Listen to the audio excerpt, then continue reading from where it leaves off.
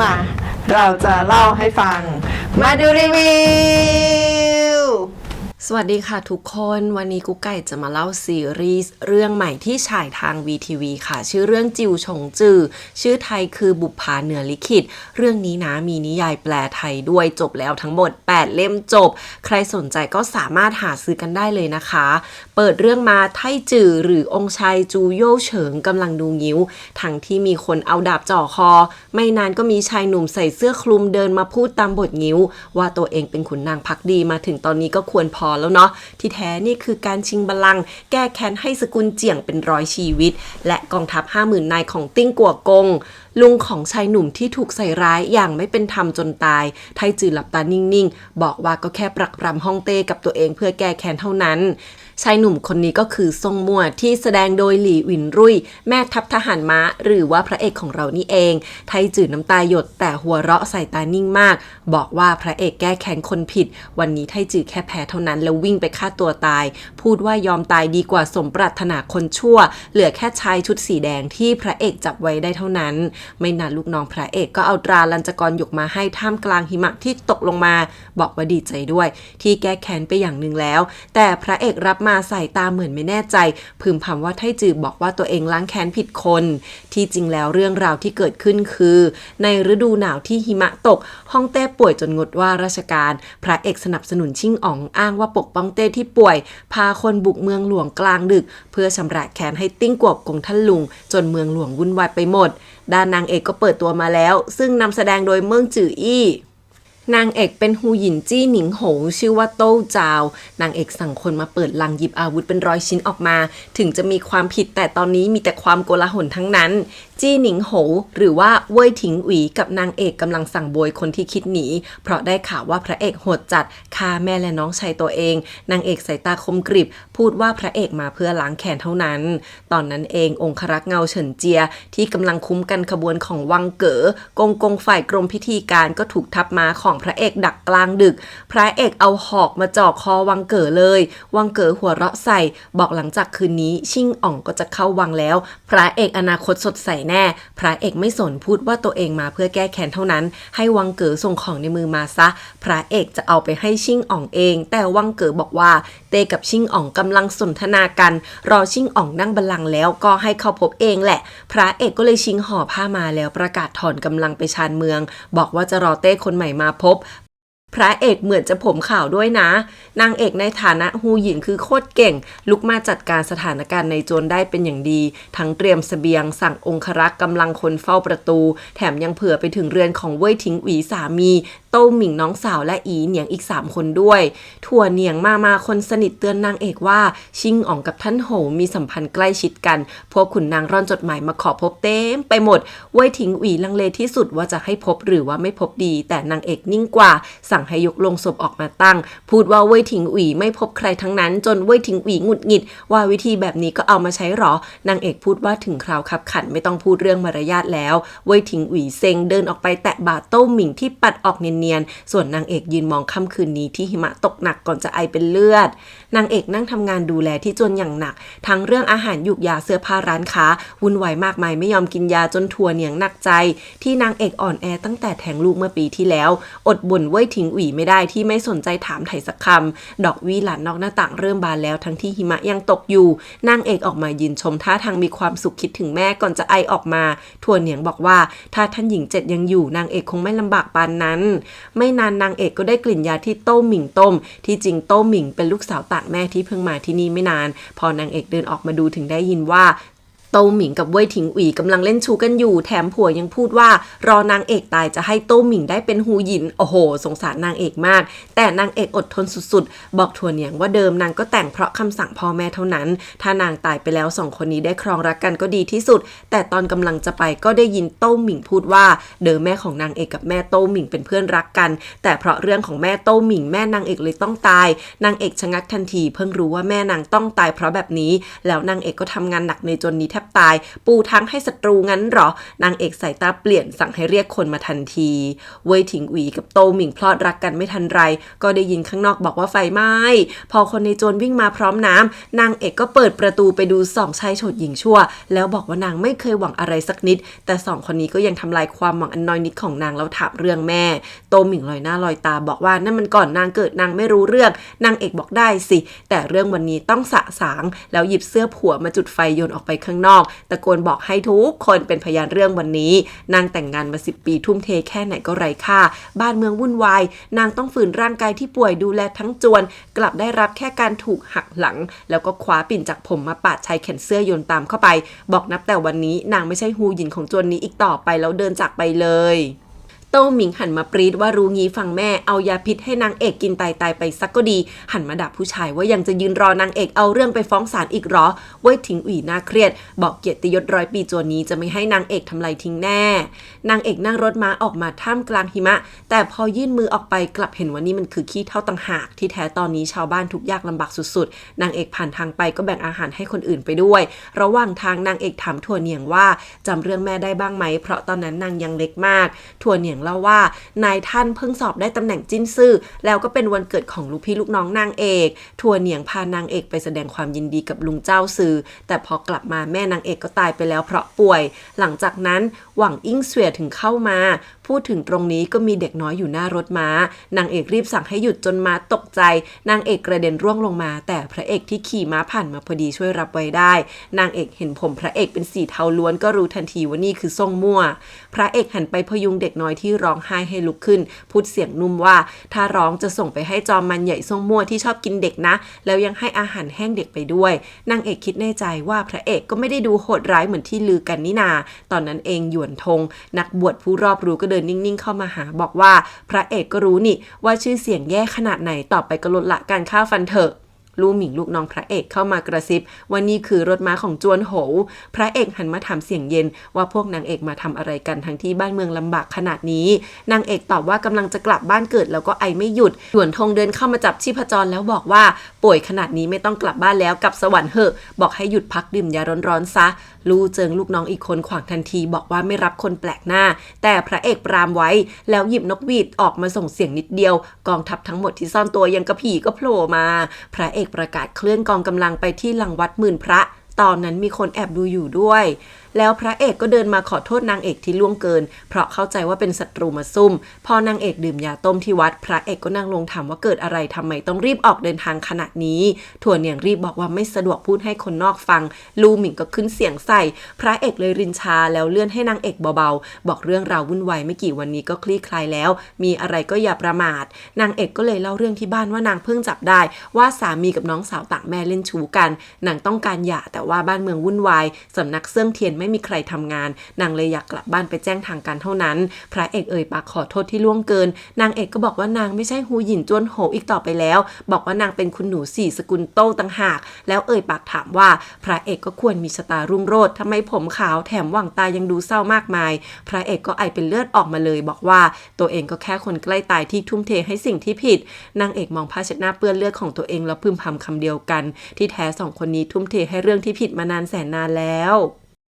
นักพรตหยวนทงเดินเข้ามาบอกว่าคืนนี้มีสัญญาณดวงดาวภัยพิบัติแต่กลับมีดาวตกส่องประกายดาวตกน่าจะเป็นพรที่แฝงมาในความโชคร้ายสองคนนี้คงมีชะตาสัมพันธ์กันนางเอกไอแล้วก็บอกประเมินนางสุ่มไปแล้วนางก็แค่คนใกล้ตายมาขอยาต้มชามเดียวแต่แล้วตอนนี้ก็มีเสียงกลองลั่นดังขึ้นวังเก๋อกงกงพกกองทัพมาด้วยพระเอกส่วนว่ายังไม่ทันจะนั่งบัลลังก์ก็จะฆ่าขุนนางที่ช่วยแล้วหรอวังเก๋หัวเราะเรียกท่านโหเว่ยถิงอุ๋ยออกมาเลยมันมาพร้อมกับตราพระราชทานจากชิงอ๋องหาว่าพระเอกลักพาตัวนางเอกที่เป็นฮูหยินไปสั่งให้ประหารแล้วยึดทรัพย์จนนางเอกโมโหแหมมันเอาผู้หญิงมาบังหน้าชั่วช้ามากพวกเนี่ยมันอยากจะได้ตราลัญจกรในมือพระเอก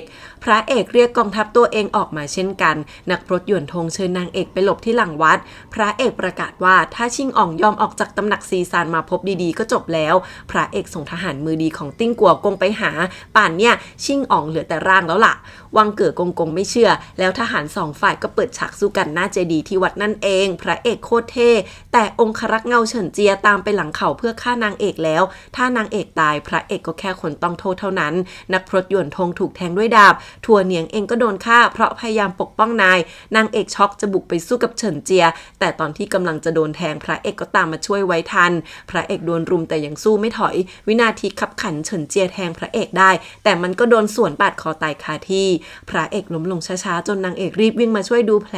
น้ำตาไหลบอกไม่รู้เลยว่าเป็นฝีมือเว่ยถิงหวีพระเอกกระท่อนกระแทนบอกว่าตัวเองถูกพิษขอโทษด้วยที่ก่อนตายยังลากนางมาแปะเปื้อนแต่นางเอกบอกว่านางตั้งหากที่ได้พระเอกช่วยชีวิตไว้จนพระเอกเดือดร้อนแล้วค่อยๆพยุงพระเอกลุกขึ้นมาหยวนทงที่นอนซมอยู่เปิดทางลับให้ทั้งคู่แล้วส่งบันทึกประวัติศาสตร์สั่งให้ออกไปเดี๋ยวนี้เรื่องร้ายจะกลายเป็นดีบอกชะตาฟ้าดินต้องพึ่งทั้งคู่แล้วมีทหารตามเข้ามาพระเอกก็เลยฉุดนางเอกลุกขึ้นวิ่งหนีไปตอนที่ทั้งคู่จะเข้าห้องลับก็มีชายใส่ชุดแดงกับผ้าคลุมที่มีแขนเหมือนรอยสักเหมือนรูปมังกรยิงธนูใส่ทั้งคู่พระเอกสะบัดนกหวีดสวนแต่ตัวเองกับนางเอกก็โดนแรงธนูกระเด็นเข้าไปในช่องลับนั้นตอนที่ผ่านเข้ามาทั้งสองเหมือนกับทะลุกระจกอะไรบางอย่างนางเอกค่อยๆหมดสติแล้วก็ร่วงลงไปช้าๆพร้อมความทรงจำอันแสนเจ็บปวดที่ต้องเกิดมาเป็นผู้หญิงแล้วฝากชีวิตไว้กับผู้ชายเช้าโปรดปรานเย็นถึงตายไม่อาจควบคุมอะไรได้นางเอกน้ำตาไหลคิดว่าชาตินี้ไม่เคยมีตอนไหนที่นางกำหนดชีวิตได้เองเลยนางเอกหลับตาลงแต่แล้วนางเอกก็ค่อยๆลอยกลับขึ้นไปช้าๆส่วนทางกับพระเอกที่ร่วงลงมาหยดเลือดจากตัวพระเอกลอยสะท้อนกลับมาที่หลังติ่งหูนางเอกจนกลายเป็นสีแดง3จุดฟื้นมาอีกทีนางเอกกลายเป็นเด็กน้อยกำลังอยู่ในโถงวัดเดิมมีเด็กหนุ่มคนหนึ่งนั่งข้างๆบอกว่านางเอกสะดุดกระจกสลบไปพอแม่กับถั่วเหนียงวิ่งมาดูนางเอกก็น้ำตาคลอกอดทั้งสองคนแน่นร้องไห้ดีใจที่ทั้งคู่ยังไม่ตายนี่มันคือช่วงเวลาที่พ่อนางเอกเพิ่งสอบผ่านนางเอกงงไปหมดเพราะนี่คือที่นางเพิ่งตายนี่นาในมือนางเอกยังถือหนังสือบันทึกประวัติศาสตร์อยู่เลยหนุ่มน้อยบอกว่ามีฤาษีผู้ละทางโลกทิ้งเอาไว้นางเอกคงเป็นคนที่มีวาสนากับหนังสือเล่มนี้สินะแล้วหนุ่มน้อยคนนี้ก็คือหยวนทงพระเอกก็ตื่นขึ้นมาในร่างเด็กน้อยเช่นกันแม่เป็นห่วงมากเพราะพระเอกสลบไปนานแต่ได้ท่านเจ้าอาวาสช่วยไว้พระเอกบอกว่าฝันยาวมากแต่ลืมไปแล้วเจ้าอาวาสอมยิ้มบอกว่าดีแล้วถ้าจิตฟุ้งซ่านก็บรรลุไม่ได้แต่พระเอกยังบอกแม่ว่ารู้สึกเหมือนไม่ควรลืมนางเอกเดินอ่านบันทึกแล้วก็สวนกับพระเอกที่ทางเดินในวัดทั้งสองคนหันมามองหน้ากันแต่ไม่พูดอะไรนางเอกพึมพำว่าผ่านแล้วก็มีคนที่บ้านวิ่งมารายงานว่าพ่อเพิ่งสอบได้นางเอกจำได้แล้วว่าช่วงนั้นเองที่จู่ๆแม่ก็ป่วยแล้วหวังอิ่งเสวี่ยแม่โต้หมิงก็เข้ามาในสกุลแม่กำลังจะสั่งให้นางเอกไปหาลุงนางเอกก็หันมาสวนเลยว่าไม่เอานางไม่เจอพ่อนานแล้วชวนให้ท่านแม่ชวนลุงมาที่บ้านดีกว่าแม่อมยิ้มแปลกใจว่าทำไมนางเอกรู้เรื่องรู้ราวแต่แล้วก็ทำตามที่ลูกสาวพูดนางเอกตั้งมั่นว่านางจะเปลี่ยนแปลงอนาคตเองยึดมั่นว่าจะปกป้องแม่ให้ได้นี่มันคือการทะลุมิติย้อนกลับมาในร่างเดิมหรอคะเนี่ยที่จวนสกุลโตท่านลุงเจ้าหรือพี่ชายคนโตของแม่มาถึงแล้วและกำลังปรี๊ดเพราะพ่อนางเอกโต้หลางพาหวังอิ่งเสวี่ยเพื่อนรักแม่นางเอกไปศึกษาด้วยกันแต่ดันกลับมาจะแต่งนางเข้าจวนเฉยหวังอิ่งเสวี่ยปากเก่งบอกยอมเป็นอนุแต่แม่นางเอกสะบัดมือทิ้งถามทั้งคู่ว่าตอบแทนนางแบบนี้หรอโต้หลางไม่กล้าพูดอะไรเลยแต่พี่ชายสกุลโตกดดันเรื่องที่แม่ยังไม่มีลูกชายให้แถมพ่อหวังอิ่งเสวี่ยมีอาจารย์ชื่ออู่อี้เฟินเป็นราชเลขาธิการสกุลโตต้องการตำแหน่งแต่ลุงเจ้าก็ไม่ยอมง่ายๆเช่นกันจ้ะสองคนนี้คอมเมนต์ใส่กันสุดๆหวังอิ่งเสวี่ยแกล้งดราม่าบอกฆ่านางเหอะแม่นางเอกก็โยนปิ่นให้บอกเอาเลยโตหลังใจอ่อนแต่ยายอิ่งเสวี่ยดูออกเลยเล่นละครยับนางเอกวิ่งออกมากอดพ่อบอกคิดถึงมากแม่ให้พ่อพูดกับปากเองว่าหวังอิ่งเสวี่ยเป็นใครพ่อเลยไม่กล้าพูดบอกชีเป็นแค่แขกนางเอกหันมาให้เชิญชีออกไปก่อนสะใจมากแต่หวังอิ่งเสวี่ยยังไม่จบนางหอบหืดกำเริบจนโตหลังวิ่งเข้าไปกอดอุ้มชีออกไปแล้วบอกว่าเพราะได้หวังอิ่งเสวี่ยดูแลตอนเป็นหวัดจนนางเป็นหอบดังนั้นจะให้ทิ้งนางไปไม่ได้เด็ดขาดทิ้งให้นางเอกเช็ดน้ำตาให้แม่เบาๆนางเอกฉลาดรู้ความมากแม่บอกว่าไม่อยากหย่าเพราะกลัวต้องแยกจากลูกสาวสมัยนั้นลูกมักต้องอยู่กับพ่อนางเอกก็ยังวิ่งไปหาลุงเจ้าเพราะรู้เรื่องกฎหมายส่วนหวังอิ่งเสวี่ยก็หอบแล้วบ่นว่านางแพ้เกสรดอกไม้แต่ตอนนี้ดอกวี่หลานบานเต็มต้น ต้นดอกวี่หลานคือความหลังของทั้งพ่อกับแม่พอแม่ออกมาเห็นคนใช้เข้ามาตีดอกไม้ก็อึ้งเลยโต้หลางทำเป็นมาพูดดีด้วยแต่แม่รู้ดีว่าในใจพ่อมีหวังอิงเสวียที่ผ่านมาแม่คิดมาตลอดว่าพ่อมีแค่แม่คนเดียวในใจพ่อขอร้องถึงขั้นจะลงไปคุกเข่าแต่แม่ห้ามไว้ยิ้มเศร้าบอกให้พ่อไปตีดอกไม้ทิ้งให้หมดเถอะจนพ่อดีใจวิ่งออกไปสั่งทำลายดอกไม้ที่บานเต็มต้นทิ้งแล้วแม่ก็มายืนมองเงียบพ่อเคยบอกแม่ว่าดอกวี่หลานสูงส่งเหมือนความรักที่พ่อมีต่อแม่คนเดียว คำพูดผู้ชายเนาะแล้วแม่ก็ไอออกมาเป็นเลือดพ่อมาง้อนางเอกที่ชิงช้าให้สัญญาว่าจะให้นางเอกกับแม่นั่งแค่นั้นแต่นางเอกกลับใช้ขนมในมือแบ่งเป็น2 ส่วนถามพ่อว่าส่วนไหนกันแน่ที่สำคัญในใจพ่อบอกว่ายอมเป็นแม่กับนางเอกอยู่แล้วนางเอกก็ร้องไห้เลยถามว่าทำไมต้องทำให้แม่เสียใจแล้วยังเก็บหวังอิงเสวียไว้อีกล่ะมีทางเดียวคือต้องรับอนุงั้นหรอคืนนั้นพ่อถอนหายใจพูดว่าถ้าต้องเลือกก็ไม่อยากให้แม่กับนางเอกเสียใจแต่พี่ชายบอกสายไปแล้วเพราะหมอบอกว่าหวังอิงเสวียท้องเดือน 1แล้วจ้าถ้าไม่รับนางเข้ามาจะผิดต่อคำสัญญากับพ่อไว้ว่าจะสืบทอดวงตระกูลพี่ชายกล่อมว่าจะช่วยดูแลเลี้ยงลูกให้ด้วยแล้วตอนนั้นทุกคนก็วุ่นวายกันขึ้นมาเพราะเกิดเรื่อง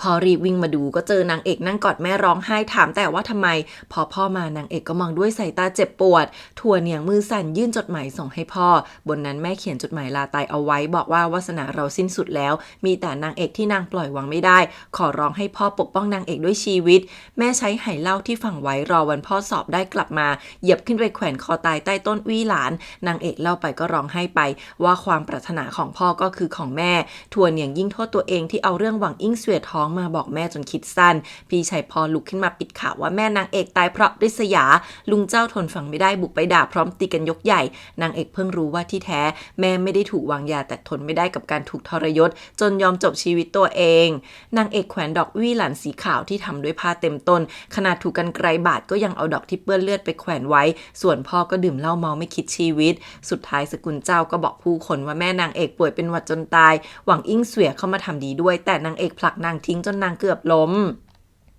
หวังสิงอีผู้ตรวจการฝ่ายขวาแห่งสำนักตรวจการพ่อหวังอิงเสวียโมโหที่โต้หลังเอาแต่เมาไม่สนอะไรทั้งนั้นบอกจะพาลูกสาวกลับแต่สกุลโต้เอาป้ายสกุลมามอบให้แบบอยากให้ชีแต่งเข้ามามากๆในที่สุดหวังอิงเสวียก็เข้ามาจัดการดูแลสมบัติลามไปถึงสินสมรสของแม่นางเอกลุงเจ้าพานางเอกกับจางหรูลูกสาวเข้ามาโวยวายขนาดกำไลที่แม่นางเอกใส่ก่อนตายชียังเอามาใส่แล้วแกล้งปาลงพื้นจนแตกแสดงอำนาจว่าสกุลเจ้าไม่มีสิทธิ์อีกแล้วนางตั้งหักที่เป็นฮูหยินไม่กลัวนางจะระบายแค้นใส่นางเอกหรือไงหันไปอีกทีนางเอกนั่งกินขนมของหวังอิงเสวียอยู่ลุงเจ้าได้แต่เศร้าว่านางเอกเป็นแค่เด็กน้อยเท่านั้นแต่แป๊บเดียวนางเอกก็ปวดท้องจนลงไปล้มกลิ้งทุกคนแตกตื่นรีบเรียกหมอมาดูกันใหญ่นางเอกฟื้นมาอีกทีก็เจอธัญญามานั่งเช็ดหน้าให้ธัญญาตัดขาดลูกชายทั้งสองมาตั้งนานแล้วจนไม่ได้เจอหน้านางเอกที่กลับมาก็เพราะจดหมายที่แม่ทิ้งไว้ก่อนตายนางเอกกินหมาห่วงเข้าไปซึ่งเป็นยาแก้หอบหืดสำหรับผู้ใหญ่แต่รุนแรงเป็นพิษมากกับเด็กๆธัญญาประกาศทันทีว่าหวังอิงเสวียคิดฆ่านางเอกชีก็บอกว่าไม่รู้เรื่องจริงๆแต่ธัญญาก็ไม่ธรรมดาเป็นลูกสาวคนเดียวของสกุลชุยแห่งจีอันบรรพบุรุษคือขุนนางก่อตั้งราชวงศ์ได้สถิตในศาลบรรพกษัตริย์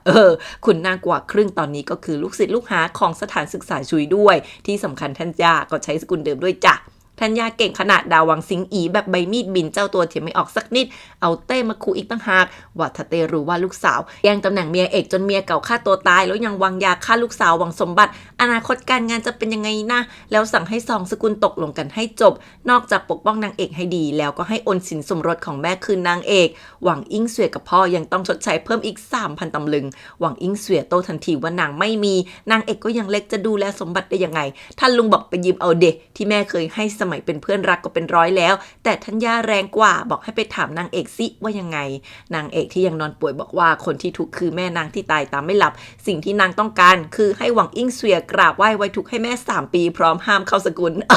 ชอบหวังอิงเสวียพยายามแย้งว่านางท้องอยู่แต่ธัญญาไม่ฟังใดๆบอกก็เอาไว้ค่อยเขียนหนังสือสมรสใหม่ให้ชีไปบำเพ็ญเพียรที่อาราม3 ปีสำนึกผิดปรับใจบาปจะได้ไม่มาดึงลูกส่วนลูกที่คลอดก็ให้หาคนมาเลี้ยงหวังอิงเสวียหันไปขอร้องพ่อนางเอกแต่พ่อตามยาทุกอย่างบอกพร้อมไว้ทุกแยกห้องกันแล้วจะย้ายไปห้องเดิมของแม่ด้วย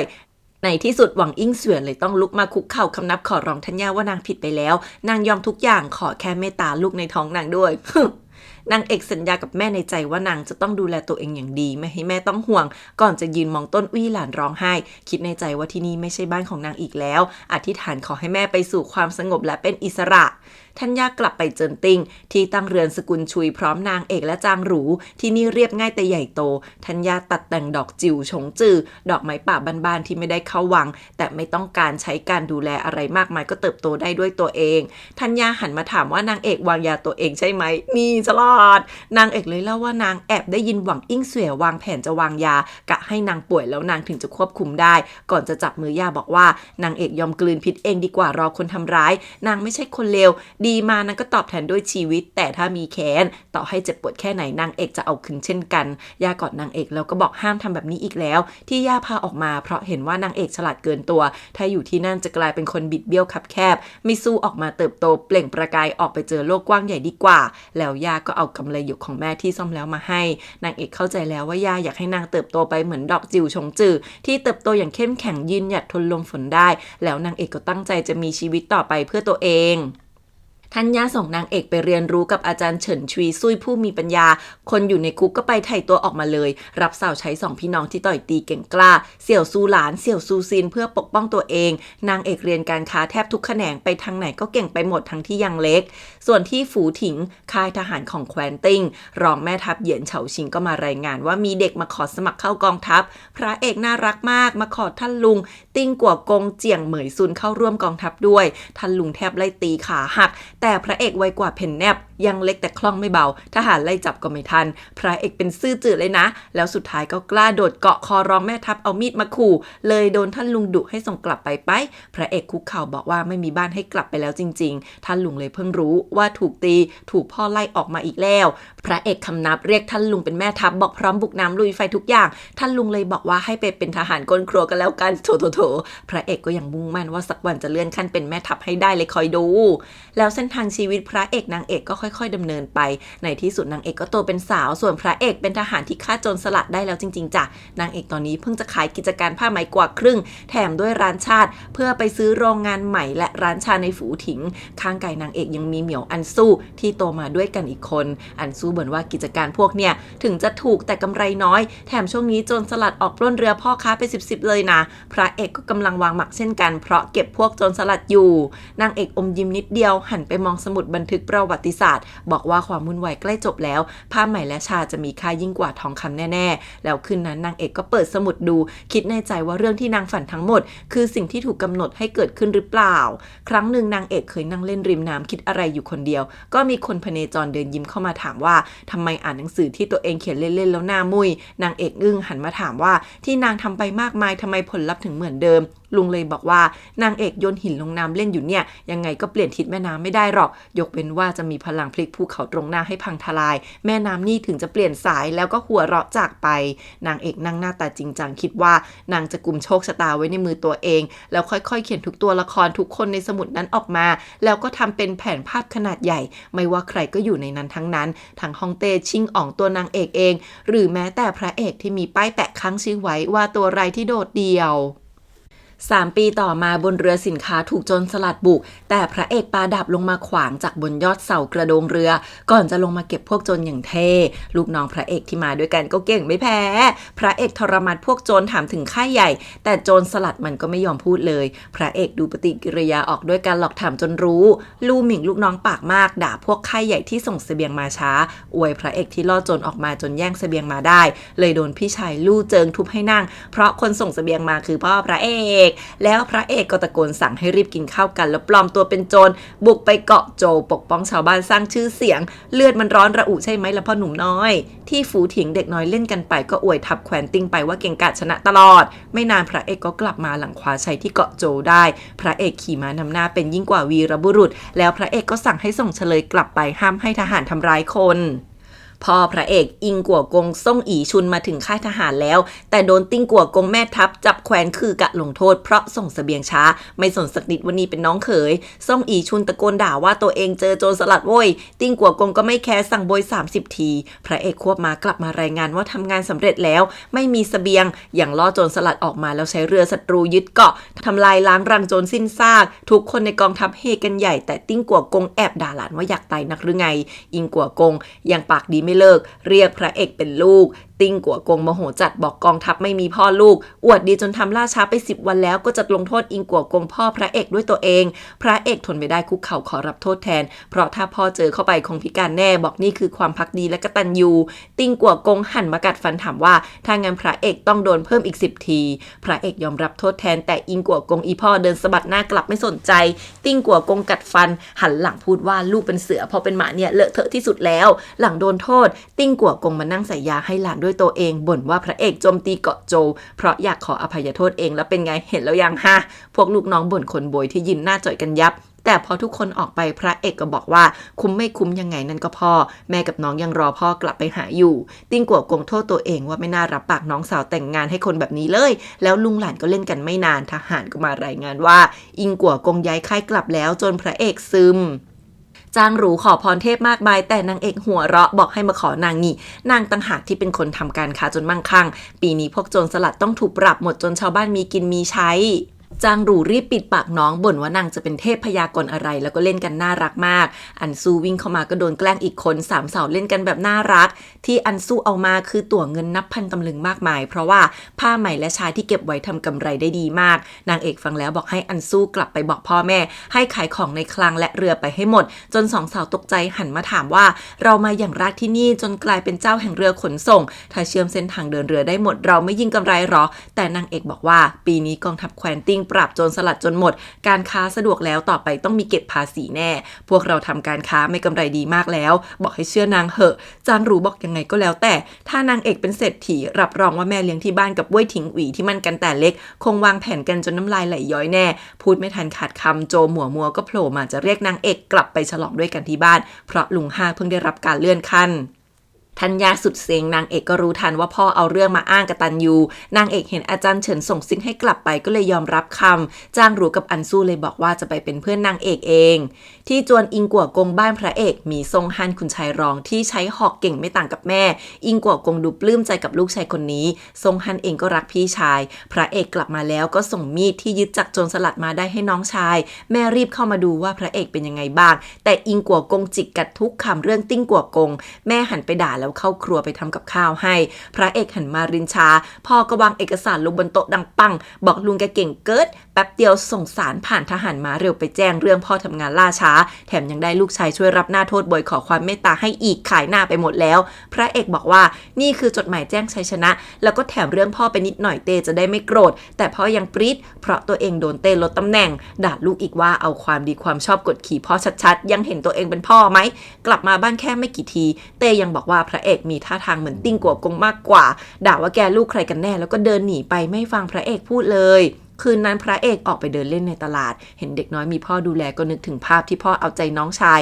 แต่ตัวเองโดนละเลยเหมือนคนนอกพระเอกออกไปยืนคนเดียวแล้วก็ไปดูละครเงาเรื่องบันทึกประวัติศาสตร์ที่เล่าเรื่องราวงดงามของหนุ่มสาวพระเอกยืนเลือกหน้ากากชักสงสัยว่าถ้าตัวเองไม่ใช่ซื่อจื่อคงจะดีกับทุกคนใช่ไหมนะนางเอกใส่หมวกคลุมหน้าลงรถม้ามาพอดีกระดิ่งที่ห้อยเอวนางเอกดังจนพระเอกเผลอมองตามแต่ก็คลาดกันสาวๆอยากลงมาดูละครเงาแต่ถูกไล่กลับขึ้นรถม้าเพราะว่าพ่อนางเอกรออยู่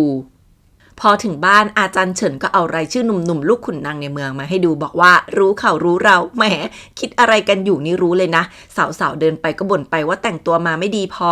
ระหว่างนั้นโต้หมิงโผล่มาเจอก็รีบชวนนางเอกไปแต่งตัวใหม่แต่หวังอิงเสวียนมาลากนางเอกไปร่วมงานทันทีพอนางเอกโดนดุที่ใส่เสื้อผ้าเรียบๆหวังอิงเสวียนก็รีบข่มใส่แต่นางเอกสะบัดทิ้งบอกพวกนางแต่งตัวเหมาะสมแล้วถึงไม่หรูหราแต่ว่าเรียบร้อยปีที่ผ่านมาบ้านเมืองวุ่นวายเต้กับฮองเฮายังลดค่าใช้จ่ายสั่งให้ขุนนางลดความฟุ้งเฟ้อพูดซะจนลุงห้าชะงักอูซานหลานคนโตของราชเลขาธิการอูเดินมาชื่นชมสายตาชัดเจนมากว่ามองแต่นางเอกสาวๆแอบเมาเลยว่านางเอกรู้จักด้วยหรอนางเอกบอกว่านี่คงมาเสี่ยงธนูเลือกละสิ โตหมิงเพิ่งถูกลากไปเปลี่ยนชุดไม่ให้งดงามเกินไปพอออกมาแม่ก็ด่าเลยว่าอย่าไปให้ใจกับนางเอกนี่แม่เล็งอูซ่านไว้ให้โตหมิงเพิ่งอายุ15แต่หวังอิงเสวยบอกให้ลูกสาวสนใจผู้ชายเพื่อนางซะแล้วนางเอกยินมองต้นวีหลานเงียบๆพอพ่อเดินมาหานางเอกก็บอกว่าที่จริงนางแต่งแบบนี้เพราะใกล้ครบวันตายของแม่พ่อบอกจำได้ดีต้นวีหลานนี้พ่อก็ดูแลเองจนปีนี้ออกดอกงานเป็นพิเศษนางเอกพูดต่ออีกว่านางรู้นะว่าวันนี้คือต้องการให้อูซ่านและชายหนุ่มคนอื่นมาดูลูกสาวสกุลโตจะให้นางกับโตหมิงสู้กันให้ตายหรือไงด่าแรงว่าลุงห้าได้แต่งหวังอิงเสวยเลื่อนขั้นแล้วยังหวังใช้พวกนางอีกหรอพอพ่อดุว่าเรื่องแต่งเด็กๆต้องฟังผู้ใหญ่นางเอกก็ส่วนว่าใช่แต่พ่อไม่ได้สอนไม่ได้เลี้ยงนางมาเดิมอยู่แยกกันสบายๆก็ดีอยู่แล้วเอาความหวังไปฝากไว้กับโต้หมิงเถอะไว้น้องออกเรือนนางจะเพิ่มสิ่งเดิมให้เองแล้วเดินหนีแต่นางเอกดันมาได้ยินพวกคุณชายเมากันสกปรกถึงสาวๆแต่ละคนนางเอกจะเอาเรื่องอยู่แล้วแต่อูซ่านเดินออกมาด่าว่าอยู่บ้านเขายังจะเมาเขาอีกนางเอกโยนเหรียญล่อให้อูซ่านขยับก่อนจะเทน้ำใส่พวกหนุ่มๆจนเปียกซกแสบอูซ่านแอบเห็นก็ยิ้มท่าทางเอ็นดูพอถึงตอนกินข้าวโตหมิงก็เข้ามานั่งที่โต๊ะสาวๆนางเอกรีบบอกว่าดอกไม้มาแล้วพวกเราแค่กินข้าวไปฟังไปทำตัวเงียบๆเป็นใบไม้ก็พอลุงห้าเริ่มเสนอให้หนุ่มๆต่อกลอนคู่กับหลานๆใครต่อกลอนได้ดีให้ดื่ม1แก้วคุณชายอูเริ่มคนแรกแต่โตหมิงต่อกลอนไม่ได้จนนางเอกแอบกระซิบบอกให้โต๊ะชายหนุ่มกับหญิงสาวห่างกันโดยมีฉากบางๆกั้นกลางแล้ว2คนก็ต่อกลอนโต้ตอบกันไปมาน่าชมเชยเรียกว่าอูซ่านดื่มไปหลายแก้วการต่อกลอนนี้ไม่หยุดสักทีจนอูซ่านเอ่ยปากให้นางเอกเขียนกลอนบ้างจางหรูที่เมาแล้วคว้าผู้กันมาเขียนแทนแล้วขยำกระดาษโยนกลับไปบทกลอนพื้นๆซะจนคุณชายแต่ละคนลุกมาหัวเราะยิ่งพอเห็นฝั่งลุงห้าว่านางก็ยิ่งได้ใจผู้จาดูถูกไปถึงพ่อแม่นางเอกเลยลุกมาพูดว่าถ้างั้นนางที่เป็นแค่ลูกคนไกลบ้านคงเหมือนกันสินะว่าแล้วก็เปิดม่านออกมาเลยไม่สนว่าที่นางแยกกันชายหญิงนางเอกเริ่มด้วยหยิบพัดหอนนางลมของคุณชายหลิวที่สอบไม่ผ่าน6ครั้งมาเขียนกลอนต่อด้วยด่าคุณชายเฉินที่บ้านขาดทุนขายบ้านบรรพบุรุษไปเติมสินสอดว่าแล้วก็เขียนกลอนด่าบุรุษได้อย่างแยบยลด่าว่าพวกผู้ชายเห็นผู้หญิงเป็นของเหลือที่ให้เลือกหยิบหรือไงมีทั้งอารมณ์ขันทั้งประชดประชันอูซ่านคือมองตามแต่นางเอกไม่วางตาอาจารย์เฉินกับซูหลานซูซินเป็นห่วงนางเอกอยู่ข้างนอกอาจารย์เฉินรู้ว่านางเอกเก่งกาจแต่ไม่รู้จะซ่อนความสามารถไว้ได้หรือเปล่าออกมานางเอกก็บอกเลยว่านางรู้ว่าอาจารย์เฉินอยากให้มาเพราะอยากให้นางหัดซ่อนส่วนที่แหลมคมแต่แบบนี้มันก็ไม่แย่หรอกถ้านางมีชื่อเสียงเลวร้ายจะได้ถูกเว่ยทิ้งหวีถอนมั่นนางเอกไม่สนใจเรื่องงานแต่งงานสักนิดบอกแต่งไปต้องดูแลเอาใจที่บ้านสามีตลอดเช้าจรดค่ำแล้วก็ไม่รับประกันว่าทุ่มเทไปหมดหน้าตักแล้วจะได้อะไรกลับมาเหมือนแม่นางโหไม่ทันพูดอะไรต่อจางหรูก็เมารั่วจนอันซูรีบลากกลับคืนนั้นนางเอกเซ็งเลยออกไปเดินเล่นคนเดียวแป๊บเดียวซูหลานซูซินก็แอบกระซิบว่ามีคนตามนางเอกซื้อหน้ากากอมยิ้มสั่งให้คนนึงกลับไปเอาตั๋วเงินหน่อยคนที่ตามมาเนี่ยใส่หน้ากากผีมาด้วยพระเอกที่ตอนนี้ก็ใส่หน้ากากเดินเล่นอยู่เช่นกัน2คนนี้ห่างกันแค่ป้ายละครงิ้วขั้นกลางเท่านั้นเองแล้วทั้ง2คนก็ไปนั่งดูละครงิ้วแบบห่างกันแค่ฉากกั้นงิ้วเป็นเรื่องราวความแค้นพ่อลูกที่พ่อฆ่าแม่พระเอกบอกกับคนรับใช้ว่าต้องจบแย่แน่ๆนางเอกพูดขึ้นมาว่าก็ไม่แน่เพราะชีวิตไม่ได้ง่ายเหมือนละครที่จะมาสะสางกันได้ตอนจบทุกครั้งพระเอกบอกว่าหาคนร่วมสุขง่ายแต่คนร่วมทุกข์กลับหายากไม่เชื่อมารอดูผลลัพธ์ไปด้วยกันเถอะว่าจะจบดีหรือเศร้านางเอกบอกว่าได้สิถ้างั้นก็เอาฉากกั้นออกเลยให้มีพื้นที่มากขึ้นคือทั้ง2คนก็ยังใส่หน้ากากอยู่เลยงิ้วจบลงแบบคลุมเครือจนซูหลานถามว่าเขียนไม่จบหรอนางเอกก็บอกว่าเรื่องนี้พ่อเป็นโจรลูกเป็นขุนนางเดิมความยุติธรรมกับความผูกพันในครอบครัวมันก็ยากประนีประนอมอยู่แล้วจนพระเอกถามว่านางเอกคิดว่าลูกไม่ควรสอบสวนพ่อสายสัมพันธ์อยู่เหนือเหตุผลหรอนางเอกบอกว่านางจะพูดว่าการทำเรื่องขัดจารีตอาจจะไม่ใช่แย่เสมอไปต้องดูว่าละครเลือกให้เป็นลูกที่ดีหรือเป็นขุนนางที่ดีพระเอกตอบว่าเลือกทางไหนก็จบเศร้าทั้งนั้นก่อนจะถอนหายใจบ่นสงสารตัวละครนางเอกคิดในใจว่าพระเอกคงกำลังอยู่ระหว่างความรักและเหตุผลถึงเศร้าแบบนี้พระเอกหันมาถามว่าถ้าให้นางแต่งเรื่องล่ะนางเอกก็บอกว่าอยู่ในศาลก็พิจารณาไปแต่กลับบ้านมาให้ทำหน้าที่ลูกอ่อนพ่อแม่ไม่ก็ยอมคุกเข่ารับโทษซะหน่อยพระเอกฟังแล้วขำบอกว่าถ้างั้นก็กลายเป็นละครตลกแล้ว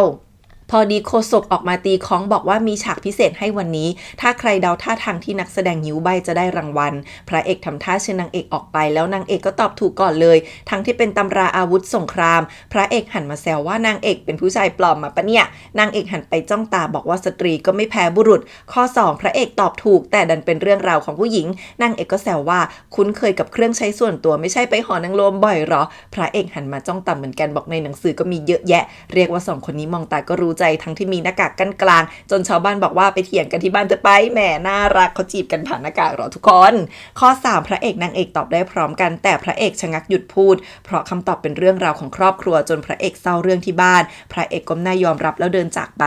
นางเอกมองตามแล้วก็รู้ว่าพระเอกรู้สึกเสียใจยังไงอยู่บ้างปรากฏว่ารางวัลที่ได้คือโคมกตัญญูนางเอกก็เลยให้ซูซินเอาไปส่งให้พระเอกในนั้นมีจดหมายแนบไปด้วยเขียนเป็นในปลอบพระเอกเรื่องที่บ้านแล้วก็ยังเตือนปนท้าให้ลองกล้ากลับไปคืนดีกับที่บ้านดูพระเอกมองตามนางเอกไกลๆแล้วอึ้งที่นางเอกสามารถมองตัวเองได้ทะลุปรุโปร่งทั้งที่ทั้งสองคนใส่หน้ากากพูดจากันไม่มากเลยแต่แล้วคนสนิทก็มาแจ้งว่าพายุฝูถิ่งกำลังเข้าพระเอกถูกเรียกตัวกลับไปกู้ภัยด่วนตอนนี้เองพระเอกเพิ่งเห็นว่าข้างเอวมีกระพรวนหอมของผู้หญิงมาด้วยน่าจะเป็นตอนที่เดินสวนออกจากนางเอกแล้วก็ติดมาลูกน้องเตือนให้ทิ้งไปดีกว่าเพราะแอบออกมาจากกองทัพพระเอกกลับบอกว่าของส่วนตัวของผู้หญิงถ้าหายไปน่าจะเป็นเรื่องเอาไว้ถ้าเจอเราจะคืนให้เองแล้วยังฝากโคมเอากลับไปให้พ่อก่อนนัดพบที่สถานีพักม้านางเอกเดินออกมาไม่นานก็ถูกจับคลุมหัวมาคนที่ทำคือคุณชายผางคุณไปมันแอบตามนางเอกมาตลอดแล้วดักจับตัวมาลบหลู่ปรากฏว่าถูกนางเอกตบหน้าไปหลายทีเพราะนางเอกซ่อนแผนไว้แต่แรกคนที่จับตัวมาก็คือพวกนางเอกทั้งนั้นพวกนี้ถูกรุมเละผางคุณไปถูกต่อยจนยับยังจะหน้าด้านพูดว่าจะรับผิดชอบแต่งงานด้วยแหมนางเอกแฉยับบรู้หมดว่ามันสมคบกับหวังอิ่งเสวียเป็นคนสกุลหวังมันกะหุบเงินนางเอกผ่านการแต่งงานค่ะแต่แล้วอยู่ๆหยวนทงที่โตเป็นหนุ่มแล้วเช่นกันก็โดดลงมาปล่อยผางคุณไปโอ้โหนี่ก็โตมาหรอไม่เบาผางคุณไปวิ่งร้องไห้กลับมาหาหวังอิ่งเสวียแง้ว่านางเอกรู้เรื่องหมดแล้วแต่แป๊บเดียวนางเอกก็บุกมาพร้อมทหารหวังอิ่งเสวียจะแถก็มีทั้งคนทั้งพยานคือหยวนทงอาจารย์เฉินยังบุกเข้าจวนจะไปปลุกพ่อกับลุงห้ามาด้วยคือนางเอกรู้ดีว่าถ้าไปแจ้งทางการโดยตรงคงไม่มีใครกล้าแต่หลักฐานชัดขนาดนี้ใครจะกล้าขัดวันต่อมาพ่อนางเอกเอาเรื่องหวังอิ่งเสวียแต่นางก็ดราม่าใส่พูดว่านางเอกไปอยู่นอกบ้านนางแล้วนางสิที่ทุ่มเทให้กับสกุลนี้มากมายไม่งั้นก็หย่ากันไปเลยพ่ออ่อนลงแต่ก็ยังพูดว่าเรื่องนี้ไม่ยุติธรรมกับนางเอกโตหมิงหน้าจ่อยเดินมาบอกว่านางเอกกำลังจะกลับพอพ่อเดินออกไปหวังอิ่งเสวียก็หน้าเปลี่ยนทันทีบอกนางไม่ยอมก้มหัวให้ใครทั้งนั้นคือชีอยากจะได้เงินนางเอกมาเป็นสินสอดให้โตหมิงว่าแล้วก็ด่าลูกสาวอีกที่หัวทึบไร้ประโยชน์ไม่รู้ทุกวันนี้ทำไปเพื่ออะไรโตหมิงร้องไห้บอกนางจะงูยังไงก็ไม่อยากให้แม่ต้องมาเสี่ยงอันตรายเบอร์นี้ที่แท้หวังอิ่งเสวียปล่อยกูนอกระบบกลุ่มจางเปยค่ะ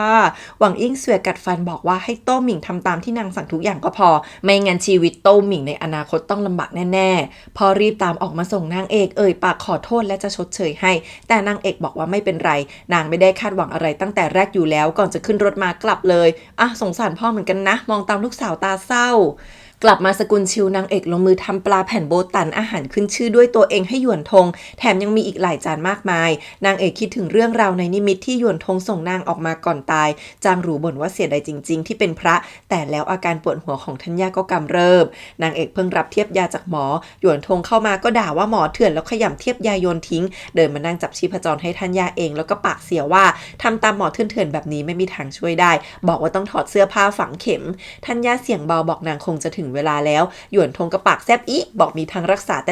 ต่จะยอมตายแค่เพราะกฎเกณฑ์บ้าๆหรอแล้วโลกนี้จะมีหมอไว้ทำไมนางเอกกล่อมจนทัญญายอมแล้วพอฝังเข็มทัญญาก็อาการดีขึ้นจริงๆจนนางเอกหันไปขอบคุณ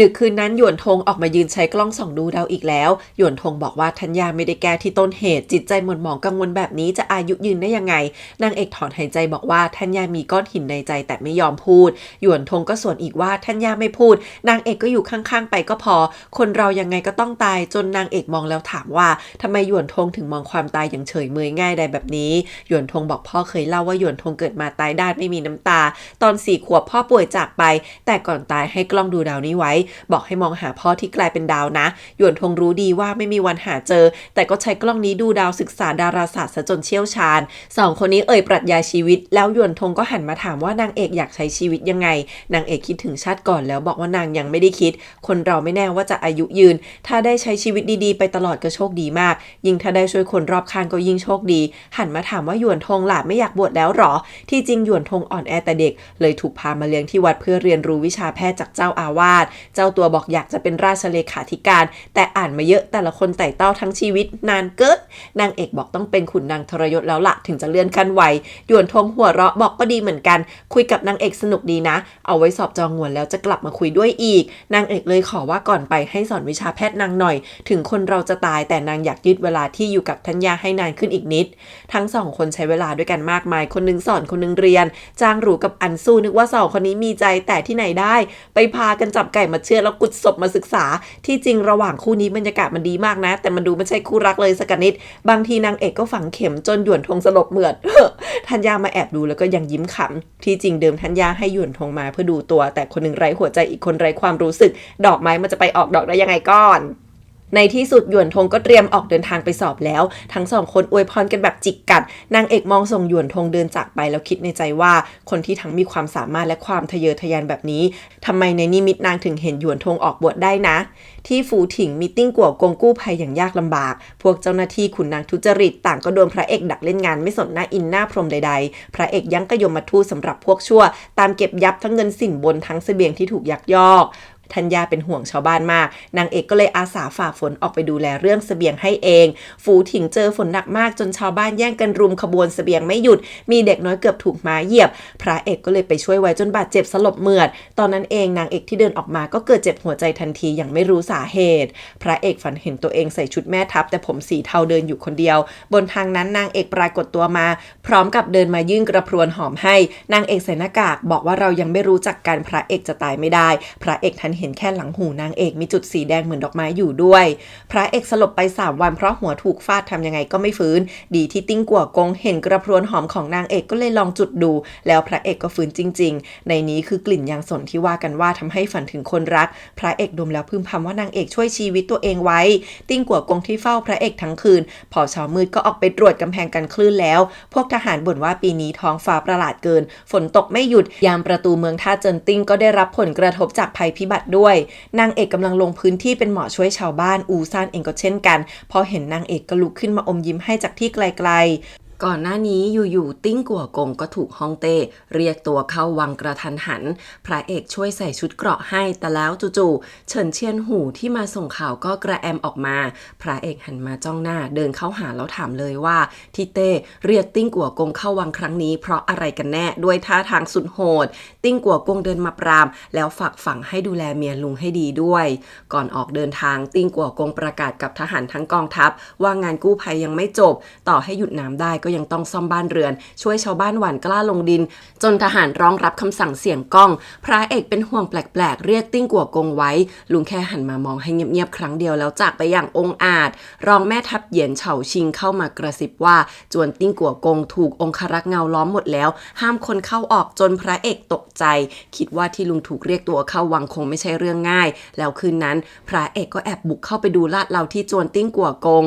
ครึ่งเดือนต่อมาพระเอกกับรองแม่ทัพพาคนมารบกวนเรือนสวนที่นางเอกมากู้ภัยกลางดึกบอกว่าเป็นกลุ่มพ่อค้าสกุลเหมยแค่ผ่านทางมาเลยขอแวะพักนางเอกสะดุ้งตื่นกลางดึกก็พอดีที่สาวใช้มารายงานเรื่องกลุ่มพระเอกดูออกว่าไม่ธรรมดาแน่นางเอกก็เลยให้เรียกอาจารย์เฉินมาด่วน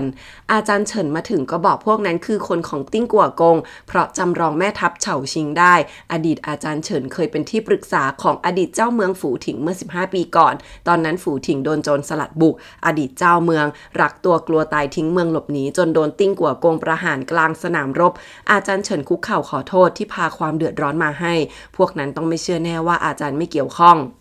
นางเอกฟังอย่างสงบแล้วพยุงอาจารย์เฉินบอกว่านางเคยให้สัญญาไว้ว่าจะไม่ถามอดีตแล้วก็เชื่อมั่นอาจารย์เหมือนเดิมพอรู้ว่าพระเอกพาเด็กเบบีมาด้วยก็นึกถึงคำกลอนในสมุดแล้วก็รู้ว่าติ้งกัวกงต้องเกิดเรื่องแล้วคืนนั้นพระเอกมาดูหลานตัวน้อยที่ยังเป็นทารกที่แท้วันที่พระเอกแอบเข้าไปที่จวนติ้งกัวกงป้าสะใภ้ก็รู้แล้วว่าสามีต้องเกิดเรื่องแน่ฮองเต้คงไม่เชื่อใจพวกนางคงไม่รอดแล้วก็ฝากฝังให้พระเอกช่วยเหลือสายเลือดสกุลออกไปเพราะถ้านาง างก็หนีจะไม่มีใครรอดเลยส่วนพระเอกก็สาบานด้วยชีวิตว่าจะไม่ให้เกิดเรื่องกับหลานอย่างแน่นอนฝ่ายนางเอกตอนนั้นอาจารย์เฉินฟังแล้วก็ไม่อยากเชื่อเพราะติ้งกัวกงโคตรเป็นคนดีนางเอกน่าเครียดพูดว่าผลงานเด่นเกินนายมักเป็นภัยเสมอปีที่แล้วสายสืบบอกว่าโจรติ้งกัวกงซื้อเครื่องใช้เด็กทารกคงจะเป็นลูกของติ้งกัวกงแน่อาจารย์เฉินรู้แล้วว่าพวกนั้นไม่ปล่อยเรานางเอกฟังว่าทุกคนที่มาเคารพผู้นำมากทั้งที่อายุยังน้อยแป๊บเดียวนางเอกก็รู้ว่าคนที่สามารถพาทหารออกมาช่วงวิกฤตแบบนี้ได้คงมีพระเอกคนเดียวเท่านั้นแหละอาจารย์เฉินยิ่งเครียดว่าพระเอกทั้งเก่งทั้งโหดงั้นพวกเราชะตาขาดแน่รองแม่ทัพเฉาชิงมารายงานพระเอกว่าในสกุลมีคนใช้หญิงชราแบบใดกี่คนส่วนฝ่ายนางเอกก็รู้แล้วว่าถูกล้อมเพราะคนที่มาหายไปเป็น10นางเอกยังนิ่งพูดว่าพวกนี้กะจะฆ่าคนปิดปากอาจารย์เฉินก็เลยกะจะออกไปยอมตายคนเดียวแต่นางเอกพูดเลยว่าซ่อนทายาทที่เหลือรอดมีโทษหนักตายทั้งสกุลดังนั้นถ้าเป็นนางก็เลือกสังหารหมู่ปิดปากเช่นกันพวกพระเอกคงลงมือก่อนฝนหยุดช่วงฟ้าสางแน่แล้วหันไปสั่งให้ปิดหน้าต่างให้แน่นอย่าให้รบกวนท่านย่าพระเอกได้ยินว่าฝั่งนางเอกลงมือแล้วที่จริงพระเอกไม่ได้ชอบฆ่าคนเป็นผักปลาแต่เพื่อสายเลือดเดียวที่เหลืออยู่ก็พร้อมรับทุกอย่างแล้วสั่งว่าต้องเงียบที่สุดไม่ให้เด็กตกใจนางเอกเดินออกมาตอนรุ่งสางก็เห็นทหารพระเอกยืนคุมกำลังพร้อมหน้าไม้ทั้งบนพื้นทั้งหลังคาพระเอกเดินใส่เสื้อคลุมมาท่าทางโคตรน่ากลัวถามว่าจะไปไหนกลางดึกให้ไปส่งไหมนางเอกรู้ดีว่านางคงรอดยากแต่ก็วางเดิมพันพูดใส่พระเอกก่อนออกคำสั่งว่าหมากตานีซื่อจื่อเดินผิดแล้วแฉหมดว่าพระเอกเป็นใครพาเด็กทารกออกมาละสิพูดจริงๆเท็จๆปนกันว่านางเป็นข้าหลวงมารอคุยกับพระเอกที่นี่พระเอกหยุดมือที่กำลังจะสั่งเก็บนางเอกแต่ก็ยังเชิงกลับนางเอกฉลาดมากแต่ก็พลาดเพราะไม่มีป้ายคำสั่งพระเอกไวมากบุกรวดเดียวผ่านทุกคนเอาดาบมาจ่อคอนางเอกจ้องตาใกล้ๆสายตานางเอกทั้งระแวงทั้งกลัวเพราะคิดถึงเรื่องในอดีตส่วนพระเอกพูดเสียงนิ่งว่านางเอกโกหกมืออีกข้างยังจับได้ว่านางเอกเหงื่อออกเต็มมือบังคับให้พูดว่าใครเป็นคนสั่งการอยู่เบื้องหลังตอนนั้นเองที่พวกสาวใช้โผล่มาอีกฝั่งพร้อมแม่นมและเด็กน้อยโอ้โหพระเอกสะดุดเลยเพราะนางเอกใช้แผนล่อหลอกดึงความสนใจเพื่อชิงตัวเด็กแต่ฝั่งพระเอกก็มีธัญญาที่ถูกควบคุมไว้เป็นตัวประกันเช่นกันก่อนจะลงมือนางเอกเลยตะโกนถามว่าจะเจรจากันหรือฆ่าคนพระเอกก็เลือกเอาในที่สุดทั้งสองคนก็มานั่งประจันหน้าคุยกันนางเอกพูดได้หมดเลยว่าที่มาโผล่เนี่ยเพราะแถวนี้คงมีคนที่พระเอกนัดไว้ใช่ไหมนางเอกคาดการได้กระทั่งว่าสกุลฐานที่จงรักภักดีและเคยรับบุญคุณติ้งกัวกงเป็นตัวเลือกที่เหมาะมากเฉาชิงยังกระซิบบอกพระเอกว่านางเอกฉลาดเกินต้องระวังไว้นางเอกพูดต่อว่าไม่ต้องห่วงนางชื่นชมติ้งกัวกงเสมอแต่ประเด็นของเรื่องอยู่ที่ติ้งกัวกงต่างหากถ้าติ้งกัวกงรอดเด็กก็ปลอดภัยพระเอกก็ไม่ต้องฆ่าคนแล้วถามว่าตอนนี้ฮูหยินคงวิ่งวุ่นหาคนให้ช่วยออกหน้าใช่ไหมแต่สำหรับติ้งกัวกงกลับเป็นภัยหนักเฉาชิงด่าว่านางเอกไม่รู้เรื่องแต่พระเอกกลับบอกให้นางพูดต่อพระเอกก็เข้าใจแล้วว่านางเอกกำลังพูดเรื่องที่ผลงานเด่นเกินนายอาจารย์เฉินเสริมว่าต่อให้มีคนปรักปรำแต่ถ้าเต้ไม่ระแวงอยู่แล้วใครจะไปทำอะไรได้ยิ่งขุนนางกดดันยิ่งอันตรายมากกว่าพระเอกถามว่าแล้วนางเอกคิดว่าควรทำยังไงนางเอกก็เลยเสนอให้ทำตรงข้ามให้ทุกคนช่วยกันรุมสาปแช่งกลด่าแบบนี้เต้ถึงจะเลิกระแวงแล้วโทษจะกลับกลายเป็นเบาพระเอกจับดาบนิ่งๆถามว่านางเอกเป็นแค่สตรีนอกเมืองทำไมรู้เรื่องราวในวังแล้วยังรู้เรื่องสกุลติ้งมากมายปานนี้สายตาระแวงขึ้นมาอีกลู่เจินกับซูซินต่างฝ่ายต่างมองกันแล้วก็จับดาบแล้วแต่จู่ๆเด็กน้อยก็ร้องขึ้นมาหน้าประตูซูหลานกับลู่หมิงก็ยืนคุมเชิงจ้องตากันอยู่เช่นกันแม่นมเข้ามาดูเด็กแต่เด็กไม่หยุดร้องนางเอกดูอยู่ไม่นานก็บอกให้ซูซินไปเอานมแพะมาอุ่นหน่อยเฉาชิงจิกไม่เลิกว่านางเอกยังไม่ออกเรือนจะดูแลเด็กเป็นได้ยังไงนางเอกก็บอกว่านางตรวจและดูแลเด็กมากกว่าผู้ชายอกสามศอกก็แล้วกัน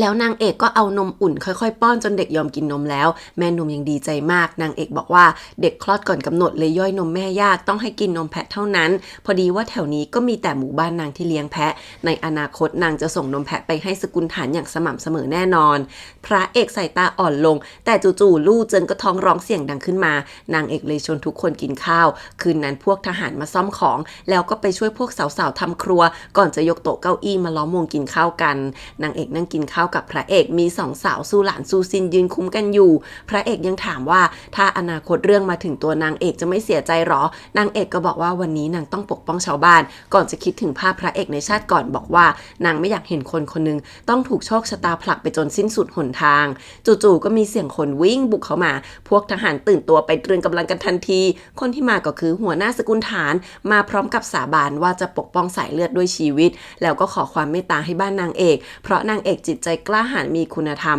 ช่วยเหลืออย่างไม่กลัวอันตรายทุกคนคุกเข่ารับรองด้วยชีวิตว่านางเอกเป็นคนดีขอให้พระเอกวางดาบลงด้วยนางเอกเดินมาฟังพระเอกก็หันหน้ามาบอกนิดเดียวว่าวันนี้เรือนส่วนนางเอกปลอดภัยแล้วเช้าวันรุ่งขึ้นนางเอกได้ยินพระเอกคุยกับเด็กน้อยว่าตัวเองไม่มีบ้านแล้วก็รู้สึกว่าพระเอกยังกับคนละคนเมื่อคืนพระเอกพูดจาดีแต่ขู่ไกลๆว่าจะเอาอาจารย์เฉินไปด้วยให้ได้นางเอกคิดในใจว่าพระเอกคงไม่ไว้ใจนางและอยากได้ตัวประกันสินะแต่นางเอกไม่กลัวเลยบอกว่าให้รองแม่ทัพเฉาชิงปักหลักรออยู่ที่นี่จนกว่าเรื่องจะจบให้ได้ล่ะนางเอกก็ไม่ยอมอ่อนข้อเช่นกันนะทุกคน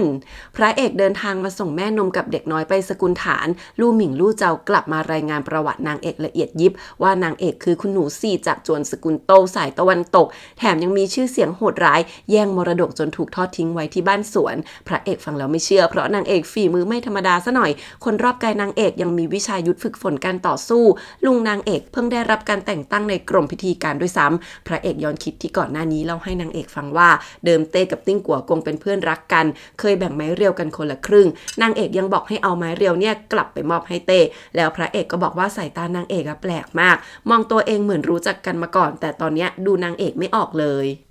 ฝ่ายนางเอกก็ดื่มน้ำชาไม่หยุดเพราะกังวลที่ผ่านมานางเอกทำใจดีสู้เสืออย่างสงบนิ่งนางเอกกลัวสายตาพระเอกที่เหมือนเจาะลึกเข้าไปในกระดูกคนมากพระเอกมีชื่อเรื่องการมองคนแค่นึกถึงนางยังกลัวอยู่เลยแล้วก็ไม่อยากเห็นสายตาแบบนี้อีกแล้วแต่ถ้านางไม่ช่วยแล้วติ้งกัวกงเป็นอะไรขึ้นมาจริงๆพระเอกอาจจะทำเรื่องบ้าบอมากกว่านี้ก็ได้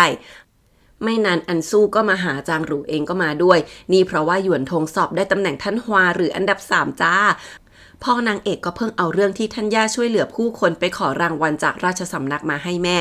สาวๆทั้ง3มาแอบฟังผู้ใหญ่คุยกันแต่ถูกท่านย่าจับได้ท่านย่าอมยิ้มเอ็นดูมัวข้างกายก็บอกว่าท่านย่าทำเป็นบอกว่าไม่สนใจแต่ทำเกี๊ยวส่งไปให้พ่อนางเอกตั้งแต่เช้าท่านย่าคือเบิกบานสดชื่นมากส่วนที่สกุลโต้หวังอิงเสวียพยายามเอาใจพ่อนางเอกแต่พ่อไม่สนเท่าไหร่โตหมิงต้องช่วยพูดพ่อเลยไว้หน้ายอมกินขนมที่นางทำมาไปถ้วยนึงก่อนจะพูดว่าอยากรับแม่มาฉลองด้วยกันพอพ่อออกไปหวังอิงเสวียก็ปรีดใส่ลูกเหมือนเดิมว่าพ่อลำเอียงถ้าให้ทัญญากับนางเอกกลับจวนมาพวกนางแม่ลูกคงไร้ที่ยืนแล้ว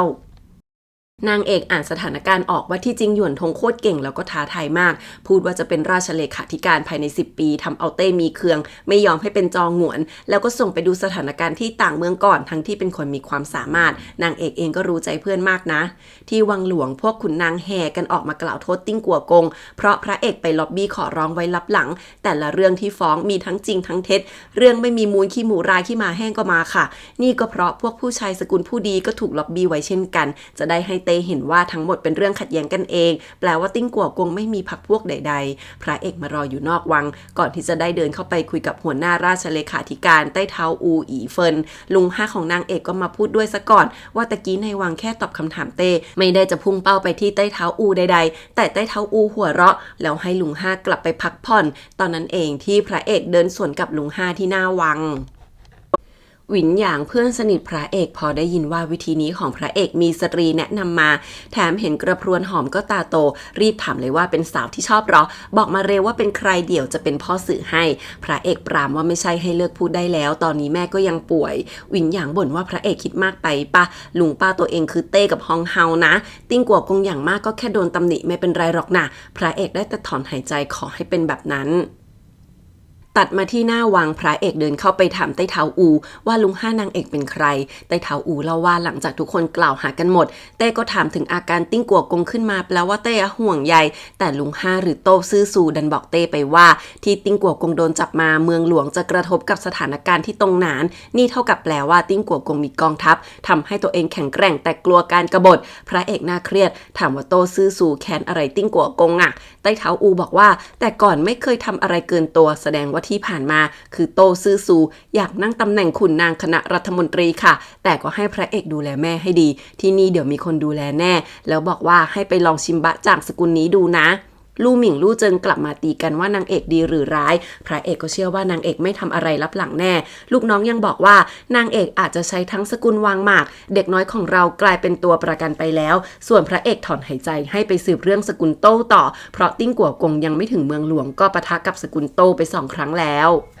โตซือซูกลับบ้านมาก็แซะหวังอิงเสวียเพราะพ่อนางตัดขาดความสัมพันธ์ทุกทางกับตัวเองแล้วก็เรียกนางมานั่งคุยด้วยเปรยว่าปีนี้นางเอก23ส่วนโตหมิงก็16แล้วแซะอีกว่าเพราะนางไม่มีลูกชายสืบสกุลก่อนจะหันไปโทษว่าพ่อนางเอกเป็นขุนนางแต่กลับไม่สนการเมืองสักนิดหวังอิงเสวียชงเรื่องโตหมิงกับอูซานแล้วยังให้เชิญเว่ยถิงอุ๋ยที่มีสัญญามั่นหมายกับนางเอกมาอีกพอออกมาหวิงเสวียก็รู้ทันว่าโตซือซูเพิ่งล่วงเกินใต้เท้าอูไปเลยอยากใช้หลานมาสร้างความมั่นคงให้ตำแหน่งตัวเองนางยังชิชะว่าเว่ยถิงอุ๋ยถึงจะสกุลดีแต่ก็มีแค่เปลือกเงินทองขายไปหมดแล้วแถมเจ้าตัวยังเจ้าชู้ฟุ่มเฟือยบอกครอบครัวนี้มีแต่พวกหาผลประโยชน์แล้วชีก็ยิ้มร้ายกะวางแผนอะไรอีกแล้ว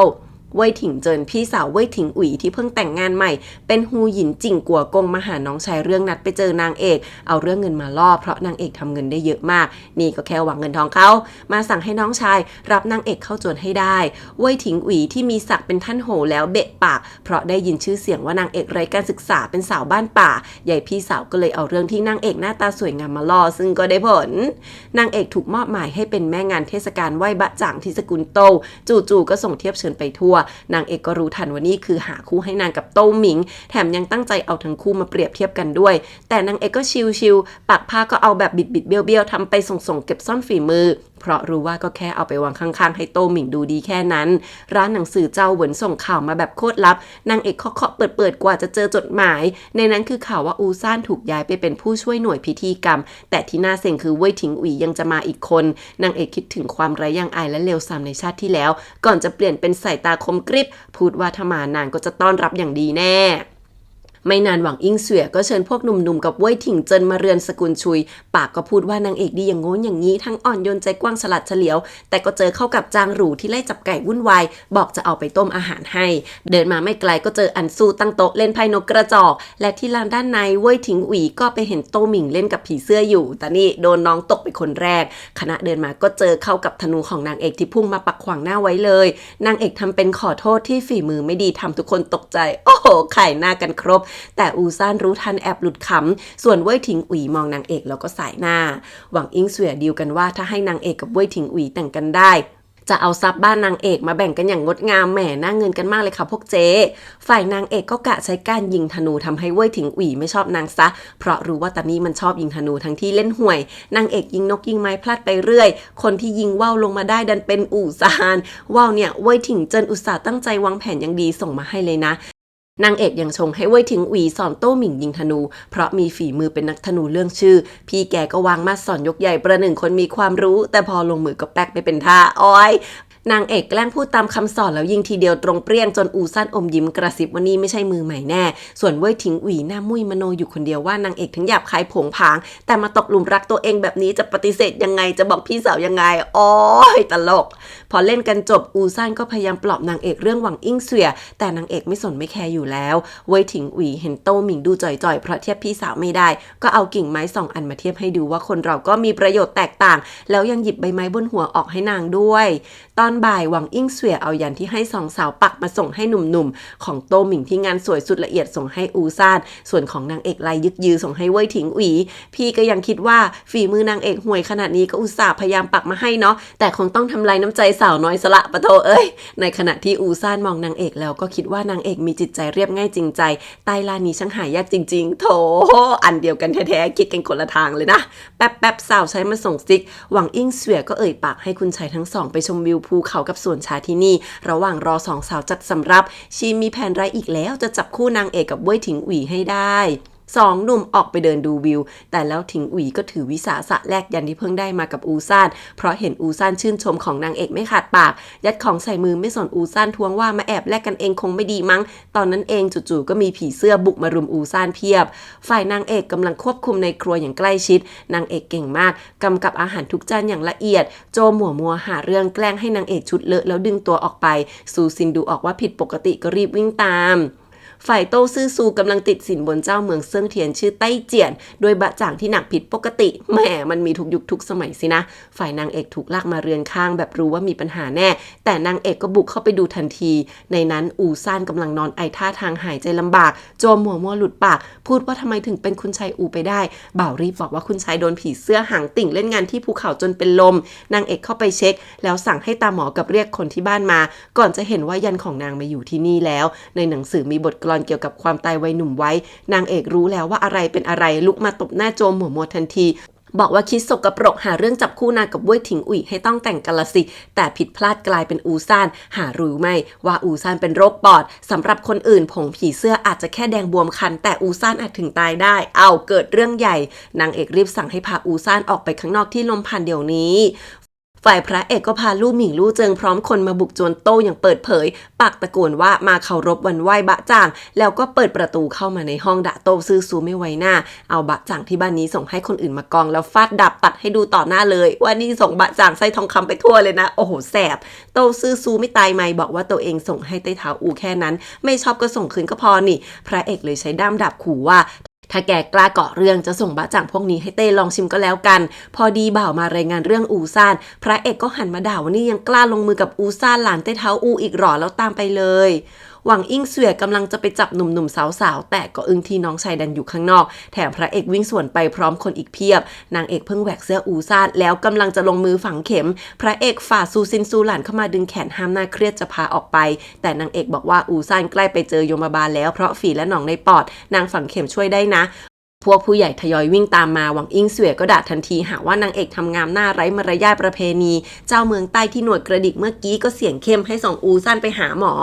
นางเอกเถียงทันทีว่าไม่ได้ดึงพระเอกมาจ้องตานางใกล้ๆพูดว่าพระเอกมองคนออกงั้นก็มองหน้านางสิจะได้รู้ว่านางพูดจริงถ้าเคลื่อนไหวตอนนี้อูซ่านมีแต่ต้องตายนางเท่านั้นที่ช่วยได้พระเอกอึ้งมองหน้านางเอกแล้วสั่งให้ปล่อยมือเบาๆก่อนจะให้ลู่เจิงเอาฉากในเรือนมากั้นลุกมาตะโกนสั่งให้ทุกคนหันหลังพร้อมควักดาบมาขู่ว่าถ้าใครมองก็แปลว่าไม่อยากได้ลูกตาไว้แล้วสินะโอ้โหโหดแต่ก็หันไปกระซิบให้นางเอกลงเข็มเดี๋ยวนี้พระเอกยืนถือดาบขวางทุกคนพูดด้วยว่าเรื่องที่อูซ่านเกิดเรื่องหนีไม่พ้นชื่อเสียงสาวๆในสกุลนี้หรอกนะอูซ่านกระอักเลือดจนทุกคนเครียดกว่าเดิมพระเอกคือกำลังจะโดนข้อหาบุกรุกทำร้ายขุนนางกลางวันแสกๆอยู่แล้ว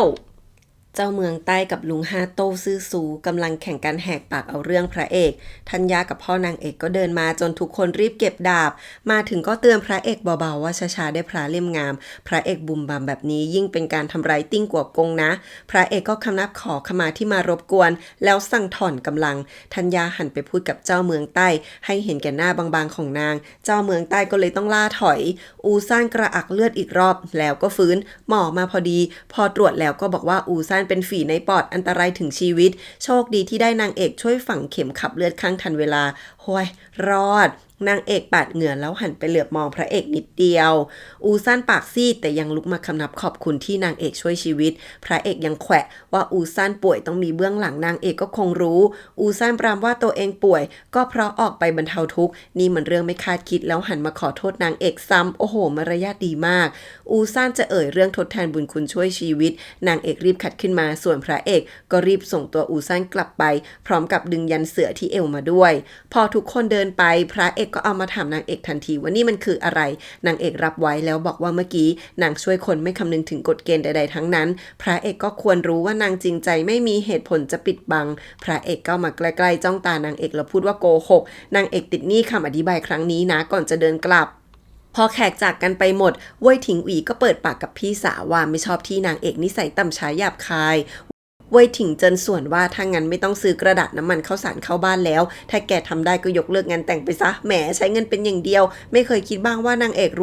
วยขนาดไหนกล่อมให้แต่งนางเอกเป็นเมียซะคนอื่นที่ชอบค่อยรับเป็นอนุสั่งว่าเลิกมโนถึงโตหมิงด้วยแกมันมีแค่เกียรติยศจอมปลอมตำแหน่งอะไรก็ไม่มีเว่ยถิงอีได้แต่ถอนหายใจตามพี่สาวนางเอกเอายันมาโยนใส่หวังอิงเสวียแฉยับว่ารู้หมดว่านางเล่นสกปรกยังไงบ้างชีก็ไม่รับเพราะไร้หลักฐานก่อนจะลุกมาขู่เรื่องที่นางเอกเคยหาเรื่องกินยาให้ตัวเองรับกรรมบอกว่าเลิกฝันถึงอูซ่านซะเถอะยังไงนางเอกก็ต้องขึ้นเกี้ยวเจ้าสาวไปสกุลเว่ยโอ้โหเปิดหน้าด่ากันจะเลยนะจ๊ะ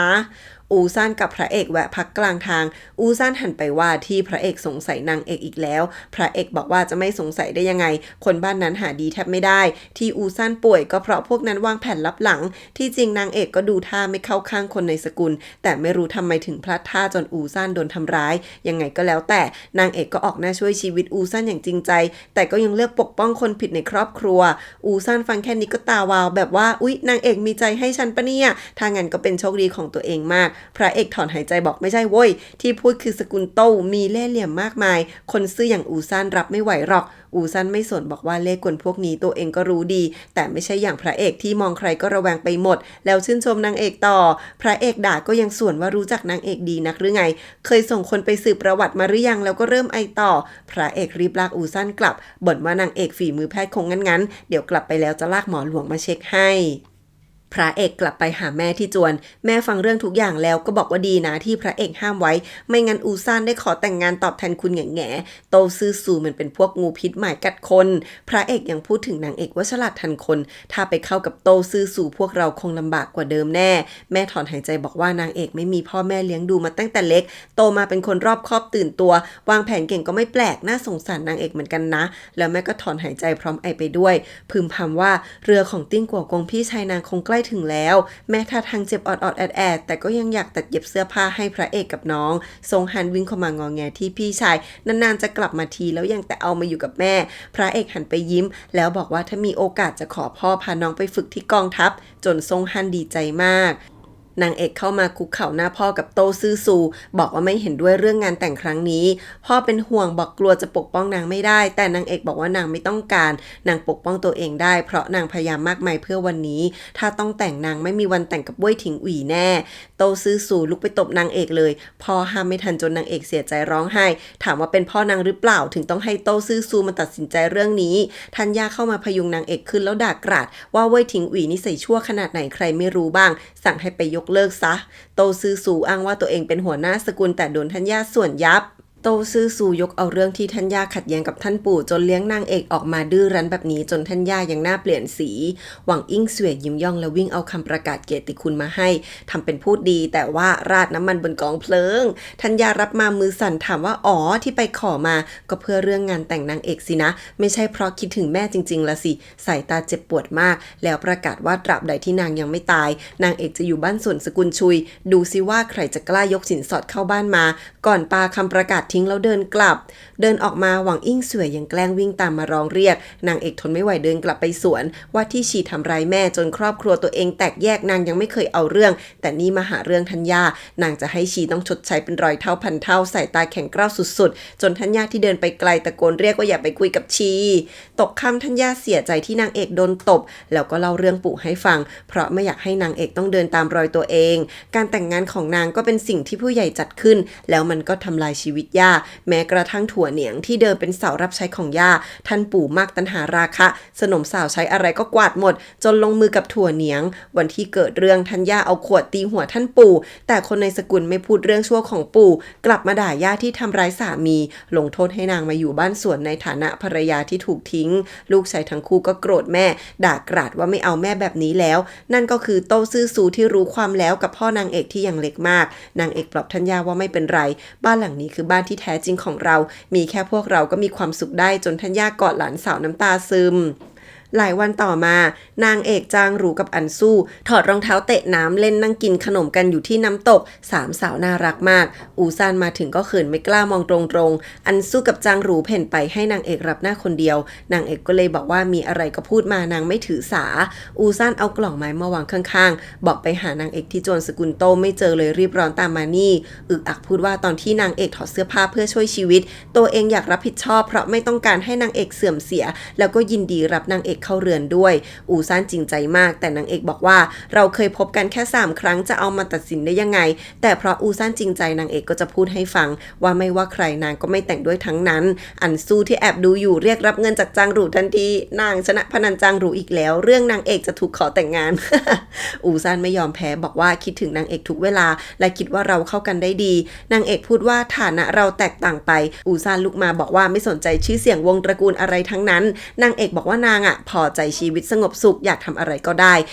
แต่เรื่องพวกนี้ชนชั้นสูงต่างหักห้ามอูซันบอกเข้าใจจริงๆแล้วลุกมาถอดรองเท้าลงไปนั่งข้างๆหันมาจ้องตานางเอกพูดว่ายิ่งไม่ได้ยิ่งปรารถนานางเอกตาเศร้าบอกความรักการแต่งงานชื่อเสียงเหล่านี้เป็นภาระที่นางไม่ต้องการนางมีปณิธานอยากใช้ชีวิตสุขสบายตามใจอูซันยังบอกว่าจะพยายามปกป้องนางเอกอย่างดีแน่คราวนี้นางเอกเลยหันมาพูดว่าอูซันเพิ่งจะโดนปู่สั่งย้ายไปเป็นผู้ช่วยฝ่ายพิธีกรรมอูซันยังทำตามใจไม่ได้เลยแล้วจะปกป้องคนอื่นได้ยังไงก่อนอวยพรให้แล้วบอกว่าเราอย่าพบกันอีกโถอูซันอกหักหน้าเศร้าแต่ก็ลุกมามอบกล่องให้บอกในนี้ตัวเองลงมือเองทุกอย่างเพื่อขอบคุณและตอบแทนน้ำใจในนั้นเป็นงานไม้ปราณีตแถมยังมีบทกวีโครงกลอนบอกความในใจเพื่อนเห็นยังถามว่าไม่หวั่นไหวเลยหรอนางเอกบอกว่าของมันราคาสูงเกินอันซูพูดว่าเห็นมืออูซันมีร่องรอยด้านมากมายคงเป็นงานอดิเรกที่ชอบแต่แอบซ่อนเอาไว้สินะแป๊บเดียวโตหมิงก็ส่งขนมที่นางตั้งใจทำอย่างดีมาให้แถมด้วยจดหมายที่พูดว่าอยากให้นางเอกกลับบ้านบ้างจางหรูยังไม่ไว้ใจแต่นางคิดในใจว่าโตหมิงกลับจริงใจกับนางมากกว่าที่นางคิดที่สกุลโต้เว่ยถิงอุ๋ยส่งกระดาษมาให้โต้หมิงเพราะรู้ว่านางชอบโต้หมิงดูออกว่ากระดาษนี้ทำจากต้นหม่อนเพราะวันก่อนเว่ยถิงอุ๋ยใช้กิ่งหม่อนมาปลอบใจโต้หมิงย้อนคิดแต่ก็ส่งกระดาษนี้ไปให้พ่อที่ห้องหนังสือโต้ซื่อสู่พยายามมาหาไต้เท้าอูถึงที่สำนักเลขาธิการเพราะคำร้องถูกปฏิเสธหมดไต้เท้าอูพูดรับคำแต่กลับปัดคำร้องทิ้งลงพื้นคุณนางอีกคนเก็บขึ้นมาแล้วก็ออกปากเตือนว่าเส้นทางชีวิตไม่มีอะไรอันตรายเท่าความโลภและกิเลสตัณหาไม่รู้กี่คนแล้วที่ต้องพลาดและตายเพราะสิ่งนี้แต่โตซื่อซูก็ยังมองที่นี่ใส่ตาไม่ยอมแพ้ในที่สุดก็ถึงวันที่เรือของติ้งกัวกงจะเทียบท่าพระเอกแวะมาบอกแม่ว่าจะไปรับลุงที่ท่าเรือและเตรียมทุกอย่างแล้วกลางวันนี้ก็คงรู้เรื่องพระเอกกับหวินหยางมาถึงท่าเรือแล้วทั้งคู่คุยกันว่าพระเอกจะทำตามแผนนางเอกทุกอย่างทั้งที่แบบนี้ไม่ใช่แนวพระเอกเลยพระเอกถือยามาด้วยกะจะมาเปลี่ยนยาที่ลุงใช้ประจำให้แต่แล้วก็เห็นว่าเกี้ยวที่ลุงควรจะนั่งออกมาไม่มีคนพระเอกบุกขึ้นเรือไปเลยไม่สนใจทหารที่ขวางอยู่มีหวินหยางออกหน้าคนแรกวังยวนกงขันทีจากกรมพิธีการผู้คุมตราประทับรีบมารับหน้าพร้อมกับเจ้าเมืองใต้พระเอกสบโอกาสลงเรือไปดูก็เจอซากศพทหารนอนตายกันเต็มท้องเรือติ้งกัวกงลุงพระเอกก็ถูกฆ่าตายเช่นกันทั้งที่ยังถูกจับมัดมือไว้พระเอกช็อกมากเดินเข้าไปดูท่านลุงสะเทือนใจสุดๆพระเอกร้องไห้กอดท่านลุงไว้แน่นไม่อยากจะเชื่อกงกับทหารตามลงมารีบเชิญให้พระเอกกับหวินหยางกลับแต่พระเอกถามเสียงเย็นว่าพระราชโองการสั่งให้พากลับมาอย่างปลอดภัยหรือเป็นศพกันแน่พระเอกแทบเสียสติไปแล้วกงตอบเสียงสั่นว่าเมื่อคืนนี้พวกโจรสลัดลอบสังหารเพื่อล้างแค้นองครักษ์เงาเองก็ตายหมดแต่พระเอกยิ่งยั่วจัดเพราะบาดแผลไม่ใช่รูปแบบโจรสลัดสักนิดวังกงตาเหลือกบอกว่านี่ไม่ใช่ฝีมือหน่วยปราบปรามฝ่ายเหนือและไม่ใช่บัญชาของเต้ด้วยเต้ก็ยังไม่รู้เรื่องเลยพระเอกถอยไปคุกเข่าให้ติ้งกัวกงช้าๆโทษตัวเองว่าน่าจะกลับมาพร้อมกับลุงก่อนจะก้มลงคำนับถอดผ้ามาคลุมให้แล้วหยิบไม้เรียวเก่าในมือที่ติ้งกัวกงกำไว้แน่นออกมาเก็บอย่างดีทั้งที่มือสั่นก่อนจะหันกลับไปเอาดาบเจาะคอกงเป็นตัวประกันประกาศว่าตัวเองไม่รอให้ทางการยัดข้อหาที่ลุงไม่ได้ก่อหรือโทษประหารทั้งสกุลมาถึงหรอกบอกว่าจะพากงไปหาเต้เองพระเอกก็คือบ้าไปแล้วฮองเต้กับฮองเฮาสกุลว่านเพิ่งทำพิธีกราบไหว้เทพเจ้าเสร็จจู่ๆเทียนก็ดับพระเอกลากกงเข้ามามีหวินหยางตามมาถามเสียงสั่นว่าเอาแบบนี้แน่หรอนี่มันอาจถึงตายนะพระเอกก็ยังส่วนว่าถ้าชีวิตตัวเองปกป้องชื่อเสียงบริสุทธิ์ของท่านลุงหรือสกุลเจียงนับร้อยชีวิตได้ก็คุ้มแล้วฮองเฮาหันมาเห็นก็ด่าหวินหยางที่รีบตะโกนบอกป้าว่าเรื่องด่วนพระเอกบุกเข้ามาได้ก็โยนกงทิ้งพร้อมดาบแล้วเดินมาคุกเข่าถึงหน้าฮ่องเต้พูดว่าถ้าเต้ไม่พอใจขุนนางอยากให้ติ้งกัวกงตายก็ประทานเหล้าพิษก็จบแล้วทำไมถึงต้องทรมานไปตลอดทางคนตายไปแล้วยังใช้เรื่องโจรสลัดมาทำให้อับอายที่ต่อสู้กับโจรสลัดมาทั้งชีวิตแล้วขอร้องให้เต้วินิจฉัยแม้ตายก็ยอมฮองเฮาด่าว่าเรื่องด่วนยังไงก็ไม่ควรบุกมาท้าทายเบื้องสูงเช่นนี้แต่เต้เสียงสั่นห้ามไว้ถามว่าใครตายพอได้ยินหวินหยางพูดว่าเป็นติ้งกัวกงเต้ก็ช็อกอีกคนพูดว่าจะเป็นไปได้ยังไงเต้ยังรอติ้งกัวกงกลับมาอยู่เลยแล้วถามว่าใครบังอาจทำพระเอกเอาไม้เรียวเก่าของเต้ออกมายื่นให้บอกว่านี่คือสิ่งสุดท้ายที่ท่านลุงทิ้งไว้ดูต่างหน้าแล้วยังกำไว้ในมือก่อนตายแน่นมากไม่ยอมทิ้งขอร้องให้เต้ช่วยถ้าเรื่องนี้มีเงื่อนงำโอ้โหสะเทือนใจแทน ฮองเต้เดินมารับไม้ไปจากมือพระเอกก่อนจะน้ำตาหยดคิดถึงสมัยที่ตัวเองเป็นไทจื่อติ้งกัวกงก็ยังคอยปกป้องฮองเต้ตลอดด้วยความจงรักภักดีตอนนั้นเต้ยังจับมือติ้งกัวกงพูดว่ามีเจ้าอยู่เป็นโชคดีของข้าแล้วสัญญาว่าวันไหนครองแดนเหนือได้ก็ไปดูพระอาทิตย์ขึ้นด้วยกันติ้งกัวกงเจียมตัวแต่กล้าพูดล้อเล่นว่าไม่กลัวตัวเองมีอำนาจมากหรือไงเต้ตอนนั้นเอาไม้เรียวของราชครูออกมาบอกว่านี่คือสิ่งที่ราชครูให้ไว้สั่งสอนเตือนตัวเองให้รู้จักหนทางกษัตริย์วันหน้าถ้าทำผิดขลองจะให้ติ้งกัวกงเอาไม้นี้มาตีอบรมสั่งสอนก่อนจะหักเป็น2 ท่อนแถมยังมอบป้ายเหล็กอักษรชาติให้อนุญาตให้เอาดาบเข้าท้องพระโรงไม่ต้องถวายบังคมระหว่างทั้งคู่ไม่มีลำดับชั้นและการทรยศใดๆทั้งสิ้นโหความผูกพันที่ติ้งกัวกงมีให้เต้คือมากมายพระเอกยังบอกว่าตลอด15 ปีมานี้คำพูดเดียวของลุงคือปราบปรามโจรสลัดเพื่อจะได้กลับมานั่งคุยกับเต้ได้จองนาเต้ถามว่าหรือที่แท้จิตใจของกษัตริย์ไม่เคยไว้ใจใครเลยฮองเฮาเข้ามาจับแขนเต้ด่าว่าพระเอกบังอาจแต่เต้เสียงสั่นสั่งให้ตรวจสอบเดี๋ยวนี้ว่าใครทำไรติ้งกัวกงเต้จะไม่ปล่อยไว้เด็ดขาดก่อนจะกระอักเลือดล้มลงเลยส่วนพระเอกถูกฮองเฮาสั่งจับขัง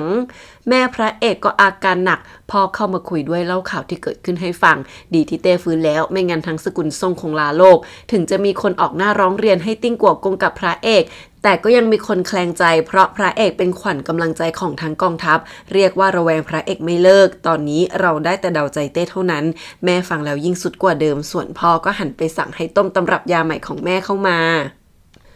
รองแม่ทัพเฉาชิงที่ปักหลักอยู่เรือนนางเอกได้ข่าวแล้วคืนนั้นเองลู่หมิงลู่เจิงโกรธจัดที่โต้ซื่อสู่กับพรรคพวกออกหน้าร้องเรียนพระเอกกันใหญ่ชวนเฉาชิงกลับเมืองไปชิงตัวพระเอกดีกว่านางเอกเดินฝ่าฝนมาหาถามว่าถ้าช่วยพระเอกออกมาได้แล้วยังไงไม่สนใจชีวิตคนสกุลเจียงสกุลซ่งนับร้อยหรอลู่หมิงลู่เจิงหันมาชักดาบชี้หน้านางเอกเลยซูหลานซูซินก็ควักมีดมาปกป้องนางเอกเช่นกันนางเอกพูดว่าเรื่องนี้เต้ยังไม่สั่งลงโทษสำนักราชเลขาธิการก็หารือไม่สิ้นสุดสักทีรู้ไหมว่าแปลว่าอะไรเฉาชิงปรามเด็กๆแล้วพูดว่าเต้ก็รู้ว่าติ้งกัวกงตายอย่างไม่เป็นธรรมและใช้การลงโทษพระเอกทดสอบท่าทีพวกขุนนางเอกบอกว่าพระเอกถูกชิงตัวไปจริงๆแม่ทัพหนุ่มน้อยอนาคตไกลจะกลายเป็นขุนนางทรยศในใจเต้ทันทีและตอนนี้ก็มีขันทีฝ่ายกรมพิธีการมาเช็คเรื่องการตายของติ้งกัวกงถึงฝูถิงแล้วเฉาชิงฟังจนน่าเครียดถามว่าเรื่องนี้เป็นความลับขนาดอุ๋นหยางที่มีศักดิ์เป็นถึงท่านปู่ยังไม่รู้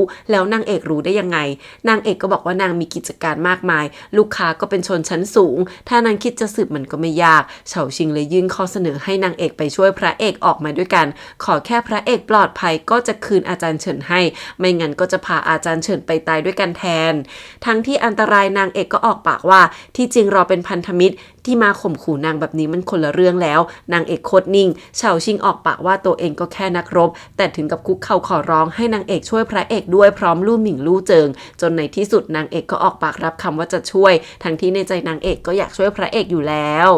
วันต่อมานางเอกมาที่ร้านหนังสือเจ้าเหวินกระทันหันผู้ดูแลร้านเจ้าบอกว่าช่วยเตรียมทุกอย่างให้แล้วขาดแค่บางข่าวที่ต้องรอลู่หมิงลู่เจิงยังไม่ยอมเชื่อใจง่ายๆเลยเฉาชิงเลยส่งลู่หมิงออกไปทำงานบางอย่างซูซินที่ระวังตัวอยู่แล้วเลยตามไปอีกคนปรากฏว่าในร้านนี้มีคนงานกำลังผลิตกระดาษอยู่มากมายนี่คือกระดาษถวายรายงานที่กรมพิธีการใช้ถึงจะกำไรน้อยแต่ใช้ปริมาณมากที่กำไรที่สุดคือนางเอกสั่งให้ไปเก็บกระดาษเหลือใช้จากจวนต่างๆเอามาบดรวมกันแล้วทำเป็นทิชชู่ส่งไปขายกลายเป็นของคุณภาพดีแทบไม่มีทุนโอ้โหฉลาดโคตรเฉาชิงเดินมาดูแล้วชมว่ามีหน้านางเอกถึงรู้ทุกข่าวจากทุกที่จากเศษกระดาษทั้งในทั้งนอกวังเรียกว่ากระดาษเกินครึ่งของเมืองหลวงมีนางเอกเป็นเจ้าของนางเอกพาไปดูของที่สำคัญกว่าคือกระดาษหวายเขียวทุกวันนี้มีแค่เต้กับสำนักราชเลขาเท่านั้นที่ใช้สิ่งนี้เขียนคำถวายพรต่อสวรรค์กิจการนางเอกไปถึงหน้าพระพักตร์เต้ได้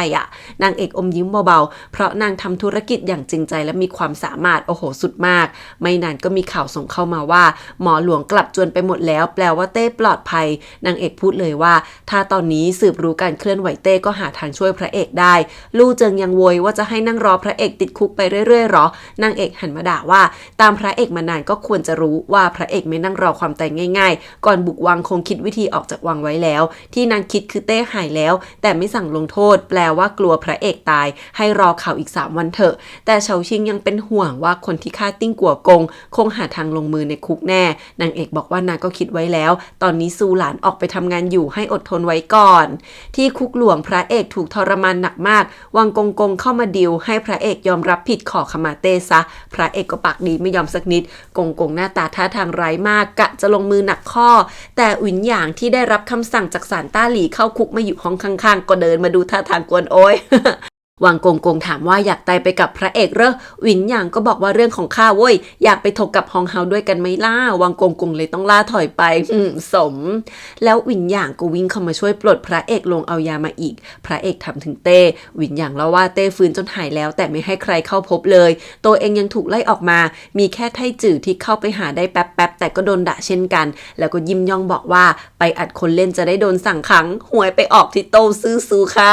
แต่ทั้งหมดนี้เป็นไอเดียของนางเอกอีกทีพระเอกหยิบถุงผ้าปักที่หวินหยางได้ขึ้นมาดูแล้วยังขำเพราะนี่มันลายพยักแบบเดียวกับที่เกิดเรื่องกันก่อนหน้านี้นี่คือนางเอกกำลังเยาะเย้ยอยู่หวินหยางบ่นต่อว่าส่งของนี่มาจากกงกองกระดาษเนี่ยเสี่ยงตัดหัวเลยนะนางเอกก็เสี่ยงชีวิตมาช่วยพระเอกอยู่ฝ่ายนางเอกก็ได้ข่าวจากกงว่าเต้ไม่ให้ใครพบเลยนอกจากใต้เท้าอูกับขุนนางไม่กี่คนหลังจากนั้นก็เขียนคำอวยพรและเหม่อมองไม่เรียวนั้นซูหลานวิ่งมากระซิบรายงานบางอย่างจนนางเอกถอนหายใจหน้าเปลี่ยนคืนนั้นพวกเฉาชิงโผล่มาท่าทางขึงขังบอกจะไม่รอแล้วคืนนี้เตรียมคนไว้เรียบร้อยรอบุกกลางดึกนางเอกขอร้องให้รออีกวันเฉาชิงก็ยังอดไม่ไหวบอกว่ารอมา3 วันแล้วนะหรือที่จริงนางเอกแค่ถ่วงเวลาเท่านั้นนางเอกบอกว่าสถานการณ์พลิกแล้วแต่เฉาชิงพูดว่าธนูขึ้นใส่แล้วต้องออกจากแหล่งจนซูหลันซูซินด่าลู่หมิงลู่เจิงว่าโง่จนจะพาพระเอกไปตายหมดแล้วนางเอกกลับให้คนบุกจับทุกคนไว้สั่งให้เอาไปขังในห้องถ่านหินซะบอกเหนื่อยและเลิกพูดเตเรียกโตซื่อสู่มาคุยบอกว่าที่ได้ดูแลกรมพิธีการควรได้เข้าสำนักราชเลขาแต่ใต้เท้าอูผู้นำบอกว่ายังขาดประสบการณ์เต้เลยต้องตามนั้นแต่องค์หญิงใหญ่สู้เต๋อออกปากรับรองว่าเป็นคนเก่งยังไงเต้ก็จะใช้งานแน่นอนอย่างเช่นเรื่องพระเอกทุกคนรวมทั้งลูกศิษย์ของโตซื่อซูส่งดีกาว่อนให้ประหารซะแล้วถามว่าคิดยังไงโตซื่อซูกลับบอกว่าพระเอกเป็นหลักของแคว้นเพียงแต่ว่ากองทัพที่อยู่ห่างไกลไร้การควบคุมมากขึ้นไปทุกทีเต้หันไปพยักหน้ากับกงข้างกายโตซื่อสู่ก็พูดต่อว่าพระเอกทำการเกินเลยสงสัยมีลูกน้องยุยงเต้พูดว่าล้วงคองูเห่าดูผลที่ตามมาแล้วสั่งให้โตซื่อสู่ออกไปทำงานซะ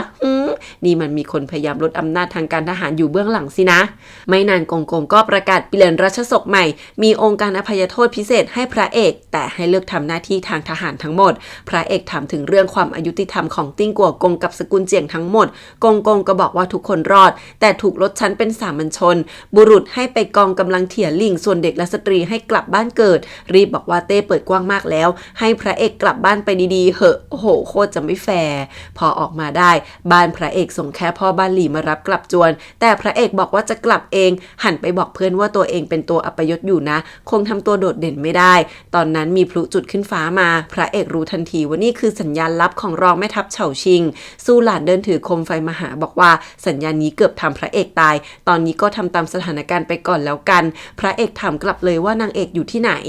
สู้หลานเดินนำพระเอกมาเจอนางเอกในตรอกแคบๆนางเอกบอกว่ารู้ข่าวจากขันทีกองกระดาษและวันนี้ครบรอบ7 วันที่ติ้งกัวกงตายนางเอกเดาใจเต้โคตรเก่งพระเอกถามว่ามาช่วยตัวเองต้องการอะไรทั้งที่ลุงนางเอกส่งดีกาว่อนไปหมดนางเอกบอกว่านี่เป็นเรื่องของนางกับเฉาชิงตอนนี้พระเอกปลอดภัยแล้วก็ชำระเงินให้นางไวๆด้วยก่อนจะหยิบผ้าคลุมมาสวมให้พระเอกด้วยตัวเองเล่าว่าเพิ่งปล่อยเฉาชิงกลับขอให้ส่งอาจารย์เฉินคืนให้นางด้วยนะพระเอกถามว่านางเอกยอมต่อต้านลุงเพื่อเรื่องแค่นี้หรอนางเอกหันไปมองดอกไม้ไฟที่จุดขึ้นมาบนฟ้าพูดว่าดอกไม้ไฟยังมีหลายสีลุงก็คือลุงส่วนนางก็คือนางพระเอกอึ้งพูดขอบคุณเบาๆนางเอกยังแกล้งย้ำถาม3 รอบว่าพูดอะไรนะหวินอย่างเซลยับว่าอ๋อพระเอกพูดว่าชอบนางเอกมีใจให้และอยากแต่งด้วย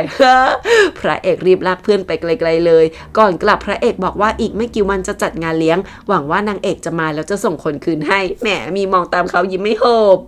หันมาอีกทีเฉาชิงกับพวกก็มาหาหน้าตามอมแมมมากคือโดนจับขังห้องฐานไงพระเอกหันมาด่าว่านี่มันกลยุทธ์ทุกกายให้เต้อ่อนลงนางเอกยังดูออกพวกแกดูไม่ออกกันหรือไงจนทั้ง3หน้าแหกรีบขอรับโทษบอยด้วยตัวเองเพราะห่วงมากไปหน่อยทรงฮันนั่งรอพระเอกหน้าบ้านไม่ยอมนอนน้องคือห่วงพี่มากพระเอกมาแล้วก็กอดน้องทีนึงก่อนเข้าไปดูแม่พอถึงหน้าห้องก็ได้ยินแม่คุยกับพ่อว่าแม่เองก็แซ่เจียงจะให้ดูได้ยังไงให้ตัดขาดกับสกุลงั้นหรอมีพ่อคอยกล่อมอยู่ข้างๆพระเอกยกยาเข้ามาแล้วขอโทษที่บุ่มบ่ามทำทุกคนเป็นห่วงพ่อลุกมาด่าอย่างที่คิดส่วนแม่ไอหนักท่าทางซีดพระเอกมาถึงแม่ก็เป็นห่วงสุดๆแต่พระเอกบอกว่าไม่มีใครกล้าทำร้ายตัวเองจริงๆหรอกเห็นลุงเป็นแบบนั้นพระเอกก็เลยทำได้เท่านี้แม่ใส่ตาเป็นห่วงบอกว่าอยากหาคนช่วยดูแลพระเอกบ้างพอพระเอกหลบตาแม่ก็ถามเลยว่ามีคนในใจแล้วหรอพระเอกคิดถึงสาวน้อยในหน้ากากที่เจอกับคนที่เห็นในฝันแล้วก็ไม่ตอบแม่ถามย้ำว่าใช่นางเอกไหมจนพระเอกชะงักส่วนนางเอกก็กำลังบอกสู่สินว่าที่ช่วยอาจารย์เฉินก็เรื่องหนึ่งแต่เรื่องความอายุติธรรมที่ติ้งกัวกงกับพระเอกได้รับทำให้นางอดสงสารไม่ได้พระเอกบอกปัดแม่ว่าไม่จริงแม่ก็บอกว่านางเอกเก่งกาจมีความสามารถมากน่าเสียดายที่เกิดในสกุลโต้คงไม่แคล้วถูกลุง5โต้ซื่อซูใช้ฝ่ายนางเอกก็คิดต่อว่าถ้าเป็นไปตามสมุดบันทึกปีนี้ใต้เท้าอูจะเกษียณกลับบ้านเกิดและลุงนางจะเข้าไปสำนักราชเลขาค่อยๆมีอำนาจขึ้นมาเรื่อยๆแต่เรื่องเปลี่ยนรัชสมัยก็ไม่มีในบันทึกเริ่มไม่แน่ใจว่าที่นางทำจะเปลี่ยนแปลงอนาคตจนยิ่งคาดเดาไม่ได้หรือเปล่าอีกข่าวก็คืออูซันไม่ยอมรับงานแต่งที่ปู่จัดให้ตะโกนคุกเข่ากลางสายฝนว่าถึงจะไม่มีวาสนากับนางเอกแต่ก็ปักใจรักนางไปแล้วไม่ต้องการแต่งงานกับคนอื่นอีกที่จริงอูซันกตัญญูเชื่อฟังปู่มาตลอดแต่ท่านปู่ก็ไม่ยอมไม่รู้ว่าอูซันตากฝนไม่ยอมหาหมอแบบนี้จะทนได้ถึงไหนพระเอกฟังแม่แล้วก็รับปากว่าจะไปช่วยพูดวังเก๋อกงถูกหัวหน้าด่าว่าแกจะเอาแต่ทำร้ายพระเอกได้ประโยชน์ที่ไหนให้หัดเอาอย่างโตซื่อสูที่ดูทิศทางลมเดาใจเต้แล้วทำไปตามนั้นก่อนจะถอนหายใจบอกว่าตัวเองก็ต้องไปฝูถิงเรื่องคดีของติ้งกัวกงแล้วเช่นกันตอนนี้ทั้งเมืองหลวงรู้กันหมดแล้วว่าสกุลอูกับสกุลโตอยู่คนละข้างพระเอกให้รีบตามหมอหลวงหลี่เข้าเมืองเฉาชิงยังออกปากเตือนว่าอาจารย์เฉินอยู่นี่มานานจนรู้นอกรู้ในดีเกินไปแล้วไม่ควรส่งตัวกลับเพราะกลัวนางเอกไปร่วมมือกับลุงอูซันป่วยหนักจ้องมองต้นสนบอนไซถามว่าตัวเองเป็นแค่ต้นไม้หรอปู่บอกว่าที่ผ่านมายอมให้หลายอย่างแต่ตอนนี้ไม่เหมือนอดีตขุนนางใหม่หมาป่ารายล้อมถ้าปู่ไม่อยู่ขึ้นมาแล้วใครจะปกป้องอูซันกับสกุลอูได้โถปู่ก็ขับข้องใจเหมือนกันนะสุดท้ายก็ยังเสียงอ่อนเสนอสาวๆคนอื่นบอกว่าจะเป็นใครก็ได้แต่ถ้าเป็นสกุลโตต่อให้ฆ่าตัวตายปู่ก็ไม่ยอมดึกคืนนั้นมีคนมาเคาะจวนสกุลอูบอกว่าเป็นหมอหลวงลี่แต่ที่จริงเป็นนางเอกใส่ผ้าคลุมฝ่าฝนมาหานางเอกไปเปลี่ยนตัวกับหมอหลวงตัวจริงที่ถูกจับมัดไว้บนรถม้าอ้อยตอนนั้นอูซันลุกมาบอกว่าที่ตัวเองต่อต้านไม่ใช่เพื่อนนางเอกเลยเพราะนางเอกไม่แม้แต่จะตอบรับแต่อูซันไม่อยากแต่งงานเพื่อการเมืองไม่อยากทำร้ายคนอื่นและตัวเองอยากใช้ชีวิตตามใจต้องการเท่านั้นจนปู่ถามว่าเห็นที่นี่เป็นกรงขังงั้นหรอไม่เห็นหรอว่าปู่ทำทุกอย่างเพื่อปกป้องหลานแค่ไหนโอ้ยสงสารปู่เหมือนกันนะเนี่ยปู่ทั้งโมโหทั้งปวดใจด่าว่าอูซ่านไร้เดียงสาจนโง่ไปแล้วแผ่นดินนี้เป็นของเต้เท่านั้นรอวันที่ไร้เกียรติยศและชื่อเสียงเหอะถึงจะรู้ว่ากรงขังที่แท้จริงมันเป็นยังไงแล้วก็ปางานไม้อูซ่านลงพื้นแต่พอหลานลุกมานั่งเก็บเงียบๆปู่ก็ยื่นมือมาช่วยพอดีหมอหลวงหลีเข้ามาปู่ก็เลยออกไปนางเอกรู้ว่าอูซ่านคงไม่ยอมเจอหมอเลยส่งกล่องงานไม้มาให้ดูก่อนจนอูซ่านชะงักฝ่ายพระเอกนั่งลงดื่มชากับอาจารย์เฉินถามว่ามีความสามารถแบบนี้ทำไมไปรับใช้นางเอกได้อาจารย์เฉินหัวเราะเบาๆบอกพอใจแล้วที่นางเอกให้เป็นที่ปรึกษายามแก่ทำเอาพระเอกยิ่งสนใจนางเอกขึ้นไปอีกนางเอกตรวจอูซ่าแล้วเขียนใบสั่งยาให้บ่าวยังอดพูดไม่ได้ว่านางเอกเสี่ยงอันตรายมานะต้องกินยารู้ไหมจนนางเอกปรามแล้วก็หันมาถามอูซ่านว่าวันนั้นนึกว่าคุยกันรู้เรื่องแล้วนะอูซ่านรีบบอกว่าไม่ได้จะขัดขืนเพื่อนนางเอกแต่เพราะคำถามนางเอกสะกิดใจให้ตัวเองอยากยืนหยัดเรื่องงานแต่งเพื่อตัวเองบ้างที่ผ่านมาชีวิตฟังปู่ตลอดจนไร้อิสระนางเอกก็บอกว่านางคิดเหมือนอูซ่านแต่อูซ่านเคยคิดไหมว่าใต้เท้าอูต้องเหนื่อยยากแค่ไหนดูแลราชสำนักถ้าอูซ่านมีความสามารถทำให้สกุลอูรุ่งเรืองได้แล้วปู่ยังจำเป็นต้องบังคับแต่งงานหรออิสระเป็นสิ่งที่คว้ามาได้ด้วยตัวเองเท่านั้นอูซ่านฟังจนอึ้งเพิ่งรู้สึกผิดที่ต่อต้านปู่และคิดน้อยไป นางเอกยังพูดว่าคนเราต้องแข็งแรงมีชีวิตถึงจะใช้ชีวิตต่อไปได้พระเอกนั่งรออยู่แต่นางเอกก็ไม่มารับอาจารย์เฉินเพราะว่ามีธุระเฉาชิงแค่นหัวเราะจิกกัดทันทีว่าหน้าใหญ่จริงยังไม่ทันจะไปลู่เจิงก็พาตัวหมอหลวงหลี่ตัวจริงมาแล้วกระซิบว่าสู้หลานถูกตัวเองจับไว้แล้วเพราะนางเอกปลอมตัวแทนหมอหลวงหลี่พระเอกได้จดหมายแล้วก็สั่งให้ลู่หมิงไปเชิญตัวนางเอกมาฝ่ายนางเอกกำลังจะกลับอูซันก็อดถามไม่ได้ว่าเราจะได้เจอกันอีกไหมถึงนางเอกจะไม่เปลี่ยนใจแต่ได้เจอกันอูซันก็ยังมีความสุขนางเอกหันกลับมายิ้มให้นิดเดียวพูดว่าถ้าอยากมีอิสระคงไม่อยากเจอนางมากกว่านี้หรอกแล้วเดินออกมาใต้เท้าอูเดินสวนนางเอกก็ทักขึ้นมาเลยว่าให้หันหน้ามาดูหน่อยแต่นางเอกรอดไปได้หวุดหวิดเพราะลู่หมิงมาพอดีใต้เท้าอูเข้ามาถามอูซ่านว่าหมอคนนี้สกุลโตสินะแต่ก็ไม่ว่าอะไรอูซ่านกลับขอโทษปู่ด้วยตัวเองบอกว่าคิดน้อยเกินก่อนหน้านี้ชีวิตเดินตามทางที่ปู่ขีดให้จนอิจฉาพระเอกนางเอกแล้วก็ลุกมาคุกเข่าคำนับบอกรู้แล้วว่าราชสำนักยากคาดเดาที่ผ่านมามีแต่ปู่ที่ค้ำจุนสกุลเอาไว้นับจากนี้ตัวเองจะร่วมฝ่าฟันไปด้วยกันจนปู่ยังซึ้งพวกพระเอกกำลังเครียดเพราะโต้ซื่อซูไปถึงฝูถิงเพื่อสั่งปลดทัพแคว้นติงหลายคนถูกส่งตัวกลับภูมิลำเนาเฉาชิงคิดว่านี่เป็นฝีมือนางเอกที่ดึงตัวพระเอกไว้แถมยังมีหมอหลวงหลี่อีกฝ่ายนางเอกออกมาแล้วก็เพิ่งได้ข่าวเช่นกันนางเอกน่าเครียดคิดว่าที่นางลงทุนลงแรงช่วยพระเอกไปทั้งหมดล้วนเสียเปล่าพระเอกไม่ยอมลงมาพบหน้าแต่ส่งลู่เจิงมาถามว่าใช้แผนตบตีเพื่อฝูถิงใช่ไหมมีอะไรจะอธิบายบ้างนางเอกเห็นพระเอกมองจากชั้น2ก็ตอบแค่ไม่มีอะไรจะพูดจนพระเอกเลื่อนหน้าต่างปิดสุดท้ายนางเอกก็เลยไม่ได้ตัวอาจารย์เฉินคืนมาแถมลู่เจิงยังพูดว่าเจอกันครั้งหน้าคงเป็นศัตรูแล้วที่นางเอกไม่พูดเพราะถ้าพระเอกเชื่อก็ไม่ต้องพูดอะไรแต่ถ้าไม่เชื่อใจนางพูดไปก็ไลฟ์บอยโถที่จริงพระเอกยังไม่ปักใจเชื่อเช่นกันเพราะถ้านางเอกวางแผนจริงแล้วจะไปปลอบใจอูซานเพื่อลู่หมิงปากมากบอกว่าดูนางเอกไม่ออกงั้นก็จับแต่งขังไว้ในจวนซะก็สิ้นเรื่องจนโดนลู่เจิงถีบเขาให้หวินหยางวิ่งมาพร้อมราเปิดทางขององครักษ์เงาที่ตามหาจนเจอพระเอกอมยิ้มพูดว่าหายไปคนหนึ่งจริงๆด้วยที่แท้พวกองครักษ์เงาที่คุมกันติ้งกัวกงลงใต้ตามรายชื่อมี8แต่พอพระเอกตามสืบกลับเจอว่าตราประทับมี9พระเอกตามสืบมาจนหาตัวไอ้คนที่9ที่รอดมาได้แล้วมาติดหนี้พนันอยู่ในบ่อนองครักษ์เงาคนที่9เฉินเจียไม่ได้ตายอยู่ใต้ท้องเรือเพราะพระเอกจำหน้าคนแม่นมากแวบเดียวก็จำทั้ง8คนแล้วก็จำแนกศพได้โอ้โหโคตรเก่งอันสู้รีบร้อนมาหานางเอกเพราะหยวนทงที่รับราชการอยู่ฝูถิงส่งข่าวด่วนมาให้พวกศุลกากรทะเลยึดเรือของบ้านอันซูไว้หมดแล้วแถมยังจับพ่อแม่นางเข้าคุกสกุลโตรีบสั่งให้นางเอกตัดขาดกับบ้านอันซูทันทีฝ่ายเฉินเจียหลังโดนขู่ก็เล่าว่าพ่อบุญธรรมตัวเองอยู่ในขบวนนี้เลยใส่ชื่อเฉินเจียมาแบบลับๆแต่ไร้การบันทึกเพราะอยากให้สร้างผลงานลบล้างความผิดตอนเกิดเรื่องเฉินเจียออกไปสูดอากาศแล้วก็เห็นว่ามีคนขึ้นเรือมาแต่แล้วก็เกิดการต่อสู้ดุเดือดพวกนั้นใช้ดาบโจรสลัดตรงหวีแต่ว่าวิชาไม่ใช่แถมยังความสามารถสูงจนองครักษ์เงาสู้ไม่ได้เลยพ่อบุญธรรมก็โดนฆ่าจนมันโดดน้ำหนีตายพระเอกถามว่าพวกนั้นเป็นใครเฉินเจียก็ยื่นตั๋วเงินคืนบอกแค่นี้คงไม่พอแต่พระเอกแทบขู่ฆ่าบอกว่าไม่รู้ก็ยังจะคิดต่อรองอีกเฉินเจียตาแดงก่ำบอกมันก็แค่ผีพนันเอาชีวิตมันไปเลยเหอะพระเอกเลยยกพ่อบุญธรรมมาพูดจ้องตาถามว่าไม่คิดจะชำระแค้นแต่เล่นพนันไปวันๆหรอทั้งที่พ่อบุญธรรมเห็นความสามารถเนียนนะเฉินเจียบอกว่าฝ่ายไหนก็แค่มารับใช้ที่โดนเหยียบย่ำเท่านั้นแหละถึงมันตายก็คงแก้แค้นไม่ได้แต่ผู้นำของพวกที่มาใส่ชุดสีแดงเข้มคงจะอยู่ขั้น5ขึ้นไปพ่อบุญธรรมยังเรียกว่าใต้เท้าคำสั่งลับที่องครักษ์เงาได้มาก็คือให้ทรมานยังไงก็ได้ให้ติ้งกัวกงยอมรับผิดที่สนับสนุนอำนาจทางทหารก่อนถึงเมืองหลวงแต่ใครสั่งมันก็ไม่รู้พระเอกได้ข้อมูลครบแล้วก็จะกลับเลยแต่เฉินเจียคิดได้ลุกมาน้ำตาคลอขอติดตามไปแก้แค้นด้วยจะตัดนิ้วยืนยันตัวเองแต่พระเอกเอาดาบมาขวางแทนแล้วสั่งให้ลูกน้องไปหาอุ๋นหยางแล้วพาเฉินเจียกลับเข้าหน่วยปราบปรามเหนือพูดกับมันว่านับจากนี้ถือเป็นคนของพระเอกแล้วส่วนนิ้วที่เหลือไว้เนี่ยพระเอกเก็บไว้ให้เฉินเจียถือกระบี่ให้โอ้โหโคตรเท่ฝ่ายนางเอกคิดหนักเงียบๆแล้วพูดว่าจะไปกับอันสู้เองนางเอกคิดได้ว่าเรื่องนี้น่าจะเกี่ยวข้องกับราชสำนักสาวๆกับลูกน้องเป็นห่วงมากเพราะที่นั่นกำลังวุ่นวายแต่นางเอกไม่ยอมให้ใครมาวางแผนเอากิจการไปง่ายๆแบบนี้เรื่องนี้มันต้องมีเบื้องหลังวันต่อมาแม่เดินออกมาหาพระเอกแต่เช้าเพราะรู้แล้วว่าพระเอกได้เบาะแส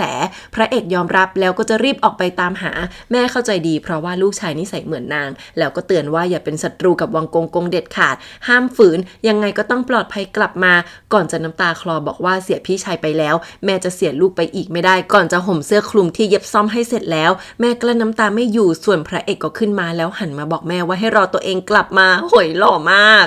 ระหว่างทางนางเอกทั้งซึมทั้งกังวลส่วนที่เรือนสวนก็ให้จางหรูกับซูซินรับหน้าทำเป็นว่าป่วยเป็นอิสุกอิสัยแหมปลอมได้ไม่เนียนสุดๆแต่สองคนนี้ก็เอาตัวรอดจากธัญญาไปได้หวังอิงเสวยได้ข่าวแล้วว่านางเอกกับอันสู้แอบออกจากเมืองมุ่งหน้าลงใต้นางก็รู้ทันว่าต้องเป็นเรื่องเรือบ้านอันสู้ถูกยึดอยู่ที่ฝูถิงแน่ก่อนจะยิ้มเย็นคิดแผนร้ายขึ้นมาอีกแล้วระหว่างออกเดินทางนางเอกก็แจกเสบียงไปด้วยพอถึงฝูถิงก็เพิ่งเห็นว่าชาวบ้านอดอยากเพราะตลาดทะเลหยุดขายไปตั้งแต่ติ้งกัวกงตายชาวบ้านหลายคนลำบากเพราะไปลงทุนเรือกับส่วนชาวไว้กับสกุลเหมียวที่จริงพ่ออันสู้คิดดีเพื่อชาวบ้านแต่เพราะขายของไม่ได้เลยกลายเป็นแบบนี้นางเอกปลอบอันสู้ที่หน้าจ่อยแล้วให้สู้หลานไปซื้อเสบียงเพิ่มแต่ระหว่างนั้นนางเอกกับอันสู้กลับโดนจับนางเอกได้แต่ส่งซิกให้สู้หลานรีบไปตามหาหยวนทงทั้งคู่ถูกจับมาที่ว่าการอำเภอแล้วก็โดนใส่ร้ายทันทีว่าบ้านสกุลเหมียวแอบติดต่อกับโจรสลัดมีหลักฐานพร้อมเป็นอาวุธเปื้อนเลือดที่ฆ่าติ้งกัวกงโอ้โห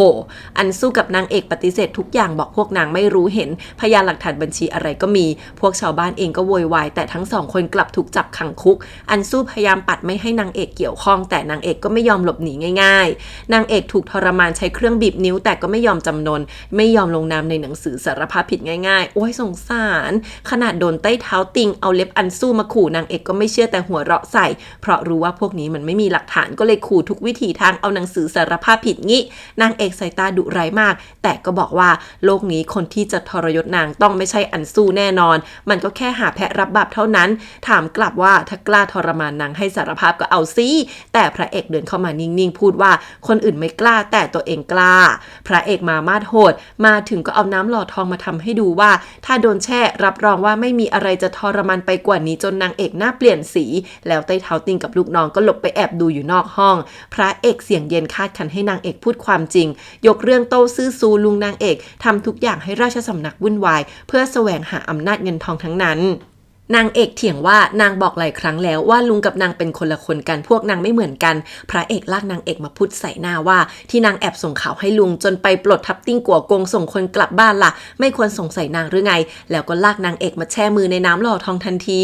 นางเอกเพิ่งรู้ว่านี่ไม่ใช่นี่นาพระเอกก็กระซิบว่านี่มันเป็นยาที่รักษาแผลได้ให้นางเอกเล่นละครแกล้งร้องเจ็บสั่งให้ด่าตัวเองบ้างนางเอกก็ด่าสะเบาเลยโถก่อนจะกระซิบว่าให้พานางขึ้นเรือนางจะพาไปหาหลักฐานพระเอกเลยลากนางเอกไปผลักบนขื่อไม้แต่ตัวเองแอบเอามือบังหัวไว้ไม่ให้นางเอกเจ็บแหม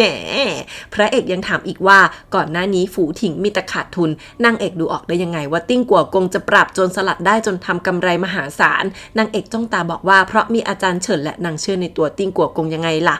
พระเอกยังพูดต่อว่าอันสู้ปกป้องนางเอกบอกว่านางเอกพูดไว้ตั้งแต่ต้นปีว่าการค้าทางทะเลได้ประโยชน์หมดแล้วให้ถอยจากฝูถิงยังกับนางเอกรู้ล่วงหน้าว่าลุงจะตายอย่างนั้นแหละเสียงนิ่งดูออกว่าในใจนางเอกมีเรื่องเกี่ยวกับพระเอกอยู่ทำไมถึงไม่บอกแล้วตะโกนสั่งให้พูดแหมฉลาดรู้ทันกันมากเลยจนชอบนางเอกรีบปฏิเสธว่านางแค่ใช้เซนส์ค้าขายซื้อมาต่ำเปิดขายกำไรสูงแต่พระเอกจับข้อมือมาก้มลงพูดใกล้กว่าเดิมว่านางเอกใจเต้นเร็วมากทำไมไม่พูดเรื่องที่ปิดไว้ออกมาคราวนี้นางเอกเลยดึงพระเอกมากระซิบใกล้ๆว่าถ้านางรอดออกไปจะบอกทั้งหมดแน่พระเอกสบตาแล้วพยักหน้านิดเดียวพูดว่าจะเชื่ออีกครั้งตอนนั้นหยวนถงก็มาแล้วค่ะมาถึงก็ประกาศว่าตัวเองเป็นหัวหน้ากรมทรัพยากรน้ำเมืองหลวงได้รับคำสั่งให้มาเช็คคดีนี้และจะสอบสวนนางเอกกับอันสู้เองอุ๊ยรอแต่พระเอกคว้าดาบมาจ่อคอนางเอกกระซิบบอกว่าเล่นละครต้องสมจริงก่อนจะด่ากราดว่าใครก็ไม่มีสิทธิ์ช่วยหันมาบอกหยวนทงแค่ระดับ7เอาอะไรมาบังคับหยวนทงไม่กลัวสักนิดดีดดาบแล้วบอกว่าคอยดูวิธีตัวเองเหอะก่อนจะเอาดาบปักพุงตัวเองไต่เท้าติ่งเว่ยข้างนอกรีบโผล่มาดูว่าน้องเลือดกันละเว้ยไม่เกี่ยวกับตัวเองแล้วก่อนจะเดินไปอย่างอารมณ์ดีแต่ที่จริงหยวนทงกับการละครพอกันเพราะมองออกว่าพระเอกแกล้งทำพระเอกหันมาจิกว่าใครจะเหมือนแกไปไหนก็ช่วยสาวงามแต่หยวนทงฟาดเกือบตบหน้าพระเอกกระซิบให้เล่นละครต่อเพราะไต่เท้าติงเว่ยย้อนกลับมาดูพอไปกันหมดแล้วนางเอกรีบแยกทั้งคู่แล้วถึงหันไปสั่งให้สู้หลานรีบไปดูอันสู้หยวนทงหันกลับมาจับมือนางเอกดูแผลอย่างใกล้ชิด เอายาตัวเองมาทาแซะว่ายาจากกองทัพอะไรจะไปสู้ได้พระเอกเล่แล้วก็บอกว่ายอมช่วยชีวิตนางเอกขนาดนี้ช่างเป็นความรักลึกซึ้งหยวนทงก็ขำบอกนางเอกคือสหายรักตั้งแต่เด็กไม่ต้องมาอิจฉาลู่หมิงลู่เจิงเฝ้าอยู่ข้างนอกจับตาดูติงเว่ยตามคำสั่งลู่หมิงเอาอีกแล้วบอกพระเอกชอบนางเอกแน่พอรู้ว่านางเอกโดนจับก็รีบมาเลยจนโดนพี่ชายฟาดไปพอดีติงเว่ยออกมาทั้งคู่เลยตามกลับพระเอกนั่งลงเล่าให้นางเอกกับหยวนทงฟังว่าคืนที่ติ้งกัวกงเกิดเรื่องมีคนเห็นติงเว่ยออกจากจวนกลางดึกตอนนี้มันยังมาหาเรื่องสกุลเหมียวดังนั้นต้องบังคับให้รับสารภาพก่อนนางเอกบอกว่าดาบพวกนั้นเป็นของกลางมันต้องโดนแน่เลยหาแพะหยวนทงก็บอกว่าติงเว่ยโคตรเลวรีดไถประชาชนหาเงินบนวิกฤตแล้วพระเอกก็บอกว่าจะขึ้นไปหาหลักฐานบนเรือนางเอกบอกนางต้องไปด้วยเพื่อความบริสุทธิ์ของสกุลเหมียวหยวนทงถอนหายใจแต่ก็วางแผนไปมอมเหล้าหลอกเอาตราประทับลายนิ้วมือติงเว่ยมาจนได้กลางดึกพระเอกกับนางเอกถือป้ายคำสั่งพร้อมจดหมายมาถึงท่าเจ้าหน้าที่ยังไม่กล้าให้เข้าจนพระเอกเกือบหาเรื่องแต่นางเอกดึงไว้แล้วก็ดราม่าใช้น้ำตาสาวน้อยแถมยังกระซิบให้พระเอกเล่นละครตามนางอีกคว้าแขนพระเอกมาโอบยื่นเงินให้สรุปว่าก็ขึ้นเรือกันไปจนได้ค่ะเดินประคองกันขึ้นเรือจนพระเอกกระซิบถามนางเอกว่ามากไปปะแบบเนี้ยนางเอกก็กระซิบตอบว่าพระเอกไม่รู้เรื่องอะไรสามีภรรยาต้องปฏิบัติต่อกันด้วยความเคารพนะใช่แต่คนรักไม่เหมือนค่ะต้องกอดตลอดเวลาสายตาไม่อาจละได้แม้วินาทีเดียวพระเอกฟังจบก็อบเอวนางเอกโน้มลงมาใกล้ถามว่าแบบนี้ใกล้พอไหม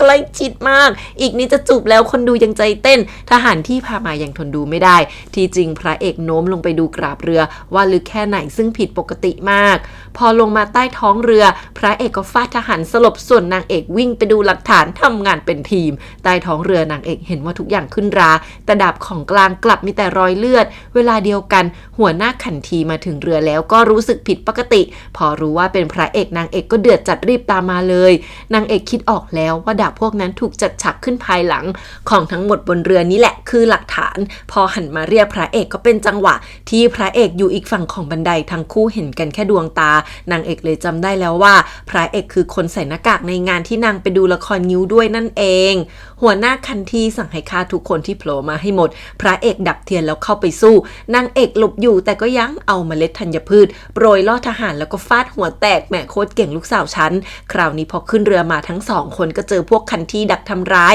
นางเอกเจอหาธนูเข้าก็ตกใจยืนตัวแข็งเพราะเหมือนกับชาติที่แล้วเป๊ะแต่พระเอกพุ่งมาคว้าตัวนางหลบแล้วพากันโดดลงน้ำเลยติงเว่ยได้ข่าวแล้วก็นึกได้ว่าโดนหยวนทงหลอกให้ติดกับตอนนี้วังยวนกงกงก็มาถึงแล้วสั่งให้มันไปพบติงเว่ยลุนลันหนักมากกะว่าต้องเพ่นพระเอกนางเอกรอดขึ้นฝั่งมาได้แล้วก็นั่งผิงไฟกันคนละฝั่งพระเอกได้แผลที่แขนเพราะโดนธนูถากนางเอกบอกว่าจะช่วยพันแผลให้พระเอกบอกว่าไม่ต้องนางเอกก็ถามว่าเขินหรือไงจนพระเอกยอมนั่งลงใกล้ๆระหว่างผ้าที่กันกลางให้นางเอกทำแผลจู่ๆพระเอกก็ถามถึงงิ้วที่ทั้งคู่ฟังด้วยกันขึ้นมานางเอกชะงักคิดถึงเรื่องที่พระเอกปกป้องนางด้วยธนูไว้อีกครั้งแล้วเพียงแต่ครั้งนี้ไม่มีใครตายสุดท้ายนางเอกก็ตอบว่าไม่เคยก่อนจะถามว่าทำไมไม่ไปจับติงเว่ยโดยตรงพระเอกบอกว่าติงเว่ยแค่ปลายแถวต้องมีคนเบื้องหลังอีกแน่นางเอกบอกว่ามันต้องหนีชัวร์ต้องรีบกลับไปแต่พระเอกสายตาเข้มบอกกลัวติงเว่ยจะไม่หนีมากกว่าพระเอกกะไว้อยู่แล้วเลยส่งลู่หมิงลู่เจิงมาดักทางไว้จนพวกนั้นตกใจนึกว่าเห็นผีอันสู้อยู่ในคุกแล้วก็ได้สู้หลานช่วยออกมาเพราะนางเอกสั่งไว้แต่ทั้งสองคนโดนทหารดักโชคดีที่หยวนทงกับนางเอกมาพร้อมกับคดีของติงเว่ยผู้จนได้รับการปล่อยตัวอีกคนนางเอกรีบวิ่งมาดูมืออันสู้เลยด้วยความเป็นห่วงอันสู้เสียงสั่นพูดว่านางไม่มีวันทรยศแน่แต่นางเอกสวนทันทีว่านางรู้ดีพอทุกคนจะออกไปกลับกลายเป็นว่ามีทหารหน้าบักคนหนึ่งใช้ดาบขวางนางเอกไว้เป็นตัวประกันพระเอกขึ้นไปนั่งเป่าขลุ่ยรอคนมีติงเว่ยร้องโวยวายถูกขังอยู่ใต้เรือแต่กลับไม่มีใครมาช่วยมันเลยติงเว่ยด่ากราดว่าวังกงกงจะดำรงความยุติธรรมให้พระเอกขู่เบาๆให้พูดมาซะว่าใครอยู่เบื้องหลังพอมันไม่พูดพระเอกก็ค่อยๆแทงทีละแผลไม่สนว่าจะเอาชีวิตเอาอนาคตตัวเองมาเสี่ยงในที่สุดติ่งเว่ยก็ยอมเปิดปากเล่าว่าที่สกุลมีหลานชายอยู่คนเดียวแต่มันเกิดค้าเกลือผิดกฎหมายจนโดนติ้งกัวกงจับติ่งเว่ยไปขอร้องแต่ติ้งกัวกงไม่สนค่าทิ้งจนหมดคนสืบสกุลติ่งเว่ยสบโอกาสแก้แค้นแต่พระเอกไม่เชื่อเลยเพราะคนลงมือเป็นหน่วยกล้าตายฝีมือดีหันมาบีบคอจ้องตาถามว่าฝีมือใคร ผู้บัญชาการทหารหรือขันทีฝ่ายกรมพิธีการขู่ด้วยว่าต่อให้ไม่พูดพระเอกก็เดาได้จากปฏิกิริยาทั้งนั้นติงเว่ยนี่ถึงกับยอมกัดลิ้นตัวเองกลางดึกนางเอกโดนจับมาขู่พระเอกก็รู้ตัวขึ้นธนูรอแล้วพวกนั้นจับนางเอกมาเพราะคิดว่าเป็นผู้หญิงของพระเอกขอแลกกับติงเว่ยนางเอกรีบบอกว่าไม่ใช่นั่นมันละครส่วนพระเอกก็หัวเราะบอกนางเอกเป็นแค่หมากตัวหนึ่งตายไปก็ไม่เสียดายหรอกไม่เชื่อก็มาพนันกันไหมว่าพระเอกจะยิงธนูทะลุร่างนางเอกได้ไวแค่ไหนแถมยังพูดกับนางเอกว่าเดี๋ยวจะไว้อาลัยให้เองทุกปีนางเอกหลับตาลงเบาๆพระเอกก็ยิงโคตรแม่นทำต่างหูนางเอกขาดแต่ไปถึงไอ้มือสังหารข้างหลังแล้วทั้งสองคนก็สู้กันอย่างดุเดือดแป๊บเดียวพระเอกก็เดาจากวิถีดาบได้แล้วว่าไอ้พวกนี้แหละที่ฆ่าติ้งกัวกงเวลาเดียวกันบนรถม้าสู้หลันก็โลกมากเพราะไม่รู้ว่านางเอกจะเป็นอันตรายแค่ไหนใครจะมาช่วยหยวนทงที่นั่งมาด้วยลืมตาขึ้นช้าๆพูดว่าความเป็นตายของนางเอกตัวเองสนแล้วก็จะไปช่วยนางเอกเองพระเอกมาแก้มัดให้นางเอกบอกขอโทษด้วยที่ลากนางมาพัวพันนางเอกไม่โทษพระเอกเลยแต่มือสั่นไม่หยุดพระเอกถอนหายใจบอกว่าคนทั่วไปคงตกใจแน่แต่นางเอกก็ไม่ใช่คนทั่วไปนะนางเอกหันมามองหน้าแล้วบอกว่าเด็กๆนางฝันว่าถูกยิงด้วยธนูสายตาหวาดกลัวสุดแสนแต่ตอนนั้นกลับมีมือธนูยิงลูกธนูไฟเข้ามามากมายติงเว่ยยังร้องครวญครางพระเอกพานางเอกมาหลบบนดาดฟ้าพวกนั้นมาเพื่อเผาเรือฆ่าปิดปากทุกคนแต่พระเอกนิ่งมากบอกนี่แหละที่รออยู่ก่อนจะเป่าขลุ่ยเรียกกำลังพลตัวเองที่ซุ่มอยู่แน่นอนว่าเฉาชิงลู่หมิงลู่เจิงเป็นผู้นำกลุ่มฆ่าเพราะว่าง้างปากทั้งกลุ่มมันง่ายกว่าแล้วพระเอกก็เอาผ้าคลุมนางเอกก่อนจะกอดไว้พาลงมาจากเรือพูดว่าคราวหน้าเล่าความฝันให้ฟังด้วยนะพวกนี้มันไม่กลัวตายแต่พระเอกขู่ว่าพวกแกถูกจับเป็นแบบนี้คนบงการคงเอาลูกเมียมาขู่แน่ก่อนให้สัญญาว่าจะดูแลครอบครัวที่บ้านทุกคนเองมีคนพร้อมจะพูดแล้วแต่หยวนทงกับซูหลันก็มาถึงพร้อมวังยวนกงกงพระเอกหันมาบอกว่าพวกเนี้ยเริ่มเปิดปากแล้วถ้าสอบสวนต่อคงได้ความแน่วังยวนกงกงให้ส่งนางเอกกลับก่อนแต่แล้วก็หันมาเชิญพระเอกกลับไปกรมยุติธรรมเพื่อบันทึกคำให้การด้วยกันพระเอกเพิ่งสั่งให้ลู่หมิงดูแลต่อและเก็บดาบแต่พอเดินออกมาเท่านั้นแหละทหารของวังยวนกงกงก็เชือดเขาพวกนั้นตายขาดที่หมดเลยนางเอกเองก็เห็นทั้งหมดเช่นกันพระเอกหันมาควักดาบชี้หน้าวังกงกงตาโตแต่วังยวนกงกงควักเอาองค์การมาประกาศว่าติ้งกัวกงกับเครือญาติและพรรคพวกเกี่ยวข้องกับการกบฏโดยมิชอบด้วยกฎหมายการตายของติงเว่ยเกิดจากมันคนเดียวแล้วปิดคดีตรงนี้นางเอกช็อกส่วนหยวนทงพูดเบาๆว่านี่แหละความยุติธรรมอย่างน้อยก็ยังปกป้องชีวิตคนสกุลเจียงไว้ได้โหวังยวนกงกงยังประกาศว่าพระเอกได้รับคำสั่งให้กลับเมืองหลวงเดี๋ยวนี้พระเอกบุกเข้าไปจี้วังยวนกงกงว่าทำไมต้องปิดบังขนาดนี้การกระทำของวังยวนกงกงเท่ากับสิ่งที่เต้สั่งถามเสียงสั่นว่ามันคือความจริงประเภทไหนถึงเปิดเผยไม่ได้วังยวนกงกงพูดเบาๆว่าชีวิตเป็นของเต้ถ้าพระเอกอยากแก้แค้นก็ทำเถอะแต่ถ้าสืบต่อไปไม่ใช่แค่สกุลเจียงแต่สกุลซ่งของพระเอกและทัพแคว้นติ้งทั้งหมดคงไม่รอดหยวนทงพูดให้นางเอกฟังว่าคนที่ทำทั้งหมดนี้ได้ต้องไม่ใช่ตำแหน่งธรรมดาพระเอกวางดาบลงน้ำตาคลอแล้วถามว่าเพราะอะไรแต่วังยวนกงกงบอกว่าไม่มีเหตุผลอะไรทั้งนั้นที่จริงติงเว่ยรับใช้วังยวนกงกงมา20กว่าปีวังยวนกงกงบอกว่าถ้ามีหนทางย่อมไม่อยากให้ติงเว่ยตายแต่ถ้าเต้ต้องการชีวิตขุนนางจะไม่ตายได้หรอวังยวนกงกงไร้หนทางแล้วแต่พระเอกยังมีหนทางนะแล้วก็เดินจากไปเลยพระเอกน้ำตาไหลแทบล้มแล้วโอ้ยฉันสะเทือนใจแทนแล้วมันจะมีทางไหนให้พระเอกเดินต่อคะ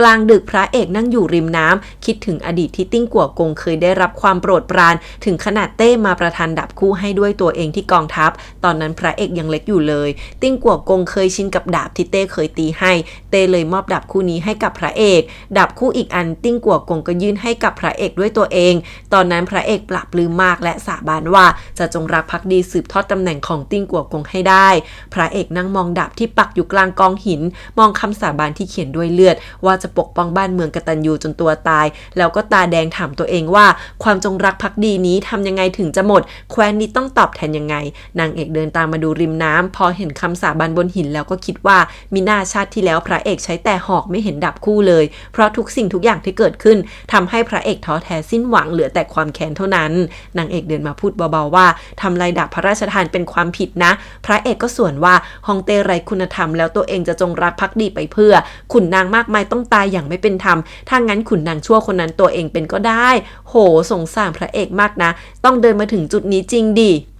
พระเอกเดินมายื่นจดหมายอนุญาตขึ้นเรือบอกให้นางเอกไปซะเพราะไม่อาจให้นางมาเกี่ยวข้องได้นางเอกรับมาแล้วก็พูดว่านับจากนี้เราอย่าพบกันอีกเลยแต่พอจากมาไม่นานนางเอกก็เห็นภาพที่พระเอกช่วยชีวิตตัวเองไว้ชาติที่แล้วรวมทั้งความรันทดเศร้าเสียใจที่แบกความแค้นเรื่องติ้งกัวกงไว้จนตายก็ยังปล่อยวางไม่ได้จนสุดท้ายนางเอกก็หันกลับมามองด้วยสายตาเป็นห่วงนางเอกทนไม่ไหวหันมาบอกว่าพระเอกสู้ติ้งกัวกงไม่ได้เลยไม่เอาจงรักภักดีแล้วก็ไม่กตัญญูอีกก่อนจะจุดเรือกระดาษไว้อาลัยให้ติ้งกัวกงพระเอกใส่ตาเสียใจถามว่าเต้เป็นแบบนี้แล้วจะไม่ให้ตัวเองคิดเปลี่ยนราชวงศ์ได้หรอนางเอกหันมาบอกว่าถ้าเต้อยากลงดาบจริงก็คงไม่ปล่อยสกุลเจียงไปง่ายๆแบบนี้แปลว่าเต้ต้องมีเรื่องราวในใจจนจำต้องปิดคดีไปแบบนั้นพระเอกอยู่ชายแดนมานานเรื่องในราชสำนักก็ไม่ค่อยรู้แล้วจะพลิกคดีได้ยังไงพระเอกก็เหมือนดาบแหลมคมที่ใครๆก็มองเห็นคมดาบแต่มีเพียงดาบในฝักเท่านั้นแหละถึงจะมองเห็นความจริงของเรื่องราวได้ตอนนั้นเองก็มีเรือกระดาษลอยตามน้ำมานับร้อยเพราะในใจชาวบ้านฝูถิงก็มีติ้งกัวกงอยู่นางเอกบอกว่าต่อไปพระเอกมีชีวิตก็เท่ากับใช้ชีวิตเพื่อติ้งกัวกงด้วยแล้วเดินจากไปโหนางเอกพูดดีมากพระเอกนั่งอยู่ที่นี่จนเช้าเฉินเจียก็เข้ามารายงานว่าสายสืบบอกว่าเต้นอนไม่หลับกลางคืนยังมองแต่ไม้เรียวนั้นแสดงว่าที่นางเอกพูดถูกทั้งหมดเลยเฉินเจียยังบอกว่าสำหรับเต้กระดานหมากก็คือแผ่นดินที่ใหญ่เกินไปบางทีก็ต้องสละเบี้ยรักษาเมืองพระเอกยังคิดว่าหรือเต้ทำเพื่อไทจือหรือว่าองค์ชายคนอื่นกันแน่พอดีลู่หมิงลู่เจิงมาแจ้งว่าที่ค่ายเกิดเรื่องแล้วพระเอกเลยชักดาบคู่ออกมาแล้วกลับไปดูที่ค่ายทหารทุกคนกำลังเลือดร้อนโวยวายว่าจะไปแก้แค้นให้ติ้งกัวกงพระเอกที่มาในชุดธรรมดาปรามทุกคนที่ยังเรียกพระเอกว่าแม่ทัพกันทั้งนั้นพระเอกประกาศเสียงเข้มว่าถ้ายังเห็นตัวเองเป็นแม่ทัพก็ให้ฟังคำสั่งยุบกองทัพเดี๋ยวนี้แต่เรียกแม่ทัพในกองชั้นนำเข้าไปคุยด้วยพระเอกประกาศว่าจะกลับไปราชสำนักนับแต่นี้ทุกคนเป็นได้แค่ทหารลับแต่ทหารทุกนายดีใจมากพระเอกเอาเหล้ามาให้ทุกคนสาบานด้วยกันแล้วก็เลือกมือดี500คนแอบตามเข้าเมืองส่วนที่เหลือให้แอบสะสมกำลังซ่อนความแข็งแกร่งไว้เพื่อรอปะทุในวันข้างหน้าโอ้โหทุกคนฮึกเหิมมากส่วนที่สกุลเหมียวก็เจอชาวบ้านบุกมาขโมยข้าวของเอาไปใช้หนี้นางเอกกับหยวนทงมาควบคุมสถานการณ์นางเอกถึงกับเอากำไรหยกของแม่มาวางเป็นประกันแล้วก็พูดจนชาวบ้านจำใจต้องยอมลงชื่อทำตามคำประกันไว้แล้วกลับมาเอาเงินในอีก10 วันข้างหน้าอันสู้ทั้งเสียใจทั้งซึ้งเพราะนี่คือของต่างหน้าของแม่แต่นางเอกบอกน้องว่าถ้าแม่รู้ว่าวันนี้กำไรช่วยชีวิตสกุลเหมียวไว้ได้คงดีใจมากดึกคืนนั้นหยวนทงมาไล่เลียงเอากับพี่ชายอันสู้ที่ทำการค้างโง่ๆไปไม่น้อยพ่อก็เข้าข้างลูกชายส่วนแม่ก็เข้าข้างลูกสาวอันสู้พูดเสียงเรียบว่าให้เอาสินสอดนางมาชดใช้แต่นางเอกเดินมาเสียงแข็งบอกว่านางไม่ยินยอมส่วนที่สกุลโตบ้านนางเอกโตซื้อซูวางหมากเรื่องงานแต่งของนางเอกว่าไม่เหมาะไปดองกับสกุลอูอีกแล้วเพราะไม่นานใต้เท้าอูก็จะหมดอำนาจสั่งให้พ่อนางเอกไปให้หวังอิงเสวียจัดการเชื่อมไมตรีกับสกุลเว่ยแทนซะอ้าว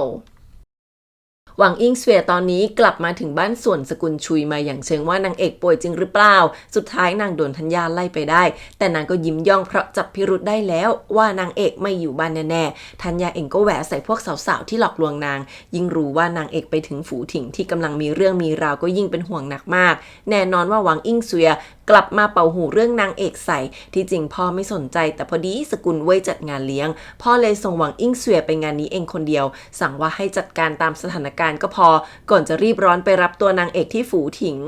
คืนนั้นนางเอกช่วยอันสู้ออกไอเดียให้ปลูกมันเพราะในเรือทุกอย่างเสียหายหมดมีแต่พวกมันเนี่ยที่รอดมาได้นางเอกเป็นคนออกทุนให้ด้วยซ้ำอันสู้ก็เก่งนะนางเอกเนี่ยนิดเดียวก็คิดวิธีปลูกมันทำเงินออกมาได้แล้วหยวนทงเข้ามาล้อสองสาวเล่นกับนางเอกน่ารักมากแต่เจ้าตัวเอาใบซื้อเรือจากกรมโยธาธิการมาให้หยวนทงไปเสนอว่าให้ไต้เถามู่ชานรองเจ้ากรมโยธาจากทางการซื้อเรือสกุลเหมียวแล้วไปค้าขายทางทะเลเองซะเลยที่จริงนี่ก็ได้นางเอกช่วยออกหน้าเชิญมู่ชานมาด้วยนะอันสู้ซึ้งมากแต่นางเอกบอกว่าพวกเราไม่ต้องขอบคุณกันแล้วอันสู้ยิ้มเศร้าบอกนางเอกว่านางคงไม่กลับไปด้วย ด้วยนางต้องโตและช่วยดูแลกิจการที่บ้านได้แล้วคืนนั้นทั้ง3คนดื่มแล้วก็อวยพรให้แก่กัน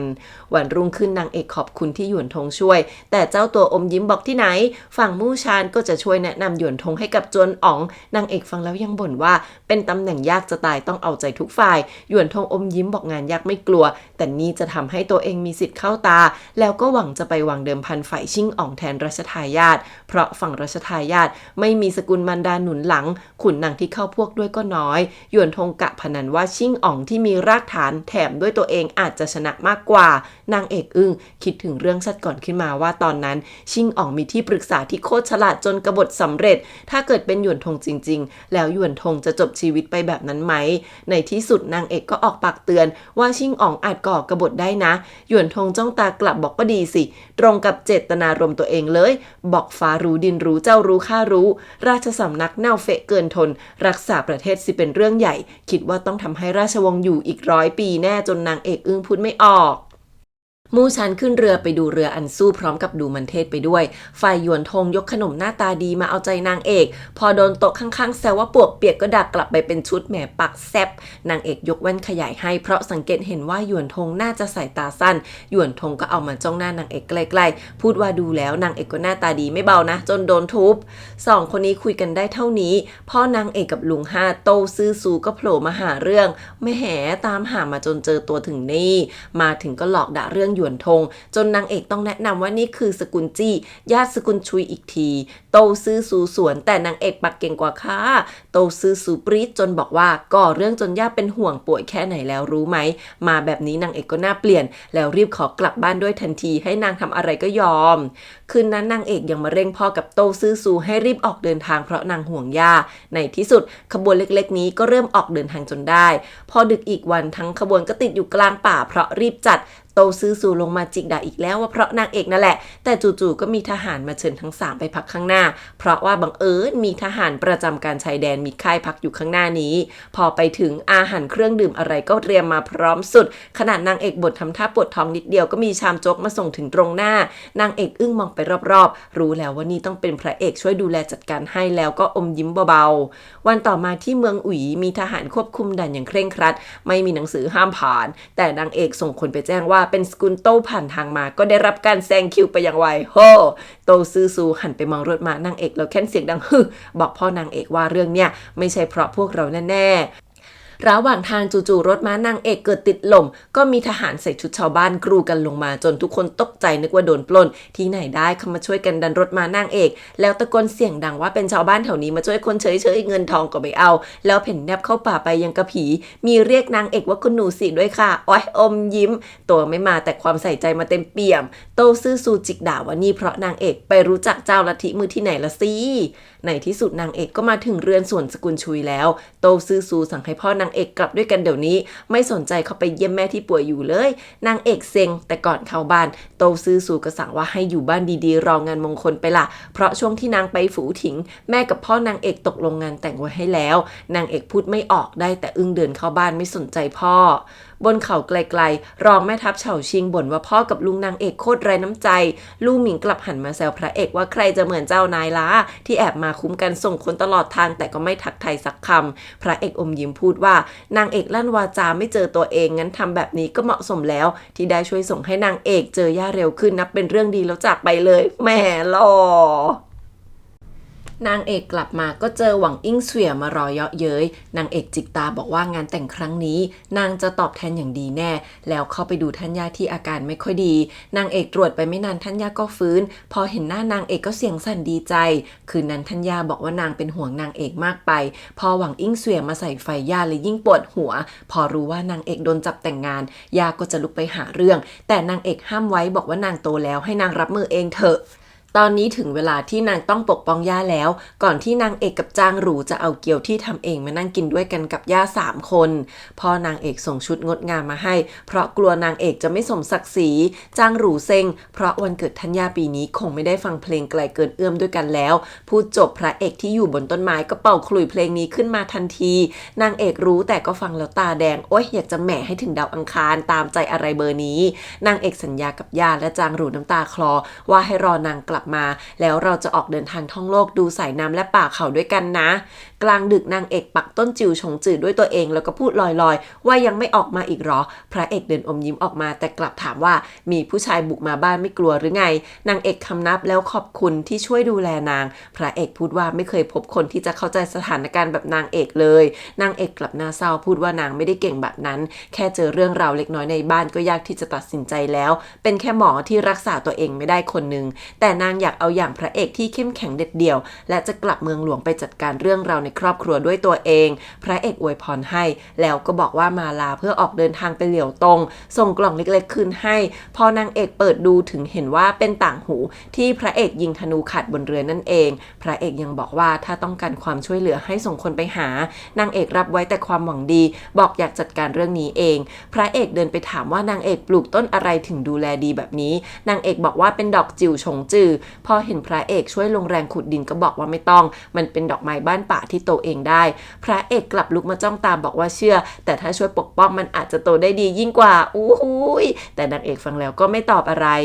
อาจารย์เฉินอยู่ที่บ้านพระเอกกลับเห็นว่าพ่อพระเอกเหมือนมีรับลมคมในแปลกๆเรื่องยาของแม่ส่วนนางเอกกลับบ้านมาพร้อมพ่อโดยที่หวังอิ่งเสวียไม่คาดคิดชีตีหน้าทำเป็นคนดีแต่พ่อกลับดีใจมากไม่นานหวังอิ่งเสวียก็วางมาใส่นางเอกเพิ่งกลับมาก็ถูกสั่งคัดตำราทุกวันจนสู้หลานซูซินบ่นยับ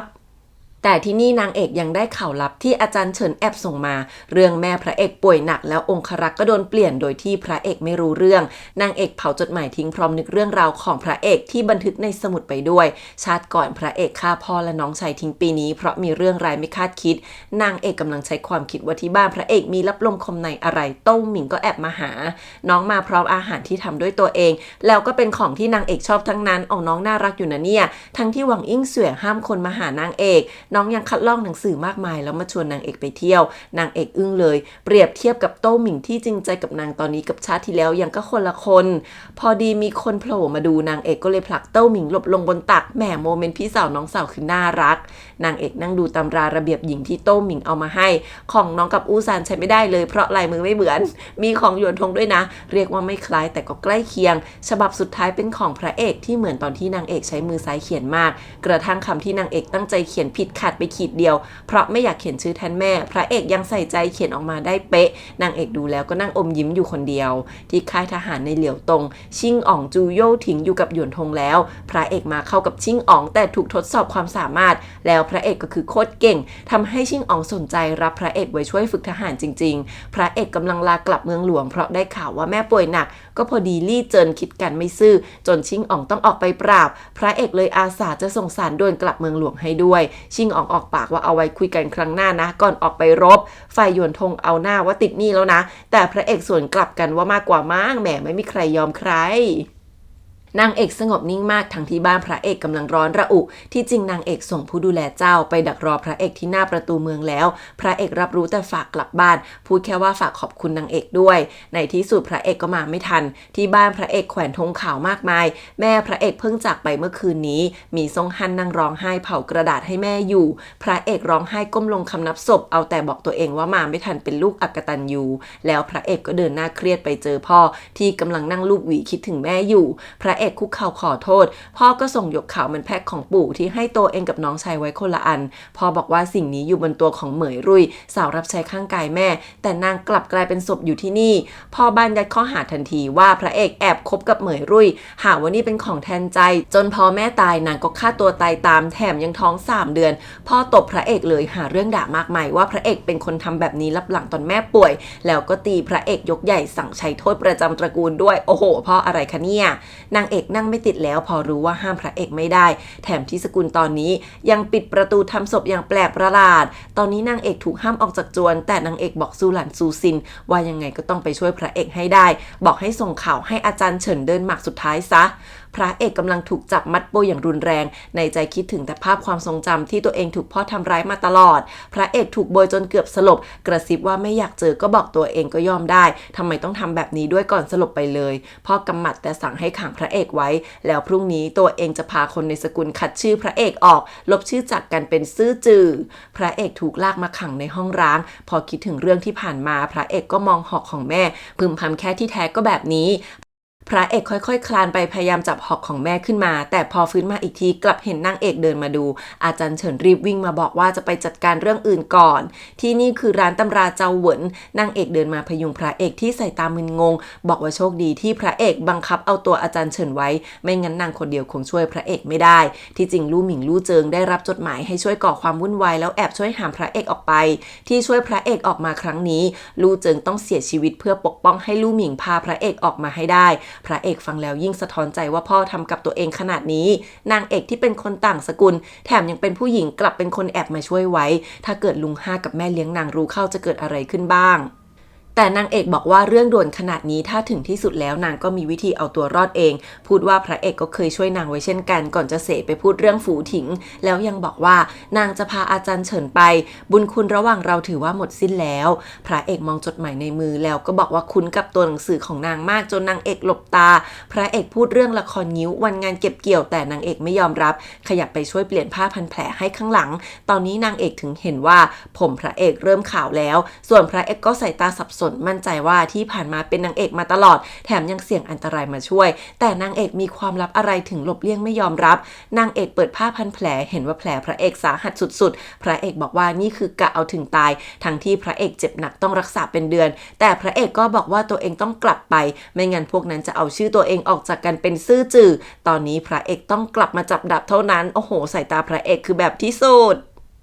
นางเอกฟังแค่นี้ก็ลุกมาหยิบยาให้กระปุกหนึ่งบอกว่าคิดแล้วว่าพระเอกต้องตัดสินใจแบบนี้ยาเนี่ยช่วยให้พระเอกดึงพลังออกมาใช้ได้แค่ชั่วคราวแต่มันเทียบเท่าสูญเสียกำลังภายในไป30เท่าบาดแผลสะสมเลือดข้างและจะเจ็บปวดไปตลอดชีวิตถ้าหากว่าเชื่อนางพระเอกก็สวนทันทีว่าเชื่อบอกว่าจัดการพวกนี้ใช้กำลังแค่70ก็พอแล้วก็หยิบยาใส่ปากเลยพระเอกพูดถึงละครนิ้วเรื่องที่ดูด้วยกันหันมาจ้องหน้านางเอกสายตาอ้อนวอนมากพูดว่าจำได้หมดว่าหญิงสาวในหน้ากากจิ้งจอกพูดว่าอะไรบ้างแต่นางเอกตาเศร้าบอกเรื่องราวในอดีตไม่ว่าจะเชื่อหรือไม่จริงเท็จเพียงใดก็ไม่สำคัญทั้งนั้นพระเอกจับหน้านางเอกมาพลิกดูที่หลังหูแต่นางเอกกลับไม่มีปานแดง3จุดเหมือนสตรีในฝันจนพระเอกเผลอพูดว่าเป็นไปได้ยังไงหรือว่านางเอกจะไม่ใช่จริงๆนางเอกรีบลุกหนีบอกว่าเรื่องด่วนตอนนี้ยังมีเรื่องอื่นพระเอกทิ้งไว้ก่อนเถอะแล้วก็ออกไปเตรียมชุดให้คืนนั้นพ่อพระเอกเดือดจัดรีบสั่งให้ตามหาพระเอกแล้วดึงหน่วยกล้าตายกลับมาก่อนจะเปิดศาลบรรพชนฝ่ายพระเอกกำลังจะออกไปแล้วนางเอกก็ยืนถือเทียนมาถามว่ามั่นใจแล้วใช่ไหมพระเอกบอกว่าใช่ไม่ว่าทุกคนจะจารึกว่าเป็นคนทรยศเพียงใดขอแค่มีสักคนที่เข้าใจก็ไม่เสียแรงที่เกิดมานางเอกก็พูดเลยว่านางสัญญาว่าไม่ว่าจะเกิดอะไรขึ้นก็พร้อมสนับสนุนพระเอกยิ้มเบาๆพูดว่าแค่คำนี้ก็เพียงพอแล้วพระเอกเดินออกไปหน้ายังซีดอยู่เลยแต่เพิ่งรู้สึกว่าที่มือมีแป้งอยู่พอหันกลับไปนางเอกก็ไม่อยู่แล้วส่วนนางเอกกลับมานั่งเช็ดแป้งที่หลังใบหูออกคิดว่าสถานการณ์ยังไม่แน่นอนไม่อยากให้พระเอกต้องเสียสมาธิส่วนพระเอกก็ยิ่งมั่นใจว่านางเอกคือสตรีคนนั้นพระเอกตะโกนบอกว่าถ้าไม่ตายจะกลับมาหานางเอกแน่นอนก่อนจะหันหลังเดินไปอย่างมั่นคงพระเอกสวมชุดไว้อาลัยกลับมาที่จวนพร้อมกับทหารและดาบค่ะพวกที่จวนลึกลักรีบปิดประตูฝ่ายพระเอกก็บุกเลยแหมที่จวนก็มีทหารฝีมือดีเพียบนะพระเอกสู้แล้วก็สุดแต่ยังลุกมาบุกไม่ถอยพ่อพระเอกอยู่กับลุงใหญ่และอาสามในศาลบรรพชนโวยวายว่าพระเอกบุกมาฆ่าคนเฉาชิงเดินนิ่งๆมาบอกว่ามีโจรบุกจวนใครอยู่ในศาลรอดใครอยู่ข้างนอกตายพวกญาติโกลาหลมากแต่ศพที่ตายก็น่าไม่คุ้นจริงๆพระเอกบุกไปตามหาองครักษ์ส่วนตัวทั้งหมดที่ถูกจับไว้ลู่เจิงสภาพเย็นมากทุกคนไม่ยอมรับผิดในสิ่งที่ไม่ได้ก่อถึงขนาดยอมกัดนิ้วตัวเองทั้งหมดทิ้งพระเอกรีบมาช่วยลู่เจิงแต่ลู่เจิงเรียกลู่หมิงมาหาแล้วส่งขลุ่ยสัญญาณให้บอกว่าช่วยปกป้องพระเอกแทนพี่ด้วยก่อนจะหมดลมลู่หมิงเสียใจมากพระเอกยิ่งหนักเลยโอ้ยเศร้าพ่อพระเอกเห็นศพรายล้อมก็หัวเราะเหมือนคนบ้ารู้ว่าพระเอกไม่กล้าฆ่าตัวเองเพื่อก่อเรื่องหรอกพระเอกวิ่งมาช่วยซงฮั่นน้องชายถามถึงหยกห้อยเอวของน้องซงฮั่นรีบส่งให้ก่อนเล่าว่าหมัวข้างกายแม่ที่กลับบ้านไปก็ตายแล้วซงฮั่นยังลุกมาร้องไห้ขอร้องพระเอกว่าอย่าทำร้ายพ่อ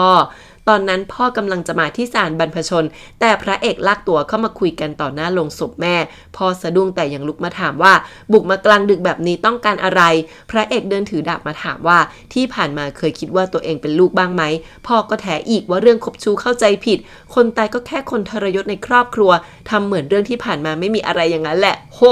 พ พระเอกยิ้มเย็นบอกขอบคุณมากที่ปล่อยวางความรู้สึกทั้งหมดพ่อลูกให้ตัวเองได้ก่อนจะเอาตะเกียงไม้ที่นางเอกเคยให้มายื่นต่อหน้าเพราะพ่อไม่เคยจุดตะเกียงนี้เลยสักครั้งพระเอกบอกว่าบุญคุณเลือดเนื้อเชื้อไขใช้ให้พ่อหมดแล้วต่อจากนี้ความสัมพันธ์ของเราขาดกันแล้วก็ฟาดตะเกียงทิ้งพูดว่าที่ยังพูดกับพ่ออย่างสงบได้ก็เพราะงานศพแม่และหลังจากนี้ตัวเองจะเป็นผู้นำพ่อลุกมาด่าว่าแกก็ต้องการตำแหน่งตัวนี้เพื่อตัวเองนั่นแหละพระเอกหันกลับมาบอกว่าตั้งแต่เข้ากองทัพก็ไม่เคยพึ่งที่นี่เลยแม้แต่น้อยหลังจากนี้จะไปอยู่ศาลาที่ปู่ทิ้งไว้เราสองคนไม่เกี่ยวข้องกันอีกแต่ขู่ว่างานศพแม่พ่อต้องทำหน้าที่สามีอย่างถึงที่สุดเพื่อเกียรติของแม่พอพระเอกจากไปพ่อก็คว้าตะเกียงมาดูแล้วหัวเราะเยาะทิ้งลงไปในกองไฟทันทีคืนนั้นนางเอกสั่งให้สู้หลานเผาผ้าพันแผลทิ้งให้หมดเช่นกัน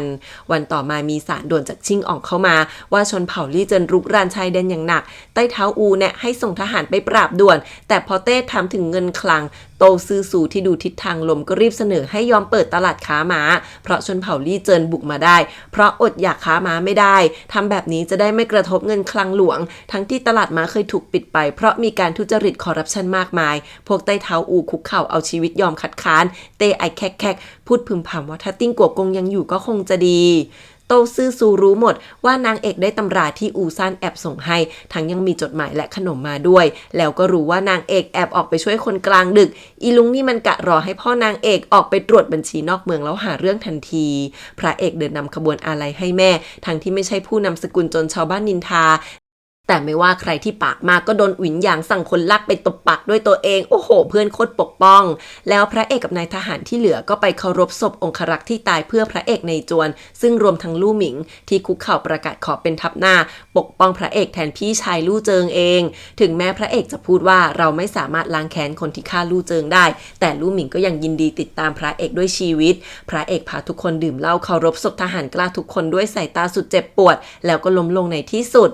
นางเอกได้รับข่าวแล้วว่าพระเอกรักษาตำแหน่งซื่อจื่อไว้ได้แต่น่าเสียดายที่ลู่เจิงสละชีวิตแล้วนางเอกก็คิดถึงชาติก่อนที่ลู่เจิงยังมีชีวิตอยู่เคียงข้างพระเอกตอนนั้นมีคนมาเรียกนางเอกไปศาลบรรพชนนางเอกรีบเผาจดหมายแล้วก็เดินเข้ามาโตซื่อซูกับหวังอิงเสวียเรียกนางเอกมาหาเรื่องทันทีเอาเสื้อเปื้อนเลือดออกมาจนสู้หลานเผลอทักแหมยัดข้อหาคบชู้สู่ชายสั่งให้ใช้กฎตระกูลลงโทษอีลุงโตซื่อซูเห็นว่าควบคุมนางเอกไม่ได้เลยกะทำลายหมากตัวนี้ทิ้งซะแถมยังส่งคนไปบอกอูซ่านอีกเพราะรู้ว่าชายหนุ่มหลงรักนางเอกแหมเร็วจริง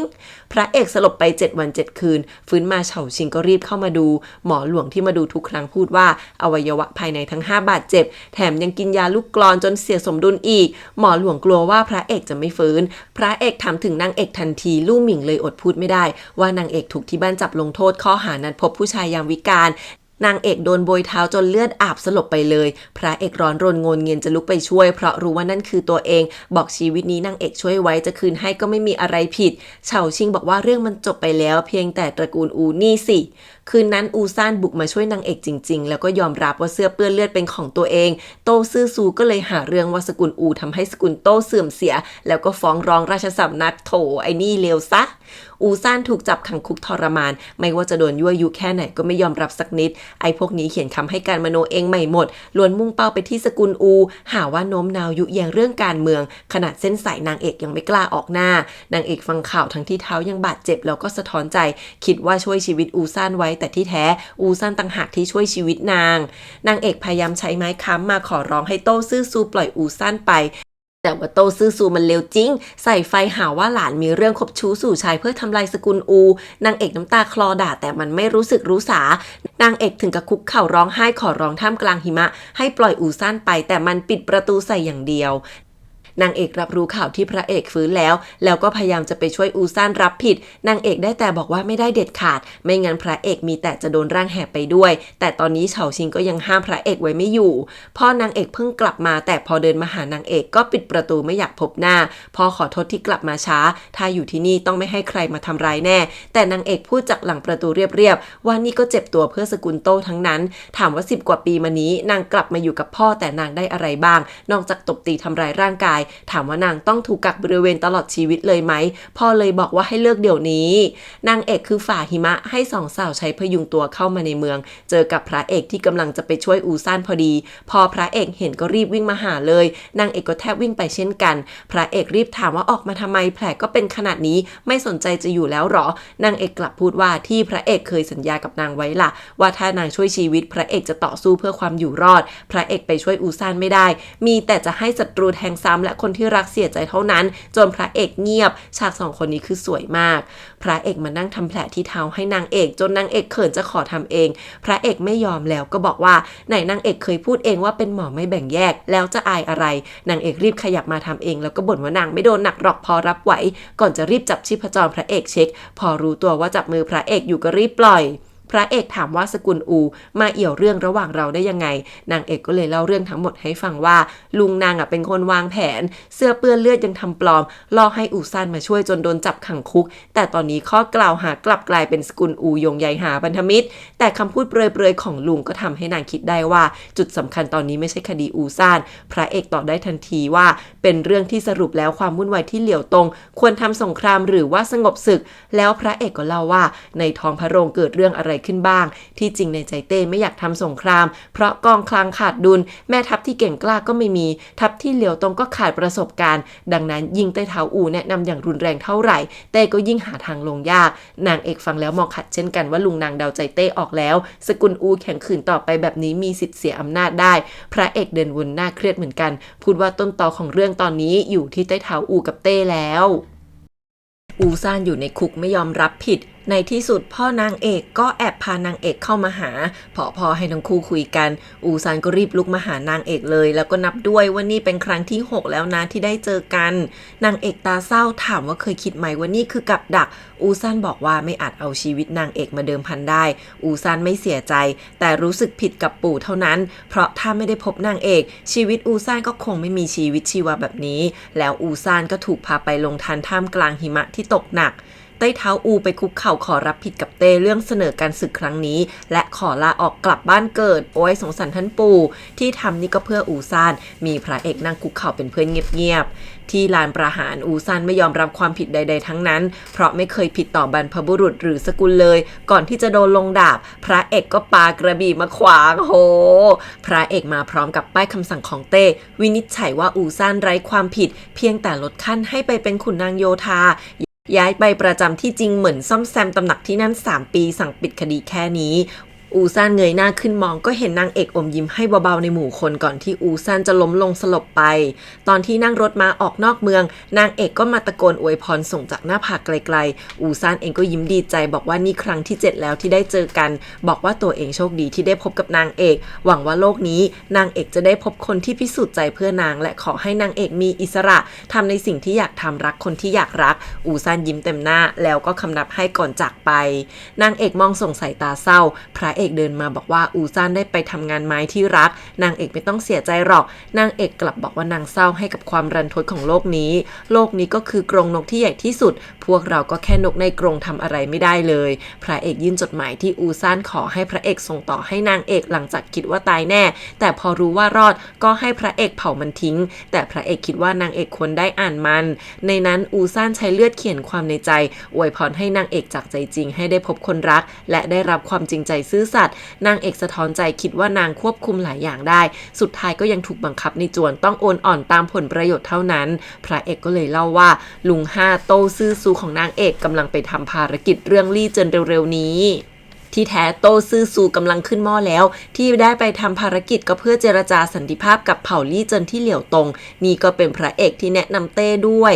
โตซื่อซูยังยิ้มมุมปากชมว่าพระเอกรู้จักพลิกแพลงกลยุทธ์ปรับตัวเป็นเลิศไต้เท้าอูก็ต้องคำนับไว้หน้าให้มันด้วยพระเอกหันมาพูดว่าจะอิสรภาพหรือความยุติธรรมก็ต้องต่อสู้ให้ได้มาแล้วถามว่านางเอกจะหยุดตรงนี้หรือเดินขึ้นเขาต่อนางเอกยิ้มพูดว่านางขึ้นเขาแน่พระเอกก็ขำแล้วก็รีบเดินตามบอกว่าจะไปเป็นเพื่อน2 คนนี้เขาผลัดกันปลอบใจเนาะ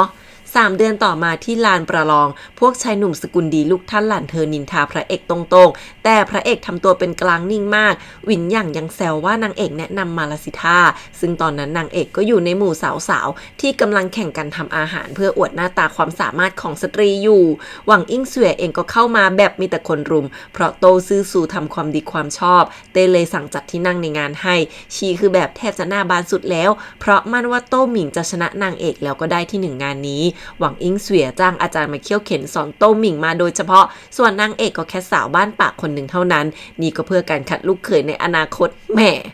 จางกงจู่ซูเต๋อมาร่วมงานนี้ด้วยพวกแม่ๆเลยรีบออกไปรับหน้าส่วนโต้หมิงถูกพวกสาวๆสกุลอื่นแกล้งเดินตัดหน้าจนอาหารร่วงถูกตัดสิทธิ์เพราะพวกนั้นหงุดหงิดที่สกุลโต้ทำให้อูซ่านถูกลดขั้นไปทำงานนอกเมืองโต้หมิงเสียใจก้มหน้างุดเดินหนีไปเลยส่วนนางเอกก็ถูกแซะว่าทำแค่อาหารจานผักง่ายๆจะไปเข้าตาราชวงศ์ได้ยังไงนางเอกไม่สนพูดแค่ว่าวันนี้อากาศแห้งนางทำขนมมันฝรั่งบดหอมหวานเอาไว้แต่นางใช้มันฝรั่งนำเข้าจากต่างประเทศส่วนเหมือนกันว่าพวกนางคงไม่รู้จักละสิพวกนั้นคิดเล่นสกปรกกะแกล้งนางเอกอีกคนแต่ลูกสาวเก่งกว่าค่ะหมุนตัวพลิ้วจนพวกนางเป็นฝ่ายพลาดทำอาหารร่วงตกรอบไปเองนางเอกยังหันกลับมายักไหล่ใส่ด้วยสมน้ำหน้าตอนที่พวกสาวๆกำลังจะเริ่มแข่งจัดดอกไม้พวกหนุ่มๆก็ได้รับการประกาศให้เริ่มล่าสัตว์ได้เพราะเต้เพิ่งยิงธนูล่าหมีดำได้มาทุกคนขี่ม้าออกไปแล้วมีแต่เว่ยถิงหวีที่วุ่นวายถูกม้าดิดจนสับสนไปหมดนางเอกยังแกล้งตะโกนให้กำลังใจจนม้าเตลิดไปอีกพระเอกชะงักมองหน้านางเอกนิดนึงส่วนนางเอกพอเห็นก็คำนับให้นิดเดียวแล้วเดินหนีแต่ก็ไม่พ้นสายตาจ่างกงจู่ที่สนใจทันทีว่านางเอกเป็นใครผ่านไปสักพักพระเอกกับซงฮันยังล่าสัตว์ไม่ได้ตงฉีซื่อจืออีกสกุลที่แพ้พระเอกมาตลอดก็ขี่ม้าเข้ามาเยาะเย้ยด่าว่าไม่ต้องอวดดีเพราะสกุลเจียงล้มสลายไปแล้วหรอกซงฮันโมโหแทนแต่พระเอกปรามว่าอย่าไปยุ่งกับพวกนั้นแล้วก็บอกว่าจะรักษาหน้าแทนพี่ชายให้เองงานนี้สรุปว่ารายงานทดสอบมารยาทสตรีนางเอกได้ที่1ไปครองเว่ยถิงเจินหงุดหงิดสุดหวังอิงเสวยยิ่งปรี๊ดมากแต่เว่ยถิงเจินยังหาเรื่องนางเอกจนได้ที่ไปลงพนันการล่าสัตว์หาว่าเป็นเรื่องของพวกหนุ่มๆเขาจะตัดสิทธิ์นางทิ้งนางเอกลุกมาสวนว่าทำไมผู้ชายทำได้แล้วนางจะทำไม่ได้ล่ะเว่ยถิงเจินเสยยิ้มกะเล่นงานแล้วแต่จ่างกงจู่เดินเข้ามาถามเลยว่ามีกฎห้ามพนันเพื่อริบตำแหน่งตั้งกับเมื่อไหร่เว่ยถิงเจินออมแอมบอกว่าไร้มารยาทที่ไหนได้จ่างกงจู่สมัยอายุเท่านางเอกก็ขี่มาแล้วเหมือนกันพอโดนถามว่านี่ก็จะว่านางไร้มารยาทเช่นกันสินะเว่ยถิงเจินได้แต่หมอบสาวๆทุกคนก็ลุกไปคุกเข่าด้วยแต่จ่างกงจู่เดินมาพยุงข้อศอกนางเอกให้ลุกขึ้นเบาๆเว่ยถิงอุ๋ยไม่กล้ายิงกระต่ายน้อยตัวขาวน่ารักโตหมิงมาเห็นก็เอ็นดูกระต่ายไปด้วยกลายเป็นว่า2 คนนี้มีโมเมนต์น่ารักกันไปซะอย่างนั้นจ่างกงจู่ชื่นชมนางเอกที่มีความสามารถแล้วก็กล้าลุกขึ้นสู้นางเอกอมยิ้มแล้วบอกว่านางชื่นชมมารยาทสตรีที่ทำอาหารจัดดอกไม้ชงชาแต่ก็อดคิดไม่ได้ว่าผู้หญิงในโลกเนี่ยไม่ควรมีวิธีการดำเนินชีวิตแบบเดียวพวกเราควรมีเส้นทางหลากหลายเพื่อใช้ชีวิตที่ดีด้วยตัวเองให้ได้จ่างกงจู่ยังอดชมไม่ได้ว่านางเอกพูดได้ดีมากพอดีกงประกาศยุติการล่าสัตว์จ่างกงจู่ถามนางเอกว่าใครจะล่าได้มากที่สุดนางเอกก็ตอบทันทีว่าต่งฉีจนจ่างกงจู่เอ่ยถึงพระเอกขึ้นมานางเอกก็บอกว่านางแค่ไทยอันดับผลการแข่งไม่ได้แปลว่าความสามารถจะดีที่สุดพระเอกก็เข้าใจเรื่องนี้ดีจนจ่างกงจู่พูดว่าเห็นพระเอกดื้อรั้นมาตั้งแต่เล็กไม่คิดเลยว่าวันหนึ่งจะมีคนคุมพระเอกได้ของอย่างหนึ่งก็จะพิชิตอีกอย่างได้จริงสินะแล้วเดินอมยิ้มจากไปนางเอกได้แต่ก้มหน้าอมยิ้มนิดเดียวผลสรุปคือพระเอกล่าได้งูพิษจนเต้ถามว่านี่มันไม่อยู่ในรายการล่าสัตว์ปะพระเอกก็บอกว่าเต้ล่าได้หมีดำถึงจะเป็นของดุร้ายแต่ไม่เคยทำร้ายใครก่อนนี่ก็เหมือนเต้ที่มีเมตตาแต่หมีดำมักถูกงูพิษทำร้ายพระเอกพร้อมจะปกป้องราชวงศ์เพื่อรักษาความเจริญรุ่งเรืองโปร่งใสสืบไปโอ้พูดจนเต้คิดถึงติ้งกัวกงขึ้นมาอีกครั้งน้ำตาคลอเลยพอพระเอกลุกขึ้นมาด่าลูกชายแต่เต้หันมาถามเสียงเย็นว่าแกเป็นสามีกับพ่อที่ดีได้แล้วยัง20 ปีก่อนในงานล่าสัตว์เต้มอบสมรสพระราชทานให้พ่อกับแม่พระเอกคิดว่าเรื่องสมมมในจวนเต้จะไม่รู้หรือพูดถึงตรงนี้ทุกคนก็ลงไปคุกเข่ากันหมดเต้เดินไปพยุงพระเอกขึ้นแล้วก็สวมเสื้อคลุมให้ด้วยตัวเองบอกว่าถ้าไม่ใช่ถูกพ่อสั่งโบยจะอ่อนแอแบบวันนี้ได้ยังไงอีพ่อได้แต่ตาเหลือกแล้วเต้ปลอบว่าเข้าใจจิตใจพระเอกทุกอย่างให้งดเว้นการไว้ทุกข์และให้เป็นรองผู้บัญชาการองครักษ์จินอู่ทันทีทรงฮันทีลาสัตว์ได้พอๆกับตงฉีเต้ก็ให้รางวัลเป็นตำแหน่งทหารม้าจ่างกงจู่หันไปสบตากับนางเอกที่อยู่ข้างล่างทันทีวังหยวนกงเข้ามา ารายงานว่าโต้ซื่อซูกลับมาแล้วและไทจือกำลังสอบถามเรื่องการเปิดตลาดม้าที่เหลี่ยวตงอยู่แต่ก็สั่งให้พระเอกกับจ่างกงจู่ตามไปด้วยกันพระเอกสบตานางเอกนิดเดียวก่อนเดินออกไปจ่างกงจู่ที่เดินรังท้ายกลับอมยิ้มแล้วก็พานางเอกตามไปด้วยเต้เดินเข้ามาก็ได้ยินโต้ซื่อซูกับไต้เท้าหวังกำลังเถียงกันหนักหน่วงเรื่องเปิดตลาดหรือสะสมกองกำลังทหารพอไทจือเห็นสายตาเต้เลยให้กรมคลังออกมารายงานเต้สั่งให้ไทจือออกความเห็นแต่ไทจือก็บอกว่าเงินไม่เพียงพอเต้หันไปถามจ่างกงจู่บ้างนางก็บอกเรื่องการทหารนางไม่รู้แต่การค้าก็ต้องดูนางเอกที่นอกจากจะได้ตำแหน่งมารยาทสตรีอันดับหนึ่งยังสามารถทำเงินจากการพนันงานล่าสัตว์มาได้ไม่น้อยเต้เรียกนางเอกเข้าพบถามว่าชนะได้ยังไงโตซื่อซูรีบคุกเข่าขอโทษส่วนนางเอกก็บอกว่านางแค่ปลุกปั่นกระแสความนิยมจนทุกคนลงข้างตงฉีส่วนนางลงข้างพระเอกก็เลยชนะพระเอกฟังแล้วก็แอบขำพ่อกับลุงรีบขออภัยที่นางเอกไร้มารยาทแต่เต้กลับหัวเราะแล้วบอกว่าแต่ก่อนก็มีการพนันมาตลอดแล้วเงินหลังบ้านปกติไม่ใช่สาวๆดูแลหรือไงถึงมู่ชวนรองเจ้ากรมโยธาที่พูดถึงนางเอกด้วยแล้วเต้ก็เมตตามากถามว่านางเอกมีความคิดอะไรไหมนางเอกก็เลยเอามันเทศมาเสนอเมนูนางเอกออกมาเหมือนมันฝรั่งทอดแล้วนางเอกก็บอกว่าสิ่งนี้ทนทานมากสามารถทดแทนเสบียงได้ครึ่งนึงประหยัดเงินค่าเสบียงได้หลายแสนเต้ชอบใจมากบอกนี่ไงเงินที่หล่นจากฟ้าที่ไทจือถามถึงแล้วสั่งไปดำเนินงานทั้งเรื่องตลาดม้าและกองกำลังทหารทันทีเต้หันมาพยุงนางเอกถามว่าอยากได้รางวัลอะไรจ่างกงจู่ชงว่าพระเอกนางเอกได้ที่หนึ่งทั้งคู่แล้วก็ดูเหมาะสมพระเอกใส่ตาคาดหวังแล้วนะเต้ก็เห็นด้วยแต่นางเอกรีบบอกว่านางเก่งคำนวณแถมรู้วิธีปลูกมันเทศ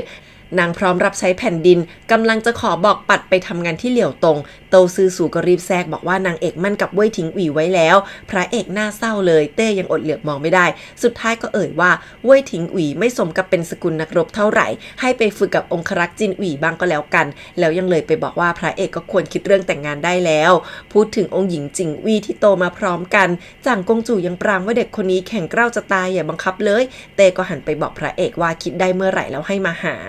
บ่ายนั้นพระเอกเดินมาหานางเอกชมว่าความรู้ความสามารถของนางวันนี้ไม่ด้อยกว่าพวกผู้ชายเลยแล้วยังบอกว่าโตซื่อสู่ใช้นางเอกเป็นหมากไม่สู้ออกมาเป็นฝ่ายรุกดีกว่าถ้างานแต่งนี้นางเอกกลัวทำลายหน้าตาก็จะช่วยถอนมันให้นางเอกปฏิเสธเบาๆว่านางจัดการเองได้แต่แล้วตอนนั้นก็มีพลุสัญญาณของสกุลเว่ยโผล่ขึ้นมาพร้อมกับที่นางเอกได้ข่าวเรื่องที่โต้หมิงหายตัวไปพระเอกจะหันไปสั่งเรียกคนให้ไปตามเว่ยถิงอีแต่นางเอกคิดได้ทันทีว่าน้องนางหายไปนานแบบนี้สงสัยทั้งคู่อยู่ด้วยกันแน่ๆนางเอกก็เลยรีบขอตามพระเอกไปด้วยคน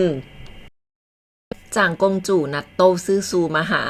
สองคนนี้เคยมีอดีตกันด้วยอะแต่โต้ซื่อซูบอกปัดหมดทุกอย่างนางเอกพระเอกขี่ม้ามาเจอเว่ยถิงอีกับโต้หมิงอยู่ด้วยกันจริงๆนางเอกเลยขอเข้าไปจัดการคนเดียว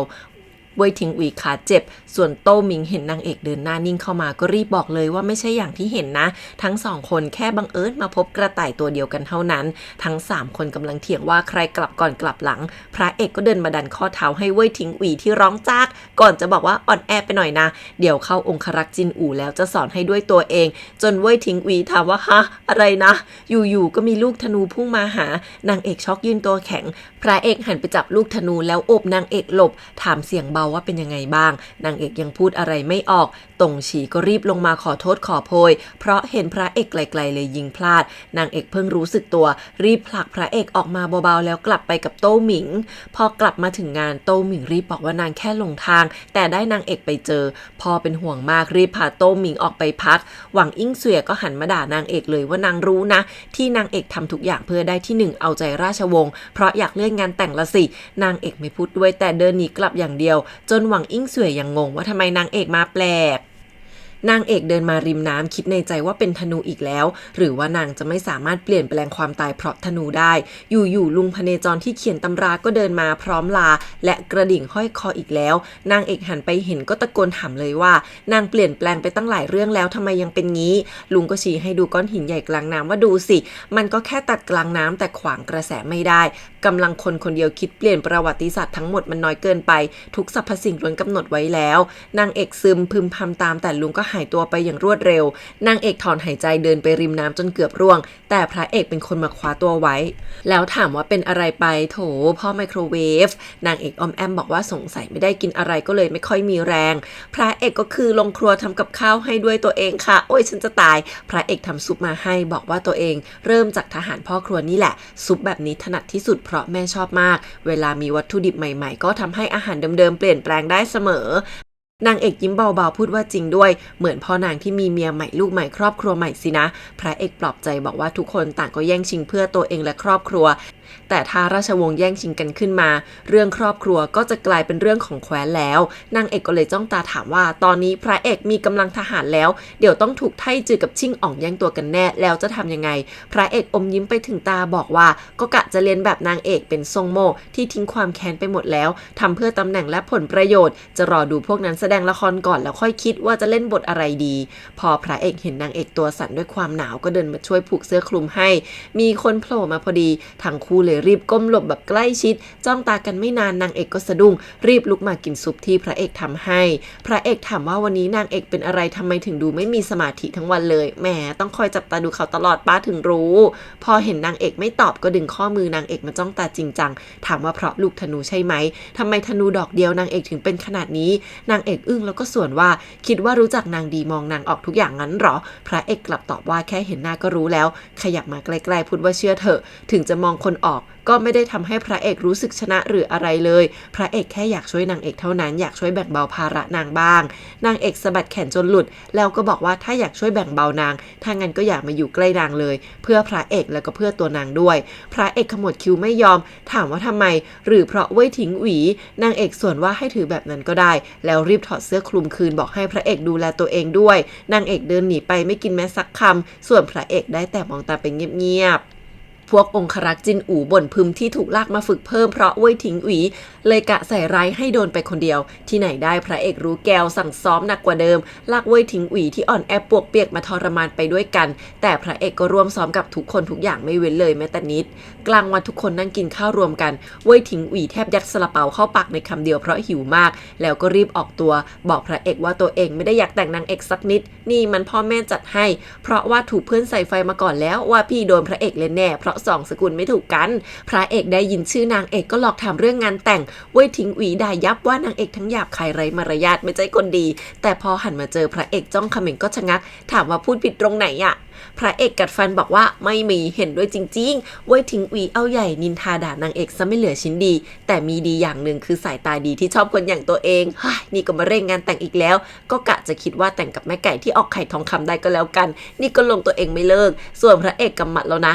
ก่อนจะลุกขึ้นมาลากคอเว่ยทิ้งหวีไปฝึกขี่ม้ายิงปืนแบบเข้มข้นกับตัวเองลูกน้องที่เหลือดูแบบแหยงๆบอกว่านี่มันระบายแค้นแล้วล่ะกลางดึกคืนนั้นนางเอกเจอโต้หมิงแอบนั่งดูภาพวาดกระต่ายพร้อมกับข้อความบอกรักจะไกลส่งมาโต้หมิงเห็นนางเอกจับได้ก็ตกใจยอมจะเผารูปนี้ทิ้งตามคำสั่งพี่แต่นางเอกห้ามไว้บอกว่าถ้าชอบก็เก็บไว้เหอะนางเอกแค่ลองใจเท่านั้นแล้วก็ประกาศชัดเจนว่าถึงนางจะมีสัญญามั่นหมายแต่จะไม่มีวันแต่งกับเว่ยทิ้งหวีแน่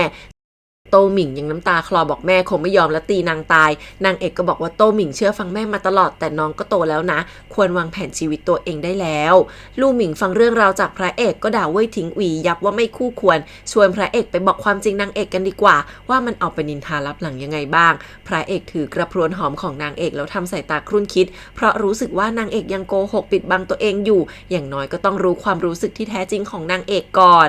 มีกงมาหาเพราะเว่ยทิ้งหวีส่งจดหมายร้องเรียนหาว่าพระเอกตั้งใจหาเรื่องฝึกหนักเกินไปแหมนี่มันปวกเปียกสิ้นดี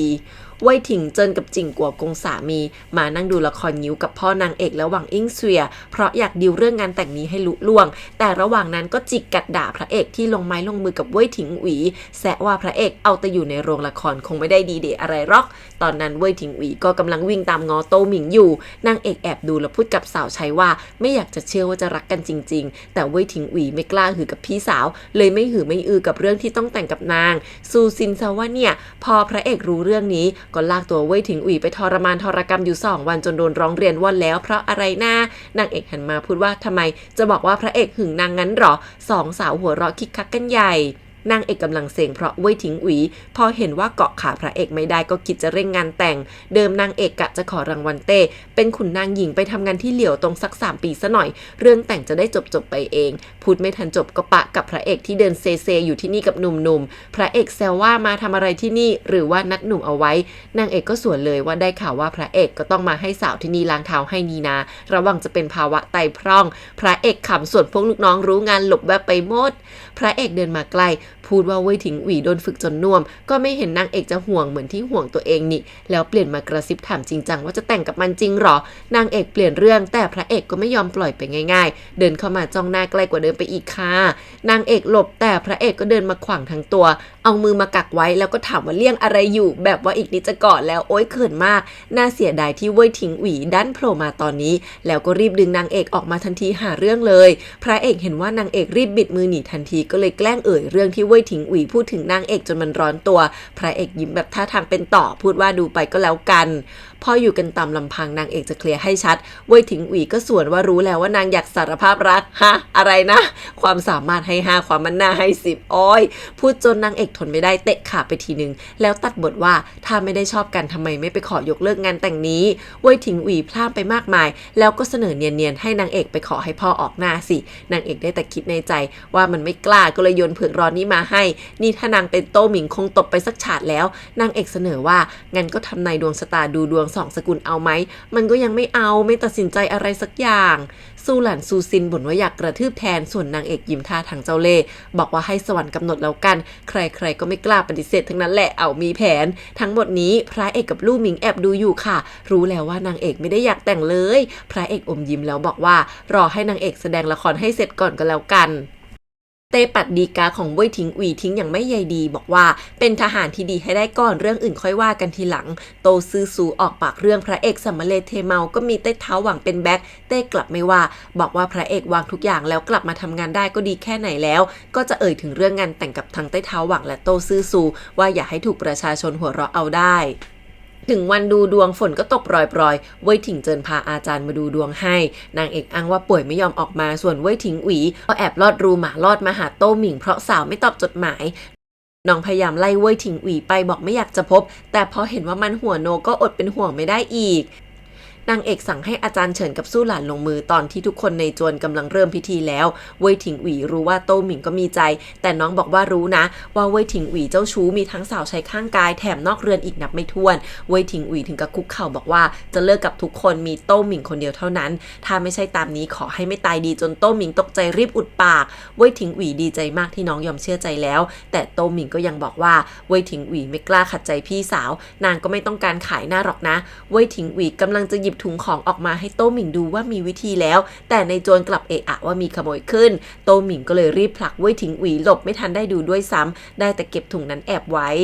นางเอกสบโอกาสแอบมาสับเปลี่ยนกระดองเต่าทำนายชื่อนางกับเว่ยถิงอุ๋ยทิ้งซะชีหวังอิงเสวียก็ขิงแก่พอกันค่ะรู้ว่านางเอกมีแผลเลยเตรียมของมาสลับคืนนางไม่ทันยิ้มย่องก็มีคนมาชีเลยรีบไปแอบโต้หมิงโผล่มาอีกคนแล้วเปลี่ยนกลับมาเป็นของตัวเองกับเว่ยถิงอุ๋ยอ้อยชีไม่รู้จะทำยังไงถึงกับใช้มือเปล่าหยิบกระดองสับเปลี่ยนทั้งที่ถูกลวกค่อยสม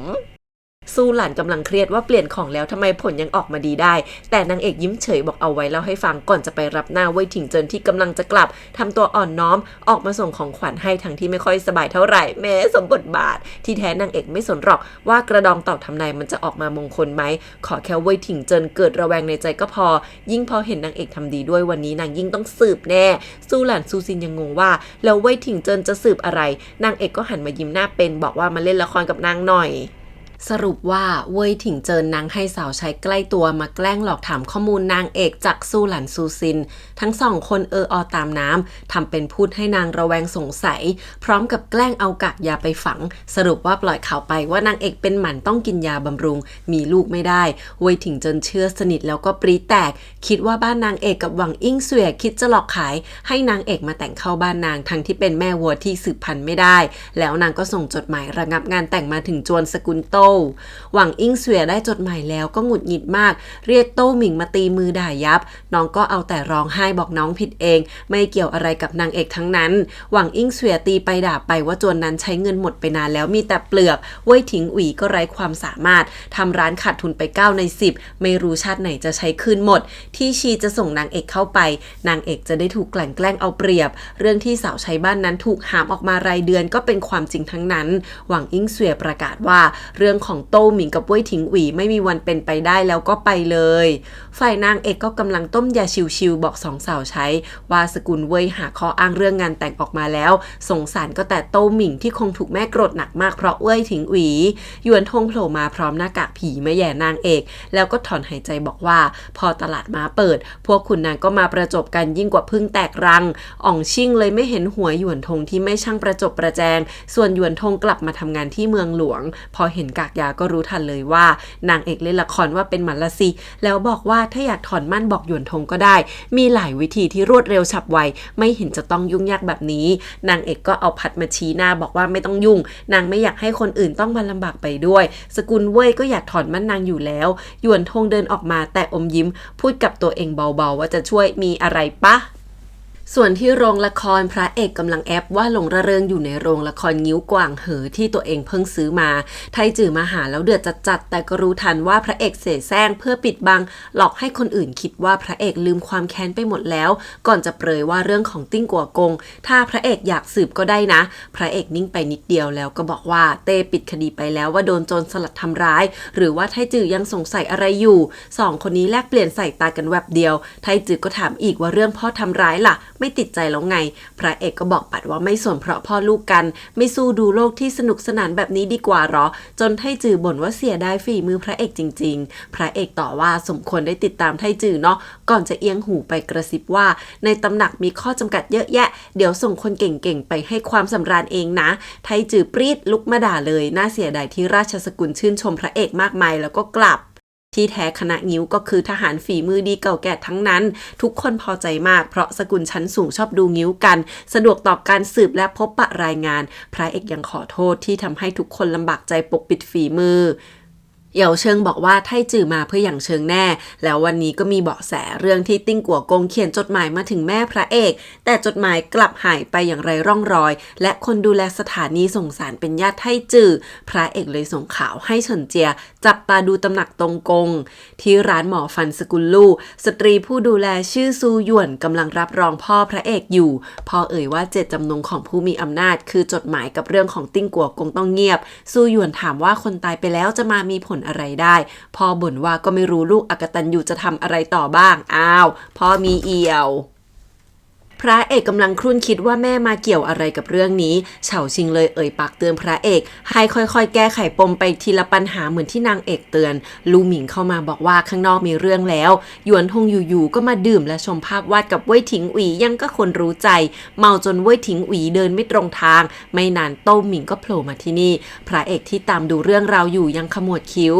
โต้หมิงแต่งกายเรียบง่ายแล้วถือจดหมายเหมือนเดินตามหาอะไรอยู่จนในที่สุดก็เข้าไปในห้องชั้นบนเว่ยถิงอุ๋ยฟื้นมาจากหลังเมาๆก็เห็นโต้หมิงนั่งอยู่ในห้องมันก็นึกว่าความฝันแต่โต้หมิงหันมางอแงว่าจะทำอะไรกันแน่นางมาตามจดหมายที่เว่ยถิงอุ๋ยฝากหยวนทงไปเรียกนางมานี่แต่พอเข้ามากลับถูกล็อกไว้ด้วยกันโดนลงมาทั้งคู่ค่ะอ้าวเว่ยถิงอุ๋ยตาสว่างแต่ก็รีบคุกเข่าบอกโต้หมิงว่าถึงจะเจ้าชู้แต่ไม่เคยคิดบังคับใครยิ่งกับคนที่ตัวเองรักยิ่งแล้วใหญ่แต่โต้หมิงบอกว่าชื่อเสียงสตรีสำคัญมากนางยอมตายดีกว่าเว่ยถิงอุ๋ยซึ้งที่โต้หมิงยอมมาหาตัวเองควักเอายาออกมาบอกว่ายอมตายไปพร้อมกันแถมยังจับมือน้องบอกว่าต่อให้ตายไปก็จะไม่เปลี่ยนใจจากนางแน่แม้สายตาก็รักมันอยู่นะโต้หมิงฟังแล้วก็ตัดผมมาปลอยนึงเว่ยถิงอุ๋ยก็ทำเช่นเดียวกันแล้วผูกปลอยผมทั้งคู่ไว้สาบานว่าจะไม่มีวันทรยศนางเด็ดขาดก่อนจะสวมกอดกันทั้งน้ำตาโอ้โห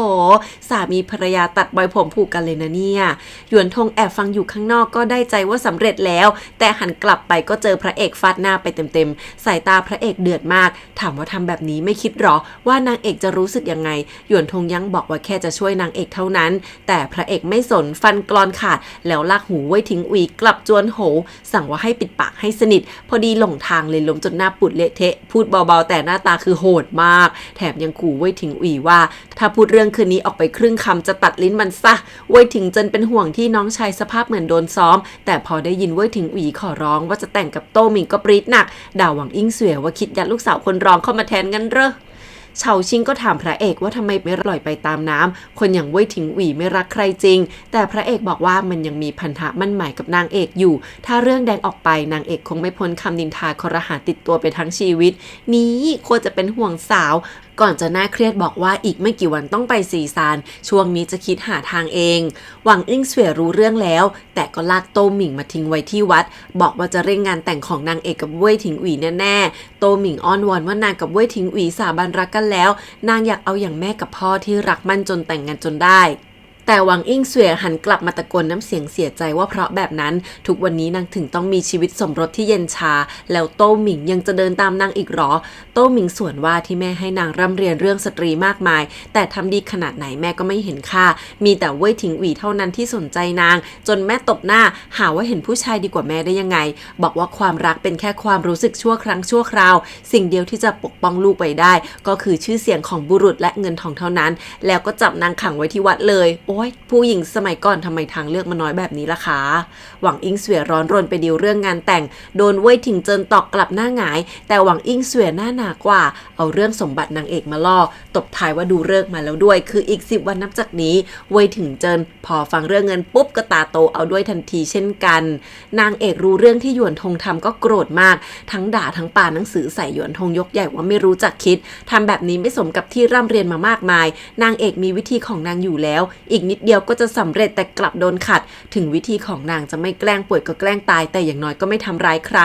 หยวนทงยังเถียงว่าวิธีตัวเองไวกว่านี่นาถ้าพระเอกไม่ขัดป่านนี้จบไปแล้วนางเอกถามว่าไม่คิดบ้างหรอว่านางต้องการอะไรกันแน่แต่หยวนทงส่วนว่าถ้าเกิดนางเอกแต่งกับมันไปจริงๆเรื่องพวกนี้รับรองว่ามันทำต่อหน้านางเอกแน่นอนเชื่อไหมล่ะนางเอกชะงักแล้วคิดถึงเรื่องเมื่อชาติที่แล้วทันทีหยวนทงก็บอกว่าถ้าไม่ทำแบบนี้ต่อไปก็มีแต่นางเอกที่ต้องเจ็บนี่ก็แค่ไม่อยากเห็นนางเอกต้องทนทุกข์นางเอกช้ำใจแต่ก็ไล่หยวนทงออกไปจากห้องบอกไม่อยากเจอหน้าคนที่วางแผนทำลายชื่อเสียงผู้อื่นแบบนี้อีกแล้วประกาศว่าจากนี้ต่างคนต่างเดินทางตัวเองจนหยวนทงโมโหตะโกนกลับไปว่าดีงั้นต่อไปถ้ามีเรื่องก็ไม่ต้องมาหาเราแล้วนะแต่พอเห็นวันที่นางเอกเคยให้ร่วงหล่นไว้ก็ใส่ตาเสียใจขึ้นมาโตหมิงแอบหนีกลับมาบ้านแล้วพยายามฆ่าตัวตายหวังอิงเสวยร้องไห้สงสารลูกบอกไม่มีผู้ชายคนไหนคุ้มค่ากับชีวิตหรอกแต่โตหมิงรักมั่นมากบอกนางยอมตายดีกว่าเพราะสาบานรักไว้แล้วหวังอิงเสวยกอดลูกสาวเอาไว้แต่สายตาคือใช้ความคิดสุดๆพระเอกที่ทำหน้าที่องครักษ์จินอู่เดินทางมาเรือนซีซานพร้อมเต้กับฮองเฮาแต่ระหว่างทางกลับตั้งใจเปลี่ยนเส้นทางไปอ้อมผ่านที่ดินในปกครองของสกุลเว่ยตอนแรกเต้ไม่พอใจหาว่าพระเอกใช้อำนาจในทางที่ผิดแต่พระเอกทำให้เต้กับฮองเฮาเห็นว่าสกุลเว่ยใช้อำนาจบีบบังคับชาวบ้านเพื่อรีดไถเงินมาจัดงานแต่งฮองเฮารับว่าจริงพระเอกพูดต่อว่าเว่ยถิงอุ๋ยไม่มีความสามารถไม่คู่ควรกับนางเอกเลยจนเต้เสียงเข้มบอกว่าพระเอกก็รู้ดีว่าเต้อยากให้แต่งกับองค์หญิงจิงวี่ที่พูดมานี่คืออยากแต่งกับนางเอกหรือไงแล้วลงโทษให้คุกเข่าอยู่นี่ไปทั้งคืนพระเอกยังพูดว่านางเอกพยายามล้มเลิกงานแต่งแล้วแต่ที่บ้านไม่มีใครฟังนางส่วนพระเอกก็ไม่เหลือคนที่บ้านให้ปกป้องมีแค่ความปรารถนาดีต่อคนที่ห่วงใยว่าจะมีความสุขสักครั้งเท่านั้นโดยที่ไม่ได้ทำลายราชสำนักหรือทำลายใครเลยเต้ฟังนะแต่ก็ยังหันหลังเดินหนี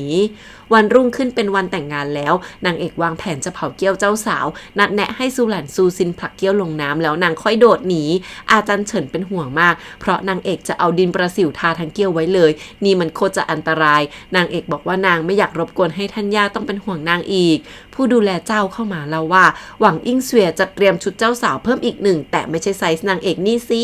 นางเอกฟังแล้วก็ใส่ตาเปลี่ยนเลยค่ะหวังอิงเสวยเอามงกุฎออกเรือนมาสวมให้โต้หมิงนี่คือเกียรติยศที่นางไม่เคยได้รับแล้วนางก็สวมให้ลูกสาวพร้อมกับร้องไห้อวยพรให้โต้หมิงน้ำตาคลอถามว่าแม่อยากให้นางแต่งแทนออกไปจริงหรอหวังอิงเสวยก็บอกว่าโต้หมิงเป็นชีวิตของแม่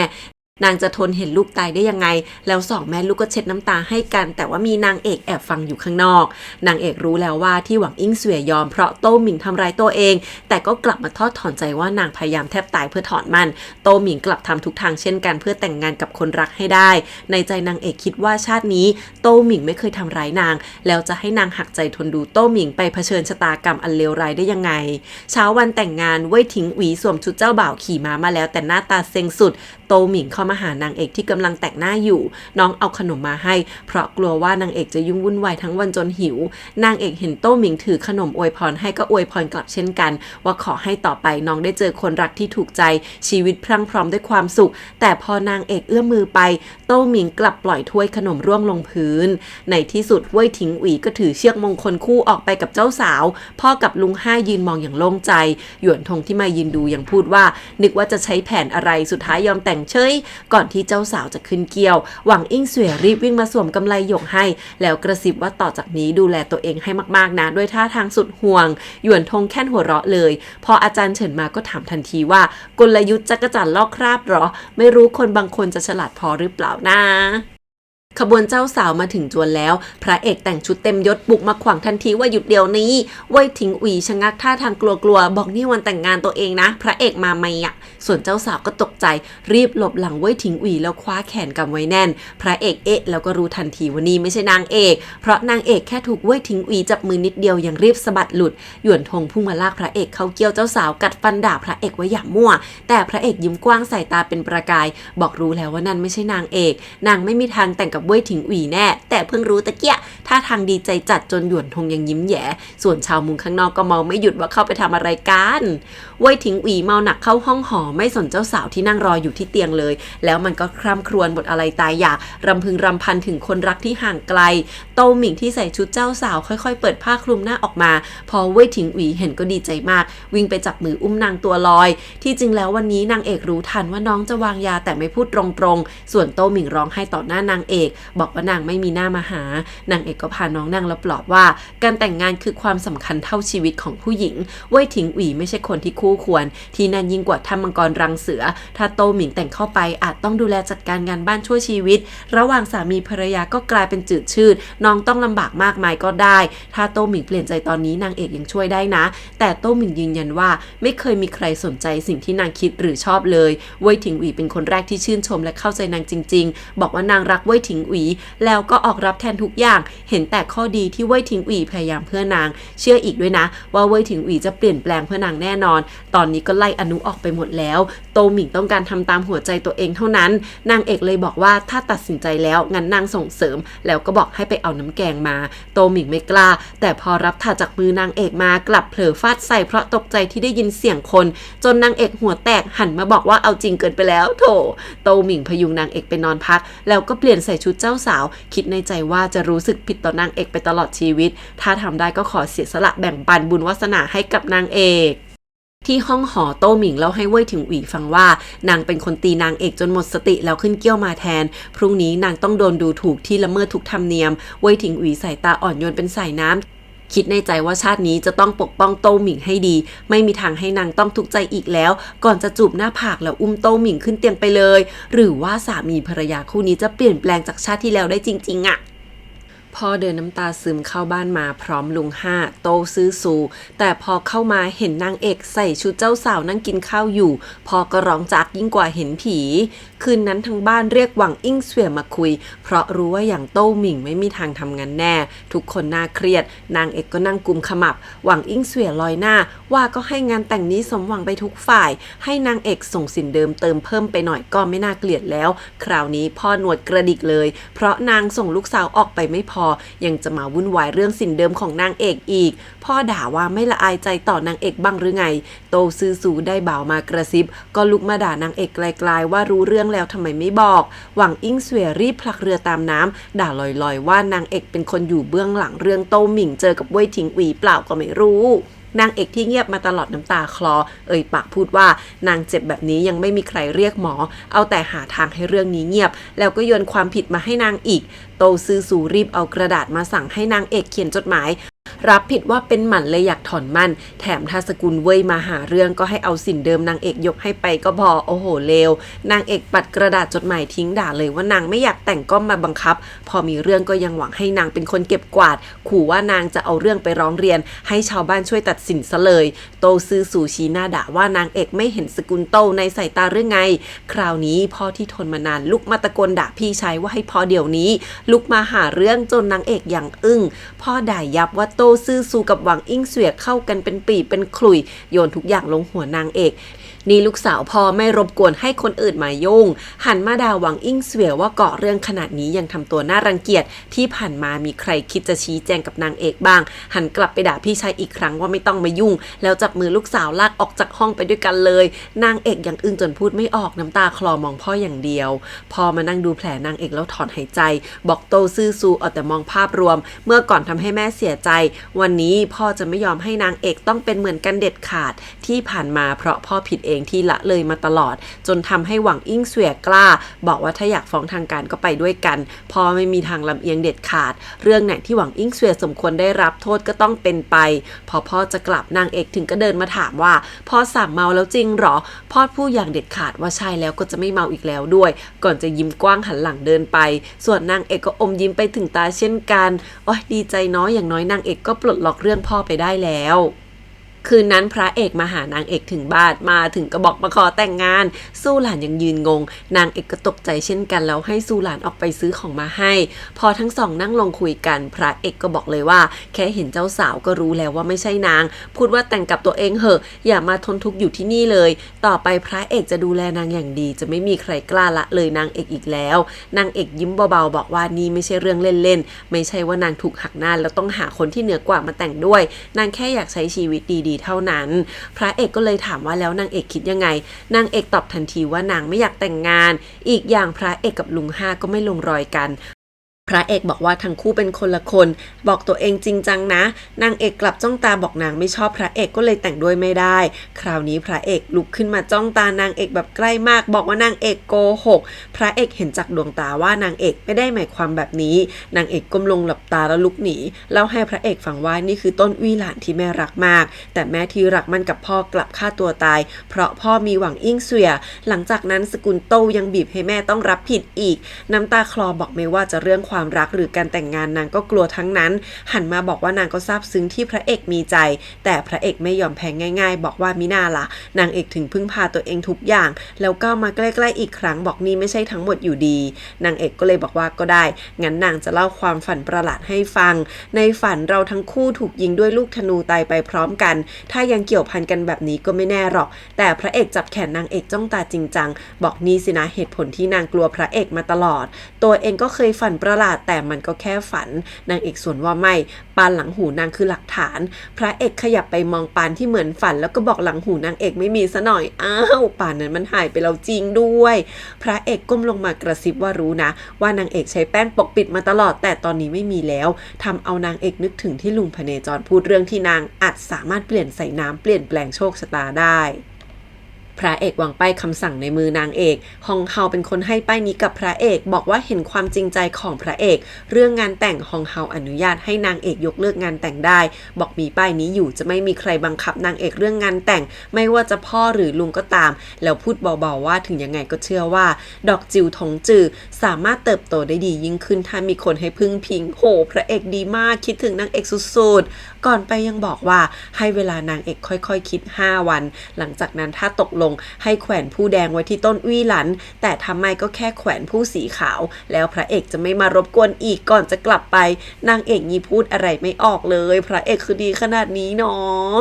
ที่สกุลเว่ยพวกผู้ใหญ่มารอบ่าวสาวคำนับหลังแต่งแต่เว่ยทิ้งอุยมาใส่สุดๆพอเจ้าตัวมาถึงก็อึกอักก่อนที่โต้หมิ่งจะเดินตามเข้ามาอีกคนบ้านแตกแล้วแกเว่ยถิงเจินตามมาหาเรื่องที่สกุลโตหวังอิงเสวียก็ทำใจกล้าบอกเปลี่ยนตัวเจ้าสาวไปแล้วนี่พวกเด็กๆเองก็ยินยอม ที่นางแล่นมาถึงนี่แทนที่จะไปฟ้องร้องก็เพราะอยากได้อะไรพูดมาตรงๆเว่ยถิงเจินเปิดทันทีว่าให้คืนสินสอดกลับมา3 เท่านางถึงจะยอมแหมเรียกราคาซะสูงเชียวหวังอิงเสวียสูนว่าแพงไปจ้าแต่แล้วเว่ยถิงอุ๋ยกลับตามมาคุกเข่าสาบานว่าเรื่องนี้ตัวเองผิดเองทั้งหมดขอรับผิดแต่เพียงผู้เดียวต่อให้เรื่องถึงฮ่องเต้ก็จะยืนยันคำเดิมจนซูหลานซูซินที่มาแอบดูยังแปลกใจที่เต่าหัวหดแบบมันรู้จักออกหน้ารับเองด้วยแฮะโต้หมิงลงไปนั่งข้างๆแล้วทั้ง2 คนก็จับมือกันจนหวังอิงเสวียที่เห็นภาพนี้อดยิ้มไม่ได้เว่ยถิงอุ๋ยประกาศว่าทั้งคู่รักกันสินสอดไม่เอาขอให้ทำสัญญาสมรสใหม่เพื่อให้โต้หมิงเป็นเมียอย่างถูกกฎหมายหวังอิงเสวียสะท้อนใจที่สามีไม่เคยทำตามคำพูดส่วนเว่ยถิงเจินปรีแตกด่าใส่น้องชายเว่ยถิงอุ๋ยก็ยังยืนยันคำเดิมไม่ยอมเปลี่ยนหวังอิงเสวียเดินมาพยุงเด็กๆแล้วก็พูดถึงอดีตที่นางก็เคยคิดอยากให้มีคนรักและปกป้องถึงชีวิตนางจะไม่ได้พบเจอแล้วแต่คนรุ่นหลังยังมีโอกาสแล้วก็เรียกเว่ยถิงเจินออกไปดีลกันเอง2 คนเว่ยถิงอุ๋ยกับโต้หมิงหันมาขอร้องพ่อบอกว่าต้องการมาขอโทษนางเอกแต่นางเอกไม่สนใจสักนิดเรียกให้2 สาวใช้มาช่วยดูปานที่หลังหูนางดีกว่าส่วนหวังอิงเสวียกำลังให้เว่ยถิงเจินดูบัญชีเงินกู้ของนางถือดีว่ามีพ่อเป็นรองเจ้ากรมกลาโหมบอกยินดียกส่วนแบ่งให้50-50เว่ยถิงเจินตาวาวยอมรับโต้หมิงทันทีแบบไม่มีข้อแม้ฝ่ายนางเอกไม่ยอมพบใครโต้หมิงกับเว่ยถิงอุ๋ยก็คุกเข่าตะโกนขอโทษอยู่ข้างนอกเว่ยถิงอุ๋ยถึงก็บอกว่าเป็นคนผิดเองต่อไปถ้าต้องการให้ช่วยรับรองว่าที่บ้านตัวเองไม่ผิดคำพูดแน่แล้วก็คำนับกับพื้นซูหลานแอบดูได้แต่บ่นพึมพำว่ามาร้องแรกแหกกระเซยอะไรเจ้านายนางมีพระเอกหรอกอย่าส่วนนางเอกอมยิ้มคิดในใจว่าเว่ยถิงอุ๋ยที่เย็นชากลับจริงใจกับโต้หมิงขนาดนี้ทั้งคู่คงมีชะตาต้องกันสินะคืนนั้นพ่อเอาตั๋วเงิน 5,000 ตำลึงมาให้ถึงจะรู้ว่าเงินนี้ทดแทนเวลาหลายปีไม่ได้แต่ก็เป็นเรื่องเดียวที่พ่อทำได้แล้วพ่อเคยสัญญากับแม่ว่าจะดูแลนางเอกอย่างดีนี่นาที่จริงตอนเด็กนางเอกติดพ่อมากแต่ว่าตั้งแต่แม่จากไปนางเอกก็เปลี่ยนไปเป็นคนละคนทุกครั้งที่ไปบ้านสวนพอเห็นนางเอกอยู่กับย่าอย่างมีความสุขพ่อก็รู้สึกเป็นส่วนเกินจนนางเอกจับมือพ่อบอกว่าไม่อยากได้เงินนี้แต่ขอให้พ่อรับปากว่าต่อไปใครมาขอแต่งงานให้ปฏิเสธให้หมดพ่อยังเป็นห่วงว่าอย่าเอาเรื่องพ่อมาลงโทษตัวเองแต่นางเอกก็บอกมีทั้งพ่อทั้งย่ากับเพื่อนสนิทแล้วก็มีธุรกิจด้วยนางจะแต่งงานไปทำไมออกไปท่องโลกกว้างคือสิ่งที่นางอยากทำนางไม่ใช่ไม่อยากแต่งแค่ไม่อยากแต่งงานผิดพ่อน้ำตาคลอบอกต่อไปเรื่องแต่งจะฟังนางเอกแน่แล้วนางเอกก็พูดเรื่องหวังอิงเสวียขึ้นมาคืนนั้นพ่อบุกมาที่เรือนหวังอิงเสวียพร้อมนางเอกมาถึงก็บอกให้ยกบัญชีบ้านนี้ให้นางเอกดูซะจนหวังอิงเสวียสยะยิ้มถามว่าคิดจัดการนางแล้วหรอไม่นึกถึงคำมั่นสัญญาที่เคยให้ไว้กับนางบ้างเอาจดหมายรักในอดีตออกมารื้อฟื้นพอพ่อไม่สนนางก็ยกเรื่องที่ดูแลบัญชีบ้านนี้อย่างยากลำบากมาตั้งหลายปีแต่พ่อส่วนว่าถึงไม่มีนางก็ยังใช้ชีวิตต่อไปได้นางเอกเอ่ยว่าหวังอิงเสวียเอาอะไรมาโน้มน้าวเว่ยถิงเจินกันนะพ่อกระด่าต่อเลยว่านางเอกยังดูออกแล้วคนอื่นจะดูไม่ออกหรือไงว่านางปล่อยเงินกู้นี่มันผิดกฎหมายร้ายแรงทำลายสกุลโตได้หวังอิงเสวียตาโตแต่ไม่ยอมรับพ่อก็บอกว่าเกาซึงคนสนิทได้ยินที่นางพูดหมดแล้วไม่คิดเลยว่าที่ไว้ใจให้นางดูแลบ้านจะเป็นแบบนี้แล้วก็บอกว่าจะลากนางไปหาพ่อทันทีหวังอิงเสวียนลนลานบอกว่าไม่ได้นางไม่มีวันยอมให้ใครรู้แฉว่าลุงห้าโต้ซื่อซูรู้เรื่องทั้งหมดแต่พ่อสะบัดนางทิ้งบอกให้เลิกยุ่งกับบัญชีที่บ้านต่อไปนี้ให้นางเอกดูแลไม่ให้มีเงินสกปรกเข้าสกุลมาอีกทิ้งชีไว้แบบนั้นแหละวันรุ่งขึ้นมีคนบุกมาถึงสกุลโตมากมายเรียกว่ามาขอนางเอกกันแบบหัวกระไดไม่แห้งแต่ละคนเอาคนใหญ่คนโตมาเป็นแบ็คแล้วก็เถียงกันหน้าจวนขนาดเจ้านายพ่อยังจะมาขอนางเอกให้ลูกชายจนพ่อหัวจะปวดไอ้พวกนี้ดูถูกที่นางเอกไม่มีใครเอาเลยดาหน้ามาขอแม้แต่ไห่ช่างป่อที่เป็นคนเจ้าชู้ประจำเมืองก็มาจนพ่อโมโหไล่ฟาดไปจนสะดุดขนหาลื่นล้มหัวโนอ้อยโตซื่อสูหันมาจิกด่านางเอกอีกแล้วว่าเป็นไงคิดว่าถอนมันแล้วจะเป็นอิสระงั้นหรอต่อไปใครจะปกป้องได้แล้วส่งนางเอกกลับไปดูแลย่าที่บ้านสวนให้สกุลโตสงบซะก่อนพอนางเอกกลับมาย่าก็บ่นเลยว่าโตซื่อสูเข้าสำนักราชเลขาธิการแล้วยังคิดง่ายๆแค่ไล่นางเอกกลับมาอีกถ้าเกิดได้เป็นราชเลขาธิการขึ้นมาจริงๆพวกที่ลุงเคยไปประจบวันหน้าคงได้สลับกันแน่นางเอกบอกว่าคนนอกคงมองแค่นางเป็นเนื้อราคาถูกเท่านั้นธัญญาเตือนว่างานแต่งนางเอกอาจจะมองเหมือนแค่การแต่งงานของคน2 คนแต่ที่จริงพวกขุนนางกำลังจับตาดูว่าสกุลโตจะเลือกข้างใครระหว่างรัชทายาทหรือชิ่งอ๋องแม้แต่เต้เองก็กำลังมองอยู่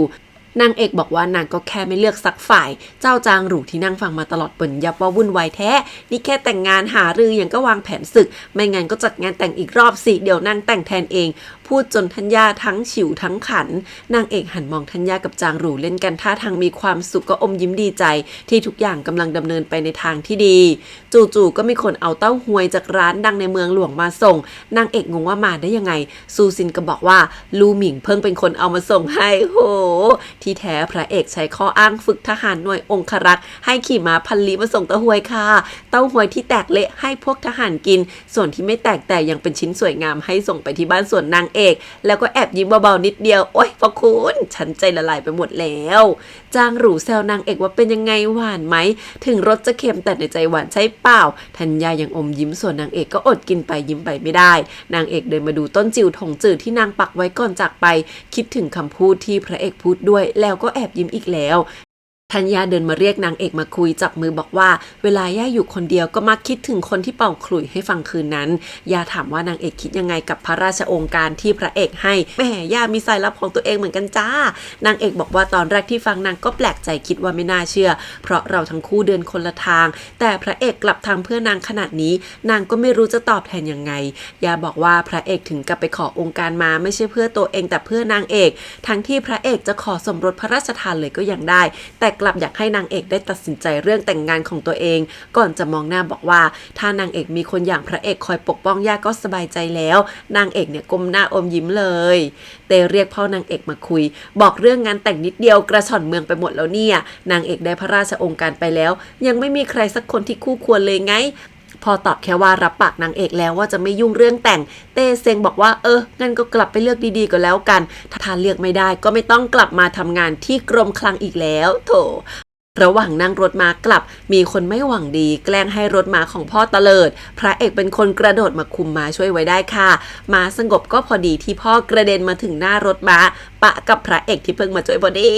พระเอกไปส่งพ่อกลับจวนส่วนพ่อก็ระแวงว่าปีศาจจะกลับใจเป็นพระโพธิสัตว์หรือไงเปิดม่านไปเห็นพระเอกเดินตามมาส่งแถมยังยิ้มให้นี่ก็เอาแต่คิดในใจว่าแต่ก่อนด่าสกุลโตไปมากมายแล้วจะเปลี่ยนเรื่องนี้ยังไงดีเนี่ยอยากได้ลูกสาวเขาก็ต้องเข้าทางพ่อแหละเนาะ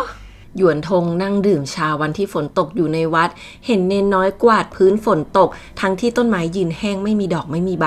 แต่แล้วต้นไม้นี้กลับมีดอกสีขาวเล็กๆงอกออกมาหยวนทงวิ่งไปดูแล้วคิดถึงอดีตเดิมพ่อส่งหยวนทงที่เย็นชาแต่เล็กไร้ความรู้สึกเหมือนต้นไม้แห้งต้นนี้มาฝึกฝนอยู่กับเจ้าอาวาสที่นี่แต่เจ้าอาวาสเคยสอนหยวนทงว่าอย่ามองเห็นแค่ต้นไม้เนี้ยมันไร้คุณค่าใดๆทุกคนล้วนมีชะตากรรมเป็นของตัวเองขนาดต้นไม้ที่แห้งตายก็อาจจะกลับมามีชีวิตได้ก่อนจะเป็นคนตั้งฉายาให้หยวนทงยืนมองดอกไม้แล้วก็อมยิ้มเบาๆฝ่ายพระเอกที่ไปส่งพ่อนางเอกกลับจวนก็เอาแต่คิดว่าจะทำให้พ่อตาในอนาคตประทับใจยังไงดีถึงบ้านแล้วพ่อก็ระแวงอีกว่านี่ไม่ได้มาขอใช่ไหมพระเอกอึ้งไปแป๊บบอกว่าเปล่าพอดีว่าช่วงนี้พ่อปฏิเสธเรื่องงานแต่งไปเยอะระวังจะทำให้คนไม่พอใจพ่อส่งเสียงดังเฮ้อบอกลูกสาวมีค่าจะตายไม่ส่งให้พวกหัวงูนั่นหรอกจนพระเอกยังคิดในใจว่าพ่อนางเอกยังมีความรับผิดชอบอยู่แฮะว่าแล้วก็สั่งให้ลู่หมิงไปซื้อหนังสือที่พ่อพูดถึงมาประดับทั้งที่ตัวเองอ่านจบไปนานแล้วจะเอาหนังสือมาเป็นพร็อพเอาใจพ่อตาค่ะแป๊บเดียวเฉาชิงก็เอาประทัดที่จุดใส่ม้ามาให้ดูนี่เป็นของไห่ช่างปัวคนเจ้าชู้ที่มาเคยขอนางเอกด้วยแต่ประทัดเนี่ยใหญ่กว่าปกติเป็นเท่าตัวสงสัยว่าอาจจะแอบสะสมดินปืนพระเอกก็สั่งให้ไปเช็คทันทีกลางดึกนางเอกนั่งดูป้ายพระราชทานที่พระเอกให้แล้วก็คิดถึงทุกคำที่พระเอกกับธัญญาพูดจู่ๆหยวนทงก็โผล่มาเงาะบอกว่ามีแผนจะมานำเหนอก็คือจะเสียสละตัวเองให้เป็นประโยชน์ลุกมาทำท่าจะถอดชุดจนนางเอกโมโหลุกมาตีบอกเราสองคนเป็นเพื่อนสนิทกันอย่ามาทำบ้าบอนะแม่น่ารักมากหยวนทงยิ้มขำแล้วเอาแว่นขยายที่ซ่อมเสร็จแล้วมาเงาะก่อนจะฝากคำพูดจากพ่อมาให้ว่าช่วงนี้ไม่ต้องไปไหนให้พ่อจัดการเองนางเอกถอนหายใจรู้ว่าพ่อไม่ค่อยรู้เรื่องในราชสำนักจนอาจทำให้ฮ่องเต้ไม่พอใจก็ได้แต่นางเอกก็อยากมีชีวิตอิสระตามใจไม่อยากถูกลุงห้าใช้การแต่งงานเป็นเครื่องมือหยวนทงเดินมายื่นอมยิ้มให้นางเอกเลยหันมาขอให้สอนนางดูดาวหน่อยถามว่าหยวนทงจำเรื่องอดีตชาติได้ไหม แต่หยวนทงขำบอกว่าที่ดูดาวก็ได้แค่ปัจจุบันเท่านั้นนางเอกยังถามว่าโชคชะตาถูกกำหนดไว้จริงหรอคนเราไม่อาจเปลี่ยนแปลงชะตาได้เลยใช่ไหมหยวนทงก็เลยสอนว่าฤดูกาลและดวงดาวมีเปลี่ยนคนก็เช่นกันถ้าทุกอย่างถูกกำหนดไว้หมดแล้วนางเอกจะมานั่งทุกข์อยู่แบบนี้ได้ไงเพราะมีเปลี่ยนแปลงชีวิตถึงมีสีสันนะ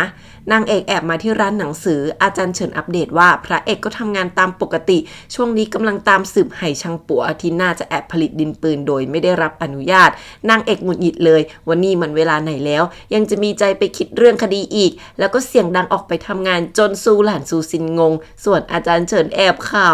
ตัวเองว่าวุ่นใจพอเห็นเขาปกติดีได้ก็เลยโมโหใช่ไหมพอกลับบ้านเห็นต้นวีหลันมีว่าวสีขาวของเด็กๆติดค้างอยู่ก็รีบลนสั่งให้คนเอาลงมาเดี๋ยวนี้เธอฝ่ายพระเอกก็เพิ่งได้ข่าวว่าไหช่างปัวกับคนของค่ายตงเจียวเซินจีสมคบคิดกันแต่ไหช่างปัวมันเป็นคนของชิ่งอ๋องแสดงว่าเรื่องประทัดเนี่ยมันมีนอกมีในแล้วลูหมิงหน้าเลิศมาบอกว่ามีคนมาสะกดรอยตัวเองเลยจับมาซอฟแล้วก็แบบว่าเป็นคนของอาจารย์เฉินพระเอกอมยิ้มดีใจเลยที่นางเอกสนใจตัวเองก่อนจะเพิ่งนึกได้ว่าซ้อมคนเข้าไปแล้วทำไงดีวะเนี่ยตัดภาพกลับมาสายของอาจารย์เฉินที่เป็นหนุ่มชาวบ้านพกหน้าตาบวมปูดกับก้อนทองมาเล่าเรื่องราวให้นางเอกฟังคือเงินก้อนนี้มันเยอะมากแถมพระเอกยังฝากมาทักทายด้วยนางเอกคือหลับตาด้วยความเสียหน้า อาจารย์เฉินรีบขอโทษที่ใช้คนผิดแต่แล้วที่โรงประทัดก็เกิดระเบิดขึ้นมาพออาจารย์บอกว่าพระเอกกำลังสืบเรื่องนี้นางเอกก็รีบมาเลยพอมาถึงก็วิ่งเข้าไปเรียกชื่อพระเอกตามหาไม่สนอะไรทั้งนั้นทั้งที่ไฟกำลังลุกพระเอกวิ่งสวนแล้วก็อุ้มนางเอกกลับมาเลยค่ะโอ้ยพระเอกเข้าไปช่วยลูกหมาแล้วหันมาถามว่าที่นี่อันตรายนางเอกมาทำไมในที่สุดนางเอกก็ยอมพูดว่าตั้งแต่เด็กนางโตมาที่บ้านสวนล้อมรอบด้วยที่ปรึกษาและผู้คุมนางคิดแค่ว่าอยากใช้ชีวิตตามที่ต้องการแต่วินาทีนี้นางรู้แล้วก่อนจะมองตาพระเอกบอกว่าชอบที่ผ่านมานางก็พอรู้ใจตัวเองอยู่แต่ไม่กล้าพอจนถึงตอนนี้นางถึงรู้แล้วว่ากลัวจะเสียพระเอกไปมากกว่าจนพระเอกอมยิ้มท่าทางดีใจมากแล้วก็จับมือนางเอกเบาๆบอกรู้ดีว่าที่ผ่านมานางเอกทำทุกทางเพื่อมีชีวิตต่อไป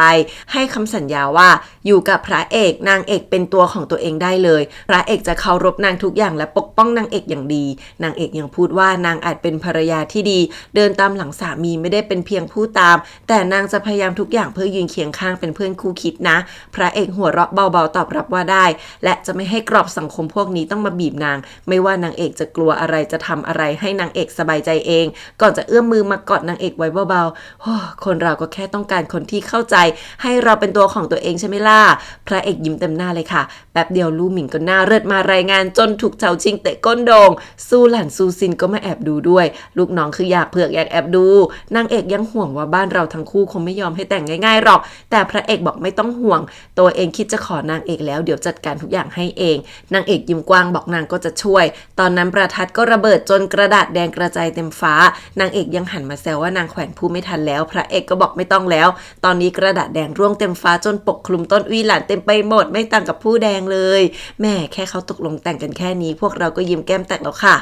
ไม่นานพระเอกก็ไปพาองค์หญิงจิงวี่ขี่ม้าทุกวันทำตามที่องค์หญิงพูดทุกอย่างแน่นอนว่าไม่นานข่าวนี้ก็มาเข้าหูพ่อพระเอกที่จวนพ่อกำลังดิดฉินกับซงฮั่นแต่ก็ไม่พอใจที่ลูกชายเล่นไม่ถึงอารมณ์เพลงซงฮั่นก็หงุดหงิดบ่นลอยๆว่าเพราะแม่ไม่อยู่แล้วพอดีคนของพ่อเข้ามาส่งซิกซงฮั่นเลยโดนพ่อไล่ออกไปเจ้าตัวยังเอื้อมมือไปอุ้มแมวดำตัวน้อยที่คอยติดตามอยู่ตลอดกลับไปด้วยพอพ่อรู้ว่าพระเอกอยู่กับองค์หญิงจิงวี่ตลอดก็งุนง่านเลยกลัวว่าถ้าพระเอกเป็นราชบุตรเขยแล้วจะยิ่งเหยียบตัวเองจมดินนะสิว่าแล้วก็รีบตามหาสตรีจะมาบังคับแต่งซะก่อนแน่นอนว่ามีข่าวลอยเข้าหูว่านางเอกเป็นคนดื้อด้านก้าวร้าวปากคอเราะร้ายไม่ใช่สตรีดีเด็กอะไรพอพระเอกตาวาวทันทีกะว่าสองสกุลไม่ถูกกันถ้าดองกันได้รับรองพระเอกงานเข้าแน่แต่ยังไม่ไวส่งสายสืบไปที่บ้านสวนและคนที่นั่นก็คือเมาให้ฟังแต่ละอย่างงามหน้าล้วนๆทั้งขาดทุนเงินไม่มีเป็นหญิงบาปหยาบคายสารพัดข่าวลือส่วนพระเอกกลับไปนั่งเป็นแลนคุยกับพ่อนางเอกอย่างถูกคออวยพ่ออีกหลายดอกยกความดีความชอบว่าพ่อไล่ไหช่างปัวออกจากจวนจนมันเผยพิรุธเรื่องประทัดออกมาเอาเล่าชั้นดีจากในวังมากำนันยกตำราหายากให้แถมด้วยเครื่องเขียนทั้ง4สุดล้ำค่าความที่พ่อดูคนไม่เก่งก็เลยดูไม่ออกว่าเขามาหวังลูกสาวพ่อไหวปะเนี่ย พ่อไปบอกลุงห้าที่สะบัดชายเสื้อว่าถูกใจอะไรไม่มีทางเข้าตาพ่อตาแบบนั้นได้หรอกแต่แล้วของมันก็มาส่งถึงหน้าบ้านพร้อมกับหนังสือสมรสทำเอาลุงห้างงส่วนพ่ออมยิ้มใหญ่ที่แท้พระเอกนางเอกรู้ใจกันดีสุดทั้งหมดเป็นแผ่นทั้งคู่แน่นอนว่าได้องค์หญิงร่วมมือด้วยสองคนนี้ชนจอกชาให้กันมีลูกน้องร่วมดีใจอยู่ข้างๆพระเอกนี่ยิ้มหวานไม่มีหุบลุงห้าได้รับสารจากร้านหมอฟันในนั้นเขียนว่าวางแผนระยะยาวงานแต่งนี้เป็นมงคลลุงห้าโตซื่อซูอ่านแป๊บเดียวก็สั่งรับของมั่นทันทียังมีใครอยู่เบื้องหลังอีกคราวนี้ก็เป็นการเตรียมงานแต่งสุดวุ่นวายอันซูรีบกลับมาช่วยนางเอกจัดแจงเรื่องชุดกับเครื่องประดับมงกุฎพญาหงส์ยกใหญ่กลับมาครั้งนี้ยังยกเอากำไรจากการขายมันเทศมามากมายด้วยจางหรูกระวุ่นไม่หยุดทำขนมเป็น10แบบสำหรับใช้ในงานมงคลครั้งนี้ธัญญายกกล่องไม้มาด้วยตัวเองมีทั้งเครื่องประดับเงินก้อนแล้วก็ตัวเงินมากมายเอามาเติมสินสอดให้แล้วยังยกจี้หยกประจำตระกูลชุยให้ต่อไปขุนนางสกุลชุยจะคอยซัพพอร์ตนางเอกแน่นอนโหธัญญาคือรักหลานมากๆนางเอกน่าเศร้าบอกนางมาแต่งงานออกไปทั้งที่สัญญาจะพาธัญญาไปเที่ยวโลกกว้างแท้ๆแต่ธัญญาปรามพูดว่ามีคนอย่างพระเอกปกป้องย่าก็ดีใจมากแล้วการแต่งงานไม่ใช่แค่ทางออกเดียวสำหรับผู้หญิงถ้าวันไหนแต่งไปแล้วขับข้องใจก็อย่าทนเด็ดขาดธัญญาน่ารักมากส่วนพ่อหายตัวไปเลยเพราะว่าที่จริงกำไลหยกของแม่ที่นางเอกใส่อยู่เดิมเป็นของคู่กันตอนที่นางเอกคลอดแม่นางเอกตั้งใจว่าจะให้หยกคู่นี้เป็นของสำคัญที่แสดงถึงความรักของนางเอกกับลูกเขยเพียงแต่วันครบรอบ1 ปีที่แม่จากไปพ่อนางเอกเอากำไลอีกข้างฝังลงดินพร้อมไหเหล้าไว้ใต้ต้นไม้ใหญ่ผ่านไปหลายปีต้นไม้นี้ก็ตายไปแล้ว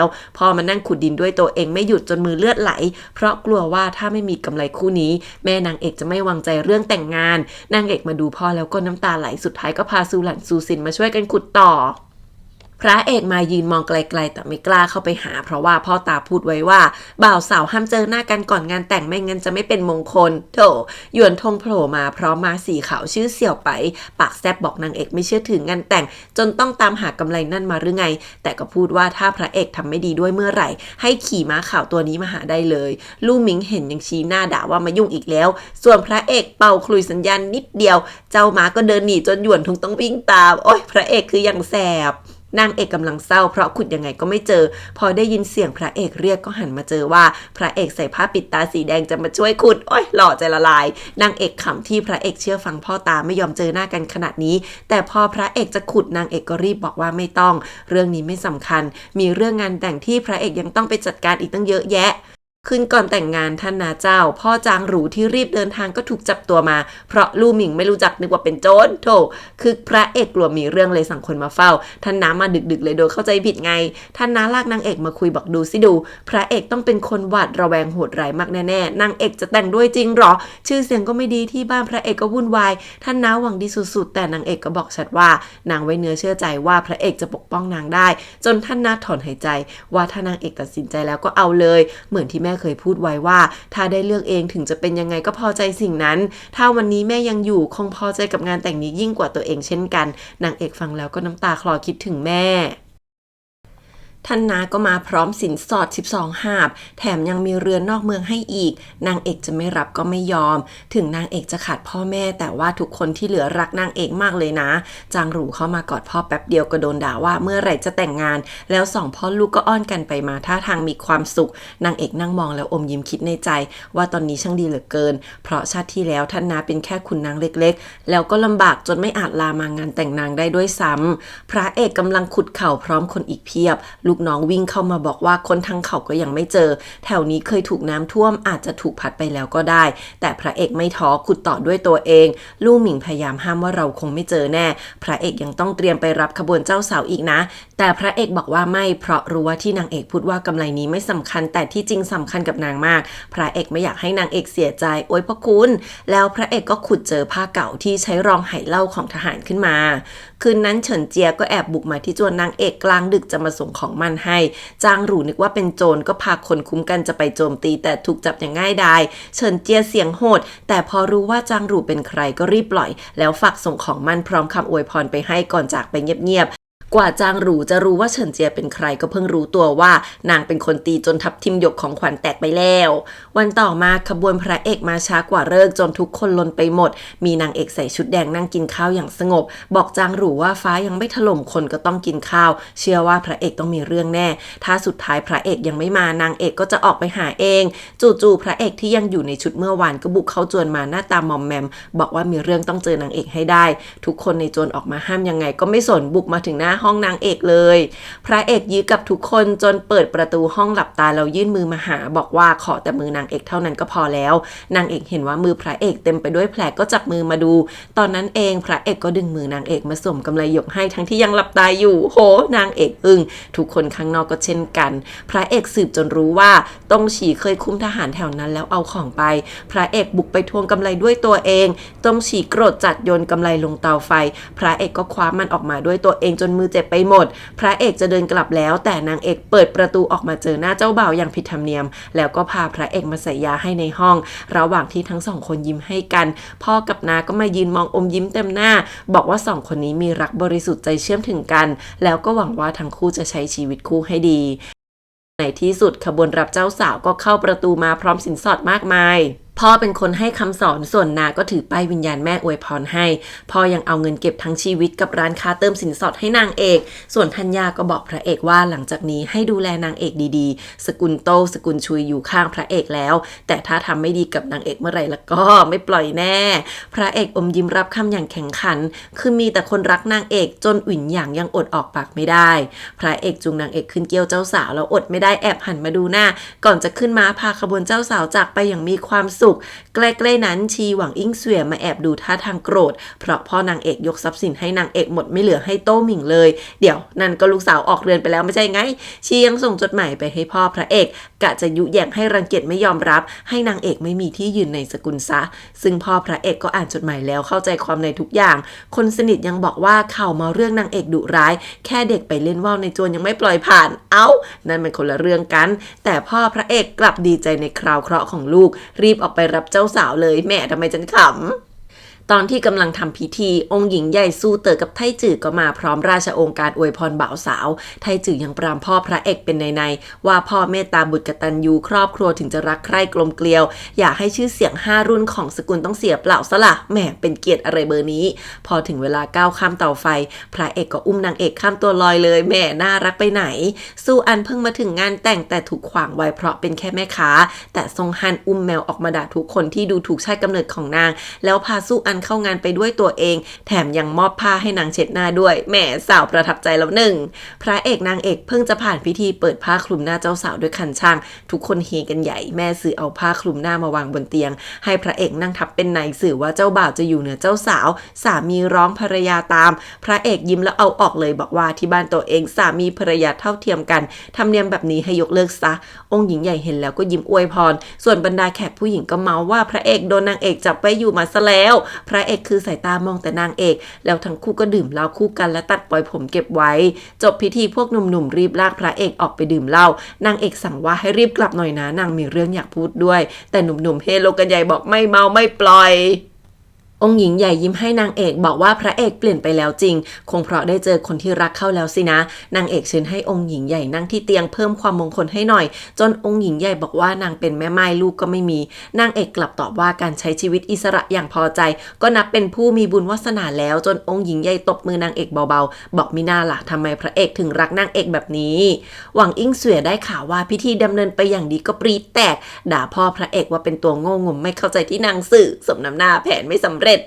กลางดึกพวกหนุ่มๆที่มางานดูถูกซ่งฮั่นอันซูเข้ามาช่วยส่วนจางหรู่ที่เมาแล้วก็โวยจนล้มกระดานหมากที่กำลังเล่นกันอยู่กว่าไทจื่อจะยอมปล่อยพระเอกที่เมาจัดออกมาได้ก็บ่นไปหลายคำหวินหยางลากพระเอกออกมาแป๊บเดียวพระเอกก็เดินตรงทางแบบไม่เมาสักนิดหวินหยางบ่นปอดแปดว่าพระเอกงานยุ่งจะตายเดี๋ยวต่อไปก็มีแต่นางเอกเต็มหัวจนพระเอกรีบไล่ไปบอกว่าให้สตรีรอนานเดี๋ยวจะขับแค้นพระเอกเข้าห้องมานางเอกก็รีบลากมาที่หน้าต่างให้ดูว่าไทจื่อเพิ่งฟังคนรายงาน เรื่องตามหาจดหมายแต่ไม่เจอพระเอกเลยเล่าว่าไม่กี่วันก่อนหน่วยรับเจอว่าคนส่งจดหมายถูกตำหนักตงกงจับจดหมายก็หายไป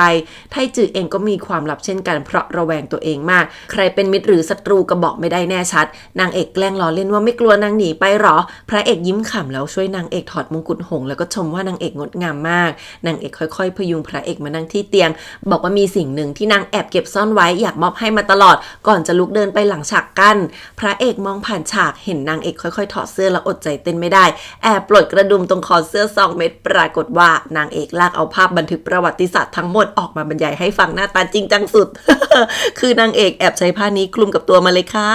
ตามบันทึกนี้ปีหน้าชิ่งอ่องจะกอกกบฏแล้วพระเอกอึ้งเม้มปากแล้วติดกระดุมแบบเงียบๆผิดหวังแล้วก็ไอเบาๆขำว่าสมกับเป็นแม่นางที่พระเอกต้องไปขอร้องตั้ง3 ครั้งกว่าจะได้มานางเอกบอกว่านี่มันเรื่องจริงจังมากเลยนะเพราะประเด็นสำคัญคือพวกนี้ต้องดึงพระเอกไปเป็นพวกหรือไม่ก็ล้มล้างพระเอกแน่พระเอกยิ้มบอกว่าเรื่องนี้ไม่สำคัญถ้าวันนี้เป็นวันแต่งงานของเรานางเอกเพิ่งนึกได้ตกใจรีบขอโทษเลยบอกว่าจริงด้วยเรื่องนี้ยังไม่สำคัญพระเอกก้มหน้าลงมาเกือบจะจูบแล้วแต่นางเอกก็ท้องร้องซะก่อนพระเอกก็เลยเปิดครัวแอบย่างปลาให้นางเอกกินกัน2 คนนางเอกพูดว่าปีที่แล้วพระเอกยังเอามีดจ่อคอนางอยู่เลยไม่คิดเลยว่าวันนี้จะมาเป็นครอบครัวเดียวกันแล้วพระเอกก็บอกว่าตัวเองไม่เคยมีครอบครัวมาก่อนท่าทางเศร้าๆนางเอกอมยิ้มบอกนางก็เช่นกันที่ผ่านมานางคิดมาตลอดว่าทำไมแม่ต้องทิ้งนางไปทุกครั้งที่เศร้าก็จะไปแอบดูชีวิตชาวบ้านจนพบเห็นผู้คนและเรื่องราวมากมายถึงได้รู้ว่าครอบครัวมีหลายแบบที่ดีก็มีมากกว่าไม่ดีโถปรับใจเขาพอเห็นพระเอกแล่ปลาก็ถามอีกว่าที่พระเอกมีชื่อเสียงว่าแล่ปลา 3,000 ครั้งก็ยังไม่ตายนี่จริงไหมพระเอกขำมองหน้าบอกกลัวตอนนี้ก็ไม่ทันแล้วนะก้มลงมาจะจูบอีกแล้วแต่จางหรูวิ่งร้องไห้มาซบอกนางเอกบอกดีใจที่นางแต่งแต่ก็เสียใจนี่นาที่นางจะไม่มีพี่น้องไม่มีวันได้เจอคนรักแบบนี้บ้างนางเอกรีบหันไปถามพระเอกว่าไม่จริงใช่ไหมพระเอกก็เลยให้องครักษ์มาโชว์ตัวให้จางหรูเลือกมากมายอ้อยตลกแต่จางหรูไม่ถูกใจบอกว่าคนคนนั้นต้องเก่งมีเอกลักษณ์เฉพาะตัวเย็นชานิดๆเก่งกาจพอปกป้องนางได้หน้าตาก็ต้องดีนิดนึงแต่ที่สำคัญต้องอ่อนโยนพูดไปก็คืออมยิ้มคิดถึงเฉินเจียไปด้วยจนนางเอกหรี่ตาถามว่าใครอะบอกมาเดี๋ยวนี้พระเอกเดินเข้าห้องหออีกทีก็เจอจางหรูนอนกอดนางเอกทั้งตัวหยิบยังไงก็ไม่ออกพระเอกได้แต่ถอนหายใจห่มผ้าให้ทั้งคู่แล้วก็นั่งมองหน้านางเอกยิ้มอยู่คนเดียวแล้วออกไปนอนที่ห้องหนังสือเงียบๆตอนเช้าอาจารย์เฉินกับลู่หมิงงงว่าทำไมพระเอกไปนอนที่ห้องหนังสือแต่ว่านางเอกไปคำนับป้ายวิญญาณแม่พระเอกในจวนแล้วพระเอกตามมาเลยได้ยินนางเอกพูดให้แม่ฟังว่าตอนแรกพระเอกเป็นฝ่ายรุกหนักมากแต่นางกลัวเลยหลบเลี่ยงที่จริงนางเข้าใจดีว่าพระเอกผ่านอะไรมาบ้างทั้งแม่และติ้งกัวกงที่จากไปกลายเป็นมีดที่กรีดลึกแต่ในที่สุดพระเอกก็ผ่านมาได้แล้วและนางเอกจะอยู่เคียงข้างช่วยพระเอกให้สมปรารถนา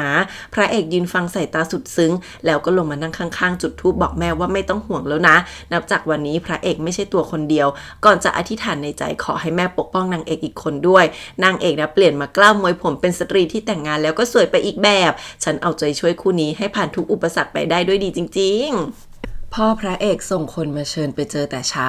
ตอนแรกพระเอกไม่สนจะไม่ไปแต่นางเอกเป็นคนเอ่ยปากให้ลองไปดูก่อนจะเลี่ยงทั้งชีวิตก็คงไม่ได้หรือว่ากลัวซะแล้วจนพระเอกบอกว่าที่ไหนเล่าแค่ไม่อยากให้นางเอกต้องมาเหนื่อยใจกับเรื่องพวกนี้ตั้งแต่วันแรกของการแต่งงานต่างหากนางเอกอมยิ้มว่าไม่เป็นไรแล้วก็ชวนพระเอกไปด้วยกันเฉาชิงกับอาจารย์เฉินสบตากันยิ้มเลยคือมีนางเอกคนเดียวที่เอาพระเอกอยู่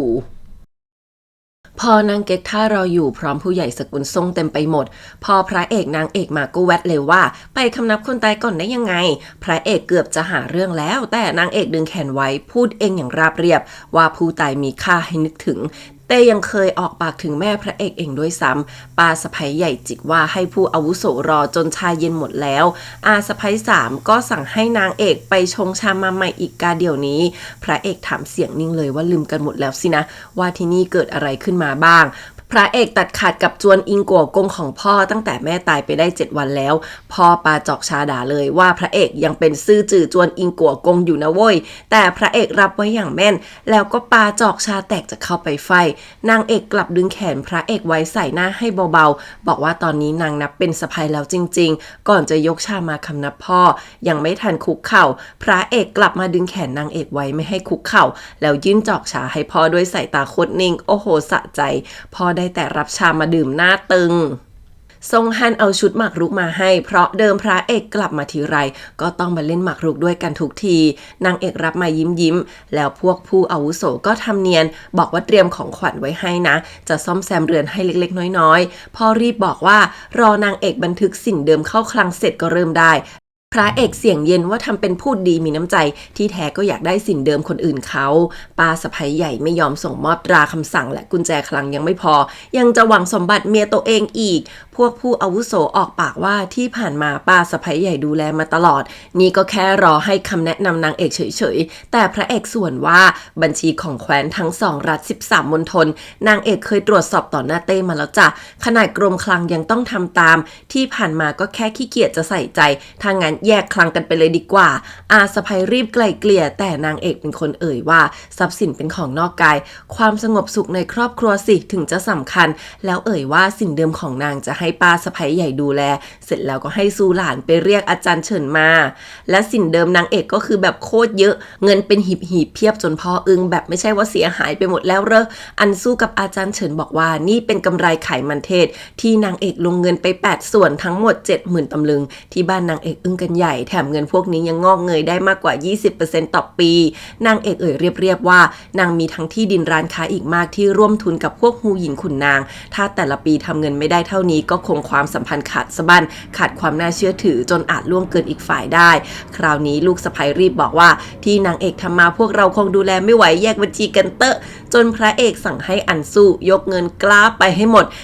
อยากให้คนสกุลส่งมาทำให้ลำบากใจเลยสมน้ำหน้ามากนางเอกพูดโคตรเก่งพวกป้ารีบถามว่าทำยังไงพวกลุงรีบบอกว่าเอาสมบัติที่นี่ให้นางเอกดูแลไปด้วยเลยดีกว่า พอพระเอกหนวดกระดิกสุดๆแต่พ่อนางเอกบอกว่านางไม่กล้าหรอกถ้าพ่อไม่ให้ทุกคนก็รีบหันไปบอกให้พ่อพูดเดี๋ยวนี้จนพ่อสะบัดแขนเสื้อเดินหนีบอกไม่ยุ่งแล้วพระเอกยืนมองยิ้มน้อยยิ้มใหญ่ไม่หยุดแล้วก็บอกอาจารย์เฉินว่าเดิมรู้ว่านางเอกเก่งกาจสอดแนมราชสำนักไม่คิดเลยว่างานในเรือนก็จะเก่งขนาดนี้อาจารย์เฉินก็บอกรู้ว่าพระเอกคอยปกป้องนางเอกแน่แต่การตายของติ้งกัวกงกับแม่พระเอกเกี่ยวข้องกันที่นางเอกแย่งการดูแลอำนาจในจวนมาก็เพื่อช่วยพระเอกทั้งนั้นถ้าชนะใจคนทำได้ทำการเรื่องใดมันก็ง่ายแล้วโอ้โห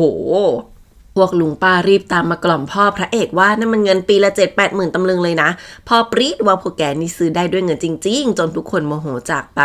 บ่าวคนสนิทพ่อแอบตามมารายงานว่าไม่ต้องห่วงเพราะบ่าวไพรกับคนของเราทั้งนั้นเดี๋ยวนางเอกก็โดนของเองแต่พ่อน่าเครียดถามว่าตัวเองพลาดอะไรตรงไหนไปถึงตกหลุมพรางพระเอกเข้าแล้วพ่อพลาดมาตั้งแต่แรกแล้วจ้า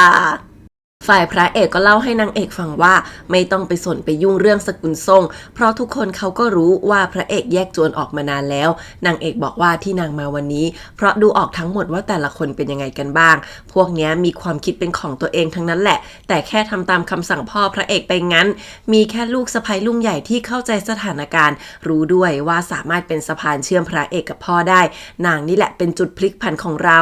พระเอกฟังไปก็มองหน้านางเอกไปถามว่าเจอคนครั้งเดียวก็ดูออกขนาดนี้ทำไมนางเอกถึงฉลาดจังนางเอกก็ชมกลับว่าพระเอกต่างหากที่อ่านสีหน้าคนเก่งมากมาบ้านนางครั้งเดียวก็รู้หมดแล้วว่าเส้นสายภายในเป็นยังไงพระเอกจับมือบอกว่ามีอะไรให้อาจารย์เฉินไปแจ้งที่องครักษ์จินอู่ได้เลยเนี่ยไม่ใช่ว่าไม่ไว้ใจแต่ว่าเป็นห่วงต่างหากแล้วพระเอกก็มาสอนนางเอกใช้ปืนแหมมือนี่อบแบบใกล้ชิดนางเอกเหมือนจะกลัวแต่ก็ตื่นเต้นด้วยพระเอกสอนว่ายิ่งกลัวก็ยิ่งต้องมีสมาธิและปลอบว่าไม่ต้องห่วงมีตัวเองอยู่ข้างๆพอลองยิงนัดที่2ก็เอามืออีกข้างมาปิดหูให้เขาด้วยแหมละมุนปรากฏว่านัดที่3นางเอกยิงโดนกระดิ่งเฉยเลยพระเอกแค่จะเดินไปล้างหน้ายังไม่ทันถึงเรือนนางเอกก็ผ่านแล้วแต่ปรากฏว่าแผลที่มือพระเอกเลือดออกอีกแล้วพระเอกมาอาบน้ำนางเอกก็ตามมาช่วยเพราะเป็นห่วงกลัวแผลจะโดนน้ำพระเอกไม่ยอมจนนางเอกเดินมาพูดว่านางทำได้ถ้าช่วยพระเอกทำแผลไม่ได้นางก็เป็นภรรยาที่ไร้ประโยชน์ที่จริงพระเอกคือทั้งอายทั้งเขินพอนางเอกแซวถึงได้ยอมให้นางเอกช่วยพอพระเอกถอดเสื้อถึงได้เห็นรอยแผลเป็นตามหลังตามตัวไปหมดพระเอกบอกว่ากลัวนางเอกจะตกใจนี่แหละนางเอกค่อยๆลูบรอยแผลเป็นบอกนางเคยได้ยินอาจารย์เฉินพูดถึงแต่ตอนนี้นางถึงเพิ่งเห็นแผลด้วยตัวเองแล้วนางเอกก็ ค่อยๆอาบน้ำให้พระเอกเบาๆพระเอกก็บอกว่าขอโทษจนนางเอกบอกว่าบาดแผลเหล่านี้ทำเพื่อชาติทั้งนั้นที่ไหล่ยังมีแผลที่ต้องเจ็บเพื่อนางอีกบอกพระเอกอย่างจริงจังว่าเราอยู่ด้วยกันที่สำคัญที่สุดคือต้องทำให้อีกฝ่ายสบายใจนางเอกกอดพระเอกจากข้างหลังพูดว่าต่อไปไม่ว่าจะเกิดอะไรขึ้นเราต้องจริงใจและผ่านมันไปด้วยกันนะจนพระเอกจับมืออมยิ้มรับปากโอ้ยมันดีละมุนที่สุดจนคนดูอิจฉาฝ่ายโต้หมิงก็มองเว่ยถิงอุ๋ยที่กำลังวาดรูปอยู่สายตาอบอุ่นมากเว่ยถิงอุ๋ยวาดเสร็จแล้วก็ไม่ยอมให้น้องดูบอกเป็นความลับสองคนนี้เล่นกันท่าทางมีความสุขไม่น้อยแต่โจมัวคนของโต้หมิงกลับโดนตบเพราะสั่งสอนสาวใช้ในเรือนที่พูดมากนินทานางเว่ยถิงเจินหาเรื่องสั่งให้นางยกน้ำแกงมาให้ทั้งที่ถ้วยร้อนมากแล้วก็ขู่ให้นางคุกเข่ายกคำนับเหนือหัวอีกสงสารน้องเหมือนกันนะอยู่ที่นี่ถึงสามีจะรักแต่ต้องถูกคนในบ้านรังแกไม่น้อยโดนด่าอีกว่านางดูแลบัญชีไม่เก่งเหมือนนางเอกสินเดิมก็ไม่มากเท่าทั้งที่ตัวนี้ไม่มีตังค์มาตั้งแต่แรกแล้วจ้าก่อนจะทวงเงินที่หวังอิ่งเสวียสัญญาไว้เว่ยถิงอุ๋ยเข้ามาช่วยโต้หมิงทันทีบอกนี่จวนตัวเองไม่ใช่ของพี่สาวถ้าเงินไม่พอจะวาดรูปให้เอาไปขายก็ได้แต่อย่ามาลงกับโต้หมิงจนเว่ยถิงเจินลุกมาด่าแรงตบตีว่าน้องเนรคุณโต้หมิงทนไม่ไหวบอกว่ากลับบ้านไปนางจะไปขอเงินแม่มาให้นางเอกกับพระเอกกลับมาเยี่ยมบ้านพ่อมารอรับหน้าบ้านนางเอกก็คือขนของขวัญกลับมาเป็น10 หีบส่วนหวังอิ่งเสวียก็หน้ามึนเดินมาจิกนางเอกว่านางใช้เงินมาเอาหน้าสินะไม่เหมือนโต้หมิงลูกสาวนางร็อกที่มีสามีรักและเอาใจไม่ต้องใช้เงินมาบังหน้าแต่ก็เจอนางเอกด่ากลับว่าความรักอาจจะเบาบางกลายเป็นอื่นเงินทองสิยั่งยืนเนี่ยก็เป็นชีที่สอนนางเอกเองนะยิ่งกว่าโดนตบหน้าทุกคนวันนี้โต้หมิงก็กลับมาเยี่ยมแม่พูดกันไม่นานแม่ก็เป็นห่วงใหญ่ว่าโต้หมิงผอมไปมากคงจะถูกเว่ยถิงเจินแกล้งละสิแล้วก็พานเว่ยถิงอุ๋ยอีกที่ไม่มีเงินหรือหน้าตาแบบพระเอกบ้างบ่นเรื่องเงินจนลามไปถึงที่โต้หมิงจะแต่งกับมันออกไปให้ได้จนต้องโดนดูถูกแบบนี้โต้หมิงทนไม่ไหวบอกว่าใครจะพูดจะอิจฉาสินเดิมนางเอกก็ได้แต่แม่ยังมาพูดแบบนี้อีกตั้งแต่เกิดมานางก็ทำให้แม่ไม่พอใจสินะงั้นต่อไปนางจะไม่มาหาแม่แล้วก่อนจะเสียใจเดินออกไปเลยคนสนิทรีบมาเล่าให้แม่ฟังว่าโต้หมิงอยู่บ้านนั้นลำบากแค่ไหนโต้หมิงกำลังร้องไห้เดินผ่านจวนนางเอกพอดีพอพ่อเห็นก็รีบทักเลยว่าเป็นอะไรทำไมถึงร้องไห้มานางเอกให้พระเอกหาเรื่องพาพ่อออกไปก่อนแล้วเช็ดน้ำตาให้น้องเบาๆพอสองพี่น้องนั่งลงคุยกันโต้หมิงก็ยอมรับว่าที่นางเอกพูดถูกทุกอย่างนางไร้ความสามารถที่จะอุดช่องโหว่รักษาหน้าให้ที่นั่นนางเอกก็บอกว่าเรื่องอดีตมันผ่านไปแล้วให้ตั้งใจใช้ชีวิตดีๆต่อไปโต้หมิงบอกนางไร้ความสามารถอุดรูรั่วไม่ได้หรอกนางเอกเลยแนะนำเรื่องเปลี่ยนไปใช้ข้าวราคาถูกหุงโจ๊กออกมาก็ดูไม่ออกแล้วเอาเงินนี้ไปฝากกับทำกำไรกับชาปีหนึ่งก็ได้1,000 ตำลึงนะแล้วนางเอกก็สอนให้ขายร้านที่ขาดทุนเอาเงินไปลงกับร้านอื่นๆดีกว่าพูดไม่ทันจบหวังอิ่งเสวียก็รีบสั่งให้ลูกสาวมาหาบอกว่าไม่รบกวนให้นางเอกเป็นห่วงเดี๋ยวให้พ่อหางานให้เว่ยถิงอุ๋ยก็มีเงินมาอุดรอยรั่วพวกนี้แล้วทิ้งให้นางเอกจิบชาด้วยท่าทางอดทนอดกลั้น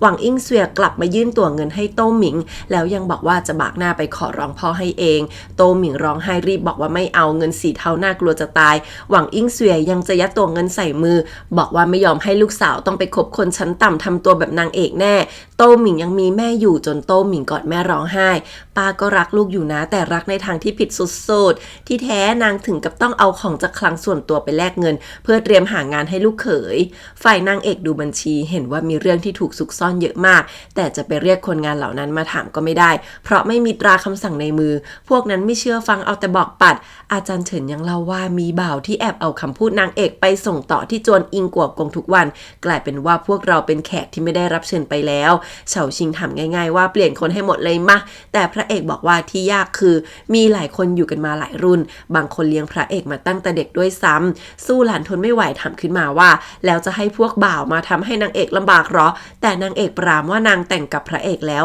ห้ามเห็นพระเอกเป็นคนนอกอีกแล้วนางก็บอกว่าถ้าเปลี่ยนคนแล้วถูกคนนอกแฝงเข้ามาจะยิ่งยากอาจารย์เฉินบอกที่จริงคนพวกเนี่ยแค่ยืนข้างพ่อพระเอกเพราะเรื่องใหญ่ตอนนั้นดังนั้นต้องคุมโจรนี้ให้ได้นางเอกบอกว่าประเด็นก็คือเรื่องการตายของแม่ที่แปลกประหลาดถึงหลายคนจะโดนกำจัดแต่คนที่รู้เรื่องก็ยังมีอยู่นางเอกจริงจังมากนะแต่เรียกพระเอกว่าซื่อจือทุกคำจนพระเอกหันมาจ้องตาบอกตะกี้เพิ่งบอกสู้หลานว่าห้ามเห็นตัวเองเป็นคนนอกแล้วนางเอกเรียกพระเอกว่ายังไงนางเอกอึ้งเปลี่ยนไปเรียกชื่อรองเสียงเบาพระเอกก็เอาใหญ่สั่งให้เรียกอีก อีกพอนางเอกขืนบอกทำอะไรเนี่ยคนอยู่กันเยอะแยะทุกคนที่เหลือก็รีบคำนับบอกจะไปเดี๋ยวนี้ก่อนจะเดินแกวิ่งออกไปเลยแล้วพระเอกก็หันมาจ้องหน้านางเอกไม่หยุดบอกแต่ก่อนนางเอกก็ชื่อเสียงไม่ดีเหมือนตัวเองเลยนะนางเอกบอกว่านั่นมันแต่ก่อนที่นางไม่อยากแต่งงานนี่นะตอนนี้เราแต่งกันเป็นครอบครัวเดียวกันแล้วถ้าพระเอกอยากก้าวหน้าก็ต้องไม่ให้พวกพ่อแม่ทั้งหลายหาเรื่องกระจายข่าวลือทำลายชื่อเสียงนางเอกต้องตัดพวกนี้ซะจนพระเอกเสียใจที่ทำให้นางเอกต้องไปยุ่งกับการต่อสู้หลังเรือนทั้งวันนางเอกบอกว่าบ้านนางก็เต็มไปด้วยสัตว์ร้ายแล้วพระเอกก็พูดเองนี่ว่านางเป็นกุญซือนางก็ต้องช่วยแบ่งเบาสิทำหน้าน่ารักจนพระเอกพูดว่าเรื่องที่นางเอกพูดไม่สำคัญสักนิดนางเอกก้มหน้าไปถามใกล้ๆว่าแล้วอะไรที่สำคัญพระเอกก็จูบนางเอกบอกให้เรียกว่าสามีก่อนจะดึงนางเอกมาจูบอย่างลึกซึ้งโอ้ยคนดูเราบันดาลเหลือเกินฉันเขินไปหมดแล้วนอกห้องทั้ง4คนที่แอบดูอยู่ก็ดีใจตามๆกันไปด้วยเดินออกมา2สาวสู้หลานซูซินก็ขำกันใหญ่ว่าพระเอกหน้านิ่งอยู่ได้เพราะนางเอกเอาแต่เรียกชื่อส่วนอาจารย์เฉินกับเฉาชิงบอกว่าแต่ก่อนยังเป็นศัตรูกันอยู่เลยนะพวกเราตอนนี้มาเป็นที่ปรึกษาในโจรเดียวกันแล้วก่อนเฉาชิงจะเชิญอาจารย์เฉินไปดื่มด้วยท่าทางมีไมตรีอย่างมากที่บ้านพ่อพระเอกบ่าวรีบวิ่งมารายงานว่าเกิดเรื่องใหญ่แล้วนางเอกสั่งสอบบัญชีแต่แค่ตั๋วเงินก็เอามากองกันเป็นหีบนักบัญชีปาดเหงื่อนั่งทำงานกันเพียบขนาดจวนอิงกัวกงยังไม่เคยเห็นมาก่อนพ่อพระเอกหน้าตึงสั่งให้แอบเช็คต่อไปคิดว่าอย่างนางเอกที่เป็นแม่ค้าจะมีทรัพย์สินแค่ไหนกันเชียวฝ่ายเต้าหมิงชวนเว่ยถิงอุ๋ยทำความสะอาดห้องก็เจอมวลภาพที่ถูกเก็บไว้อย่างดีในนั้นเป็นรูปนางกับกระต่ายตัวน้อยมากมายที่แท้นี่ก็คือภาพที่เว่ยถิงอุ๋ยวาดให้ตอนนั้นทั้งสองคนสวีทมากแต่เรื่องก็มาหาอีกแล้วจ้าเว่ยถิงจนเรียกเต้าหมิงไปหาเว่ยถิงอุ๋ยก็ยังไม่ยอมไปเป็นเพื่อนบอกว่ายังมีรูปที่วาดไม่เสร็จอยู่เว่ยถิงเจินหาเรื่องโต้หมิงที่ทำบัญชีขาดทุนไม่สมกับเป็นนายหญิงจวนโหคือมันมีแต่รายจ่ายไม่มีรายรับควักยังไงก็มีวันหมดโต้หมิงบอกว่าแม่นางไปหาตำแหน่งในกรมทหารม้าให้เว่ยถิงอุ๋ยมาแล้วจนเว่ยถิงเจินค่อยมีสีหน้าดีๆออกมาได้อดสั่งสอนไม่ได้ว่าหน้าที่เมียคือส่งเสริมหน้าที่การงานผัวแต่ว่าเว่ยถิงอุ๋ยที่ตามมาได้ยินถึงกับหน้าเครียดเดินออกไปเลยโตหมิงกลับมาก็เจอเว่ยถิงหวีเก็บข้าวของบอกนัดเพื่อนออกไปวาดรูปที่ต่างเมืองน้องรีบมาบอกเรื่องตำแหน่งงานในกรมทหารม้าที่ท่านตาหาให้แล้วอีกเดี๋ยวท่านตาก็จะไปเหลี่ยวตงเว่ยถิงหวีต้องรีบไปคุยกันเรื่องนี้ก่อนนะแต่เว่ยถิงหวีไม่แคร์บอกว่าผิดนัดไม่ได้เด็ดขาดไม่สนว่าพี่สาวจะบ่นว่าไงด้วยซ้ำเพราะว่าไม่อยากเป็นขุนนางอะไรทั้งนั้นพูดว่านี่นางจะบังคับให้กลายเป็นคนที่ตัวเองดูถูกที่สุดหรอโต้หมิงห้ามยังไงก็ไม่ฟังเลยนางเอกจุดเทียนนั่งดูบัญชีจนมืดพระเอกเดินมาบอกว่าจะช่วยเองเพราะเห็นนางเอกนั่งดูมา 4-5 วันแล้วแต่ว่านี่เพิ่งแค่สารบัญจ้าบัญชีจริงของนางเอกคือเยอะมากพระเอกช็อกถามว่านางเอกหลบได้ยังไงเนี่ยคือที่จริงท่านเจ้าหนิงที่มีชื่อเสียงว่าเป็นเจ้าของอสังหาและทรัพย์สินมากมายในเมืองคนนั้นก็คือนางเอกเองจ้า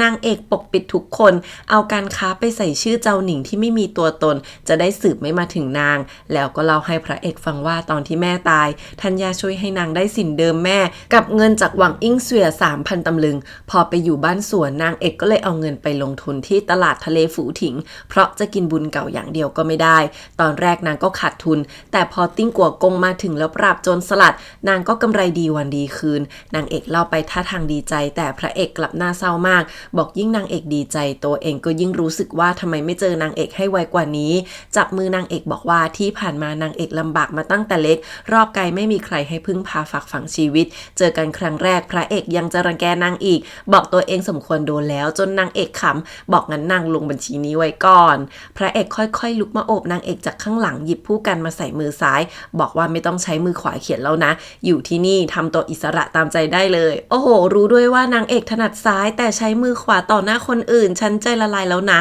ส่วนนางเอกก็ถามว่าดีกับนางขนาดนี้นางไม่รู้จะตอบแทนยังไงงั้นเดี๋ยวนางแบ่งเงินให้ครึ่งนึงโอ้โหใจปั๊มมากจ้ะพระเอกขำว่ากว่าจะเอาใจพ่อตาได้จะมายกการค้าให้ครึ่งนึงแบบนี้เดี๋ยวพ่อโกรธเอาพอนางเอกก้มลงฟุบหน้าท่าทางสบายใจพระเอกก็ลุกไปต้มน้ำแกงผ่อนคลายมาให้พอพระเอกกลับมานางเอกก็คือเผลอหลับคาโต๊ะบัญชีไปแล้วจริงๆพระเอกก็เลยค่อยๆอุ้มนางเอกเบาๆไปวางไว้ที่เตียงในมือนางเอกยังจับผู้กันอยู่เลยจนหมึกเปื้อนผ้าห่มเปื้อนหมอนพระเอกค่อยๆหยิบผู้กันออกแล้วก้มลงไปหอมแก้มนางเอกแบบเบามาก เช้าวันต่อมาพระเอกเห็นซูหลันซูซินกำลังจะเข้าไปรับใช้ก็คิดถึงเมื่อคืนแล้วบอกว่าอย่าเพิ่งปลุกเมื่อคืนนางเอกเหนื่อยแล้วให้นอนอีกหน่อยกำชับให้ทำน้ำแกงบำรุงแล้วหันมาสั่งอีกว่าเครื่องนอนสกปรกแล้วถ้านางเอกตื่นแล้วไปเปลี่ยนให้หน่อยนะแค่นี้สาวๆทั้งเรือนคือกรี๊ดสลบคิดว่าพวกนางกำลังจะมีซื่อจื่อน้อยตัวเล็กเร็วๆนี้แล้ว พอตอนสายนางเอกตื่นแล้วก็งงที่ทุกคนดูหัวเราะคิกคักแล้วก็บ่นที่ไม่ยอมปลุกนางได้ยังไงมีบัญชีกองรออยู่เป็นตั้งเดี๋ยวคนก็นินทาเอาหรอกซูหลันซูซินหน้าบานบอกว่าพระเอกนางเอกมาถึงขั้นนี้แล้วไม่ต้องกังวลแล้วล่ะนางเอกยิ่งทำหน้างงไปใหญ่ข่าวเรื่องที่พระเอกนางเอกหนุ่งหนิงกันจนเกือบเช้าลอยไปเข้าหูสายพ่อพระเอกเขาจนได้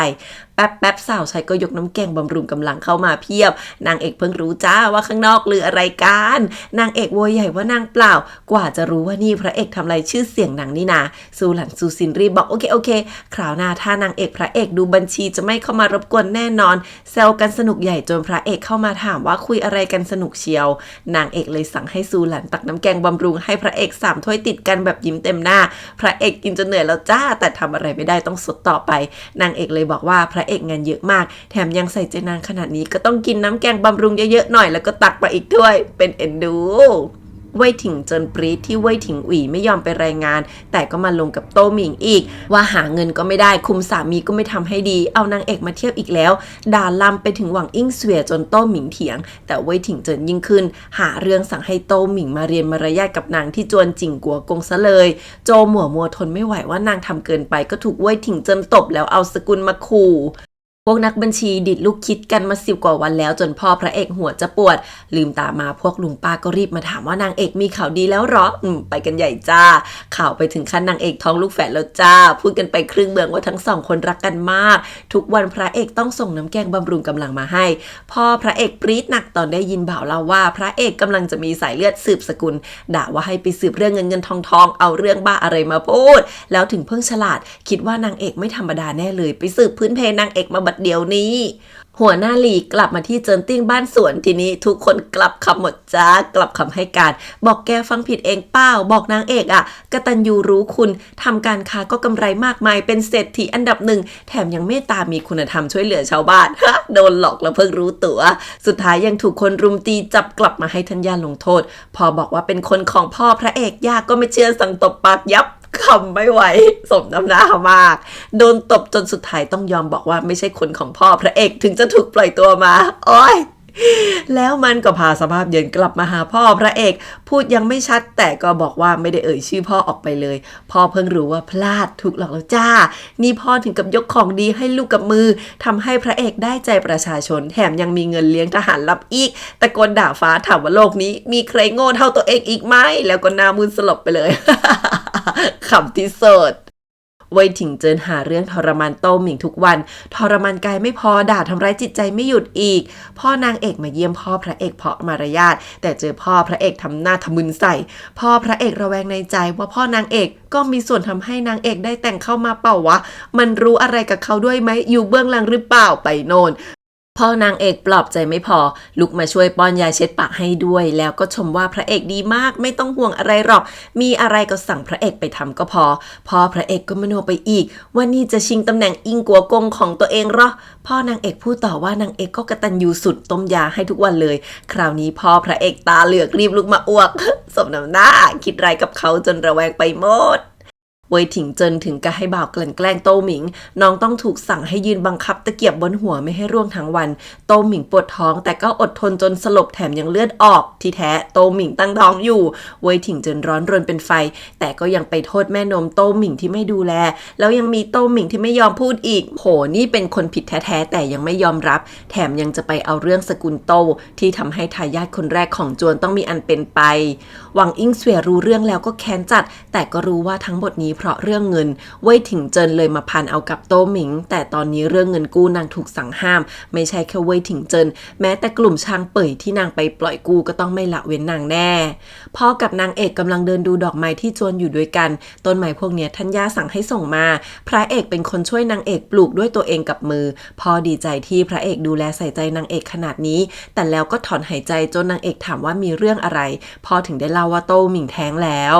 เว่ยถิงเจินมาหาเรื่องที่สกุลโตวบอกว่าจะส่งนางกลับมาหวังอิงเสวยก็ส่วนว่าถ้าจะเอางั้นก็ให้เว่ยถิงอุ๋ยมาพูดเองนางรู้นะว่าเว่ยถิงเจินทำให้ลูกสาวนางแท้งขู่ว่าจะไปฟ้องทางการด้วยกันแล้วสองคนนี้ก็ขุดเรื่องเก่ามาตีกันยับหวังอิงเสวยมีชนักปักหลังเรื่องเงินกู้เลยถูกเว่ยถิงเจินด่าเอานางเอกเป็นคนก้าวมาดีลแทนบอกว่าคนเรามีใครที่ไหนไม่รักชีวิตจนทำร้ายลูกตัวเองบ้างหรอโจมหัวมัวรีบฟ้องว่าโต้หมิงถูกสั่งสอนมารยาทจนแท้งเว่ยถิงเจินก็ดราม่าว่าพวกนางทายาทน้อยจะตายทำไมถึงจะไม่อยากได้หลานนางเอกพูดตรงๆเลยว่าพอเด็กไม่อยู่ก็เอาแต่โทษว่าเพราะโต้หมิงระวังคนที่ไม่รู้จะเอาไปอ้างว่านางคิดทำร้ายน้องสะใภ้เข้าล่ะพวกนางเป็นผู้เสียหายยังไม่ทันจะเอ่ยปากอะไรเลยชีกลับมาโวยวายอยู่นี่แล้วขู่ว่าจะแจ้งทางการจนเว่ยถิงเจินไม่มีทางออกต้องแกล้งป่วยขึ้นมาหวังอิงเสวยรีบรับไม้ต่อบอกเรื่องนี้จบไปเอาไว้ค่อยคุยกันวันหลังแต่ว่าหวังอิงเสวยก็ยังหันมาโทษนางเอกหาว่าทุกอย่างนี้นางเอกเป็นคนเสียมโต้หมิงละสิเพราะที่ผ่านมาโต้หมิงว่าง่ายเชื่อฟังจะตายนางเอกส่วนว่านางมาช่วยแท้ๆนั่นก็ถือว่านางยุ่งมากไปเองแล้วกันชีก็ด่าว่านางเอกแกล้งทำแล้วก็พาคนไปรับโต้หมิงกลับบ้านนางเอกถอนหายใจเดินเล่นอยู่ใต้ต้นอี้หลันจนลื่นล้มแต่พระเอกมารับไว้ข้างหลังทันทีอู้ยที่จริงพระเอกแอบตามมาตั้งแต่แรกเพราะไม่วางใจแต่เห็นนางเอกด่าได้เจ็บขนาดนี้ก็วางใจแล้วพระเอกชอบเห็นนางเอกจัดการคนที่มีหาเรื่องแบบนี้แหละนางเอกเลยจับมือพระเอกยิ้มให้ว่าเรื่องเรือนหลังแบบนี้นางจัดการได้แล้วก็ขอไปเยี่ยมโต้หมิงที่จริงพระเอกส่งคนไปตามหาตัวเว่ยถิงอุ๋ยแล้วด้วยนะโต้หมิงสภาพน่าสงสารมากหวังอิงเสวยมาหาแล้วก็ชวนลูกสาวกลับบ้านไปด้วยกันบอกว่าที่นี่ผุพังจะแย่มีแต่ลูกสาวที่อยากรักษาไว้บอกกลับไปแล้วแม่จะจัดการทุกอย่างให้เองจนโต้หมิงน้ำตาร่วงก่อนไปชีก็เอาเงินส่งให้โจหมัวให้ซื้อยาดูแลโต้หมิงความจริงแล้วเงินนี้ชีควรเอาไปให้กลุ่มช้างเป่ยแต่เพราะคิดถึงลูกสาวเลยเอามาให้นางใช้ซื้อยาไปก่อนนางเอกก็ตามมาเยี่ยมโต้หมิงน้องเห็นหน้านางเอกก็ร้องไห้เลยนางเอกบ่นว่าทั้งหมดเพราะเว่ยถิงอุ๋ยเป็นผู้ชายที่ใช้ไม่ได้ยอมให้พี่สาวมาบงการแต่โต้หมิงก็ยังไม่โทษสามีบอกว่าเว่ยถิงอุ๋ยโหยหาโลกภายนอกเพราะไม่อยากถูกขังในจวนที่นางเอกเคยเตือนทั้งหมดนางรับรู้แล้วก่อนหน้านี้นางแค่คิดว่าถ้าสองคนรักมั่นต่อกันยังไงก็ต้องมีชีวิตคู่ที่ดีได้แน่จนนางเอกถามว่าน้องสำนึกเสียใจไหมบอกอย่าเถอะนี่เป็นโอกาสหนีไปจากที่นี่ที่ดีที่สุดแล้วโต้หมิงกลับถามว่าถ้าเป็นนางเอกกับพระเอกเจอปัญหาแบบนี้ล่ะนางเอกจะเลือกยังไงคราวนี้นางเอกตอบไม่ได้เลยพระเอกลากเว่ยถิงอุ๋ยมาเตะให้คุกเข่าหน้าห้องลู่หมิงควบม้าไม่หยุด3 วัน 3 คืนกว่าจะตามตัวมันเจอเว่ยถิงอุ๋ยมาถึงก็คุกเข่าสารภาพผิดว่าเพราะตัวเองถึงต้องเสียลูกไปส่วนนางเอกก็ออกมาตบหน้ามันไปฉาดนึงเว่ยถิงอุ๋ยร้องไห้ตบตัวเองไม่หยุดขอร้องให้โต้หมิงยกโทษให้แล้วก็บอกว่าจะยอมไปรับหน้าที่ทำงานในตำแหน่งนั้นแล้วโต้หมิงน้ำตาร่วงใส่หนังสืออย่างเงียบผ่านไปจนค่ำเว่ยถิงอุ๋ยตบจนหน้าแดงเถือกจนสาวใช้เปิดประตูมาส่งเสื้อคลุมมันก็เลยรีบวิ่งเข้าไปหาโต้หมิงข้างในพอเข้ามาเห็นหนังสือหย่าก็ไม่ยอมตบหน้าตัวเองอีกแล้วจนโต้หมิงร้องไห้บอกว่าทุกครั้งที่เว่ยถิงอุ๋ยตบตัวเองนางก็เจ็บแต่ว่านางอยู่ที่จวนนี้ต่อไปอีกไม่ได้แล้วเว่ยถิงอุ๋ยกลับพูดขึ้นมาว่าไม่ใช่นางอยู่ไม่ได้แต่มีบางคนที่ต้องตัดขาดกับที่นี่บอกว่าให้รอก่อนนะแล้วก็วิ่งออกไปเลยเว่ยถิงอุ๋ยมาบอกพี่สาวว่าโต้หมิงช่วยงานบ้านงานเรือนดูแลตัวเองทุกอย่างไม่ฟังที่พี่สาวพยายามโทษโต้หมิงใดๆสุดท้ายก็ยังเรียกเว่ยถิงเจินอย่างห่างเหินบอกไม่ต้องยื่นมือมายุ่งเรื่องบ้านตัวเองแล้วเว่ยถิงเจินปรี๊ดเพราะทั้งเจ็บใจทั้งแค้นด่าว่านางดูแลตัวนี้อย่างยากลำบากวันนี้มีเมียก็จะทิ้งพี่สาวงั้นเหรอแต่เจอเว่ยถิงอุ๋ยส่วนว่าที่ผ่านมาก็รู้ว่าพี่สาวแต่งงานไปไม่มีความสุขแต่ก็ควรเข้าใจโต้หมิงไม่ใช่มาลงที่นางยืนยันว่าไม่ต้องมายุ่งเรื่องที่จวนแล้วกลับเลยเว่ยถิงอุ๋ยกลับมาหาโต้หมิงบอกรู้ดีว่าที่พี่สาวตัวเองกับแม่โต้หมิงเกลียดกันก็เพราะเรื่องเงินถ้างั้นตัวเองหาเงินมาให้ได้ก็พอแล้วที่ผ่านมาเว่ยถิงอุ๋ยไม่ยอมขายภาพวาดเพราะเห็นว่าคนที่ต้องการนิสัยต่ำช้าแต่ถ้ายอมขายรับรองว่าขายดีแน่โต้หมิงฟังแล้วตาเป็นประกายบอกถ้าสร้างชื่อเสียงได้ก็เป็นอย่างที่เว่ยถิงอุ๋ยต้องการนี่นาแล้วสองคนนี้ก็ยิ้มให้กันท่าทางมีหวังหวังอิงเสวยนั่งรถม้าออกมาที่จริงเว่ยถิงอุ๋ยอ่อนแอจนยอมวาดภาพขายแทนที่จะไปทำงานแต่นางก็ยังคิดว่าจะหาทางต่อไปเพื่อลูกสาวไม่นานนางก็โดนพวกกลุ่มช้างเป่ยจับตัวมาคุยด้วยพวกนี้โกรธที่ร่วมมือกันมาตั้งนานแต่ชีไม่ยอมพูดเรื่องที่พ่อตัวเองย้ายไปปราบโจรเลยหวังอิงเสวยยั่วยุพวกนั้นเอาตัวรอดว่าฆ่านางไปเลยแล้วดูสิว่าพ่อนางที่เป็นเจ้ากรมกลาโหมจะปล่อยพวกมันไปไหมหรือไม่ก็มานั่งดีลกันดีกว่า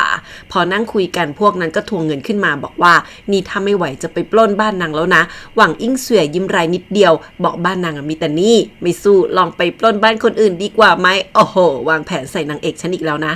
นางเอกอยู่ดีๆก็เดินมายิ้มสั่งให้พระเอกลุกมาหาแล้วก็ผูกผ้าปิดตาพระเอกก็เชื่อฟังตามทุกอย่างนางเอกค่อยๆเอามือวัดตัวพระเอกแล้วก็ถอดผ้าคาดเอวกับเสื้อนอกทีละชั้นพระเอกตื่นเต้นแล้วค่ะบอกเรื่องแบบนี้ทำตอนกลางคืนไม่ดีกว่าเหรอนางเอกหัวเราะบอกต้องกลางวันนี่แหละจะได้เห็นชัดๆนางเอกวัดตัวไปมาจนพระเอกเหงื่อออกตัวร้อนไปหมดพอนางเอกเปิดตาพระเอกก็ผิดหวังหัวเราะแห้งอีกแล้วค่ะ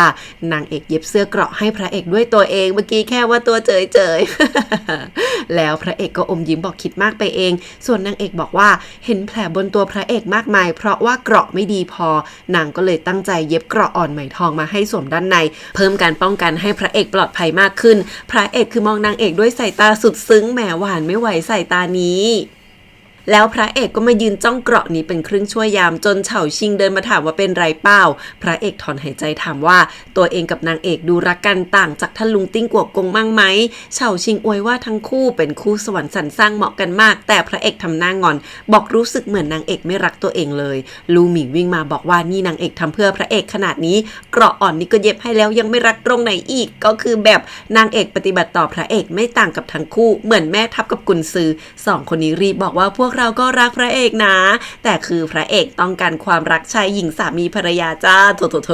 ถึงตรงนี้เฉาชิงก็ช่วยไม่ได้แล้วเพราะยังไม่ได้แต่งงานส่วนลู่หมิงก็เพิ่ง17ยังไม่มีสาวในใจพูดได้แค่ว่านางเอกคงไม่เสน่หาพระเอกแหละแล้วหนึ่งเด็กหนึ่งแก่ก็ปะทะคารมกันทิ้งพระเอกนั่งหงอยอยู่ตรงกลางไม่กี่วันต่อมาพระเอกพานางเอกไปล่องเรือนางเอกดื่มจนกรึ่มแล้วพยายามชวนพระเอกไปหอจุ้ยเซียนที่มีหนุ่มๆสาวๆขับร้องมากมายพระเอกไม่พาไปนางเอกก็แซวว่าหึงหรอใกล้กันนั้นมีเรืออีกลำกำลังขับร้องกันอยู่ซึ่งที่แท้เป็นแผนเชาชิงกับลู่หมิงที่พยายามสร้างบรรยากาศด้วยสองคนนี้ตีกันจนซูหลานตามมาได้ยินอีกคน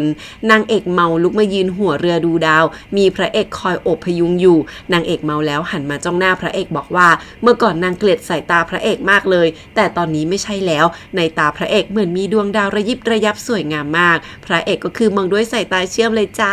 แล้วทั้งคู่ก็ดูไฟสะท้อนจากบ้านเมืองในน้ำด้วยกันนางเอกชอบมากเพราะเหมือนสวนดอกไม้หันมาถามพระเอกว่าชอบไหมพระเอกจ้องตานางเอกบอกชอบมากส่วนนางเอกก็ยิ้มบอกนางก็ชอบพระเอกเหมือนกันโอ๊ยนางเอกมองรัวน่ารักไปไหนในขณะที่สายตาพระเอกก็มองแต่นางตลอดแล้วก็กอดนางเอกไว้เบาๆบรรยากาศดีมากจนเขินพอลงเรือนางเอกก็เมาหลับจนพระเอกอุ้มนางเอกมาเองแต่กลับไม่ยอมขึ้นรถม้าสั่งให้ลู่หมิงเตรียมน้ำแกงน้ำขิงร้อนให้พร้อมลู่หมิงพยายามห้ามแต่เจอพระเอกส่วนว่าถ้าไม่เสร็จพรุ่งนี้ไปวิ่งแบกของ10 ลี้ทุกคนก็เลยรีบวิ่งหนีกลับก่อนพระเอกอุ้มนางเอกเดินอยู่กลางตลาดเพราะนางเอกมองโคมไฟไกลๆแล้วบอกว่าสวยมากนางชอบพระเอกก็คือโอสุดบอกนางเอกอยากได้อะไรจะหามาให้ทั้งหมดพระเอกไม่สนว่าใครจะว่ายังไงขอแค่นางเอกพอใจก็พอโอ๊ยละมุนไปไหนคะ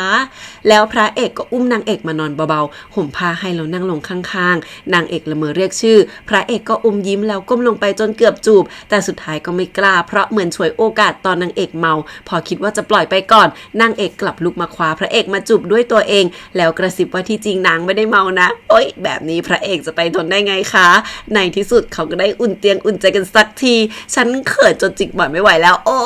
ยตอนเช้านางเอกตื่นมาแบบเมามากจำอะไรไม่ได้อ้าวนางเอกจำได้แค่ไปดูการแสดงด้วยกันแล้วไงต่อซูหลันบอกให้ไปถามพระเอกเองซูซินบอกนางเอกกอดพระเอกทั้งคืนเมื่อเช้าพระเอกออกมาคอมีแต่รอยช้ำทำเอานางเอกสะดุ้งนึกออกแล้วว่าเมื่อคืนนางเป็นฝ่ายรุกก่อนนางเอกค่อยๆเดินตามหาพระเอกที่กำลังฝึกธนูอยู่แล้วก็ลากมากระซิบว่าเมื่อคืนนางดื่มเยอะไปหน่อยจนเมาแบบว่านอกจากเรื่องนั้นแล้วนางไม่ได้เสียมารยาทพูดจาเลอะเทอะใจไหมซูหลานซูซินที่ยืนฟังข้างๆนี่แบบยืนหูแอบฟังกันใหญ่ว่าเจ้านายคุยอะไรกันน่ะพระเอกก็เลยเอาคำพูดที่นางพูดชมตัวเองทั้งหมดมาแฉจนนางเอกเขินไล่พระเอกไปเลยในลานบ้านยังมีโคมอันเริ่มวางอยู่คือนางเอกชอบจัดจนพระเอกไปเอามาให้แล้วเมื่อคืนนางเอกก็ทั้งผลักทั้งดันสุดฤทธิ์ให้มันเข้าห้องอ้อยรัวไม่ไหวจ้าโคมเนี้ยมันเป็นของจริงกัวกงที่สั่งทำให้หูหยินผู้เฒ่าในงานวันเกิดโดยเฉพาะนางเอกอึ้งไปแล้วบอกนางไปแย่งของคุณเขามาไม่เป็นไรปะเนี่ยแต่พระเอกค่ะสั่งทำอันใหม่เปลี่ยนให้แล้วพระเอกที่กลับมาแอบฟังยังอดขำไม่ได้ ฝ่ายเว่ยถิงหวีเจอพ่อค้าภาพวาดที่ให้ราคาดีมากแต่ก็ติโนนนี่ไปหมดแถมยังเอ่ยชมโต้หมิงจนเว่ยถิงหวีปรี๊ดภาพไม่ขายแล้วก็ไล่คนออกจากจวนโต้หมิงหวั่นล้อมเรื่องไปรับราชการแต่เว่ยถิงหวีก็มีข้ออ้างมากมายว่ากลัวเพื่อนดูถูกนินทาโต้หมิงเลยบอกว่างั้นนางจะปักผ้าเปิดร้านขนมหาเงินเองก็ได้เว่ยถิงหวีรีบบอกไม่ได้นะโต้หมิงเป็นฮูหยินจวนโหงจะไปทำแบบแม่ไม่ได้เด็ดขาดคราวนี้โต้หมิงลุกขึ้นมาถามว่าแม่นางผิดตรงไหนเป็นแม่ค้าหาเงินมาเลี้ยงครอบครัวก็ผิดหรือไงจนเว่ยถิงหวีรีบอ่อนให้บอกยอมแล้วจะไปรับตำแหน่งที่กรมทหารม้า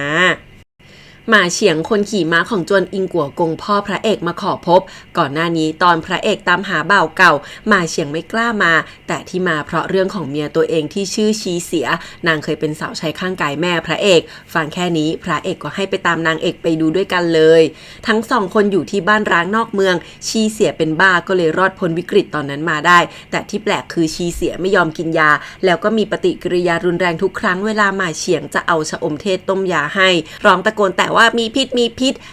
และนางก็เป็นแบบนี้ตั้งแต่ที่แม่พระเอกเริ่มป่วยพระเอกนางเอกน่าเครียดเพราะหลังเกิดเรื่องกากยาก็ไม่เหลือแล้วพระเอกเพิ่งกลับมาเมืองหลวงได้ปีเดียวก็ไม่รู้จะไปถามเรื่องยากับใครที่ไหน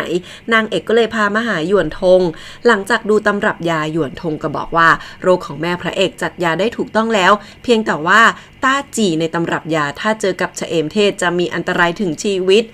พระเอกบอกว่าเคยเช็คแล้วกากยาไม่มีชะเอมเทศแต่แม่กลัวขมทุกครั้งต้องกินผลไม้เชื่อมพระเอกยังมีขนมที่แม่ให้ไว้อยู่ด้วยหยวนทงเช็คแล้วคอนเฟิร์มว่านี่ใช้ชะเอมเทศทำถ้ากินทุกวันรับรองว่าเดือนเดียวก็ไม่รอดแล้วถามว่าใครเอาให้พระเอกนี่หน้าเปลี่ยนกำมือแน่นจนนางเอกต้องปลอบเบาๆนางเอกยังพาชีเสียมาหาหยวนทงก็บอกว่าจะพยายามช่วยรักษาให้นางเอกเตือนพระเอกว่าอย่าเพิ่งวู่วามแต่พระเอกบอกว่าไม่มีควันก็ไม่มีไฟถ้าหาที่มาของชะเอมเทศได้ก็กระจ่างนางเอกบอกว่าถ้าได้ตราคำสั่งมานางเช็คจากบัญชีได้แน่นอนแล้วขอพาชีเสียกลับไปดูแลอย่างน้อยนางก็เป็นคนของแม่พระเอกมาก่อนพระเอกก็หวังว่าอาจสืบพบบางสิ่งได้เช่นกันพอพระเอกที่รู้ข่าวแล้วโกรธมากด่าหัวหน้าหลี่ที่ทำงานไม่รอบคอบจนเหลือชีเสียยังมีชีวิตอยู่โมโหซะจนเจ็บหน้าอกขึ้นมาเลยดึกคืนนั้นที่ร้านหมอฟันสกุลลู่พ่อพระเอกมาคุยกับหวังเก๋อกงกงถึงเรื่องที่เกิดขึ้นแล้วยังพยายามใช้โอกาสที่หวังอิงเสวยไปล่อให้โจรมาปล้นบ้านนางเอก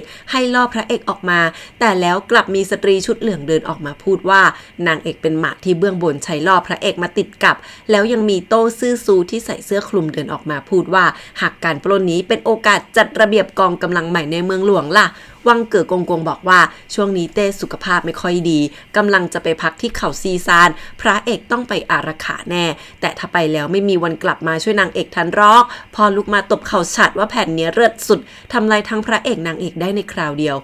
สตรีชุดเหลืองถามว่าไม่เสียได้หมาก2ตัวหรอโตซื่อซูก็บอกนางเอกแต่งออกไปแล้วเป็นแค่คนสกุลอื่นส่วนหวังอิงเสวยเดิมก็แค่หมากตัวหนึ่งเท่านั้นถึงเวลาที่นางจะมีบทแล้วโอ้โหพวกแกมารวมตัวทำอะไรกันอยู่เนี่ยฝ่ายหวังอิงเสวยวางแผนเรื่องพวกช่างเป่ยไม่พอยังคิดลากเอาเว่ยทิ้งอุ๋ยมาเอี่ยวเพราะนางก็แค้นเว่ยถิงเจินที่เป็นฝ่ายกดดันเรื่องเงินแถมฝ่ายสกุลแม่ผัวเว่ยถิงเจินก็คือฮองเฮาเกิดเรื่องแดงมาคงไม่ถึงตายหรอกชีกะว่าคราวนี้นางเอกไม่รอดแน่นางเสี่ยงเซียมซีได้ใบที่ดีไม่ทันเห็นว่ามีใบร้ายร่วงลงมาด้วยพอถึงวันลงมือจู่ๆพ่อพระเอกก็บอกซงฮั่นว่าวันนี้ห้ามออกจากบ้านเด็ดขาดจนซงฮั่นลุกมาร้องเลยว่าอย่าทำอะไรพระเอกนั่นพี่ชายตัวเองนะแต่ก็โดนพ่อด่าว่าอย่ายุ่งนี่พ่อทำเพื่อแกทั้งนั้นบังคับเอาผู้กันใส่มือบอกให้ฝึกคัดอักษรไปดีๆสงบจิตใจแล้วสั่งให้สาวใช้ข้างกายจับตาดูซงฮั่นไม่งั้นนางจะโดนเชือดไปอีกคน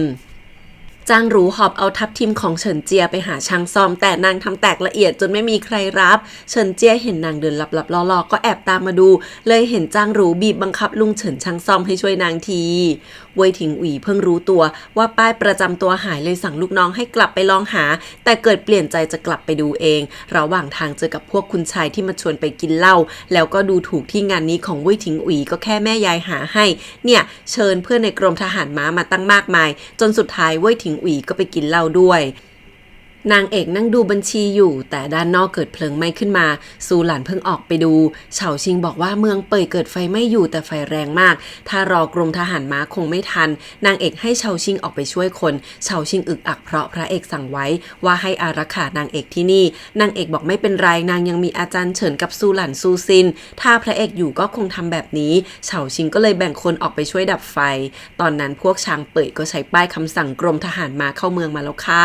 พอทหารจะจับได้ก็ก่อความวุ่นวายฆ่าทหารตายทันทีโอ้โหแล้วก็มากันอย่างเยอะตอนนั้นมีโจรอีกกลุ่มเข้ามาแทรกแซงเช่นกันพวกมันแบ่งทรัพย์กันใหญ่ช้างเป่ยจะไปปล้นนางเอกส่วนพวกโจรจะไปปล้นชาวบ้านเร็วมากพระเอกเห็นในเมืองเกิดไฟไหม้ก็ขอฮองเฮาไปเข้าเฝ้าเต้เพราะกลัวกรมทหารมาจะเอาไม่อยู่ฮองเฮาปรามว่าเต้เพิ่งกินยาพักผ่อนเป็นขุนนางก็ต้องแบ่งเบาเต้สิแล้วสั่งให้รอวันพรุ่งนี้พวกโจรบุกปล้นฆ่าคนชิงทรัพย์ในเมืองจนคนตายมากมายจางหรูที่อยู่ในร้านซ่อมจนดึกก็เจอโจรเข้ามานางสู้สุดใจนะแต่ก็เกือบพลาดท่าโชคดีที่เฉินเจียมาช่วยไว้เฉินเจียเพิ่งรู้ว่าของขวัญตัวเองมาอยู่ที่จางหรูเพราะนางอยากเอามาซ่อมพวกโจรบุกมาถึงเรือนหนึ่งก็มีสตรีชุดเหลืองคนที่เคยคุยกับพวกพ่อพระเอกที่ร้านหมอฟันยืนป้ายสกุลชิ่งออกมาจนพวกมันล่าถอยไปอาจารย์เฉินเข้ามารายงานว่าคืนนี้พ่อพระเอกออกไปตรวจที่ประตูเมืองทิศใต้นางเอกฟังแล้วรู้เลยว่านี่มันผิดปกติพวกช้างเป่ยมาเคาะประตูแต่นางเอกรู้ทันก็เลยสั่งคนล็อกไว้ซูหลันวิ่งมารายงานว่าในเมืองมีโจรบุกเข้ามาฆ่าคนแล้วประตูจวนฝั่งที่ติดต่อกับจวนพ่อพระเอกก็ปิดตายเงียบสนิททุกคนถูกขังไว้ในนี้แล้วนางเอกคิดแป๊บเดียวก็รู้ว่านี่คือการเผาเมืองเพื่อล่อเสือออกจากถ้ำแบบนี้ต้องมีการวางแผนไว้ก่อนแน่ถ้าเกิดส่งสัญญาณเรียกพระเอกกลับมาคงไม่พ้นโทษแน่นอนลูหมิงวิ่งมารายงานพระเอกที่เป็นห่วงหน้าเครียดว่าไม่มีข่าวจากพวกกรมทหารม้าเลยสักนิดแล้วพระเอกก็รู้ทันทีว่าถ้านางเอกรู้ตัวว่าเป็นแผนรับรองไม่มีทางจุดพลุเรียกตัวเองไปหาแน่นอนสามีภรรยาเขาสื่อใจถึงกันได้พระเอกจะกลับมาดูด้วยตัวเองแต่ลู่หมิงก็ห้ามไว้บอกถ้าออกไปต้องโดนโทษแน่พวกช้างเป่ยพยายามปีนกำแพงก็เจอคนของอาจารย์เฉินไล่กลับมันก็เลยเปิดหน้าแล้วว่าเป็นโจรจะมาหาตังค์ใช้ซูหลันซูซินเข้มแข็งมากบอกให้นางเอกเปลี่ยนชุดเป็นสาวใช้พวกนางถึงต้องตายก็ต้องปกป้องนางเอกได้แน่นอนแต่นางเอกเข้มแข็งกว่าบอกนางเป็นนายหญิงถ้านางไปกำลังใจทุกคนก็แตกสลายใครจะรอดบนถนนข้างนอกอาจยิ่งอันตรายกว่าการเป็นผู้นำต้องมีพลัง2คือมีชัยภูมิและ3คือการปรับตัวบ้านเรามีครบทุกอย่างถ้าร่วมกันสู้อาจชนะก็ได้นางจะให้พวกโจรมาแล้วไม่ได้กลับแน่นอนนางเอกสั่งให้อาจารย์เฉินหาทางแอบออกไปเรียกคนจากร้านตำราเจ้าเหวินมาให้ได้อาจารย์เฉินไม่อยากไปแต่นางเอกบอกตอนนี้มันด่วนทำตามแผนนางไปก่อนอย่างน้อยต้องไปเรียกเฉาชิงกลับมาอาจารย์เฉินวิ่งออกไปแล้วนางเอกก็หันมาสั่งให้ซูซินจุดไฟที่ลานบ้านแล้วก็สั่งงานให้ต้มน้ำตั้งฟืนรอซะเพราะไม่รู้ว่าจะมีแผนอะไรรออยู่อีกบ้างไม่ทันไรไอหัวหน้าหลีก็แอบเปิดประตูทิศตะวันตกให้พวกช้างเป่ยเข้าจวนมาฝั่งนางเอกเพิ่งจุดไฟกลางลานบ้านได้พอรู้ว่าโจรบุกมาแล้วก็สั่งให้เด็กและคนชราไปหลบในห้องใต้ดินส่วนที่เหลือให้ตามนางไปห้องเก็บฟืนเดี๋ยวนี้โอ้โหนางเอกมีสติสุดพวกช้างเป่ยให้คนส่วนหนึ่งไปบุกค้นทรัพย์ส่วนตัวเองบุกไปตามหานางเอก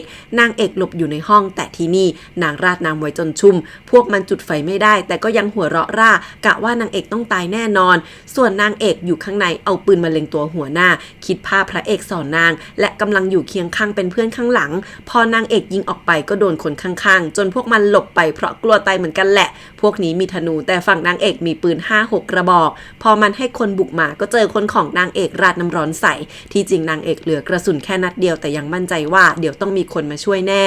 หยวนทงอาจารย์เฉินและเฉาชิงเห็นสัญญาณไฟบุกมาแล้วค่ะหยวนทงก็คือเก่งมากวิชาดาบไม่ด้อยกว่าใครเลยพระเอกก็ใส่ชุดดำปิดหน้าพาคนขี่ม้าเข้าเมืองมาปราบโจรเช่นกันระหว่างทางก็ช่วยชาวบ้านและเด็กไปด้วยแต่ก็สั่งให้บางส่วนรีบตามกลับจวนไปดูนางเอกเดี๋ยวนี้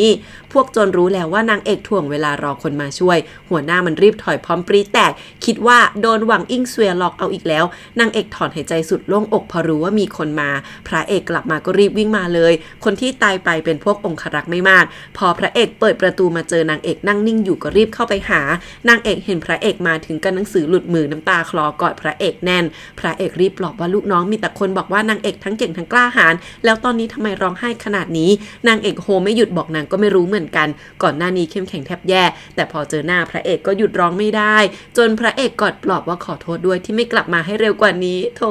คนเราคือเข้มแข็งกับคนอื่นแต่อ่อนแอกับคนรักอ่ะเนาะ หยวนทงที่ตามมาแอบเห็นภาพนี้จากหน้าต่างก็อมยิ้มตาเศร้าเดินจากไปเงียบๆมองปลายดาบเปื้อนเลือดแล้วสะบัดมือทิ้งเหมือนไม่ใส่ใจจากไปฝ่ายพระเอกก็ยังขอโทษนางเอกที่ต้องมาเจอเรื่องนี้เพราะตัวเองนางเอกแก้มป่องบอกพวกนั้นอาจจะหวังทรัพย์นางก็ได้แล้วพระเอกมาได้ไงเนี่ยที่แท้พระเอกกลับมาคนเดียวออกคำสั่งทหารให้ลู่หมิงดูแลทัพจินอู่ปกป้องเต้ไว้ให้ดีแล้วกลับเข้าเมืองมาพวกที่ตามมาช่วยคือทัพแคว้นติงที่ซ่อนตัวอยู่ในเมืองหลวงทุกคนมีปณิธานในการปกป้องประชาชนแต่เรื่องนี้เป็นความลับนางเอกฟังแล้วยังบอกให้พระเอกรีบกลับไปเดี๋ยวนี้ฝ่ายลู่หมิงก็นั่งขาสั่นเครียดหนักมากเพราะวังเก๋อกงคอยเดินมาเช็คลู่หมิงภาวนาให้พระเอกรีบกลับมาก่อนที่จะโดนจับได้ฝ่ายพระเอกเดินออกไปแล้วแต่จำได้ว่ามีพวกแอบแฝงตัวเข้ามาก็เลยโดนจับซะก่อนที่จะทำร้ายนางเอกทันแล้วพระเอกก็สั่งให้เช็คละเอียดเลยว่าพวกมันเป็นใครโตหมิงเองก็จับได้ว่ามีสาวรับใช้ในจวนที่ถูกแม่นางซื้อตัวเอาป้ายของเว่ยถิงอุ๋ยไปโตหมิงร้อนใจมากรีบออกนอกบ้านเลยเพราะคิดว่ามีแต่นางเท่านั้นที่จะช่วยสามีได้ฝ่ายหวังอิงเสวยก็ช็อกเพราะพวกชางเป่ยบอกว่าจะมาแค่ไม่กี่สิบคนมาปล้นนางเอกแต่ตอนนี้มีโจร200 กว่าเกือบจะก่อกบฏอยู่แล้วมัวข้างกายนางยังเป่าหูไม่หยุดว่าเรื่องนี้ไม่มาถึงพวกเราหรอกจะว่าไปแล้วมัวคนนี้เสี่ยมมาตลอดเลยนะโตหมิงนั่งรถม้ากะไปตามหาเว่ยถิงอุ๋ยแต่ระหว่างทางก็เจอกลุ่มชางเป่ยเข้าโตหมิงหนีไปจนเกือบจะถึงเรือนจุ้ยเซียนที่เว่ยถิงอุ๋ยอยู่แล้วแต่หัวหน้ากลุ่มชางเป่ยมาขวางตรงหน้าพอนางขัดขืนมันก็เอาดาบแทงพุงน้องเลยบอกว่าบาปของแม่ให้ลูกมารับเคราะห์แล้วกันแล้วจากไปโอ้ยสงสารน้องยังไม่ตายพอเห็นเว่ยถิงอุ๋ยมองออกมาก็พยายามจะเอื้อมมือไปหาแต่เว่ยถิงอุ๋ยไม่เห็นกลับเข้าไปนั่งกินเหล้าเมากับเพื่อนต่อกลอนเล่นเกมเขานารีไม่หยุดจนโตหมิงหมดสติไปหวังอิงเสวยเอาแต่นั่งสวดมนต์ขอพรแต่ด้านหลังมีบ่าวฆ่าโจมมัวแล้วประทับลายนิ้วมือบางอย่างตอนนั้นก็มีบ่าวคนนึงแอบเห็นเหตุการณ์จนตกใจกลัวตัวสั่นอยู่ข้างนอกด้วย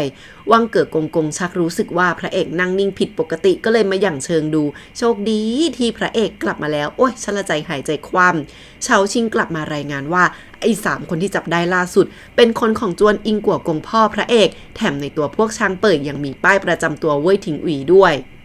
พวกทหารมาทั้งหลายกำลังกินเหล้าเหลวไหลอยู่ทางใต้ของเมืองเสียงวุ่นวายขนาดนี้ก็ไม่ได้ยินพวกลูกน้องก็ไม่กล้ารายงานเจ้านายนางเอกหน้าเครียดบุกมาที่จวนอิงกัวกงทันทีหัวหน้าหลีมาขวางไว้บอกตัวเองพยายามช่วยแต่นางเอกส่วนทุกดอกสู้หลานหันไปเอามีดกรีดอย่างแม่นจนหนังตามันได้เลือดแต่ไม่ถึงลูกตาโหดมากแล้วนางเอกก็มานั่งรอท่าทางแข็งกร้าวไม่ยอมใครสะใภ้ที่รู้เรื่องดีรีบบอกแม่ว่าอย่ายุ่งจนนางรีบยกตราคำสั่งออกมาให้แล้วในที่สุดป้ายคำสั่งจวนอิงกัวกงก็มาถึงมือนางเอกแล้วค่ะนางเอกมาถึงเรือนจุ้ยเซียงด้วยตัวเองถามพวกทหารข้างนอกว่าทำไมไม่รายงานเรื่องนี้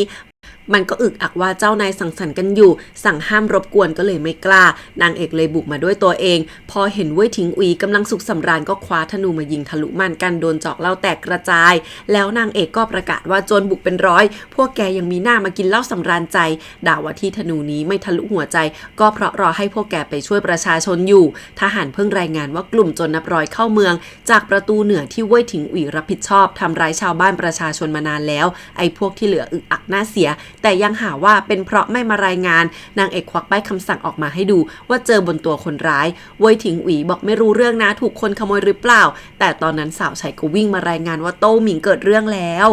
เว่ยถิงอุ๋ยมาเจอโต้หมิงที่ลมหายใจรวยรินน้องน้ำตาไหลยิ้มให้แล้วพูดว่าเห็นไหมเชื่อว่าเว่ยถิงอุ๋ยต้องมาหาแล้วก็เพ้อถึงวันที่เว่ยถิงอุ๋ยเคยแอบเข้าบ้านมาสาบานรักกับนางบอกว่าคำสาบานที่เว่ยถิงอุ๋ยเคยบอกว่าจะวาดรูปนางคนเดียวนางรับไว้และถอนมันให้แล้วก่อนจะเสียชีวิตอยู่ตรงนี้เองเว่ยถิงอุ๋ยได้แต่กอดนางแล้วก็ร้องไห้คร่ำครวญอยู่ตรงนั้นโอ๊ยสงสารน่ะได้รู้เรื่องที่โจรบุกเมืองแล้วยังบุกบ้านพระเอกแล้วก็ลุกมาเกรี้ยวกราดว่าสำนักเซิ่งเทียนกับกรมทหารมาทำบ้าอะไรกันอยู่ให้ไปเรียกผู้ว่าการผู้บัญชาการมาเดี๋ยวนี้วันนี้บุกเมืองพรุ่งนี้คงมาปล้นเต้แล้วมั้งก่อนจะมอบดาบให้กับพระเอกสั่งให้พาองครักษ์จินอู่ไปเช็คให้ละเอียดว่าใครที่กล้าทำพระเอกตอบรับเสียงดังแต่ข้างหลังวังเก๋อกงยืนมองนิ่งมากโจมมัวกับจดหมายคำสารภาพถูกเขียนไว้ว่านางเป็นคนพาโจรเข้าเมืองเองสาวใช้อีกคนที่เห็นเหตุการณ์แต่ถูกซ้อมหน้าบวมก็ร้องไห้โวยวายว่าปกติโจรจะติดต่อกับหวังอิงเสวยแถมยังสั่งคนบีบคอโจมัวอีกเรื่องนี้กำลังถูกซักกันอยู่ที่โถงสกุลโต้แล้วหวังอิงเสวยกะโยนโทษให้ลูกน้องแต่พ่อนางเสียงสั่นบอกว่าจำลายมือลูกสาวที่ชอบปลอมลายมือคนอื่นได้โตซื่อสู่ทำเป็นบอกว่าจะช่วยเขียนจดหมายขอร้องให้อีกคนแต่พ่อชีที่ใส่ชุดขุนนางกลับตบหน้าตัวเองบอกเลี้ยงนางมาผิด แล้วจะขอให้เต้สั่งลงโทษนางหนักกว่าเดิมแถมยังบอกว่าจะลาออกจากตำแหน่งรองราชเลขาธิการนี้ให้โตซื่อสูนั่งแทนก็แล้วกันนี่เพราะว่าตัวเองสอนลูกมาผิดแล้วก็ตบสั่งสอนลูกสาวก่อนเดินจากไปบอกนับจากนี้ให้เป็นเรื่องสกุลโตไปพอหวังอิงเสวยยังจะพูดว่านางไม่ผิดพ่อถามว่าทำไปทั้งหมดนี้เพื่ออะไรส่วนโตซื่อสูก็ด่าซ้ำว่าถ้าอยากตายก็ไม่ต้องลากทั้งบ้านไปด้วยสิ่งที่ทำมันร้ายแรงมากสั่งให้นางไปรายงานตัวซะชีก็ยังร้องไห้บอกว่าเงินทุนที่ทำให้เกิดเรื่องครึ่งนึงเป็นของเว่ยถิงเจินสกุลฝั่งแม่ผัวนางคือสกุลเดิมของฮองเฮาตราคำสั่งนี้น้องชายนางก็ทำหล่นไว้แต่ตอนนี้เว่ยถิงเจินยังไม่โผล่มาเลยค่ะหวังอิงเสียกรีดว่าก็ได้ถ้าจะให้นางไปตายงั้นนางจะลากให้ตายตกไปด้วยกันทั้งบ้านเลย9 ชั่วโคตรตอนที่ทุกคนกำลังปรี๊ดนางเอกกลับเดินมาพูดเสียงดังน้ำตาคลอว่าคนที่ตายตามไปด้วยคือโต้หมิงตั้งหากหวังอิงเสวยไม่เชื่อแต่พอเดินมาเปิดดูศพลูกสาวก็ล้มทันทีท่านพ่อยังเซแทบล้มจนนางเอกต้องพยุงไว้นางเอกพูดเสียงสั่นว่าถ้าไม่มีโจรมาโต้หมิงก็คงไม่ตายบอกว่าในใจหวังอิงเสวยก็ควรจะรู้ดีนะว่าเรื่องเลวร้ายนี้มันเกิดเพราะอะไรหวังอิงเสวยคร่ำครวญแทบบ้าคิดถึงลูกสาวแล้วก็โวยวายว่าทุกคนบีบบังคับนางหันมาด่าว่าในเมืองหลวงมีคนที่อยากให้นางเอกตายมากกว่านางอยู่นางจะให้นางเอกต้องตกนรกทุกวันแล้วก็หัวเราะเป็นบ้าตอนที่ถูกคนพาตัวไปชียังหันมาดูด้วยความแค้นในที่สุดเต้ก็สั่งปลดหวังสิงอีพ่อของหวังอิงเสวยให้เป็นแค่ผู้ตรวจการสำนักเซิ่งเทียนเท่านั้นส่วนหวังอิงเสวยเห็นแก่ที่นางเสียสติเลยไม่ต้องประหารแต่ให้ฆ่าตัวตายในโจรซะนางเอกยังยอมเป็นคนเลวมาส่งยาพิษให้อีกพอหวังอิงเสวยเห็นนางเอกเข้าก็เกิดมีสติร้องไห้ด่าว่านางเอกแค้นไม่ยอมปล่อยนางไปแต่นางเอกกลับตอบเสียงเรียบว่าคนที่ไม่ปล่อยวางคือหวังอิงเสวยเองต่างหากเพราะในใจนางรู้สึกผิดมาตลอดเห็นนางเอกทีไรก็คงจำได้สินะว่าทำให้ชีวิตสงบสุขของเพื่อนรักอย่างแม่นางเอกต้องพังทลายลงไปยังไงชีก็ร้องไห้บอกว่าไม่จริงเดิมผู้ชายก็มีอนุได้แม่นางเอกไม่ยอมปล่อยวางเองต่างหากนางเอกลุกมาบอกว่างั้นก็ให้แม่จบเรื่องราวความแค้นนี้ด้วยตัวเองเถอะก่อนจะโยนกลีบดอกวี่หลานใส่จนหวังอิงเสวยร้องโวยวายกลัวผีก่อนจะสุดลงไปหายใจไม่ออกที่จริงนางเอกรู้ว่ากลีบดอกไม้พวกนี้ทำให้ชีตายไม่ได้แต่ก็หวังให้ในใจชีสำนึกสักทีว่าทำร้ายแม่ไปยังไงบ้างหวังอิงเสวยก็นอนน้ำตารินอยู่ในห้องนั่นเองพ่อเองก็เดินมาหน้าเศร้าบอกนางเอกว่าพ่อผิดเองทั้งหมดเริ่มแรกก็ผิดต่อแม่กับนางเอกหลังจากนั้นก็ผิดต่อหวังอิงเสวยและโต้หมิงจนทำให้โต้หมิงยึดมั่นกับความรักแบบผิดคิดว่าที่แท้พ่ออาจจะผิดพลาดตั้งแต่วันแรกที่ก้าวออกไปสอบแล้วที่นางเอกกลับมาหาพ่อได้พ่อก็ดีใจมากก่อนจะสอนว่าให้นางเอกทนุถนอมสิ่งที่รักอย่าได้ผิดพลาดจนต้องเสียใจชั่วชีวิตแบบพ่อนางเอกเดินกลับมาที่เรือนของแม่ก็เจอพระเอกยืนถือเสื้อคลุมรออยู่ท่ามกลางดอกวี่หลานพระเอกมายืนรอนางเอกนานแล้วตั้งแต่ที่นางเอกเข้าไปคุยกับหวังอิงเสวยแล้วก็บอกว่ายิ่งเป็นสิ่งงดงามก็ยิ่งต้องทุ่มเทเพื่อปกป้องบอกว่าจะปกป้องนางเอกให้มีชีวิตที่สงบสุขอย่างดีนางเอกยิ้มรับเบาๆแล้วพระเอกก็จูงมือนางเอกกลับบ้านไปด้วยกันเว่ยถิงอุ๋ยก็ถูกปลดเป็นสามัญชนเช่นกันแต่ให้ตายก็ไม่ยอมถูกพวกทหารเอาภาพวาดโต้หมิงไปเว่ยถิงอุ๋ยอ่อนแอจนต้องยอมคุกเข่าให้พวกทหารเพื่อแลกกับภาพนี้ขึ้นมาโถน่าสงสารอยู่นะพี่แกถูกเลี้ยงมาดีเกินไป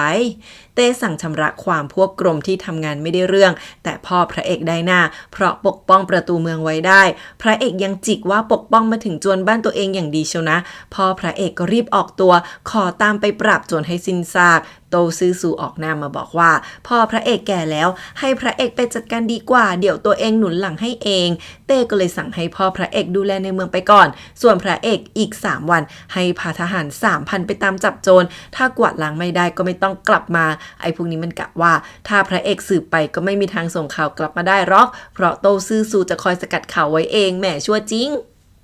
ถึงวันออกทัพพวกทหารมีครอบครัวมายืนรอส่งพระเอกก็เดินวนไปมาชะเง้อคอรอนางเอกลู่หมิงเข้ามาแซวพระเอกก็ทำเป็นบอกว่าไม่ได้ออกทัพครั้งแรกซะหน่อยแต่พอลู่หมิงส่งหมวกให้บอกออกเดินทางกันเถอะพระเอกก็หน้าตึงหันมาบอกว่ายังไม่ถึงฤกษ์โถน่ารักนางเอกวิ่งมาส่งพระเอกแล้วค่ะแต่มาจากนอกเมืองพระเอกหันมาเห็นก็ดีใจมากบอกไหนนางเอกพูดว่าจะไม่มาไงนางเอกยิ้มบอกว่านางมาส่งกองทัพตั้งหากก่อนจะบอกความจริงว่านางไปเอาเซียมซีขอให้พระเอกปลอดภัยกลับมา คือนางเอกอุตส่าห์หยิบเอาใบร้ายๆออกไปหมดแล้วพระเอกยิ้มเต็มหน้าแล้วหยิบได้ใบที่เขียนว่าสามีภรรยารักใคร่อยู่ร่วมกันชั่วนิรันดร์ก็ถูกใจมากนางเอกไม่ยอมบอกจะให้จับใหม่จะเอาอันที่ปลอดภัยแต่พระเอกบอกจะเอาอันนี้แหละก้าวมากระซิบถามว่าคำทำนายนี้จะเป็นจริงไหม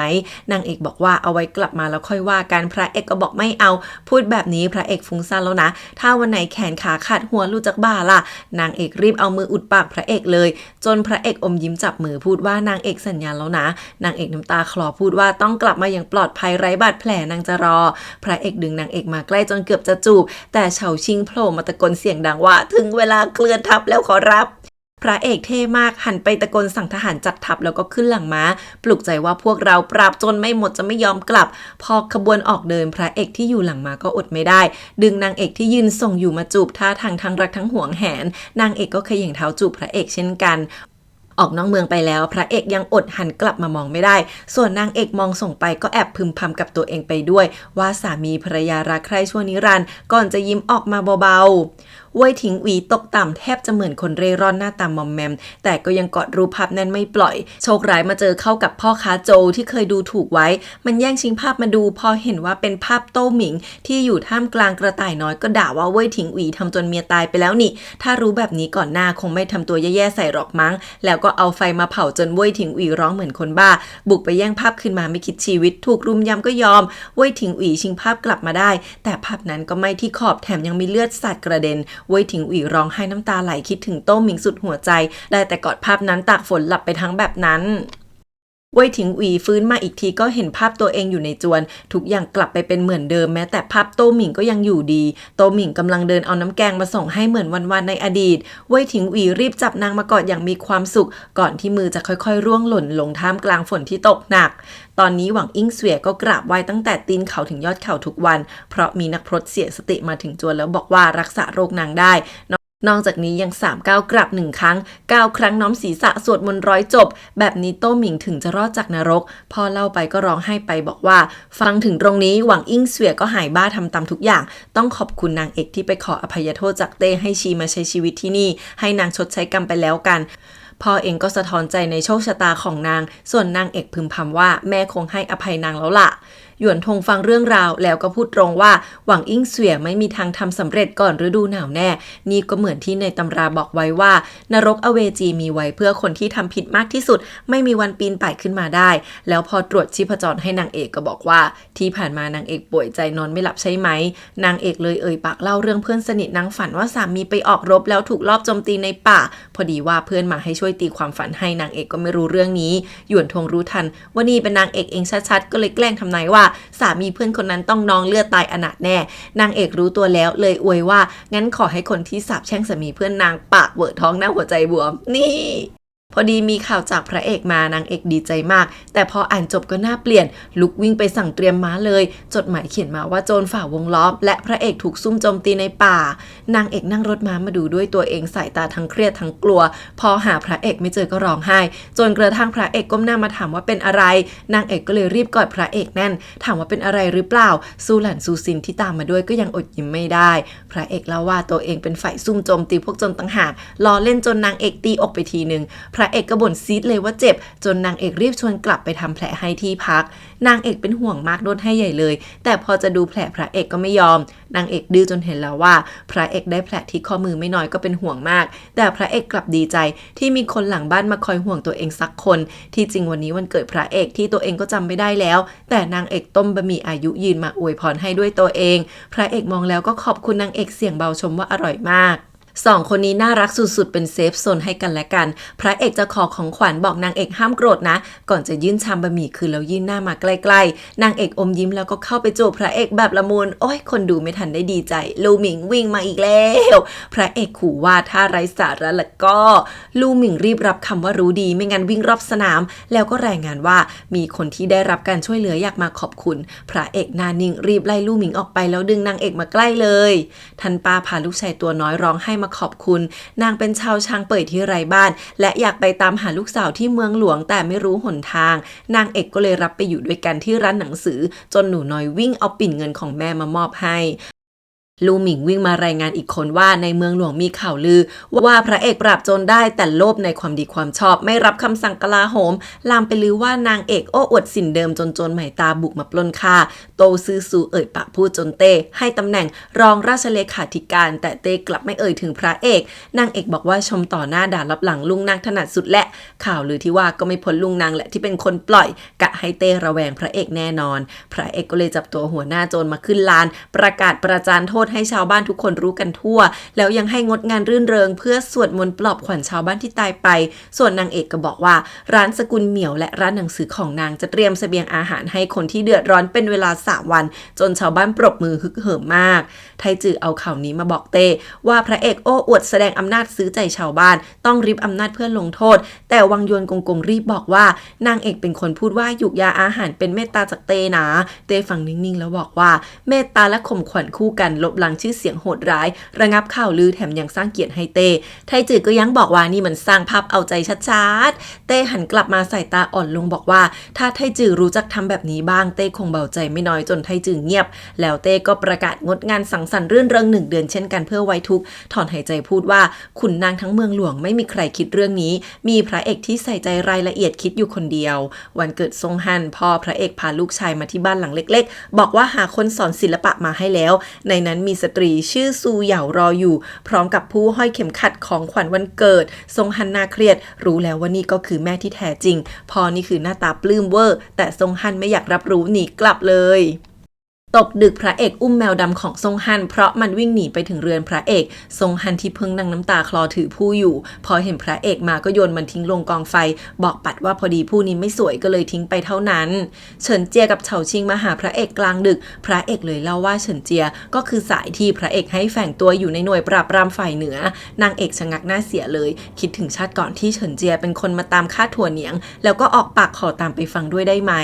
เฉาชิงกับเฉินเจียไปเช็คเรือนทางเหนือมาที่นี่พอพระเอกแอบไปหากลางดึกลับๆบ่อยมากมีสตรีชื่อหลีเหล่าเหนียงอาศัยอยู่นางเคยเป็นนางคณิกาที่ต้องโทษถูกส่งไปสถานเริงรมย์แต่แจ้งว่าป่วยตายไปนานแล้วหลีเหล่าเหนียงอาศัยอยู่ที่นั่นมา20 ปีเฉินเจียเห็นเงานางเอกแอบอยู่ข้างหลังแต่พระเอกบอกว่าไม่ต้องสนใจให้พูดต่อเลยพระเอกรู้แล้วว่าพ่อแอบซ่อนสตรีไว้ข้างนอกนี่เองทั้งที่พ่อเล่นบทรักภรรยามาตลอดเฉินเจียยังบอกว่ามีแค่ต้นเดือนกับวันที่15หลีเหล่าเหนียงมักออกไปไหว้พระที่วัดหมื่นพระเท่านั้นและก็ไม่น่าเชื่อที่พ่อพระเอกจะแอบซ่อนไว้ได้นานขนาดนี้คนเดียวนางเอกบอกว่าให้แยกกันไปดูแต่ก็เตือนพระเอกที่ยืนน่าเครียดว่ามีอะไรอย่าวู่วามอย่าลืมว่ามีนางอยู่ไม่นานพระเอกก็พาคนบุกไปที่บ้านนั้นก็เจอพ่อกำลังคร่ำครวญอยู่เลยนางเอกมาที่วัดพยายามคุกเข่าอยากถามเรื่องอดีตแต่เจ้าอาวาสไม่ยอมคุยด้วยฝ่ายพระเอกบุกมาเจอพ่อนั่งร้องไห้กอดศพหลีเหล่าเหนียงไว้ซงฮั่นก็อยู่ด้วยพอเห็นพระเอกมาก็รีบเข้าไปคุกเข่าขอร้องพ่อบอกว่าไม่อยากให้พ่อกับพี่ชายต้องขัดแย้งไปมากกว่านี้อีกแล้วขอเป็นคนเลวเองแต่สายตามีพิรุธหนักมากลู่หมิงเอาผู้ที่หาเจอในห้องมาส่งให้พระเอกจำได้ทันทีว่านี่มันเหมือนอันที่ซงฮั่นเพิ่งเผาทิ้งเป๊ะซงฮั่นรีบบอกว่าพ่อให้ตัวเองมาเรียนขลุ่ยที่นี่แล้วหลีเหล่าเหนียงก็พยายามยัดให้มาขอร้องพระเอกว่าบ้านไหนก็มีเรื่องข่าวๆอยากขุดเอาเรื่องสกปรกเหล่านี้ออกมาเลยพระเอกกลับนั่งลงมองหน้าน้องจ้องตาถามว่าคิดว่าคนตายไปแล้วตัวเองจะหยุดสืบเรื่องนี้ทำเหมือนไม่มีอะไรเกิดขึ้นแล้วคืนดีกับพ่อหรือไงแล้วสั่งให้ทหารคุมตัวน้องกลับไปพระเอกหันมาพูดเรียบๆว่าพ่อไม่เคยมีน้ำตาให้แม่สักหยดทั้งที่อยู่กันมา20 ปีที่แท้พ่อโคตรเห็นแก่ตัวไม่รักหมดใจจะกล้าซ่อนอนุต้องโทษไว้แบบนี้หรอพ่อลุกมาด่าว่าตัวเองพอใจสตรีอื่นแล้วยังไงยังไม่ถึงเวลาให้ลูกแบบพระเอกมาวิจารณ์พระเอกก็ส่วนว่านี่มันไม่เป็นธรรมสำหรับแม่แล้วเดินไปเลย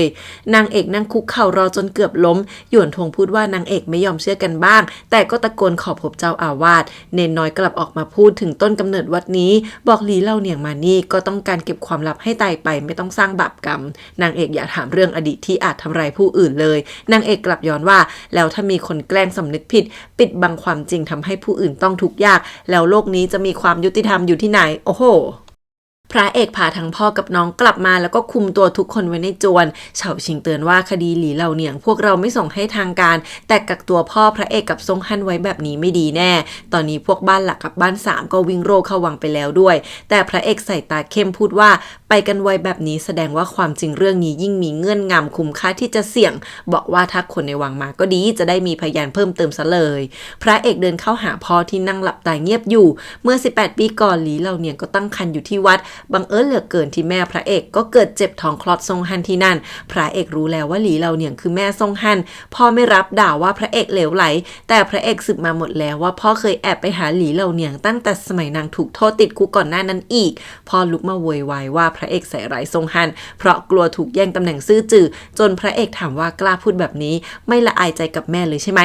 ฝ่ายนางเอกในที่สุดก็ได้คุยกับเจ้าอาวาสท่านออกมาพูดว่านางเอกพูดถูกแต่เรื่องที่เกิดขึ้นวันนี้อาจไม่ใช่เจตนาของหลีเหล่าเหนียงก็ได้หยวนทงรีบพยุงนางเอกขึ้นมาส่วนนางเอกก็ขอร้องให้เจ้าอาวาสบอกความจริงเพื่อความยุติธรรมต่อ2 สกุลเจ้าอาวาสถอนหายใจพูดว่านางเอกอาจถูกกำหนดให้มาเป็นผู้แก้ไขความอายุติธรรมนี้ก็ได้แล้วก็เล่าเรื่องเมื่อ18 ปีก่อนให้ฟังบอกว่าตอนนั้นหลีเหล่าเหนียงอุ้มลูกชายวัย1 เดือนมาด้วยและช่วงเวลาเดียวกันแม่พระเอกก็มาคลอดก่อนกำหนดที่นี่นางบอกว่าคลอดลูกชายแต่เจ้าอาวาสเห็นชัดเจนว่าเด็กคนนั้นเป็นผู้หญิงนางเอกฟังแล้วก็ช็อกตาโตที่จวนพระเอกซงฮั่นลุกมาเสียงสั่นถามว่าไม่ใช่ลูกของแม่จริงหรอพระเอกก็เดินมาพูดเบาๆว่าเราสามารถตรวจสอบเลือดกับกระดูกคนตายได้ว่าเกี่ยวข้องกันไหม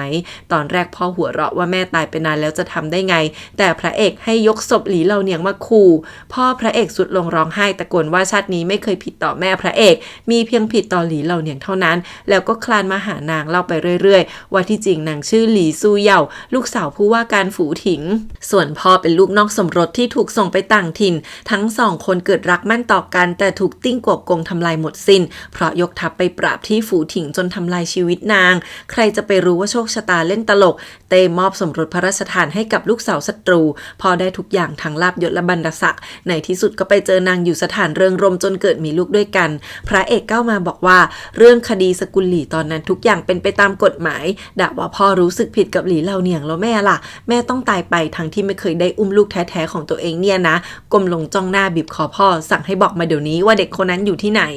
พ่อสะดุ้งแต่ก็บอกว่าเด็กตายไปแล้วเพราะนี่คือสิ่งที่ติดขังพ่อเอาไว้พระเอกผลักพ่อล้มว่าท่านลุงทำตามหน้าที่ส่วนแม่ก็จริงใจกับพ่อบอกว่าพ่อติดขังนี่3 ชีวิต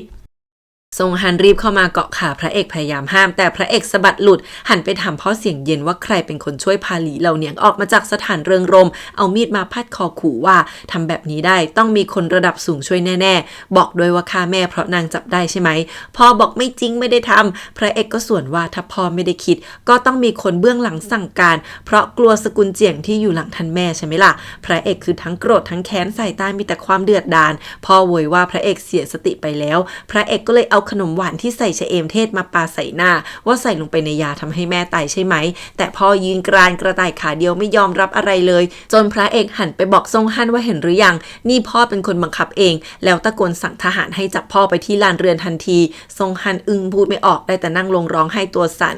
หยวนทงเตือนนางเอกเบาๆว่าเรื่องราวในอดีตอย่าไปยุ่งเลยไปนั่งจิบชาวางแผนดีกว่าแต่นางเอกน่าเครียดชะงักคิดว่าตอนนี้ในใจพระเอกมีแต่ความเกลียดชังนางเอกนึกถึงคำในบันทึกหนังสือรู้ว่ากำลังจะเกิดเรื่องกับพ่อพระเอกแล้วนางต้องรีบกลับไปหยุดเรื่องนี้หยวนทงดึงแขนไว้บอกว่าเรื่องที่จะเกิดก็ได้เกิดไปแล้วนางเอกไปก็เปลี่ยนได้แค่ชั่วขณะแต่เปลี่ยนทั้งชีวิตไม่ได้หรอกนางเอกกลับตอบว่าถึงพลังนางจะน้อยเปลี่ยนแปลงชะตาชีวิตไม่ได้ก็ยินดีจะเดินเคียงข้างพระเอกแล้วก็จากไปทิ้งหยวนทงอึ้งมองตามไปน้ำตาคลอพูดกับตัวเองว่าพระเอกนี้ช่างโชคดีซะจริง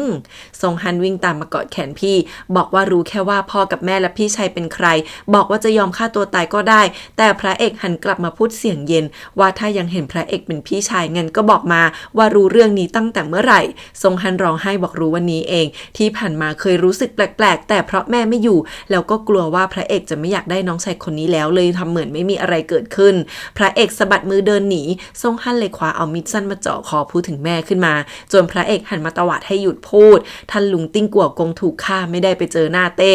แม่ถูกหักหลังเหยียบย่ำบอกว่าแม้แต่ครอบครัวยังปกป้องไม่ได้ถึงวันนี้จะทำผิดพระเอกก็อยากให้โลกนี้เป็นธรรมซงฮันยังบอกว่าขอร้องให้ปล่อยพ่อไปเถอะแต่พระเอกเดินมาคว้ามีดโยนทิ้งสั่งว่าถ้ายังเห็นเป็นพี่ก็กลับเข้าเรือนไปซะแล้วให้คนลากน้องกลับไปเลย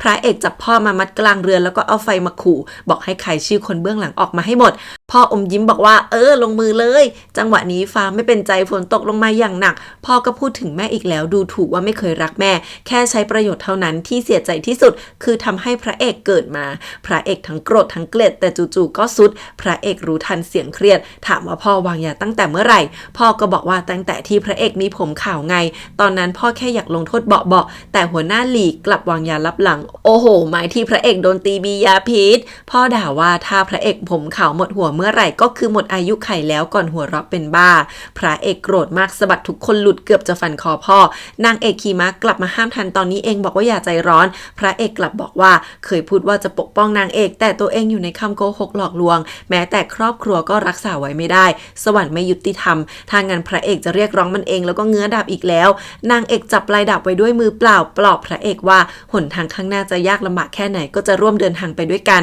พระเอกหันมามองหน้านางเอกท่าทางเสียใจสุดๆก่อนจะล้มลงนางเอกรีบประคองพระเอกไว้ก็พอดีวังยวนกงมาประกาศพระราชโองการว่าเต้ให้สกุลส่งทั้งพ่อทั้งลูกไปเข้าเฝ้าพ่อตะโกนให้ฆ่าเลยสิพระเอกจะได้โดนโทษขัดคำสั่งเต้แต่ทหารมาลากพ่อออกไปส่วนวังยวนก็บอกว่าถ้าบาดเจ็บหรือป่วยให้เข้าไปรักษาตัวในวังพระเอกก็เลยโดนลากตัวไปอีกคนนางเอกได้แต่ร้องเรียกชื่อพระเอกรออยู่ข้างหลังเพราะนางไม่ได้รับการเรียกตัวไปด้วยหมอหลวงเช็คแล้วก็มารายงานเต้ว่าพระเอกโดนพิษหายากชื่อว่าพิษชิงชังช่วงแรกไม่มีอาการนอกจากผมขาวแต่ต่อไปจะเจ็บปวดถึงกระดูกและถ้าผมขาวหมดหัวก็หมดอายุไขเต้สะเทือนใจมากเพราะพระเอกเพิ่งอายุ20เท่านั้นหมอหลวงบอกว่าพิษนี้ถ้าลดความเกลียดชังจะบรรเทาความเจ็บปวดได้แต่จากสถานการณ์ตอนนี้พระเอกคงเหลือเวลาแค่ปีเดียวเท่านั้นโอ้ย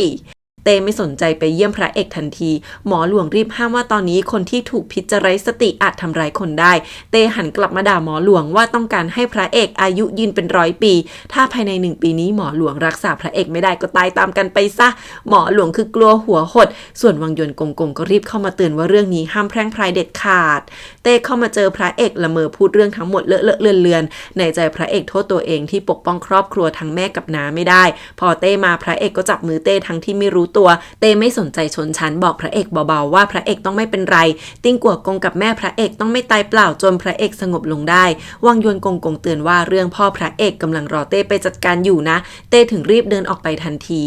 พ่อพระเอกถูกวังเก๋อกงโบยหน้าตาคร่ำเครียดมันกะเอาตายแน่ๆแล้วจนทุกคนในสกุลลนลานขอร้องว่าแค่เพื่ออนุคนเดียวคงไม่ต้องถึงกับเอาตายมั้งวังยวนมาพร้อมองค์การกล่าวโทษความผิดให้ยึดตำแหน่งขุนนางพ่อทั้งหมดแต่ยังคงยศจวนกัวกงเอาไว้พ่อพระเอกสะบักสะบอมขอร้องว่าให้ทรงฮันได้คงชื่อในสกุลต่อไปแต่วังยวนกงเดินมาบอกว่าฐานะลูกนอกในสมรสแบ่งกันชัดเจนขนาดทายาทของฮูหยินยังไม่รู้อยู่ไหนเต้คงไม่มีเวลามาเมตตาลูกนอกสมรสหรอกมั้งพ่อมันก็ร้องไห้แล้วสลบลงไปตรงนั้นนางเอกต้มยามากมายแถมยังเชิญหยวนทงลงเขามาช่วยเพื่อการนี้หยวนทงจิกกัดว่าวุ่นวายทั้งวันคิดว่าสำนักหมอหลวงขาดยาพวกนี้หรือไงนางเอกกลับหันมาบอกว่าต่อไปนางคงวุ่นวายมากร้านตำราคงต้องฝากให้หยวนทงกับอันซู่ช่วยกันดูแลแล้วหยวนทงสวนว่าส่วนแค่นางจะมีชีวิตรอดหรือเปล่าเรื่องของพระเอกไม่ต้องมาถามอีกล่ะแต่พอจะเดินจากไปก็อดกลับมายื่นยาทำแผลให้นางเอกไม่ได้นางเอกยังบาดเจ็บที่มือเพราะไปรับดาบของพระเอกอยู่เลยแล้วหยวนทงก็บอกว่าตั้งแต่แต่งมาชีวิตนางเอกก็น่าเบื่อเกินถ้าอยากจากไปก็ให้บอกแต่นางเอกตอบว่านางรู้แล้วว่าจะเกิดอะไรขึ้นก็ยิ่งต้องพยายามหยุดมันใช้ชีวิตตามใจส่วนผลลัพธ์จะเป็นยังไงก็ไม่สำคัญแล้วพระเอกออกจากวังมาแต่หน้าซีดมากสั่งเฉาชิงว่าให้ปิดเรื่องที่โดนยาพิษไว้ให้ถึงที่สุดพระเอกผิดต่อนางเอกแล้วที่ไม่สามารถปกป้องนางไปได้ตลอดชีวิตตอนนี้ต้องยิ่งเร่งกำจัดภัยทั้งหลายไม่งั้นอีกปีถ้าพระเอกตายไปปรโลกก็คงจะไม่สงบโถพระคุณป่วยหนักขนาดนี้ยังคิดถึงแต่ว่านางเอกจะอยู่ต่อไปยังไงพระเอกยืนมองชีวิตอันสงบสุขของชาวบ้านธรรมดาทั่วๆไปที่แต่ละครอบครัวใช้ชีวิตร่วมกันเงียบๆพระเอกก็ได้แต่คิดว่าถ้าตัวเองกับนางเอกได้ใช้ชีวิตร่วมกันไปจนตายชีวิตนี้ก็ไม่สูญเปล่าแล้วในที่สุดเฉินเจียก็จับหัวหน้าหลี่มาได้พอถูกซ้อมไม่เท่าไหร่มันก็ปูดออกมาว่าเด็กทารกคนนั้นถูกอุ้มออกไปจากจวนพระเอกก็เลยสั่งให้ปลดมันออกจากบ้านแล้วโยนเข้ากองทัพทำยังไงก็ได้แค่ไม่ตายก็พอ แล้วพระเอกก็มายืนคุยกับพ่อในคุกหลอกถามว่าคนเบื้องหลังเป็นใครพระเอกฉลาดมากรู้ว่ารับหลังพ่อแอบมีสัมพันธ์กับเหลียวตงพระเอกคาดเดาได้แล้วว่าไอ้พวกที่เกาะเรื่องมากมายไม่ใช่แค่เอาตัวหลีเหล่าเนียงออกมาให้พ่อได้แต่ยังลามไปถึงคดีโจรบุกเมืองเส้นสายยงเยไปหมดพวกมันไม่ใช่แค่หวังตำแหน่งไท่จื่อแต่ไปถึงกบฏแล้วโหพ่อหัวเราะบอกไม่รู้เรื่องพูดไปพูดมาพอเอ่ยถึงทรงฮั่นพ่อก็สติหลุดว่าถ้าพ่อตายแล้วทรงฮั่นจะรอดหรอถึงพระเอกไม่ทำก็ย่อมมีคนลงมือแน่พ่อก็เป็นแค่หมากที่ถูกทิ้งแล้วเท่านั้นพ่อสายตาเปลี่ยนล็อกแรกเลยส่วนพระเอกก็เดินจากมาในคุกมีสตรีชุดเหลืองมาแอบดูอยู่ด้วยไม่นานพ่อก็แน่นหน้าอกจนต้องคว้ายามากินแล้วก็สุดนั่งพ่อจะได้ตายดีปะเนี่ยพระเอกเอาป้ายวิญญาณเขียนแค่น้องสาวที่รักแซ่เจียงมาไว้อาลัยแต่นางเอกเดินเข้ามาหาเงียบๆบอกว่ารู้เรื่องหมดแล้วพระเอกแอบระแวงถามว่านางรู้อะไรบ้างนางเอกก็บอกว่ารู้เรื่องน้องสาวที่ล่วงลับกับเรื่องที่พระเอกโมโหจนหมดสติแล้วนางเอกก็ยกเอายาออกมาให้ถามว่าทำไมสีหน้าแย่ขนาดนี้พระเอกกลับจับมือนางเอกที่เป็นแผลมาดูถามว่าเจ็บไหมขอโทษที่ตัวเองไม่ดีพอแต่นางเอกจ้องตารู้ว่าพระเอกต้องปวดใจขนาดไหนพระเอกก็บอกนางเอกพูดถูกจริงๆถ้าอนาคตเกิดเรื่องแบบนี้อีกนางเอกต้องรีบมาห้ามนะพระเอกไม่อยากสติหลุดแบบนี้อีกแล้วนางเอกยิ้มรับแล้วก็ส่งยาให้พระเอกเงียบๆพระเอกเล่าว่าตอนที่มีเรื่องกันคราวก่อนพระเอกคิดเสมอว่าคงไม่มีอะไรแย่ไปกว่านี้อีกแล้วที่ผ่านมาพระเอกเห็นพ่อใส่ใจแม่แต่เพิ่งรู้ว่ามันเป็นแค่การอดทนไม่ใช่ความรักชีวิตพระเอกไม่รู้เลยว่ามีอะไรเป็นเรื่องจริงบ้างนางเอกบอกว่าความรักของแม่การอบรมของติ้งกัวกงและทับแควนติ้งที่สละชีวิตติดตามพระเอกเป็นเรื่องจริงทั้งนั้นจับมือพูดว่านางก็เป็นความจริงเช่นกันพระเอกสายตาทั้งซึ้งทั้งเศร้าบอกว่าไม่ควรให้นางต้องมาทุกข์ใจไปด้วยคนนางเอกกลับบอกว่าสามีภรรยาร่วมทุกข์สุขเราสองคนไม่เหมือนพ่อแม่พระเอกหรอกนะต่อไปมีอะไรให้แบ่งมาให้นางทั้งหมดเลยจนพระเอกอดเอื้อมมือไปลูบหัวนางเอกเบาๆไม่ได้นางเอกคือดีมากเป็นเพื่อนคู่คิดที่แบบจะหาได้จากไหนอีกคะเนี่ย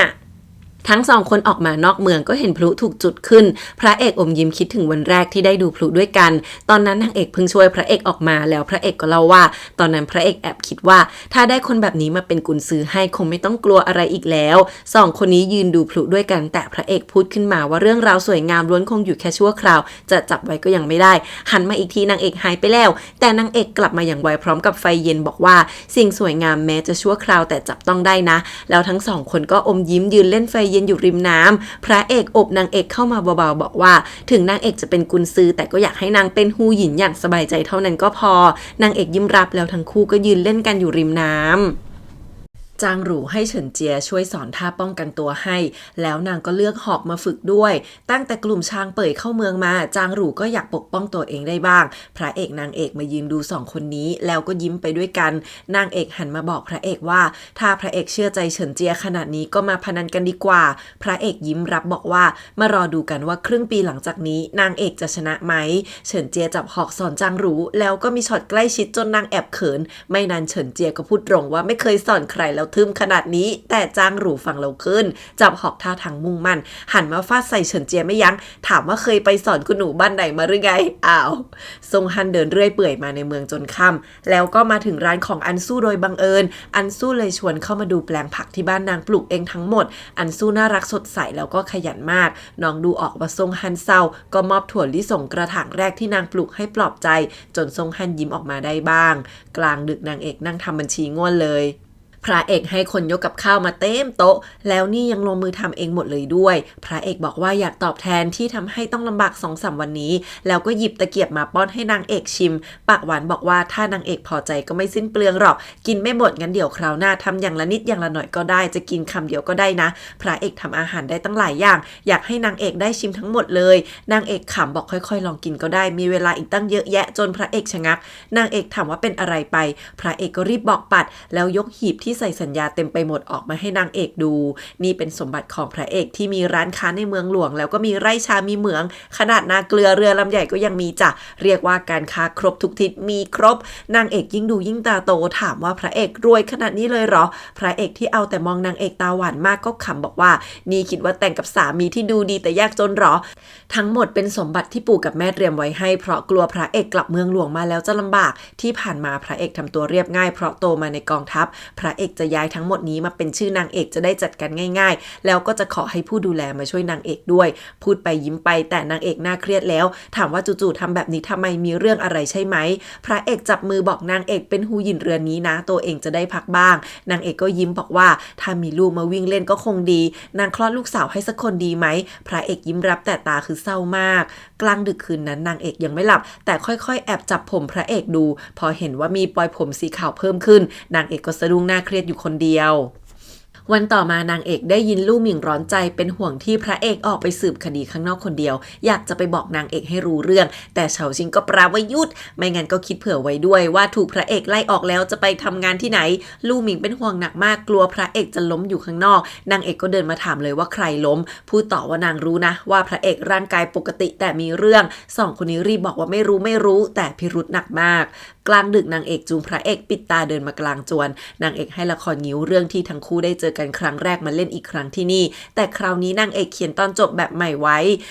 พระเอกถามว่าครึ่งแรกเป็นโศกนาฏกรรมแล้วครึ่งหลังจะจบดีได้ไงนอกจากเริ่มต้นใหม่เท่านั้นนางเอกกลับบอกว่าได้สิถึงจะลำบากแค่ไหนแต่ชีวิตคนเราไม่ได้มีแค่ครึ่งแรกไม่ได้มีแค่บ้านเดียวนางเอกเขียนให้ละครเรื่องนี้ตัวเอกได้พบรักจนทำให้มีบ้านมีครอบครัวและที่นี่ที่ปกป้องลมฝนทุกอย่างบ้านที่ไม่ว่าเงินหรืออะไรก็ทำลายไม่ได้พระเอกฟังจนน้ำตาคลอนางเอกก็เรียกให้พระเอกหันมาจ้องตานางบอกว่าเรามอบบ้านแบบนี้ให้กันและกันเถอะนะเราสองคนผ่านความเจ็บปวดมารู้ว่าต้องทนุถนอมอะไรคนสองคนที่แตกสลายย่อมประกอบกันเป็นวงกลมที่สมบูรณ์แบบได้โหคือพูดดีมากแล้วยังให้พระเอกเป็นคนตีของเริ่มยิ้วนี่เองด้วยพระเอกอึ้งแต่ก็วางลงบอกนางเอกว่าเคยคิดว่าจะมอบชีวิตที่สงบสุขปกป้องนางไปตลอดแต่ตอนนี้พระเอกทำไม่ได้แล้วที่พระเอกมีคือการเกลียดแค้นชิงชังพลิกฟ้าพลิกแผ่นดินทำให้ขุนนางทั้งราชสำนักไม่พอใจ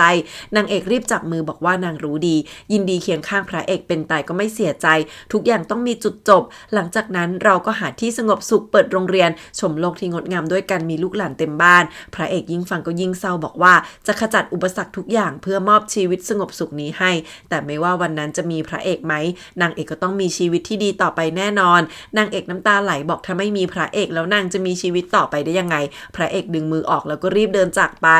นางเอกตะโกนตามหลังว่ามีเรื่องปิดบังนางสินะนางอยากแค่ได้ยินจากปากพระเอกเท่านั้นพระเอกพยายามกลั้นน้ำตาแล้วก็บอกว่าขอให้เชื่อใจเหอะชีวิตตัวเองให้นางเอกได้แต่นางเอกก็ยังต้องมีชีวิตของนางต่อไปพูดได้แค่นี้นางเอกก็วิ่งมากอดจากข้างหลังแน่นเลยพูดว่าขอแค่เราอยู่ด้วยกันก็พอชีวิตพระเอกก็คือชีวิตนางทำไมต้องแบ่งแยกด้วยพระเอกกระซิบเหมือนเดิมแล้วตัดใจค่อยๆดึงมือนางเอกออกเดินหนีไปเลยลู่หมิงเฉาชิงพร้อมกับซูหลานซูซินได้แค่แอบดูอยู่จางหรูกับสู้อ่านจะวิ่งมาดูงิวก็งงว่าเขาไม่เล่นกันแล้วหรอ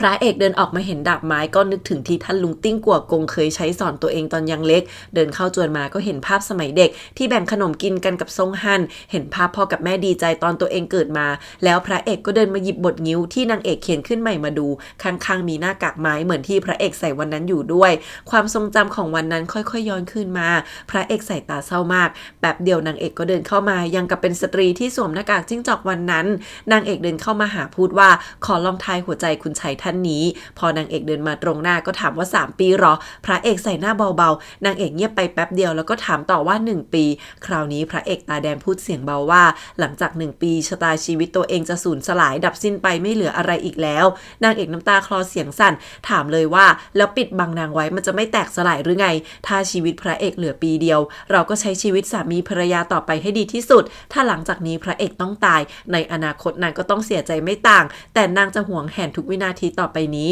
ทำให้1ปีนี้เท่ากับชีวิตนางเอกจะไม่ยอมให้พระเอกต้องเผชิญหน้ากับความตายอย่างโดดเดี่ยวไร้คนเคียงข้างจนพระเอกดึงนางเอกมากอดแน่นมากแล้วก็จูบนางเอกที่น้ำตาไหลคืนนั้นทั้งสองคนอยู่บนเตียงด้วยกันพระเอกจ้องตานางเอกเล่าว่าเคยฝันเห็นสตรีใส่หน้ากากยืนถือโคมอยู่หลังจากนั้นถึงรู้ว่านั่นก็คือนางเอกที่แท้นางเอกก็คือคนที่พระเอกทุ่มเททั้งชีวิตเพื่อปกป้องแล้วทั้งคู่ก็ค่อยๆจูบกันแล้วล้มไปบนเตียงโอ้ยเป็นบทรักที่ทั้งหวานทั้งเศร้าทั้งซึ้งฉันปวดใจอะ ยิ้วผ่านไปครึ่งเรื่องแล้วหยวนทงก็เพิ่งมาถึงก็ดูดาวแล้วบ่นว่าจางหรูกับสู้อันพูดเรื่องรักไปมาจนสองคนนี้จับได้แล้วว่าหยวนทงแอบรักนางเอกนี่เองหยวนทงโวยว่าตัวเองวุ่นวายจะตายทั้งราชสำนักดูแลประชาชนแต่ก็พึมพำว่าถ้าอนาคตพระเอกทำนางเอกเสียใจแล้วก็จะบุกมาพานางเอกหนีไปแน่ที่คุกสตรีคนเดิมเอาของมาส่งให้พ่อพระเอกเป็นภาพวาดพ่อพระเอกรู้เลยว่าตัวเองถูกบีบบังคับจนจะลงมือทำร้ายแต่นางกลับรับไว้แบบแม่นมากไม่ธรรมดาสุดท้ายพ่อพระเอกก็หัวเราะเป็นบ้ายอมรับชะตาที่ถูกบงการต่อไปที่จวนพระเอกมีบ่าวของแม่ทรงฮั่นมาทำลับๆล่อๆพอถูกจับได้นางก็รีบร้องไห้บอกแค่อยากจะหาค่าเดินทางเท่านั้นก่อนวันเกิดเรื่องนางเห็นทรงฮั่นไปหาแม่พระเอกสายตาเข้มเลยเพิ่งรู้ว่าทรงฮั่นโผล่ไปที่นั่นก่อนวันที่นางจะตายนางเอกให้คนจับแมวดำของทรงฮั่นมาอย่างเชิงเลยเห็นว่าทรงฮั่นหงุดหงิดโวยวายใส่สาวใช้บอกถ้าไม่มีแมวจะไม่กินข้าวเด็ดขาดมีพิรุธพระเอกที่ยืนดูอยู่ก็นิ่งมากแต่สายตาเข้มบอกจะจัดการเองคืนนั้นพระเอกเอาแมวมาคืนทรงฮั่นบอกว่ามันหนีไปโซนอีกแล้วแต่ข้างหลังพาคนมาด้วยเพียบพระเอกพูดลอยๆว่าหายากนะคนที่แมวหายไปจะไม่ยอมกินข้าวกินน้ำแล้วบังคับให้ทรงฮั่นลงนั่งถามว่ามีเรื่องอะไรอยากบอกเรื่องการตายของแม่ไหมนี่เป็นโอกาสสุดท้ายแล้วทรงฮั่นกลืนน้ำลายจ้องตาบอกว่าไม่มีคราวนี้พระเอกก็เลยสั่งคนจับทรงฮั่นมากดน้ำแบบโหดทรงฮั่นตะเกียกตะกายบอกไม่รู้เรื่องจริงๆว่าใครฆ่าแม่ด้วยยาพิษอ้าวแต่พระเอกไม่เคยเล่าเลยค่ะว่าแม่ถูกยาพิษตายพระเอกเดินไปนั่งแล้วสั่งให้ทรงฮั่นเขียนหนังสือสารภาพผิดอย่าให้เห็นว่าในนั้นมีคำโกหกแม้แต่คำเดียวแล้วนี่ก็จะเป็นครั้งสุดท้ายที่พระเอกจะมาเจอหน้าพระเอกรู้แล้วว่าทรงฮั่นมีเอี่ยวกับการตายของแม่ทรงฮั่นคิดถึงภาพอดีตทั้งหมดแล้วก็บอกว่าจะใช้ความตายมายืนยันแล้วก็ดิ่งลงน้ำเลยลูหมิงอึ้งส่วนพระเอกรีบโดดมาดึงทรงฮั่นขึ้นมาพอได้สติทรงฮั่นก็ลนลานหนีพูดด้วยว่าไม่เกี่ยวข้องพ่อต่างหากที่เป็นคนทำพ่อให้เอายาไปให้แม่กินทรงฮั่นไม่รู้เลยจนกระทั่งแม่จากไปแล้วถึงรู้ว่ายาที่ส่งให้แม่คือยาพิษหลังจากนั้นทรงฮั่นเลยกลัวจะโดนไปด้วยทุกครั้งต้องให้แมวกินก่อนเพื่อทดสอบทรงฮั่นไม่กล้าบอกเพราะกลัวว่าบ้านหลังนี้จะพังทลายลงพูดไปร้องไห้ไปท่าทางกลัวจนพระเอกดึงทรงฮั่นขึ้นมาสั่งให้คนส่งกลับไปแต่สายตาเย็นชามากพอทุกคนออกไปแล้วพระเอกก็ล้มลงจนเลือดไหลมีนางเอกวิ่งตามมาดูด้วยความเป็นห่วงพอพระเอกฟื้นนางเอกก็รีบเช็คชีพจรแล้วอยากจะออกไปตามหมอหลวงแต่พระเอกห้ามไว้นางเอกเลยหันมาเล่าว่ามีบัญชีในจวนขาดหายไปบางส่วนนางให้อาจารย์เฉินตามไปเช็คทีละร้านจนรู้แล้วว่าที่บ้านเคยซื้อชะเอมเทศหลายครั้งจริงๆแถมยังเยอะด้วยถ้าเราทำให้ชีเสียหายบาได้คงจะรู้เรื่องราวมากขึ้นแล้วพระเอกก็ถอนหายใจบอกนางเอกว่าทรงฮั่นอาจเป็นแค่เด็กที่หวาดกลัวเท่านั้นพระเอกอาจจะเข้าใจทรงฮั่นผิดไปทรงฮั่นท่าทางหลอนคิดถึงตอนที่พ่อวางยาพิษตอนที่พ่อบอกว่าใครคือแม่ที่แท้จริงแล้วที่ตัวเองไปโวยวายเรื่องตำแหน่งในจวนอิงกัวกงกับหลีเหย่าเหนียงบอกว่าทั้งหมดนี้พ่อกับนางเป็นคนทำแล้วตอนนี้จะโผล่มาทำไมทำให้ทุกอย่างเปลี่ยนไปจนหลีเหย่าเหนียงน้ำตาคลอแล้วก็เป็นคนยอมผูกคอฆ่าตัวตายจบทุกอย่างเพื่อทรงฮั่นลูกชายสุดที่รักคนเดียวทรงฮั่นท่าทางจิตสุดๆเพ้อถึงแม่พระเอกพูดว่ารักตัวเองมาตลอดนี้นาครั้งนี้แม่ก็คงไม่โทษตัวเองเหมือนกันใช่ไหมทรงฮั่นไม่ยอมกินข้าวไล่ทุกคนออกไปจนหมดอันสู้มาเจอก็เลยเข้ามาส่งอาหารด้วยตัวเองทรงฮั่นท่าทางท้อแท้หมดอาลัยแต่อันสู้ค่อยๆเอาขนมมากล่อมทีละชิ้นทีละอย่างอดทนมากจนในที่สุดทรงฮั่นก็ยอมกินแล้วอันสู้เอายามาให้ด้วยนะโหเป็นน่ารักในที่สุดวังยวนกงกงก็มาประกาศพระราชโองการเลื่อนตำแหน่งให้พระเอกเป็นผู้บัญชาการองครักษ์จินอูไม่ต้องคุกเข่าและพกดาบเข้าวังได้แล้วก็มีองค์การพิเศษใส่จดหมายแยกมาให้ด้วยในนั้นคือข่าวว่าพ่อพระเอกรับว่าทำผิดกฎหมายกดขี่ผู้บริสุทธิ์และป่วยหนักตายอยู่ในคุกไปแล้วพิธีศพถูกจัดอย่างเรียบง่ายทรงฮั่นใส่ชุดขาวนั่งร้องไห้เผากระดาษส่งให้พ่อที่จริงพระเอกก็สูญเสียพ่อและแม่ไปแล้วไม่ต่างกันแต่พระเอกใส่แค่ชุดเรียบๆสีเข้มบอกนางเอกว่าตัวเองตัดขาดกับพ่อไปแล้วนับจากนี้พระเอกมีแค่แม่ที่ล่วงลับคนเดียวเท่านั้นส่วนทรงฮั่นก็ให้อยู่ที่เรือนเดิมต่อไปเพราะเป็นแค่ผู้บริสุทธิ์ที่ถูกลากเข้ามาพระเอกนางเอกเดินจากไปแล้วแต่ทรงฮั่นที่นั่งร้องไห้กลับสายตาเปลี่ยนเป็นเย็นชาขึ้นมาทันทีก่อนพ่อตายทรงฮั่นไปเยี่ยมพ่อในคุกตอนนั้นพ่อสอนว่าอยู่ให้ห่างจากราชสำนักเป็นคนธรรมดาไปก็พอแต่ทรงฮั่นตาวาวตะโกนใส่พ่อว่าจะมาขวางชีวิตตัวเองทำไมที่บ้านแตกสาแรกขาดทุกวันนี้ก็เพราะพ่อทำทั้งนั้นพ่อโกรธที่ทำทุกอย่างเพื่อมันแต่ทรงฮั่นไม่สำนึกพ่อโกรธจนแน่นหน้าอกถามหายาอีกโอ้ยฉันระแวงมากไม่ใช่ว่าทรงฮั่นฆ่าพ่อด้วยยาใช่ปะเนี่ยหน้าลงศพทรงฮั่นหัวเราะเบาๆคิดในใจว่าเรื่องที่พ่อทำไม่เสร็จจะสานต่อให้เองด้วยท่าทางสุดจะร้ายไม่นานพระเอกก็ได้รับการแต่งตั้งเป็นอิงกัวกงแทนพ่อนางเอกก็ได้ตำแหน่ง น่งฮูหยินกัวกงไปด้วยพวกญาติรีบมาประจบแต่พระเอกหักหน้าไม่เอาใครเลยนางเอกก็นิ่งมากจนพวกลุงด่ารับหลังว่านี่นางเอกได้ตำแหน่งมาเพราะพระเอกไปบีบบังคับพ่อจนตายในคุกมาละสิมีซงฮันทำตัวเป็นคนดีไกล่เกลี่ยทุกคนทั้งที่มันนั่นแหละเป็นคนสุดท้ายที่เข้าไปหาพ่อตอนนี้โต้ซื่อซูเริ่มมีอำนาจมากขึ้นเต้ถามความเห็นไทจือว่าคิดยังไงไทจือก็บอกว่าโต้ซื่อซูเป็นคนเดียวที่พูดภาษาพวกลี่เจินช่วยดีลกับเหลียวตงได้เต้ยังถามอีกว่าไม่กลัวชิ่งอ๋องจะใช้โอกาสนี้สมคบกับโต้ซื่อซูบ่อนทำลายไทจือหรอไทจือน่าเครียดแต่ก็บอกว่าตอนนี้เต้ป่วยถ้าพี่น้องทะเลาะกันคงทำให้ขุนนางระส่ำระสายบ้านเมืองไม่เป็นสุขเต้ถอนหายใจเดินพูดว่าไทจือโตแล้วแต่ว่าตบมือข้างเดียวไม่ดังไม้ยืนต้นโดดเดี่ยวก็ไม่ได้เช่นกันวิถีกษัตริย์ไทจือควรเรียนรู้จากชิ่งอ่องน้องชายว่าจะเคารพผู้มีความสามารถยังไง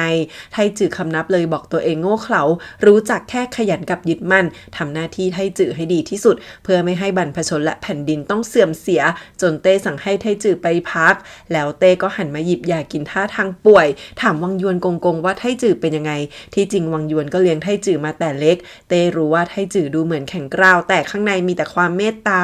เต้อ่อนใจไม่รู้ว่าไทจือถูกสอนมาดีเกินไปหรือว่าโง่เกินไปกันแน่ก่อนจะพึมพำว่าไทจือเป็นทั้งลูกชายแล้วก็ผู้สืบทอดส่วนพระเอกก็เป็นดาบที่แหลมคมไทจือควรจะรู้ว่าต้องถือดาบยังไงคือไทจือแข็งซะจนไม่เอาใครหน้าไหนเลยกับพระเอกก็ไม่ดึงมาเป็นพวกเต้พยายามเตือนแล้วแต่ไทจือก็ยังแข็งเหมือนเดิม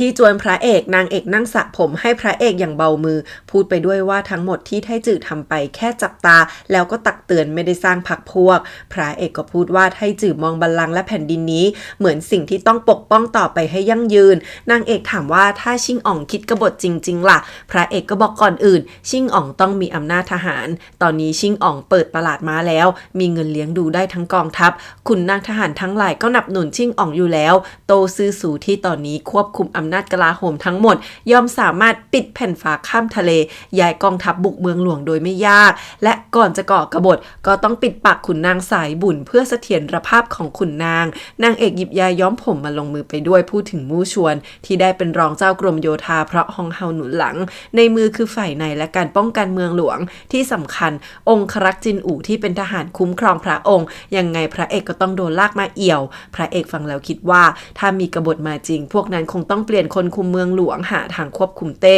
แบบนี้ก็ควบคุมทุกอย่างได้อย่างเบ็ดเสร็จ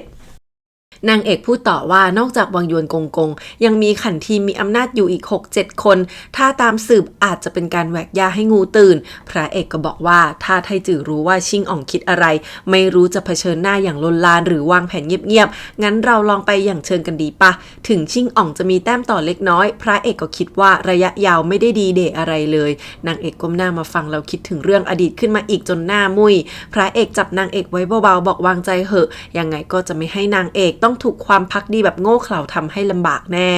นางเอกช่วยย้อมผมพระเอกที่เริ่มเปลี่ยนเป็นสีเทากระจายอยู่จนกลับเป็นสีดำดังเดิมแล้วก็บอกว่าถ้าโตซื่อสู่ร่วมมือกับชิงอ๋องบ้านนางทั้งสกุลก็ไม่รอดตั้งแต่ที่ฮองเฮาผลักดันงานแต่งนี้มากระดานนี้ก็คงเริ่มแล้วอยากให้พระเอกรูปหน้าปะจมูกจะโดนตรงไหนก็เจ็บปวดไปด้วยอยู่ดีพระเอกฟังแล้วก็บอกว่าการทำลายกองทัพฆ่าผู้นำวิธีที่อันตรายที่สุดคือถ้าผู้นำมีใจรักประชาชนก็ใช้การทรมานคนมาบ่อนทำลายจิตใจใช้คนรักมาเป็นโลกกำบังเรียกว่าแพ้แบบไม่ต้องสู้นางเอกสายตาเข้มแข็งบอกว่านางไม่ยอมเป็นแบบนั้นแน่นางเป็นคนมีลมหายใจไม่ยอมถูกคุกคามไม่เดินตามรอยแม่กับติ้งกัวกงเด็ดขาดก้มลงกอดพระเอกไว้หลวมๆพูดว่าเรื่องพวกนั้นพวกเราไปแย่งชิงมากันเถอะจนพระเอกยิ้มตอบรับว่าได้นางเอกยังล้อเล่นว่าจะย้อมผมให้พระเอกทุกเดือนจะได้ไม่ต้องเป็นลุงผมขาว2 คนนี้คือน่ารักมาก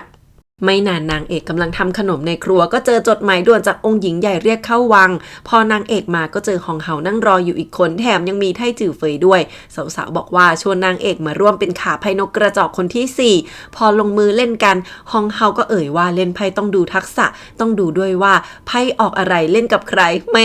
นางเอกมองซ้ายขวาแล้วก็ออกไพ่แบบเครียดมากว่าเล่นกับทั้ง3ท่านนี้นี่กลายจะเป็นเอาชีวิตนางแล้วสรุปว่า8 รอบนางเอกแพ้หมดจนทุกคนหัว เราะว่านางเอกออมมือบรรยากาศผ่อนคลายแล้วฮองเฮาก็เอ่ยเรื่องที่พระเอกเคยไปเหลียวตรงก่อนหน้านี้แล้วดูจะถูกคอกันนะนางเอกอมยิ้มเลยพูดว่าพระเอกเคยขอให้ชิงอ๋องช่วยดูแลคนชราในบ้านที่ป่วยตอนนั้นสกุลเจียงย้ายกลับไปตั้งรกรากก็ได้ชิงอ๋องช่วยเหลือบ้างฮองเฮายิ้มพูดเรื่อยเปื่อยแต่ทั้งหมดก็เป็นการพูดอ้อมๆว่าชิงอ๋องดียังไงขุนนางควรอยู่ข้างกายมากแค่ไหนนางเอกออกมาจากวังด้วยท่าทางเหน็ดเหนื่อยนี่มันไม่ใช่แค่เล่นไพ่แล้วจ้า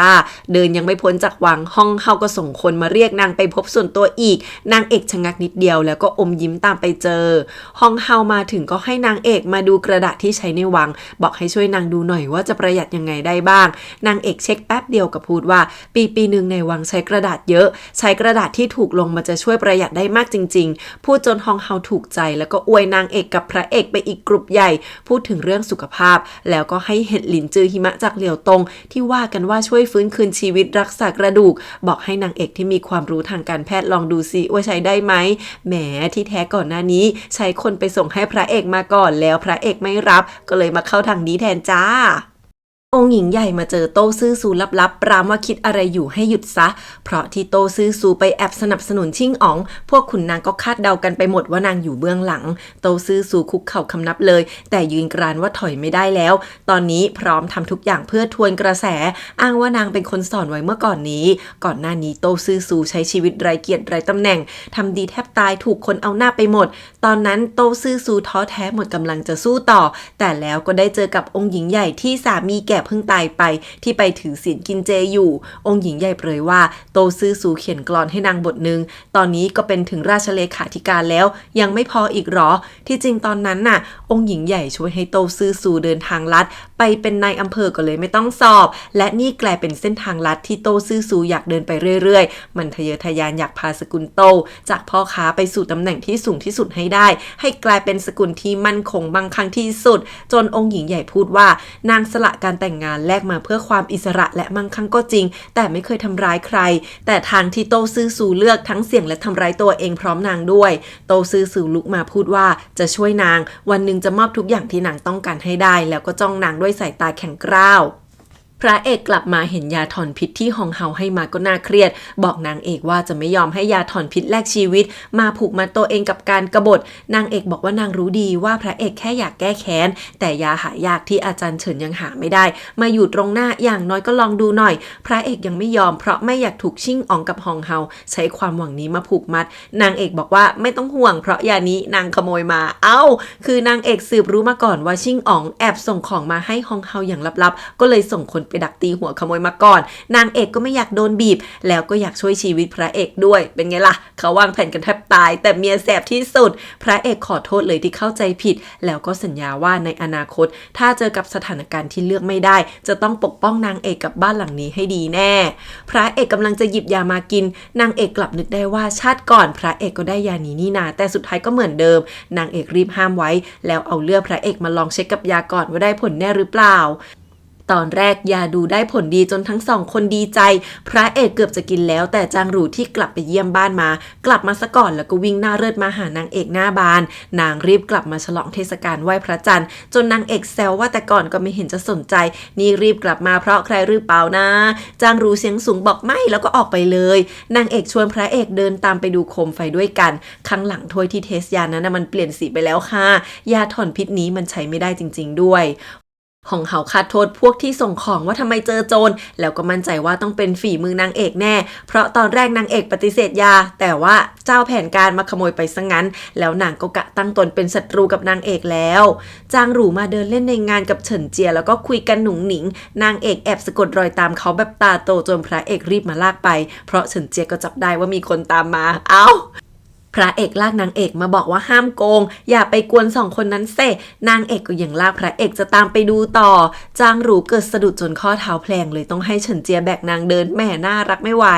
แล้วทั้งคู่ก็มาปะเข้ากับพระเอกนางเอกกลางสะพานทั้งสองคนรีบหลบแบบเลิกลักสุดเฉินเจียหนีแป๊บเดียวแล้วก็คิดได้เดินกลับมาหาพระเอกนางเอกใหม่มาบอกว่าจางหรูข้อเท้าแพลงเฉยๆเดี๋ยวเฉินเจียจะส่งนางกลับบ้านเองพระเอกมองตามไปแล้วก็บอกว่าเฉินเจียมีความรับผิดชอบ นางเอกก็อมยิ้มมองทั้งสองคนบอกนางไม่ตามแล้วพระเอกเลยยื่นถังหูลู่ชวนนางเอกไปเดินเล่นด้วยกันซงฮั่นเหงาอยู่คนเดียวกับแมวน้อยอันซูแวะมาหาเอาโคมไฟมาให้ซงฮั่นยิ้มเศร้าดูเหงามากบอกตัวเองไม่มีใครให้กลับไปหาแล้วอันซูปลอบใจบอกบ้านนางก็เคยอดทนฝ่าฟันไปด้วยกันจากวันที่ลำบากกว่าจะมีวันนี้มาปลอบซงฮั่นตอนที่หมดหวังที่สุดอเกนตอนยื่นขนมให้มือทั้งสองคนก็แตะกันด้วยซงฮั่นยิ้มส่งเตาอุ่นมือขอบคุณที่นางมาคอยปลอบใจชวนอันซูดูพระจันทร์ด้วยกันบอกว่านับแต่นี้ตัวเองจะออกไปใช้ชีวิตยืดหลังให้ตรงขึ้นอีกครั้งคืนนั้นนางเอกนั่งร้องไห้น้ำตาคลอบอกพระเอกว่ายาถอนพิษใช้ไม่ได้แค่ระงับพิษชั่วคราวยืดอายุแต่ว่ายังช่วยชีวิตพระเอกไม่ได้พระเอกก็ดึงนางเอกมากอดปลอบว่าตอนนี้ตัวเองก็ยังดีๆอยู่เลยอย่าร้องไห้เลยนะแล้วสองคนนี้ก็กอดกันแน่นที่เหลียวตงซงฮั่นมาสวามิภักดิ์ชิงอ่องจ้ามาถึงก็อวยชิงอ่องมากมายแต่ชิงอ่องไม่สนบอกว่าเกลียดคนที่ไม่ซื่อสัตย์ทั้งที่ตัวเองอยากได้พระเอกมากแต่กลับโดนปฏิเสธอย่างไรเยื่อใยแล้วซงฮั่นวิ่งมาทำอะไรที่นี่ซงฮั่นคำนับบอกไม่ต้องการอยู่ใต้ใครโดยเฉพาะพระเอกอีกแล้วดิวว่าถ้ามีตัวเองอยู่ชิงอ่องคิดจะกำจัดพระเอกไม่มีทางพลาดอ้าวไอ้นี่แต่มันก็พูดเก่งนะว่าถึงวงตระกูลการต่อสู้วรยุทธ์ตัวเองจะไม่ใช่ที่หนึ่งแต่มันมีความมุ่งมั่นยอมเสี่ยงตายเพื่อให้มีชีวิตรอดการรบก็คือกลอุบายมันเท่านั้นที่จะช่วยก่อพายุได้จนชิงอ่องเดินหนีไปแล้วหันมายิงธนูใส่ทันทีซงฮั่นใช้มือเปล่ารับไว้จนเลือดอาบชิงอ่องก็ชี้หน้าว่าถ้าซงฮั่นเข้าสอบรอบต่อไปได้ถึงจะยอมรับมันอย่างน้อยมันก็มีโอกาสแล้วปรากฏว่าอาจารย์ของชิงอ่องคือหยวนทงโอ้ยทั้งหมดนี้หยวนทงเป็นคนแนะนำชิงอ่องไว้ทั้งหมดชิงอ่องพอใจสั่งให้คนยกเงินทองมากองตอบแทนเป็นหีบหยวนทงชะงักแล้วจะกลับเมืองหลวงเลยทำเป็นถอนหายใจบอกว่าเฮ้ยพูดมามากมายไร้คำจริงใจไปดีกว่าแต่ถ้าอยากฆ่าคนปิดปากก็ส่งคนมาตามล่ะชิงอ่องรีบเรียกหยวนทงว่าอาจารย์แล้ววิ่งมาขวางบอกจะใช้ความจริงใจพิสูจน์หยวนทงเยาะว่าเรื่องการตายของติ้งกัวกงชิงอ่องไม่เปิดปากสักนิดชิงอ่องรีบบอกว่าจะเล่าทั้งหมดแล้วถ้าตัวเองกบฏจนได้บัลลังก์ก็จะให้หยวนทงเป็นราชเลขาคนแรกแม่หยวนทงแค่หัวเราะใส่บอกนี่ก็สัญญาแบบเดียวกันกับโตซื่อซูไว้ไม่ใช่ไงรู้ไปหมดชิงอ่องบอกว่าโตซื่อซูใช้ตลาดม้ามาแสดงความจริงใจแต่หยวนทงยังพาพระเอกมาให้ไม่ได้เลยนะหยวนทงเดินหนีบอกว่าพระเอกเป็นคนสนิทของฮ่องเต้ไปดึงตัวมานี่กะจะเป็นศัตรูกับฮ่องเต้หรือไงถึงตอนนั้นจะยกทัพกบฏจากเหลียวตงไกลเป็นพันลี้ไปมั่นใจแค่ไหนแต่ถ้าควบคุมพระเอกกับองครักษ์จินอู่ไม่ได้คงลำบากแน่หยวนทงถึงให้เริ่มลงมือจากซ่งฮั่นก่อนลงมือจากความวุ่นวายภายในจนกลายเป็นเรื่องภายในสกุลทั้งหมดนี้ชิงอ่องไม่เสียหายสักนิดฉันงงไปหมดแล้วหยวนทงมาเข้าฝ่ายนี้จริงเหรอคะที่ร้านหมอฟันพวกที่วางแผนลับหลังก็เอ่ยปากว่าเบื้องบนสั่งให้รับซงฮั่นมาเข้าแผนแล้วมูชานเองก็เป็นพวกนี้แล้วก็มาขอให้โตซื่อซูช่วยลูกชายตัวเองเรื่องการสอบไฟบูครั้งนี้หน่อยโตซื่อซูบอกปัดว่าเต้จับตาอยู่อาจจะมีคนของตัวเองแล้วก็ได้มูชานรีบรินชาให้บอกไม่เป็นไรขอแค่ช่วยตอนสอบบุญรอบแรกรอบบูยังพอไหวแหละแล้วสองคนนี้ก็ดื่มชากันไอ้พวกนี้เดียวกันลับหลังเล่นเส้นเล่นสายกันไม่หยุดหย่อนเลยจ้าในที่สุดสนามแข่งก็มาถึงรอบการสอบบูทั้งซงฮั่นกับคุณชัยมู่ผ่านเข้ามาได้ทั้งที่คุณชัยมู่ไม่ได้มีความสามารถเท่าไหร่งานนี้ทุกคนต้องประลองมือเปล่าต่อหน้าฮ่องเต้ทุกคนก็ไฟกันจนเหลือซงฮั่นกับคุณชัยมู่2 คนซงฮั่นไร้ความปราณีจับคุณชัยมู่หักข้อเท้าคาสนามประลองเลยหน้าตาแบบสะใจดูไร้มากๆพระเอกก็ดูออกว่านี่มันทำเกินไป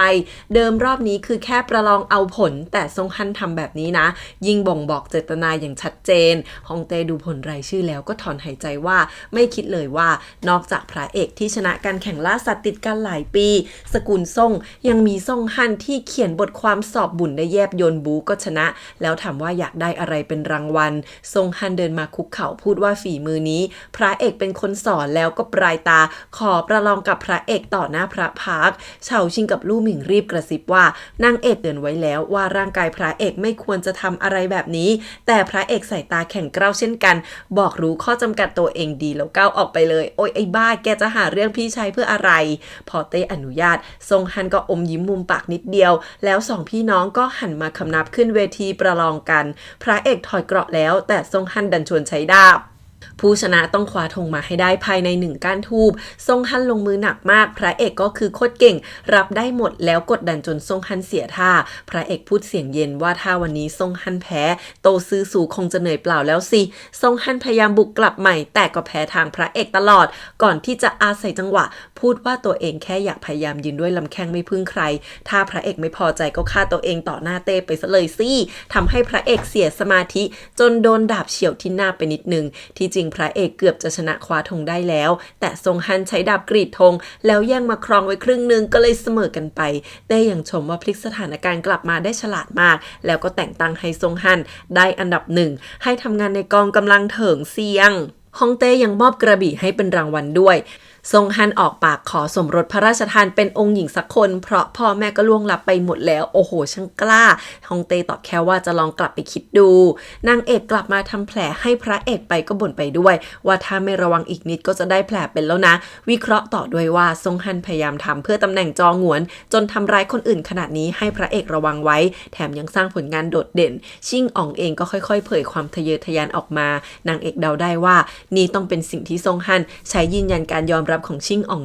คิดในใจว่าชิ่งอ๋องดึงพระเอกไปเป็นพวกไม่สำเร็จก็เลยมาดึงซงฮันแทนพระเอกยังบอกว่าที่จริงซงฮันก็ฝึกฝนบุญบูมาแต่เล็กพระเอกก็พอเข้าใจที่ซงฮันอยากหาทางเดินแต่ไปเข้ากับชิ่งอ๋องยังไงก็ผิดชัวร์ปลอบนางเอกว่าเอาไว้ซงฮันแต่งงานไปจะยอมตัดขาดแยกเรือนกันก็จบส่วนเรื่องแต่งงานเต้มีลูกสาวคนเดียวคือองค์หญิงจิงอี้ซึ่งนางก็ขึ้นชื่อเรื่องเอาแต่ใจจะตายไปเรื่องนี้ซงฮันคงจะสมหวังยาก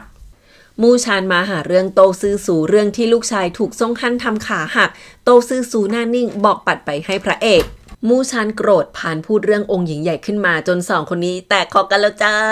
มู่ชานโมโหเดินลงมาสวนกับซงฮันก็เหม็นหน้ามากส่วนซงฮันหน้าบันแทบตายมีแต่ชายหนุ่มล้อมหน้าล้อมหลังแป๊บเดียวก็หน้าแตกไม่เหลือชิ้นดีเพราะในห้องส่วนตัวมีฉากกั้นที่ถูกเขียนไว้ด้วยสีแดงตัวเท่าบ้านว่าข้าไม่แต่งด้วยลงชื่อองค์หญิงเขียนเองกับมือโอ้โหแรง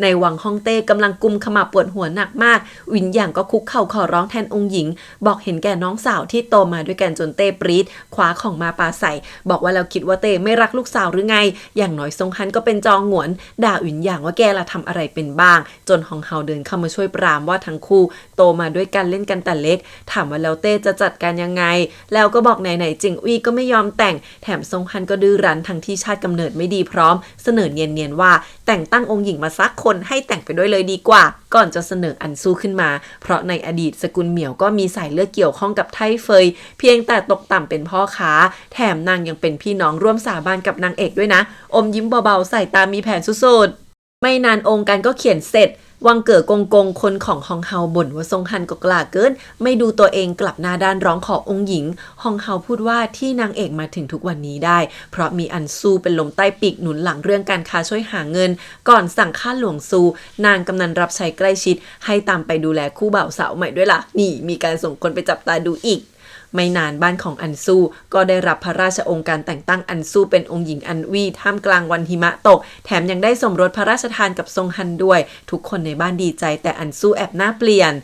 แล้วอันซูก็ฝ่าหิมะมาหาซงฮันถึงเรือนซงฮันเห็นปุ๊บก็ก้มลงไปคำนับตามพิธีการอันซูรีบพยุงให้ลุกขึ้นแล้วบอกเข้าวังกันเถอะเราสองคนไปยกเลิกเรื่องนี้กันซงฮันเรียกอันซูว่าองค์หญิงถามว่ารังเกียจชาติกำเนิดตัวเองหรออันซูรีบบอกไม่ใช่นางชื่นชมซงฮันมาตลอดแต่รู้ว่าซงฮันอยากแต่งกับองค์หญิงจิงอี้แบบนี้มันไม่แฟร์สำหรับพวกเราแต่ซงฮันบอกให้นางเป็นองค์หญิงต่อไปดีๆซงฮันเตรียมจดหมายไว้แล้วว่าป่วยหนักกระทันหันไม่อาจแต่งได้ดราม่าต่อว่าตัวเองไร้บ้านไม่มีคนรักที่คอยตามหาแล้วจะเดินออกไปในที่สุดอันซูก็จับมือซงฮันไว้แล้วพูดว่านางยินดีแต่งโอ๊ยสาวน้อยจะดีเหรอลูก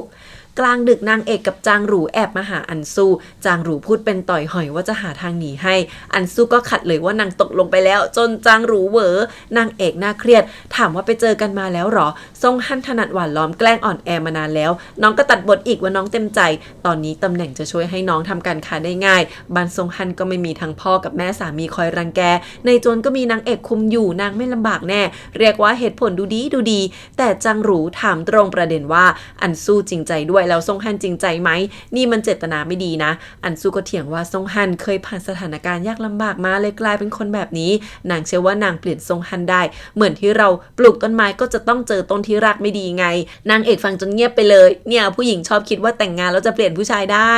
กลางดึกซงฮันรออยู่2 ชั่วยามในที่สุดก็มีอาวุธลับพุ่งเข้ามาพร้อมกับวังเก๋อกงใส่ผ้าคลุมหน้าเดินมาเงียบๆจังหวะถอดเสื้อคลุมนี่เองที่เห็นว่าข้อมือวังเก๋อกงมีลายสักคล้ายรูปมังกรอยู่เอาแกนี่เองคนที่ยิงธนูใส่พระเอกนางเอกเมื่อชาติที่แล้ว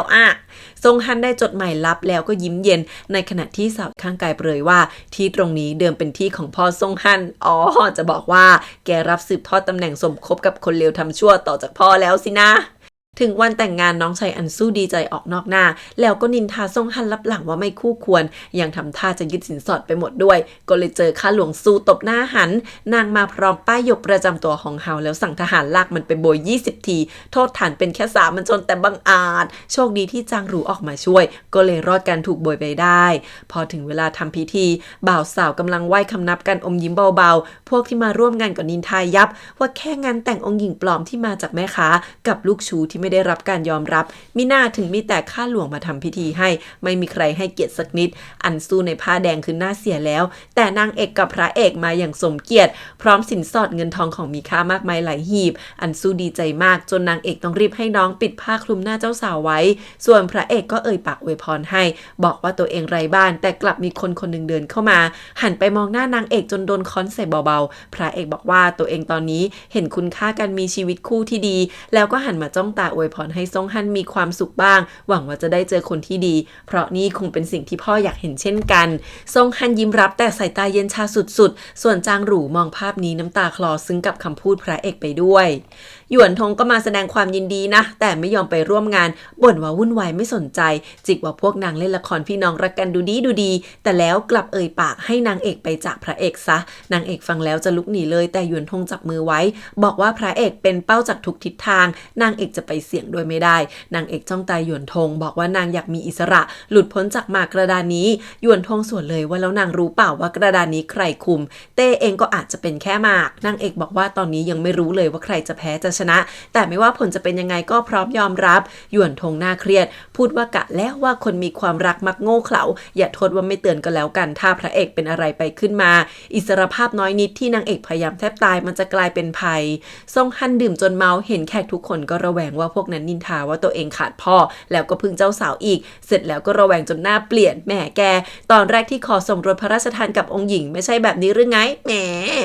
อันซูนั่งรออย่างตื่นเต้นอยู่ในห้องพอซงฮันมาก็ไม่เข้าไปแต่กลับแอบดูอยู่หน้าห้องเห็นอันซูเดินมาวางกล่องของบนโต๊ะแล้วก็รินเหล้ากินเองพอซงฮันเข้ามาอันซูก็รีบวิ่งกลับไปนั่งบนเตียงคลุมผ้าเจ้าสาวเหมือนเดิมซงฮันเข้ามาแล้วค่อยๆเปิดผ้าคลุมหน้าเจ้าสาวแล้วก็เรียกนางด้วยตำแหน่งองค์หญิงไม่ยอมเปลี่ยนพอถึงเวลาดื่มเหล้ามงคลซงฮันก็ระแวงจนไม่กล้าดื่มแต่แอบเททิ้งอันซูก็ไม่ได้รู้ตัวเลยน้องตื่นเต้นบอกให้ซงฮันหันหลังไปเพราะมีของขวัญจะให้ซงฮันระแวงคิดว่านางจะเอามีดออกมาฆ่าก็เลยจับอันซูบีบคอจนตัวลอยกับพื้นทั้งที่จริงๆแล้วว่าของขวัญนั้นก็คือผ้าเช็ดหน้าที่ซงฮันเคยให้อันซูไว้ตั้งแต่วันแรกที่ทั้งคู่ได้เจอกันอันซูเกือบขาดอากาศหายใจตายกว่าซงฮันจะรู้ตัวแล้วยอมปล่อยมือซงฮันรีบคุกเข่าบอกว่าขอโทษอันซูก็บอกว่านางตั้งใจจะเอาผ้าเช็ดหน้ามาคืนให้วันนี้เพราะผ้าผืนนี้คือจุดเริ่มต้นเรื่องราวระหว่างเราซงฮันรีบบอกว่าที่ไม่อยากให้คนมารับใช้ใกล้ชิดเพราะมักควบคุมตัวเองไม่ได้แบบนี้แหละแล้วหนีออกจากห้องหอไปเลย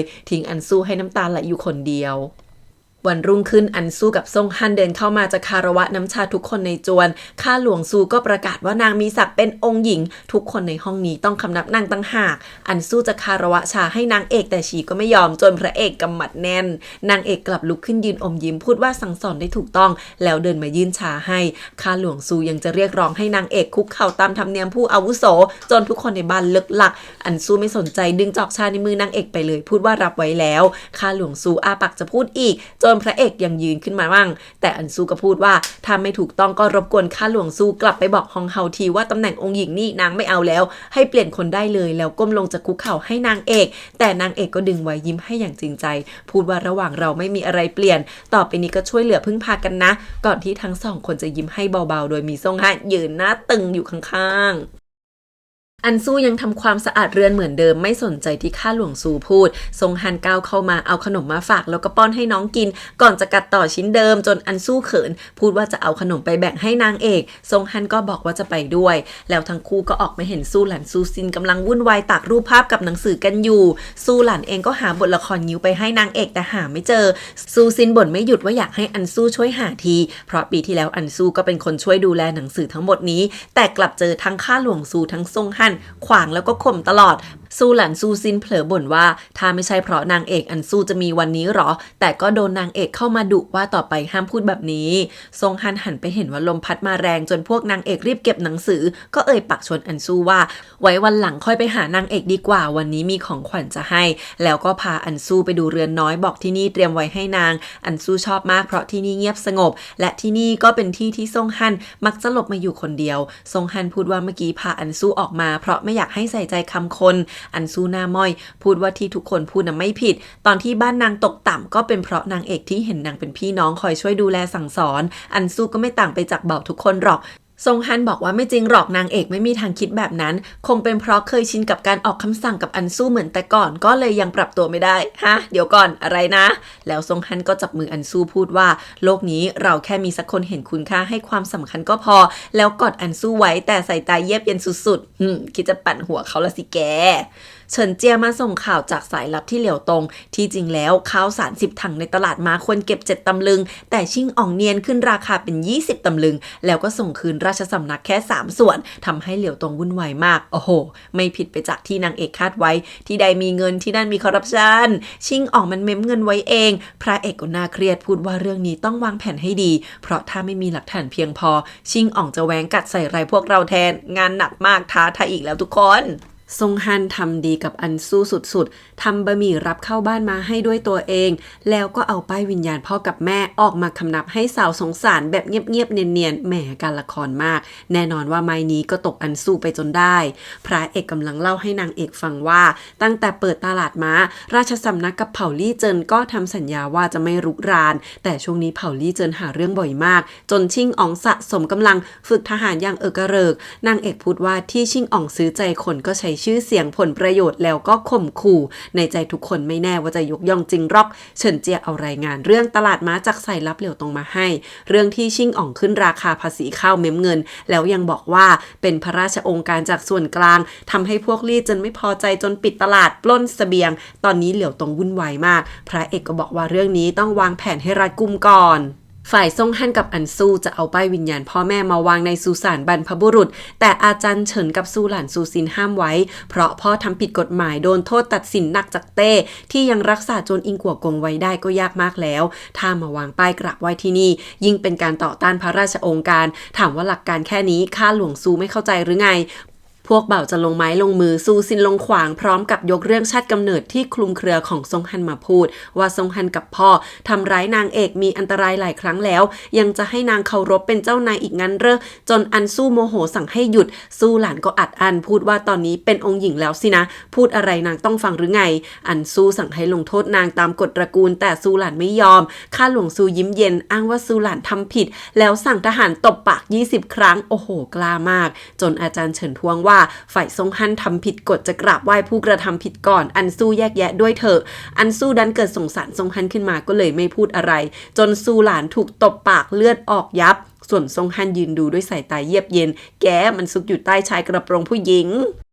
นางเอกเข้ามาห้ามทันข้าหลวงซูก็หันมาด่าเลยอันซูจะออกหน้าแต่ซงฮันแกล้งออกมารับแทนทำเป็นพูดว่าเรื่องนี้ตัวเองผิดเองข้าหลวงซูปักเก่งพูดว่าซงฮันกับอันซูเพิ่งแต่งกันไม่นานก็ถูกลบหลู่นี่เอาองค์หญิงไปวางไว้ไหน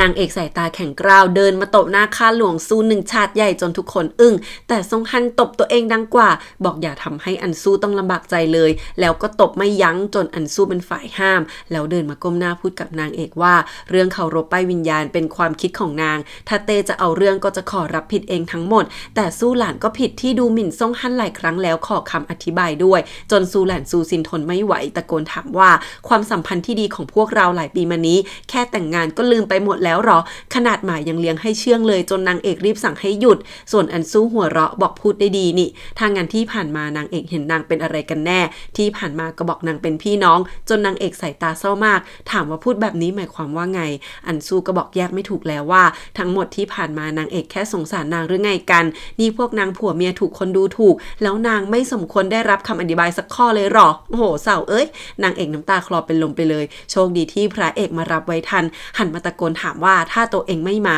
ก็กะจะถลกหนังนางเอกกันหรือไงก่อนจะสั่งให้ตามหมอแล้วก็อุ้มนางเอกออกไปเลยอันซูเห็นนางเอกเป็นลมก็ตกใจเป็นห่วงขึ้นมาทันทีส่วนซงฮั่นมองตามด้วยสายตาคมกริบกลางดึกอันซูมายืนอยู่คนเดียวด้วยความเป็นห่วงอันซูโทษตัวเองว่านางเอกคงโกรธมากซงฮั่นทำมาเป็นปลอบใจแต่ก็ยุยงอีกแล้วว่านางเอกเห็นบ่าวรับใช้สำคัญกว่านางจนอันซูเริ่มคล้อยตามว่านางเอกอาจจะเข้าใจผิดซงฮั่นมาก่อนพอนางแต่งงานความสัมพันธ์พวกเราก็เลยเปลี่ยนไปซงฮั่นรีบกอดนางปลอบใจพูดว่าขอโทษที่ตัวเองเป็นต้นเหตุแต่บางอย่างได้มาแล้วก็ต้องทิ้งบางสิ่งไปนะโอ้ยไม่ใช่ปะก่อนแต่งพี่สาวยังห่วงน้องอยู่เลยน้องถูกปั่นหัวไปหมดแล้วขัดใจจริงหมอมาตรวจบอกว่านางเอกร่างกายอ่อนแอเป็นโรคสะสมทำให้ตั้งครรภ์ยากพระเอกน่าเครียดแป๊บเดียวหมอก็ยิ้มบอกว่าที่นางเอกท้องครั้งนี้ถือว่าโชคดีอย่างยิ่งพระเอกนางเอกคือดีใจมากในที่สุดนางเอกก็ตั้งครรภ์แล้วค่ะหมอเตือนว่า3 เดือนแรกอันตรายมากพระเอกก็ยิ้มกว้างเต็มหน้าเลยแล้วก็ถามนางเอกว่าต้องการลูกคนนี้ไหมเพราะพระเอกถูกลิขิตให้อายุสั้นแต่นางเอกรีบพูดเลยว่านางต้องการนางอยากให้ลูกเกิดมาแข็งแรงปลอดภัยแถมยังตั้งชื่อไว้แล้วด้วยพระเอกฟังแล้วก็ถูกใจมากท่าทางมีความสุขสุดๆตกดึกซ่งฮั่นเอาป้ายวิญญาณพ่อมาเผาทิ้งหน้านิ่งมากนั่นไงที่ทำไปกับการละครทั้งนั้นไม่ได้รักพ่ออะไรร็อกชัวเอ้ยวันต่อมานางเอกฝ่าฝนไปดูชีเสียที่วัดเพราะให้นางมาฝังเข็มรักษาหลายวันแล้วก็มาได้ยินอันซูกำลังขอพรกับพระพุทธรูปให้นางเอกปลอดภัยให้พวกนางได้กลับมาดีกันเหมือนเดิมพอนางเอกเข้ามาอันซูก็ให้ข้าหลวงซูออกไปก่อนหันมาอ้อนนางเอกจนนางเอกอมยิ้มบอกว่าถึงจะเข้าใจผิดเป็นพันครั้งนางก็ยังเป็นพี่น้องที่ดีที่สุดแล้วก้าวมาเอ่ยว่าทั้งสหายและสามีเป็นครอบครัวที่เราเลือกเองนางไม่อยากให้น้องต้องเสียใจทีหลังอันซูหน้าม้อยแต่ก็พูดว่ารู้ว่านางเอกทำเพื่อนางแต่ซงฮั่นไม่ใช่คนเลวนะแค่รับไม่ไหวที่พ่อแม่ตายไปพร้อมกันนางเอกพูดว่ามีบางเรื่องที่นางควรรับรู้แต่ซงฮั่นมาขัดจังหวะแล้วให้คนพาอันซูกลับเลยพออยู่กันแค่นี้ซงฮั่นก็เปลี่ยนสีหน้าทันทีนางเอกบอกเลยว่าเล่ห์เหลี่ยมใดๆนางรู้ทันหมดแล้วเหอะแต่ที่ยอมให้ก็เพราะอันซูรักและนับถือซงฮั่นจากใจจริงเลยไม่อยากทำลายที่พึ่งของอันซูแต่ตอนนี้นางเอกเห็นแล้วว่ามันใช้สายใยรักของนางเอกกับอันซูและสายสัมพันธ์สุดท้ายที่พระเอกยังเหลือให้ไปทำเรื่องเลวๆบอกว่าถ้าไม่หยุดระวังจะได้รับกรรมนางก็จะไม่ปล่อยไว้เช่นกันซงฮั่นฟังแล้วก็แค่นหัวเราะบอกนางเอกเป็นใครทำเป็นมองคนจากที่สูงมาตัดสินคนอื่นมันก็แค่เรียกร้องทุกอย่างที่ควรเป็นของมันคืนมานางเอกนั่นแหละที่ยุ่งไม่เข้าเรื่องระวังจะเดือดร้อนแล้วก็กลับไปเลยแป๊บเดียวนางเอกก็ได้ข่าวว่าชีเสียหายแล้วเพียงแต่ว่านางเพิ่งจะหายต้องค่อยๆรักษาตัวอย่าให้กระทบกระเทือนแล้วความทรงจำจะค่อยๆกลับมานางเอกใจดีให้ชีเสียกับสามีไปทำงานกับนางที่จวนเถอะแล้วก็หันมาขอบคุณหยวนทงที่ช่วยเหลือหยวนทงเลยบอกว่าให้นางเอกอยู่ต่อจะสอนวิชา13เข็มประตูผีให้เอาไว้รักษาคนที่ใกล้ตายสุดๆได้แล้วมันก็ยากมากนางเอกจ้องตาถามว่าไม่มีเรื่องอื่นอยากคุยด้วยเหรอหยวนทงก็ถอนหายใจพูดว่านี่คงเป็นครั้งสุดท้ายที่หยวนทงจะสอนนางเอกแล้วนางเอกรู้ดีว่าชิงอ๋องคงไม่ยอมปล่อยให้หยวนทงจากมาง่ายๆแน่นอกจากจะเป็นหมออัจฉริยะยังเป็นทั้งกุญซือที่ช่วยวางกลยุทธ์ดังนั้นที่กลับมาเมืองหลวงตอนนี้ต้องมีอะไรแน่นอนและที่มาหานางก็เป็นแผนใช่ไหมหยวนทงก็เลยพานางเอกไปที่แห่งหนึ่งซึ่งที่นั่นก็คือถ้ำใต้ดินที่นางเอกฟื้นกลับชาติมาเกิดตอนนั้นนางเอกหัวชนกระจกฟื้นมาเจอหยวนทงเป็นคนแรกหยวนทงบอกยังจำได้ดีวันนั้นดวงดาวทำนายว่าภัยร้ายซ่อนโชคลาภเป็นผลกรรมที่เกี่ยวกันเดิมหยวนทงคิดว่าเป็นนางเอก แต่ที่จริงแล้วกลับไม่ใช่นางเอกก็พูดเช่นกันว่านางไม่คิดเลยว่าคนที่ทำให้ใต้ล่าต้องวุ่นวายคือเพื่อนสนิทที่นางไว้ใจอย่างหยวนทงถามว่านี่คือเส้นทางขุนนางในอุดมคติของหยวนทงงั้นหรอหยวนทงก็บอกว่าที่ตัวเองต้องการคือครอบอำนาจราชสำนักฟื้นฟูแผ่นดินต้องการให้คนที่ไว้ใจครองบัลลังก์นางเอกถามว่าแม้การยกทัพจากเหลียวตงจะทำให้ประชาชนต้องตายเนี่ยนะหยวนทงก็บอกว่าชิ่งอ๋องจะใช้แผนตัวเองไม่มีการใช้ยุทโธปกรณ์อะไรทั้งนั้นคนชนะเป็นกษัตริย์คนแพ้เป็นกบฏแค่ต้องอยู่ให้ถูกฝั่งที่เป็นฝั่งชนะเท่านั้นนางเอกถามว่าที่ช่วยบ้านอันสู้ติดต่อมู่ชวนก็คือก้าวแรกคิดแผนเอาไว้ตั้งแต่ตอนนั้นแล้วสิที่โจรเข้าเมืองหลวงขุนนางฝ่ายไทจือถูกกำจัดทั้งหมดหยวนทงก็มีส่วนด้วยหรอหยวนทงไม่ตอบแต่พูดว่าที่พ่อพระเอกช่วยแม่ซงฮั่นคุยกับเจ้าหน้าที่มากมายได้ก็เพราะติดต่อชิงอ่องไว้แล้วลับๆจนนางเอกเสียงดังบอกนางถามถึงหยวนทงตั้งหากหยวนทงถึงหันมาพูดว่าใช่การใช้พ่อพระเอกกับสกุลโตถ่วงดุลพระเอกเป็นความคิดหยวนทงเองในเมื่อกระดานหมากมาแบบนี้โตเองก็ต้องเดินต่อไป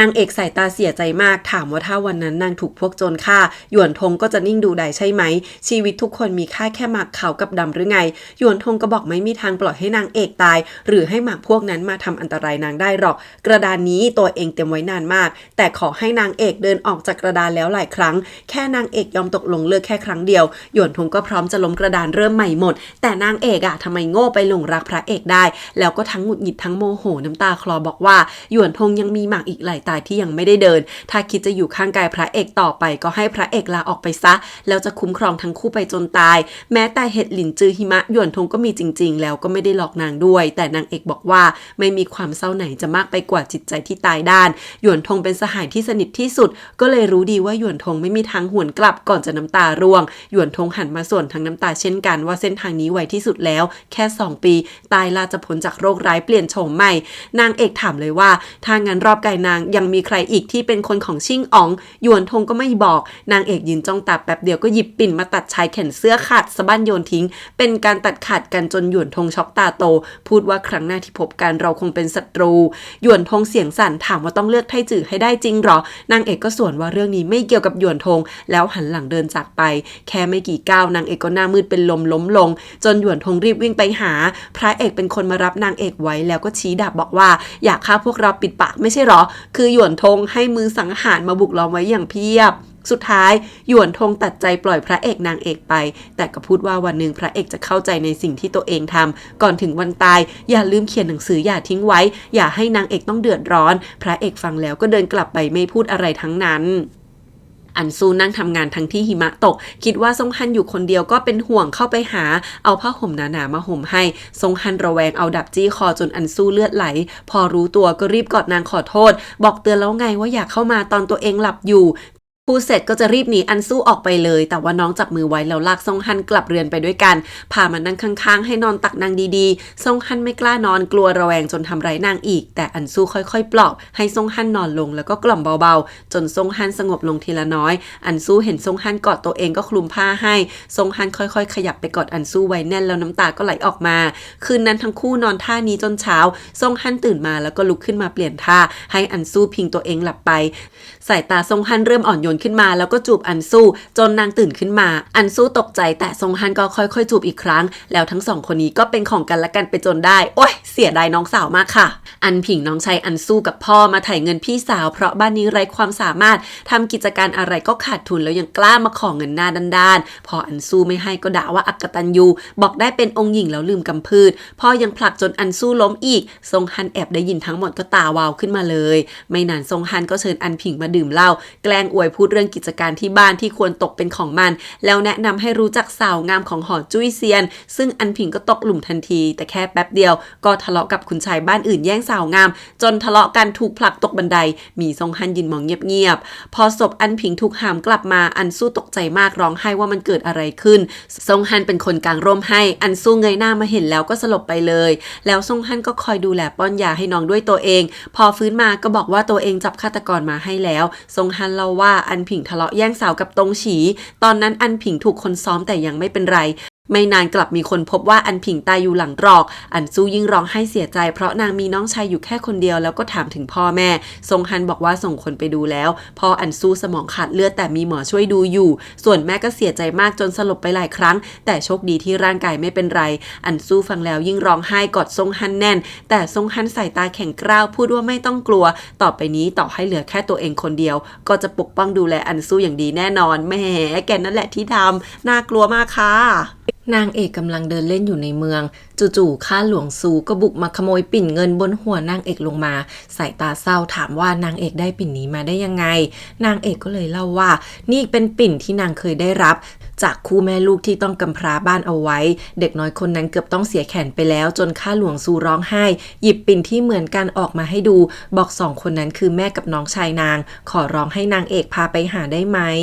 นางเอกพาข้าหลวงซูมาเจอทั้ง2 คนที่หลับอยู่กลางดึกที่ร้านหนังสือที่จริงแล้ววังเก๋อกงกงใช้ครอบครัวข้าหลวงซู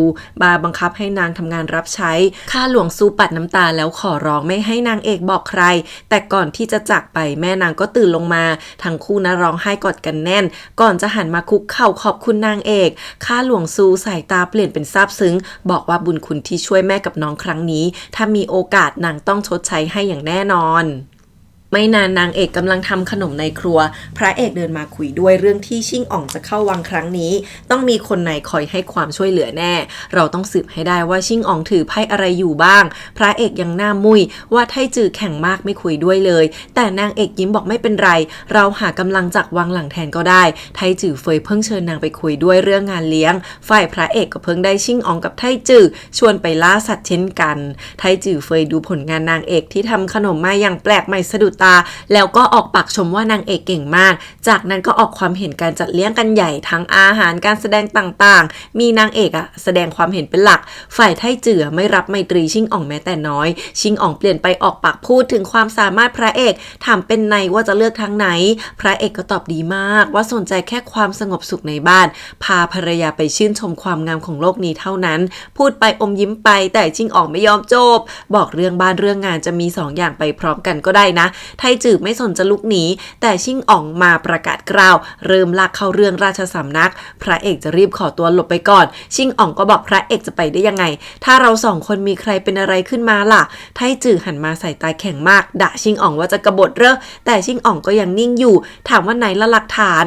อย่ามายัดข้อหากันง่ายๆแบบนี้สิถ้าตัวเองเป็นไทจือนะคงสละตำแหน่งให้ผู้อื่นที่มีความสามารถไปแล้วบ้านเมืองจะได้ไม่ต้องลำบากพระเอกถึงกระสั่งให้องครักษ์ทุกคนหันหลังกลับห้ามดูห้ามฟังห้ามได้ยินอะไรทั้งนั้นก่อนที่ไทจือกับชิงอ่องจะวิ่งสวนเข้าหากันแล้วนางเอกชมไทจือแต่ไทจือเฟยแอบขำว่านางเอกสามารถมากที่ชมลาดื้อแบบนั้นได้แป๊บเดียวนางเอกก็ดูออกว่าไทจือเฟยกำลังท้องเพราะนางเอกก็ท้องเช่นกันไทจือเฟยหันไปสั่งให้วังเก๋อกงช่วยเด็ดดอกไม้ให้นางหน่อยทำให้นางเอกเห็นว่าวังเก๋อมีลายสักอยู่นี่แหละคนที่ยิงธนูใส่พวกนางเมื่อชาติก่อนจะคิดว่าถ้าไทจือเฟยคลอดลูกชายชิ่งอ่องต้องกบฏแน่พอดีไทจือเฟยอาการไม่ค่อยดีเพราะร่างกายเดิมก็อ่อนแออยู่แล้วนางเอกเลยจะรีบพยุงไทจือเฟยเข้าไปดูอาการวังเก๋อกงเนียนมาขวางจนโดนนางเอกเอาเรื่องฐานะมาข่มถึงยอมหลบไปได้ฝ่ายไทจือกับชิงอ่องก็ต่อยกันยับพระเอกยืนมองแล้วบ่นทั้งคู่ว่าไม่ใช่เด็กแล้วนะจนสุดท้ายพระเอกเข้าไปฟาดเปรี้ยงต่อยเขาให้คนละหมัดจนไทจือกับชิงอ่องถึงกระร้องชิงอ่องเดินมาได้ยินเต้กำลังโวยวายใส่ฮองเฮาว่าไม่ได้ทำอะไรที่ผิดต่อชิงอ่องเลยแล้วยังจะมีเรื่องกับไทจือไปเพื่อชิงอ่องกำหมัดแน่นเปิดประตูมาคุกเข่าบอกว่าถ้ารังเกียจลูกแบบนี้ก็ประทานความตายมาเลยเหอะฮองเฮาก็คุกเข่าพูดว่านางทำเพื่อวังหลังมามากมายลูกชายไม่ได้กลับเมืองหลวง3 ปียังถูกเข้าใจผิดถ้างั้นนางก็ขอออกจากตำแหน่งนี้ไม่ปกครองวังหลังแล้วให้ปลดชิงอ่องลูกชายเป็นสามัญชนไปซะเลยพวกนางแค่อยากจะมีชีวิตสงบสุขไปจนแก่เฒ่าเต้โมโหไอจนแทบพูดไม่ได้พอดีหมอหลวงเข้ามาบอกว่าไทจือก็ไม่ได้บาดเจ็บอะไรมากซึ่งที่ตำหนักตงกงไทจือกำลังด่าพระเอกที่ต่อยวันนี้แต่ไทจือเฟยส่วนว่าถ้าพระเอกไม่ทำป่านนี้ไทจือแขนขาหักไปแล้วไทจือหงุดหงิดสุดๆแต่ไทจือเฟยยังออกปากขอบคุณที่นางเอกช่วยฝังเข็มรักษาลูกในท้องให้ นางเอกเห็นไทจือกับภรรยาดูรักใคร่กันดีก็เลยพูดว่าถ้าคนดีต้องตายด้วยเล่ห์เหลี่ยมคนชั่วแล้วจะมัวมาสุภาพกันเพื่อชิงออกมาครั้งนี้คงอยากเก็บทั้งไทจือกับพระเอกถ้าไทจือรู้เรื่องการตายของติ้งกัวกงก็สามารถแฉแล้วก็เก็บกวาดพรรคพวกชิงออกได้นะแต่ไทจือบอกว่าสัญญากับเต้ไว้แล้วว่าจะไม่พูดถึงเรื่องนี้อีกไทจือเฟยพูดเลยว่านางไม่ได้เป็นคนสัญญาถ้าไทจือไม่พูดนางจะพูดเองเพราะนางไม่ยอมพาลูกไปตายด้วยหรอกไทจือโมโหจัดทำอะไรเมียไม่ได้ส่วนไทจือเฟยก็เล่าว่าเรื่องนี้เป็นความลับราชวงศ์ที่จริงเต้ให้คนคุมตัวติ้งกัวกงมาเมืองหลวงเพราะตอนนั้นเต้ป่วยหนักจนคิดว่าตัวเองอาจจะขิดเต้ไม่เคยคิดฆ่าติ้งกัวกงเลยเพราะเป็นคนเดียวในโลกที่เชื่อใจกับไว้ใจแต่ว่าเต้ตั้งใจหาข้อหาง่ายๆให้ติ้งกัวกงกะจะให้ไทจือมาร้องขอความเป็นธรรมให้ติ้งกัวกงจะได้ยอมศรัทธาและภักดีกับไทจือคือเต้อยากทิ้งติ้งกัวกงไว้เป็นคนของไทจือนั่นเองตอนนั้นไทจือก็ยังบอกว่าไม่เอา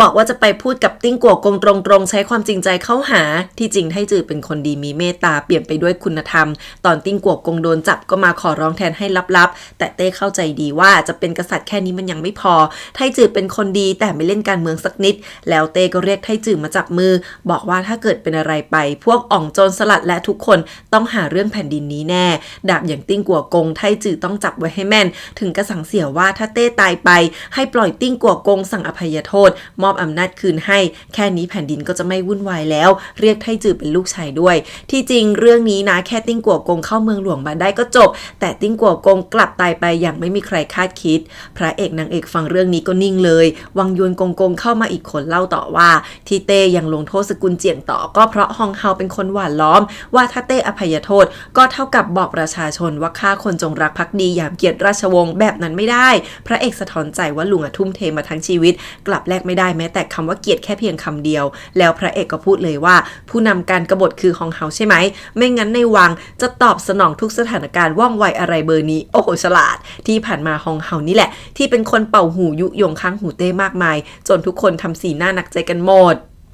คืนนั้นฮองเฮาด่าวังเก๋อกงกงที่ขวางนางเอกกับไทจือเฟยคบค้ากันไม่สำเร็จส่วนชิงอ่องลุกมาคุกเข่าขอโทษแม่ที่ทำให้แม่ต้องปรี๊ดที่จริงแล้วฮองเฮาก็ต้องทำงานหนักเวลาเต้ป่วยจนเป็นโรคตาบอดสีแต่ฮองเฮาไม่โทษลูกชายเลยนางค่อยๆดูแผลชิงอ่องแล้วบอกนางรับได้ทั้งนั้นชิงอ่องเสียงดึงดันว่าไม่อยากเห็นแม่ต้องคุกเข่าให้เต้อีกแล้วนางตั้งหักที่คู่ควรจนฮองเฮาลุกขึ้นมาพูดว่านางก็เล่นละครมาจนเหนื่อยแล้วลงมือล่วงหน้ากันเลยเหอะยาพิษที่นางวางไว้ให้เต้ก็ใกล้จะถึงกำหนดนางอยากจะเห็นแผ่นดินนี้ล่มสลายคนในบ้านต้องทะเลาะกันคนเห็นแก่ตัวแบบเต้ต้องได้รับผลกรรมสักทีสายตาเหมือนคนคลุ้มคลั่งไปแล้วเนี่ย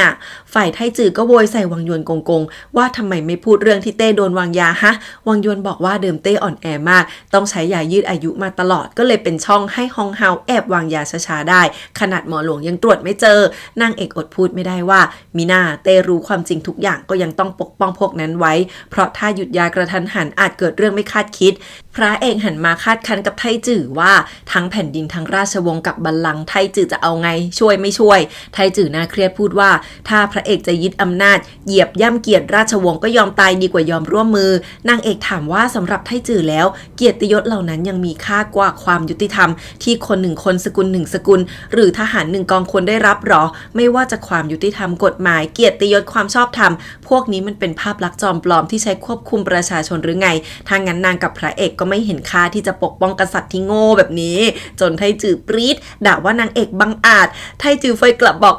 ด่าได้ดีนางขอออกเงินให้นางเอกมาด่าที่นี่ทุกวันเลยโอ้ยค่ะอย่างชอบวังยวนกงกงพูดขึ้นมาอีกว่าเคยได้ยินฮองเฮากับชิงอ่องพูดถึงเรื่องจดหมายลับจากติ้งกัวกงที่ยังหาไม่เจอพระเอกลุกขึ้นมาถามเช่นกันว่าไทจือก็เคยไปหาไทจือลุกมาบอกว่าตัวเองก็ไม่รู้ว่าในนั้นเขียนอะไรไว้รู้แค่สำคัญมากที่แท้ชิงอ่องก็ตามหาจดหมายนี้เช่นกันดังนั้นพวกเราต้องหาให้เจอก่อนไทจือยังจะหันมาถกวิธีคุณธรรมปกครองแผ่นดินอีกจนนางเอกลุกมาบอกว่าที่จริงแล้วจุดจบอันน่าเศร้าทั้งหมดเกิดจากสาเหตุเดียวกันคือกษัตริย์กับบิดาสูงส่งส่วนภรรยาอนุบุตรธิดาต่ำต้อยดังนั้นถึงมีคนคิดอยากแหกกฎนี้ไงแล้วก็เรียกร้องอำนาจให้ตัวเองบ้างไทจือเฟยก็สนับสนุนบอกว่าปล่อยต่อไปไม่ว่าครอบครัวหรือแผ่นดินย่อมพังทลายแน่พระเอกหันมาจ้องตาไทจือพูดว่าถ้าเป็นกษัตริย์ที่ดีพระเอกก็พร้อมช่วยปราบศัตรูทุกทิศมีเงื่อนไขคือไม่ใช่ใช้เลือดล้างหนี้ไม่ใช้การแย่งชิงอำนาจแต่ต้องการให้เต้คืนเกียรติของขุนนางผู้ภักดีไ ถ้าตกลงก็มาเป็นพันธมิตรกันแต่ถ้าไม่พระเอกก็ไม่สนใจจะมีศัตรูเพิ่มอีกคนนะไทจือยกมือมาจะแปะด้วยแล้วแต่ยังจะอาปากด่าพระเอกอีกว่าหาเรื่องต่อรองไทจือเฟยทนไม่ไหวเอามือผัวไปแปะกับมือพระเอกเป็นสัญญาพันธมิตรทันทีแล้วทั้ง4คนก็ยิ้มให้กันเบาๆโอ้ยไทจือเฟยคือชอบนางเอกมากอยากจะขอมันลูกในท้องทั้ง2คนเอาไว้ก่อนคราวนี้พระเอกกับไทจือถึงกับพูดเหมือนกันว่าไม่เอา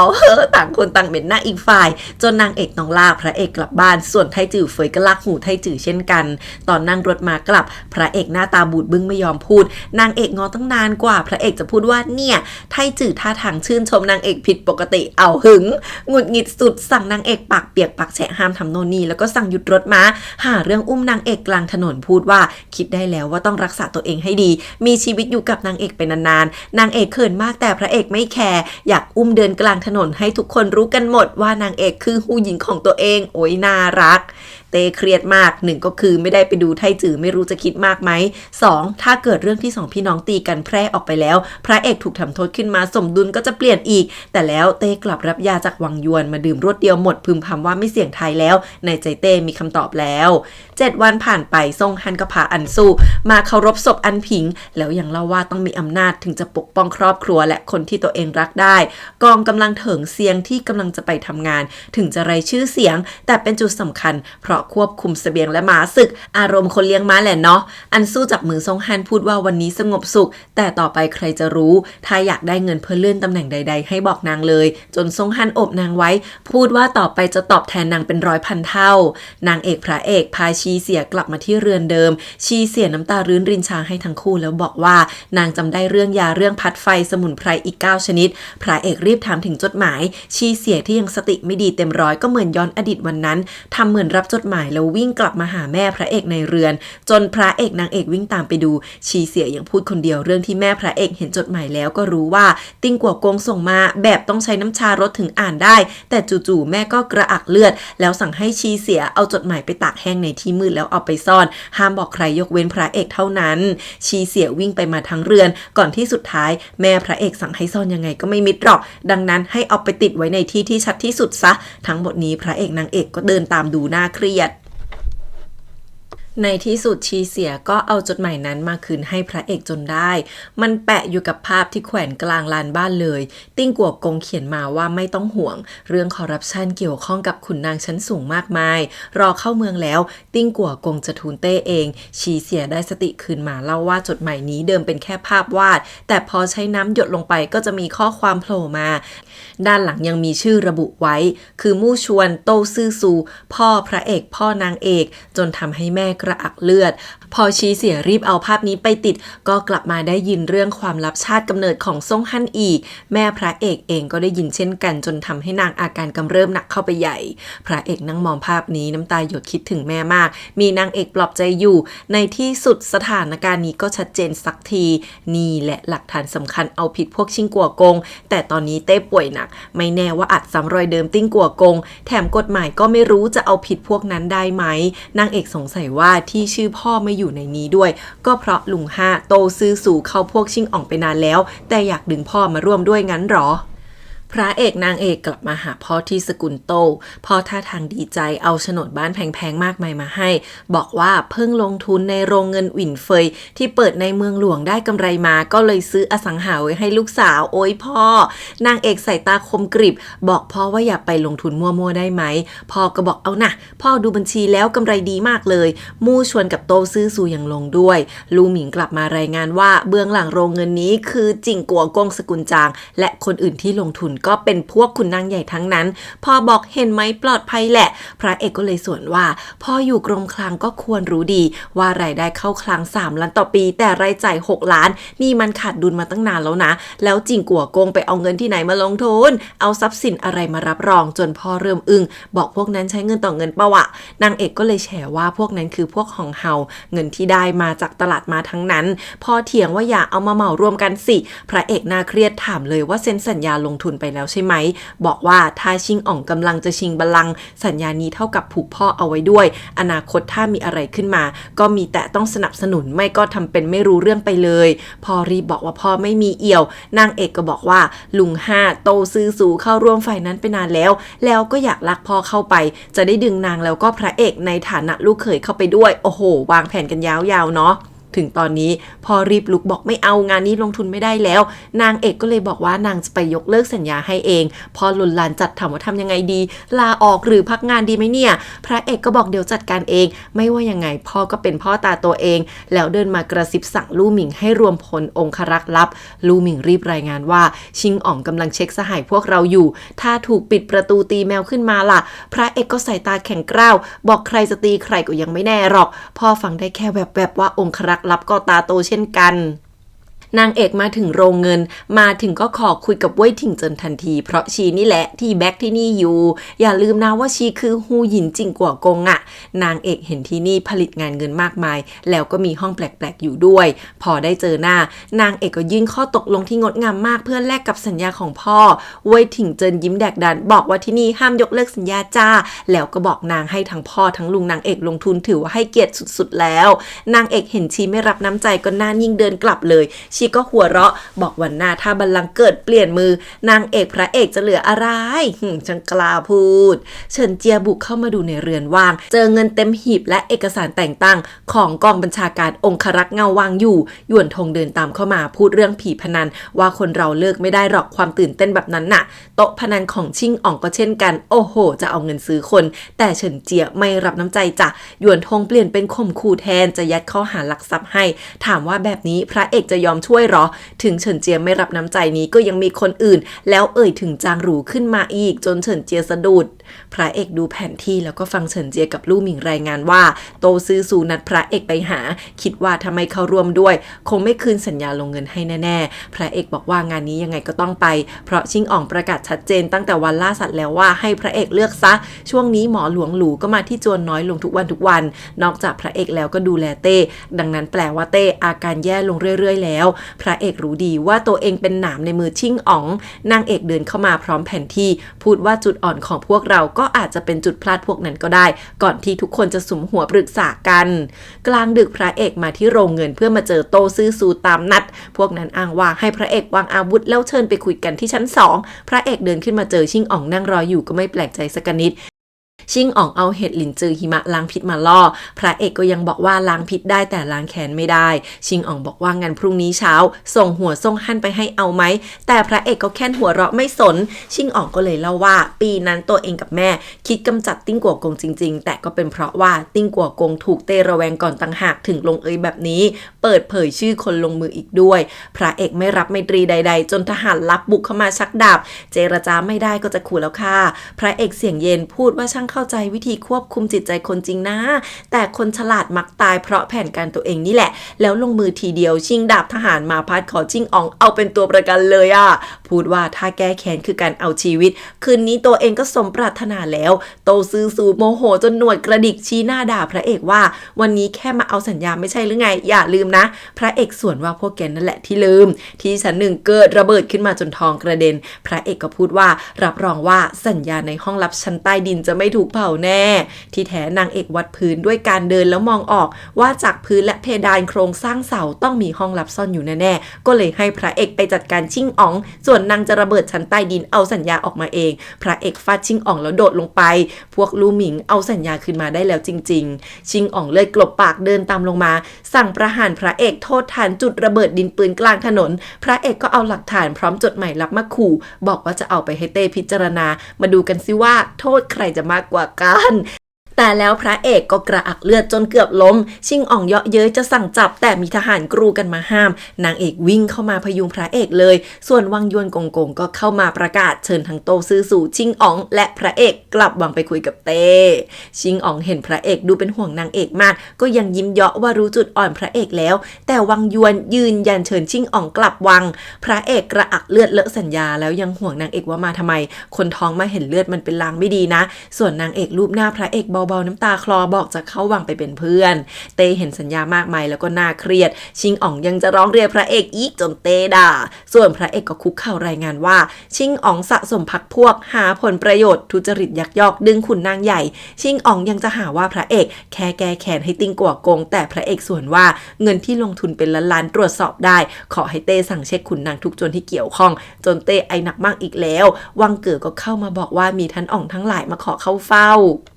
หน้าวังนางเอกนั่งคุกเข่ารออยู่โตซื่อซูก็เข้ามาขู่ว่าทั้งขุนนางใหญ่และท่านอ่องทั้งหลายกำลังรอกล่าวโทษพระเอกอยู่นางเอกจะรนหาที่ตายไปด้วยให้ได้ใช่ไหมนางเอกตายแข็งบอกใช่นางทำดินปืนด้วยไงแล้วโตซื่อซูจะรอดเหรอที่นางทำอยู่นี้คือช่วยสกุลโตทั้งที่ชิงอ่องมีหลักฐานมากมายก่อกบฏขนาดนี้ป่านนี้เต้คงต้องตัดสินใจแล้วฮองเฮากลับเดินมาพูดว่านางเอกไม่เข้าใจเรื่องราวราชสำนักดีพอหรอกคิดง่ายไปสาวสั่งสอนว่ายังไงพระเอกก็แค่คนนอกจะมาคัดค้านเรื่องพ่อลูกได้ยังไงนางเอกส่วนว่าเต้เป็นพ่อของประชาชนทั่วล่าฮองเฮาก็บอกแบบนั้นเต้ยิ่งต้องมองภาพรวมถ้าสั่งทำโทษตัดหัวขุนนางจนเฮี้ยนแล้วใครมันจะทำงานดูแลราชสำนักก่อนท่านอ๋องแต่ละคนก็ลุงบังละน้องชายบังละสัญญาพวกนั้นไม่ทำให้ถึงตายแต่ทำให้พวกนางเอกโดนเล่นหนักได้อย่างแน่นอนตอนนี้ทุกคนก็กำลังกล่าวโทษชี้หน้าด่าพระเอกกันใหญ่พระเอกยืดอกยอมรับทุกอย่างส่วนกลับคมกว่าว่าแล้วพวกอ่องทั้งหลายกล้าทำกล้ารับหรือเปล่าพวกขุนนางร้องตะโกนท้าทายไม่หยุดแถมยังอ้างโน่นนี่นั่นนู้นนั้นให้เต้ลงโทษพระเอกฮ่องเต้เงียบอยู่นานก่อนจะมองหน้าชิงอ๋องแล้วหันไปพูดกับพระเอกว่าสัญญาพวกนี้ถูกเลือดจนมองไม่ชัดแล้วพระเอกอึ้งเลยส่วนทุกคนทำท่าลำพองใจมากด้านฮองเฮาก็ยังพูดกับนางเอกว่านางคุกเข่ามานานขนาดนี้ก็ทำหน้าที่สามีภรรยาไปแล้วไม่คิดถึงตัวเองบ้างหรออย่าแล้วกลับสกุลโตไปเดี๋ยวนางจะช่วยรับรองความปลอดภัยแถมตำแหน่งให้ด้วยอยากเป็นกบฏหรือสตรีสูงศักดิ์ก็เลือกเองแต่นางเอกอมยิ้มมุมปากบอกนางจะเลือกว่านางเป็นใครเดินบนเส้นทางของวินยูชนหรือไม่นางก็จะรอพระเอกอยู่ตรงนี้แหละฮองเฮาหัวเราะบอกวันนี้พระเอกรอดไปได้มีแค่ทางเดียวคือยอมรับว่าคืนนี้เหตุการณ์ทั้งหมดเป็นฝีมือที่พ่อนางเอกยุยงซึ่งตอนนั้นเต้ก็กำลังพูดเรื่องเดียวกันบอกว่าเห็นแค่สัญญาของพ่อนางเอกคนเดียวแต่พระเอกกำมือพูดว่าไม่ใช่เรื่องนี้ตัวเองทำคนเดียวทั้งนั้นจนเต้โกรธจนไออีกแล้ววังยวนกงทนไม่ไหวบอกพระเอกว่าอย่าแบกความผิดให้ต้องสูญเสียชีวิตได้ไหมนี่เพราะเต้เห็นคุณค่าในตัวพระเอกนะพวกขุนนางกับราชนิกูลรีบเอาใหญ่ร้องขอคำสั่งประหารทันทีเต้ด่าทุกคนว่าโอ้หังจนทุกคนตกใจก้มลงคำนับตัวสั่นเต้ยืนสัญญาให้วังยวนกงสั่งว่าเก็บให้ดีอย่างมิดชิดอย่าให้ใครเห็นก่อนจะจ้องหน้าชิงอ๋องบอกทำได้ดีมากแม่ชิงอ๋องยิ่งเลี้ยงลูกมาดียิ่งกว่าถ้าไม่มีเรื่องคืนนี้เต้คงไม่รู้เลยว่าลุงกับอาและขุนนางพวกนี้จะให้ความสำคัญกับชิงอ่องปานนี้ก่อนจะหันมาจ้องหน้าพระเอกพูดว่าคนที่จะทำสิ่งที่ยิ่งใหญ่ต้องรู้จักเลือกสรรชั่งน้ำหนักไม่งั้นจะเสียการใหญ่ทั้งหมดแล้วหันมาสั่งวังยวนให้ออกราชโองการว่าพ่อนางเอกเป็นคนยุยงอยู่เบื้องหลังพระเอกไม่ยอมอยู่ดีคุกเข่าจะขอรับผิดเองเพราะถ้าท่านลุงติ้งกัวกงยังอยู่ก็คงไม่ยอมเห็นตัวเองสละคนอื่นเพื่อเอาตัวรอดแน่ๆอ๋องคนหนึ่งโกรธลุกขึ้นมาชี้หน้าด่าว่าติ้งกัวกงก่อกบฏไม่สำเร็จแกก็จะเรียนแบบพระเอกของขึ้นชักดาบออกมาชี้หน้าเลยวุ่นวายกันไปหมดแล้วชักดาบต่อหน้าฮ่องเต้เลยค่ะเต้โกรธด่าว่าพระเอกเป็นบ้าไปแล้วทุกคนเงียบกันหมดพระเอกกลับพูดว่าการมีสติเจ็บปวดกว่าคลุ้มคลั่งเป็นร้อยเท่าหันมาจ้องตาเต้ตาแดงมากๆบอกว่าละทิ้งความยุติธรรมเพื่อความสัมพันธ์เต้ก็ไม่ได้ทำแค่ครั้ง2 ครั้งแล้วทำไมพระเอกยังต้องคาดหวังกับฮ่องเต้ด้วยคราวนี้ฮ่องเต้เดินเซลงมาหาถามว่าเกลียดตัวเองมาตลอดใช่ไหมแต่ในสายตาฮ่องเต้เห็นภาพติ้งกัวกงวัยหนุ่มถือไม้บรรทัดมายืนให้แล้วก็กระอักเลือดล้มลงอเกนเฮ้ยฮ่องเต้ก็คือมีแผลใจเรื่องติ้งกัวกงอยู่ตลอดในที่สุดวังยวนกงก็ออกมาประกาศว่าพระเอกก่อความวุ่นวายมีความผิดแต่ละเว้นโทษประหารเพราะผลงานเก่าๆให้จับไปขังคุกรอลงโทษแล้วก็ริบตำแหน่งทั้งหมดฮองเฮายิ้มเยาะจากไปส่วนนางเอกพยายามวิ่งไปหาพระเอกที่ถูกจับตัวมาพระเอกกระซิบแต่ว่าไม่เป็นไรพ่อนางเอกโอเคแล้วนางเอกร้องไห้จนเป็นลมพระเอกก็สะบัดทุกคนมาอุ้มนางเอกไว้แล้วตะโกนเรียกหมอหลวงทันทีโอ๊ยนางเอกถูกหยวนทงพาขึ้นรถมาจากมานางเอกที่สลบอยู่ก็เอาแต่พึมพำว่าจะกลับไปช่วยพระเอกให้ได้หยวนทงถอนหายใจว่าช่วยไม่ได้แล้วดวงดาวทำนายไว้แล้วพระเอกจะอายุสั้นหยวนทงต้องช่วยนางเอกออกไปก่อนที่วังหลวงวังยวนกงไปเอายาที่วัดแต่พอกลับมากลับถูกวังเก๋อกงขวางไว้แล้วยึดอำนาจไปแบบเบ็ดเสร็จฮองเฮาลงมือแล้วว่ะตอนนี้นางนั่งว่าราชการแบบท่าทางเป็นต่อสุดๆแล้วก็กำลังอ่านฎีกาที่โตซื่อซูกล่าวหาพระเอกอยู่ทรงฮัน ขี่ม้าแอบตามหยวนทงกับรถม้านางเอกมาตลอดทางแล้วก็บุกเข้าเรือนน้อยกลางป่ามาเรียกชื่อหยวนทงแต่ว่าถูกหยวนทงลุกมาตบหน้าหันเลยค่ะบอกว่าขนาดชิ่งอ๋องยังเรียกตัวเองว่าอาจารย์แกเป็นตัวอะไรก่อนถึงมาเรียกชื่อเฉยๆได้คู่ควรตรงไหนซงฮันยังยิ้มเย็นบอกว่ามารับตัวนางเอกกลับแต่หยวนทงรู้ทันว่ามันตั้งใจจะเอานางเอกไปเป็นเครื่องมือต่อรองส่วนว่าคิดจะหาเรื่องที่ตัวเองไม่ทำตามแผนชิ่งอ๋องถ้างั้นมันล่ะได้รับคำสั่งให้มาจับนางเอกหรือไงก็ไม่ใช่เช่นกันจ้ารีบร้อนแบบนี้กลัวคนไม่รู้หรอว่ามีเจตนาอะไรแอบแฝงแต่ซงฮันไม่สนสั่งให้คนเข้าไปบุคคลทันทีพ่อนางเอกใส่ชุดขุนนางมาตีกลองร้องทุกข์แทนพระเอกจนโตซื้อซูตามมาดาแต่พ่อนางเอกหันมาสวนว่าก็เพราะพี่ชายนั่นแหละแล้วตบหน้าตัวเองแทนพูดว่านับจากนี้จะไม่ยอมทำผิดอีกแล้วมีคนมากมายแค่ไหนที่ต้องตายเพราะโตซื้อซูแสวงหาอำนาจพ่อจะไม่ยอมให้เอานางเอกกับพระเอกมาเป็นเครื่องสังเวยโตซื้อซูเอาสกุลมาขู่จนพ่อชักมีดออกมาบอกว่าขอใช้เลือดทดแทนบุญคุณเลี้ยงดูแล้วนับจากนี้จะไม่ใช่สกุลโตไม่นับถือมันเป็นพี่ชายอีกต่อไปโตซื่อซูไม่กล้าทำแต่พ่อดึงมือเอามีดมาแทงอกตัวเองแล้วสองพี่น้องก็ประกาศตัดขาดความสัมพันธ์กันตรงนั้นโตซื่อซูโมโหด่าว่ามองน้องชายผิดไปจริงๆส่วนพ่อก็ค่อยๆลุกมาหยิบไม้ตีกลองต่อฝ่ายซงฮั่นคนเรือนแล้วเจอแค่ลูกหมาน้อยตัวเดียวฮะส่งน้ำหน้าโดนหลอกหยวนทงยังด่าซ้ำว่าชื่อเล่นตอนเด็กชื่อหมาหรือเปล่านะเจอใครก็ขัดเขาไปหมดแหมปากแซบไม่เปลี่ยนวังเกิดกงควักวิธีมากมายมาทรมานพระเอกก็บอกเอาสิเพราะถ้าพระเอกเกิดสารภาพขึ้นมาคงได้ตายจริงๆแน่แต่พอจะลงมือเฉินเจียที่ยืนข้างๆก็ก้าวมากล่อมว่าอย่าเลยดีกว่าวังเกิดกงรู้ด้วยนะว่าเฉินเจียเป็นนกสองหัวแต่ก็โยนอุปกรณ์ทิ้งแล้วเอายาพิษขึ้นมาเปิดฝาหัวเราะท่าทางชั่วร้ายมากแป๊บเดียวพระเอกก็เห็นภาพหลอนมากมายมีแต่เรื่องทรมานทั้งนั้นนี่มันคือพิษควบคุมจิตใจให้คนเจ็บปวดทรมานพระเอกคือกระอักเลือดเลยอะส่วนวังเก๋อก็หัวเราะร่าจากไปพระเอกสลบไปจนฟื้นมาอีกทีเห็นแสงสว่างลอดหน้าต่างเข้ามานางเอกเองก็หลอนทั้งสองคนเหมือนได้เห็นภาพที่ต่างคนต่างยื่นมือไปหากันต่างคนต่างก็คิดว่าอีกฝ่ายมารับแล้วใช่ไหมนางเอกสลบไปจนซูหลันซูซินร้องไห้กลัวมากว่านางจะเป็นอะไรไปก่อนในภาพฝันนางเอกพระเอกเหมือนกลับไปชาติก่อนพระเอกใส่ชุดทหารผมขาวส่วนนางเอกก็มีผ้าคลุมสีชมพูเหมือนในความฝันทั้งสองคนวิ่งมากอดกันแน่นแล้ววังเก๋อก็บุกมายิงธนูใส่พระเอกหันไปยกมือขวางไว้แต่กลายเป็นว่าลูกธนูกลับกลายเป็นแค่กลีบดอกไม้สลายหายไปแล้วทั้งคู่ก็มองหน้ากันนางเอกฟื้นมาอีกทีมีจางหรูดูแลอยู่ธัญญาก็รีบวิ่งมาดูเลยที่แท้หยวนทงพานางเอกกลับมาหลบหนี้เพราะปลอดภัยที่สุดธัญญาปลอบว่าพระเอกต้องไม่เป็นไรฮ่องเต้เป็นกษัตริย์ที่ฉลาดต้องมีวินิจฉัยที่ดีแน่ลูกในท้องก็ปกติแต่นางเอกอ่อนแอมากต้องพักผ่อนดูแลร่างกายให้ดีนางเอกเห็นดอกจิ๋วชงจื่อแทรกตัวเข้ามาในหน้าต่างได้ก็อมยิ้มหลับตาลงพระเอกก็ยังไม่ตายแต่ค่อยๆรู้สึกตัวแล้วฝ่ายพ่อนางเอกก็ตีกลองร้องทุกข์จนสุดวังเก๋อกงออกมาด่าแล้วก็สั่งห้ามร้องทุกข์มั่วซั่วไม่งั้นจะจับกุมแต่ไทจือเดินอมยิ้มมาบอกว่าเป็นคนสั่งเองแหละยังไงวังเก๋อกงก็ยังไม่กล้าขวางไทจือจ้าพอหน้าซีดมากรีบบอกว่าไทจือไม่เกี่ยวข้องแต่ไทจือบอกว่าทั้งพ่อทั้งพระเอกจริงใจซื่อสัตย์ไทจือควรยืนหยัดปกป้องทุกคนจนพ่อหน้าซีดขอร้องว่าให้ไทจือช่วยบอกเต้ทีว่าอย่าปรักปรำผู้พักดีเลยไทจือคือหน้าเครียดแต่สายตาเริ่มจริงจังแล้วไทจือเอาเรื่องสกุลโตสกุลมู่ลักลอบสมาคมกันที่ร้านหมอฟันมาร้องเรียนแม้แต่วินหยางก็เอาด้วยเอารายชื่อมากลางไทจือผู้จาฉาดฉานมากแต่ตอนนี้ฮองเฮาเป็นคนคุมอะนางจิบชาแล้วก็จิกตาใส่วินหยางที่เป็นหลานก่อนจะเอ่ยปากปรักปรำพ่อพระเอกทั้งหมดหาว่ายุแยงแทรกแซงกิจการราชสำนักเพื่อช่วยลูกเขยโอ้โห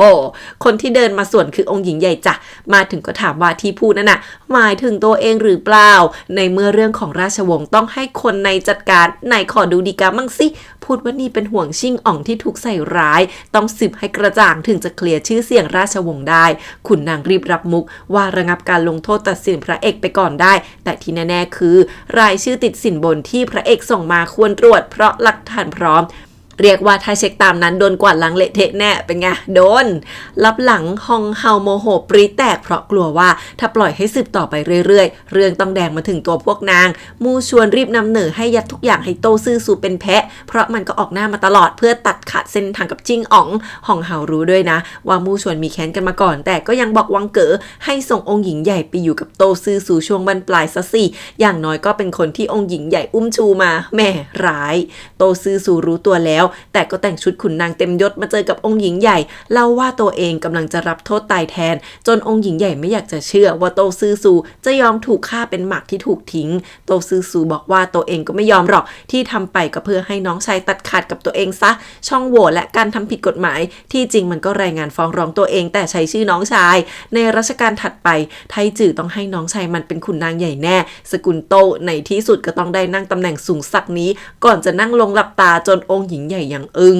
วังยวนกงพาคนมาบุกจับตามคำสั่งองค์หญิงใหญ่ยังบอกว่าที่เคยช่วยเพราะเห็นในความสามารถถ้ากลับตัวมาตอนนี้ก็ยังจะพยายามทำทุกอย่างเพื่อช่วยมันนะแต่โตซื่อซูยิ้มรับบอกครั้งนี้องค์หญิงใหญ่ช่วยมันไม่ได้แล้วแต่มันยังทำเพื่อองค์หญิงใหญ่ได้ว่าแล้วโตซื่อซูก็ใช้มีดบังคับเอาตัวองค์หญิงใหญ่มาเป็นตัวประกันเรียกให้น้องชายมาหาแต่พอพ่อนางเอกมาก็ด่าว่าแกมันเลวทำไรพี่ชายทุกทางที่เอาหลักฐานทั้งหมดไปแจ้งทางกันแบบนั้นไม่ยอมให้พ่อนางเอกพูดอะไรเลยพอวังยวนกงสั่งให้พลธนูลงมือสังหารโตซื่อซูก็เอาตัวมาบังรับธนูทั้งหมดไว้กอดองค์หญิงใหญ่ไว้แน่นแล้วพูดเบาๆตอนที่ค่อยๆล้มลงว่าอย่าไปขวางทางของเฮาเลยกลับไปที่ตัวเองเถอะแล้วอย่าลืมกินผลบ๊วยเผื่อด้วยนะก่อนจะเสียชีวิตโธ่ฉันมาสะเทือนใจกับลุงแกตอนตายเนี่ยในมือยังมีที่สูบยากับนกน้อยของต่างหน้าสมัยมีใจกับองค์หญิงใหญ่อยู่เลยด้วยในที่สุดโตซื่อซูก็ถูกประกาศความผิดจนชาวบ้านก่นด่าธัญญากลับเรือนมาเห็นสภาพบ้านเละเทะไปหมดมีพ่อนางเอกนั่งซึมมองภาพเขียนของพี่ที่ทิ้งไว้ธัญญาเดินเข้ามาถอนหายใจพูดว่าโตซื่อซูเขียนทางเดินไว้ให้พ่อนางเอกนานแล้วพ่อเองก็รู้ว่าที่โตซื่อซูทำไปก็เพื่อให้ตัวเองไปยืนฝั่งไทจื่อสกุลโตยังมีที่ยืนอยู่ได้โทษว่าเพราะตัวเองอ่อนแอจนโตซื่อซูเลือกทางผิดธัญญาก็ถอนหายใจบอกให้พ่อเลือกทางเดินชีวิตเถอะจะไปเป็นพ่อค้าหรือลาออกอะไรก็ได้พ่อพูดว่าพวกเราไม่ถูกปล่อยไปง่ายๆแน่ในที่สุดก็ลุกขึ้นมาพูดว่าจะต้องปกป้องชีวิตคนสกุลโตให้ดีให้สมกับที่ไทจื่อออกหน้าปกป้องให้ได้ธัญญาก็เลยยกเอาความดีความชอบทั้งหมดของสกุลโตรวมทั้งเรื่องที่พระเอกนางเอกเคยทำมาเอาไปใช้เขียนฎีกาฟ้องร้องให้ฮ่องเต้กับราชสำนักได้เห็นกันไปว่าสกุลโตเคยทำอะไรเพื่อแผ่นดินมาบ้างพอนะท่าทางแข่งขันมุ่งมั่นสุดๆจนธัญญามองตามด้วยสายตาตื้นตันในที่สุดพระเอกก็ได้รับอภัยโทษจากความดีความชอบเก่าๆแต่มีคำสั่งให้ปิดจวนแล้วรอคำสั่งพระเอกนางเอกนอนอาบแดดเหมือนจะสบายใจแต่ทั้งคู่สีหน้าซีดมากจากเหตุการณ์นี้โตซื่อซูตายไปองค์หญิงใหญ่ก็กลับพื้นที่ศักดินาไปเงียบๆส่วนฮ่องเต้ก็ยังไม่ฟื้นนางเอกพูดว่าอย่างน้อยพวกเราก็พยายามอย่างถึงที่สุดแล้วหลังจากนี้นางเอกไม่กล้าพนันแล้วว่าถ้าเต้ฟื้นขึ้นมาจะยังปกป้องพระเอกได้อีกไหมซูหลันซูซินเดินวนเวียนไปมาคอยดูแลทั้งสองคนวุ่นวายแล้วพระเอกนางเอกก็คุยกันเหมือนเป็นเรื่องปกติเรื่องจะไปดูดอกไม้แต่ที่จริงตอนนี้ทั้งเฉาชิงลู่หมิงถูกขังทั้งจวนถูกองครักษ์รับเฝ้าไว้นางเอกยังพูดเล่นว่าก็เป็นการปกป้องอย่างหนึ่งอย่างน้อยในบ้านก็ปลอดภัยนะแผนที่เราวางกันมาหลายปีนี้ก็ทำไปหมดแล้วรอแค่ทุกอย่างผลิดอกออกผลแล้วใช้ชีวิตอย่างสงบด้วยกันดีกว่าก่อนที่ทั้งคู่จะอมยิ้มจับมือกันเงียบๆทุกอย่างดูสงบเวอร์ชิงอ๋องกับหยวนทงยืนคุยกันเรื่องแผนการก้าวต่อไปท่ามกลางฝนตกที่วัดหยวนทงมันมากว่ากองทัพไม่พร้อมไม่เท่าไหร่สำคัญที่จังหวะเวลามากกว่าซงฮั่นเองก็อยู่ด้วยแล้วปากก็คอยยุให้กำจัดพระเอกไม่ขาดก่อนซงฮั่นจากไปยังมองแรงใส่ชิงอ๋องเองก็ดูออกว่าทั้งสองคนไม่ถูกกันหยวนทงพูดว่าตัวเองไม่สนสักนิดเรื่องซงฮั่นแต่เพราะมันมีแค้นเลยวิสัยทัศน์คับแคบถ้าซงฮั่นลงมือหรือพระเอกจะตายเพราะพิษในร่างหรือพระเอกทนไม่ไหวเก็บซงฮั่นก่อนไม่ว่ายังไงก็แค่เลือดนองสกุลซ่งไม่เกี่ยวกับพวกเราสักนิดแถมพวกนั้นมีองครักษ์เงาเฝ้าแน่นหนาชิงอ๋องควรจะสนใจมากกว่าว่าถ้าเต้เกิดฟื้นมาแล้วออกราชองค์การอะไรที่เป็นภัยจะทำยังไง อันสู้ออกมาเปิดโรงทานแจกโจ๊กเพราะอยากลบความรู้สึกผิดในใจที่ซงฮันรบราฆ่าคนตายไปมากมายขนาดนั้นแล้วระหว่างนั้นชายหนุ่มคนหนึ่งเห็นหน้านางแล้วดันวิ่งหนีไปซงฮันอยู่บ้านกำลังเช็ดดาบเกือบจะลงมือฆ่าองครักษ์แค่เพราะตามหาคนไม่เจอพอดีอันสู้กลับมาซงฮันก็เปลี่ยนสีนะเป็นคนดีทันที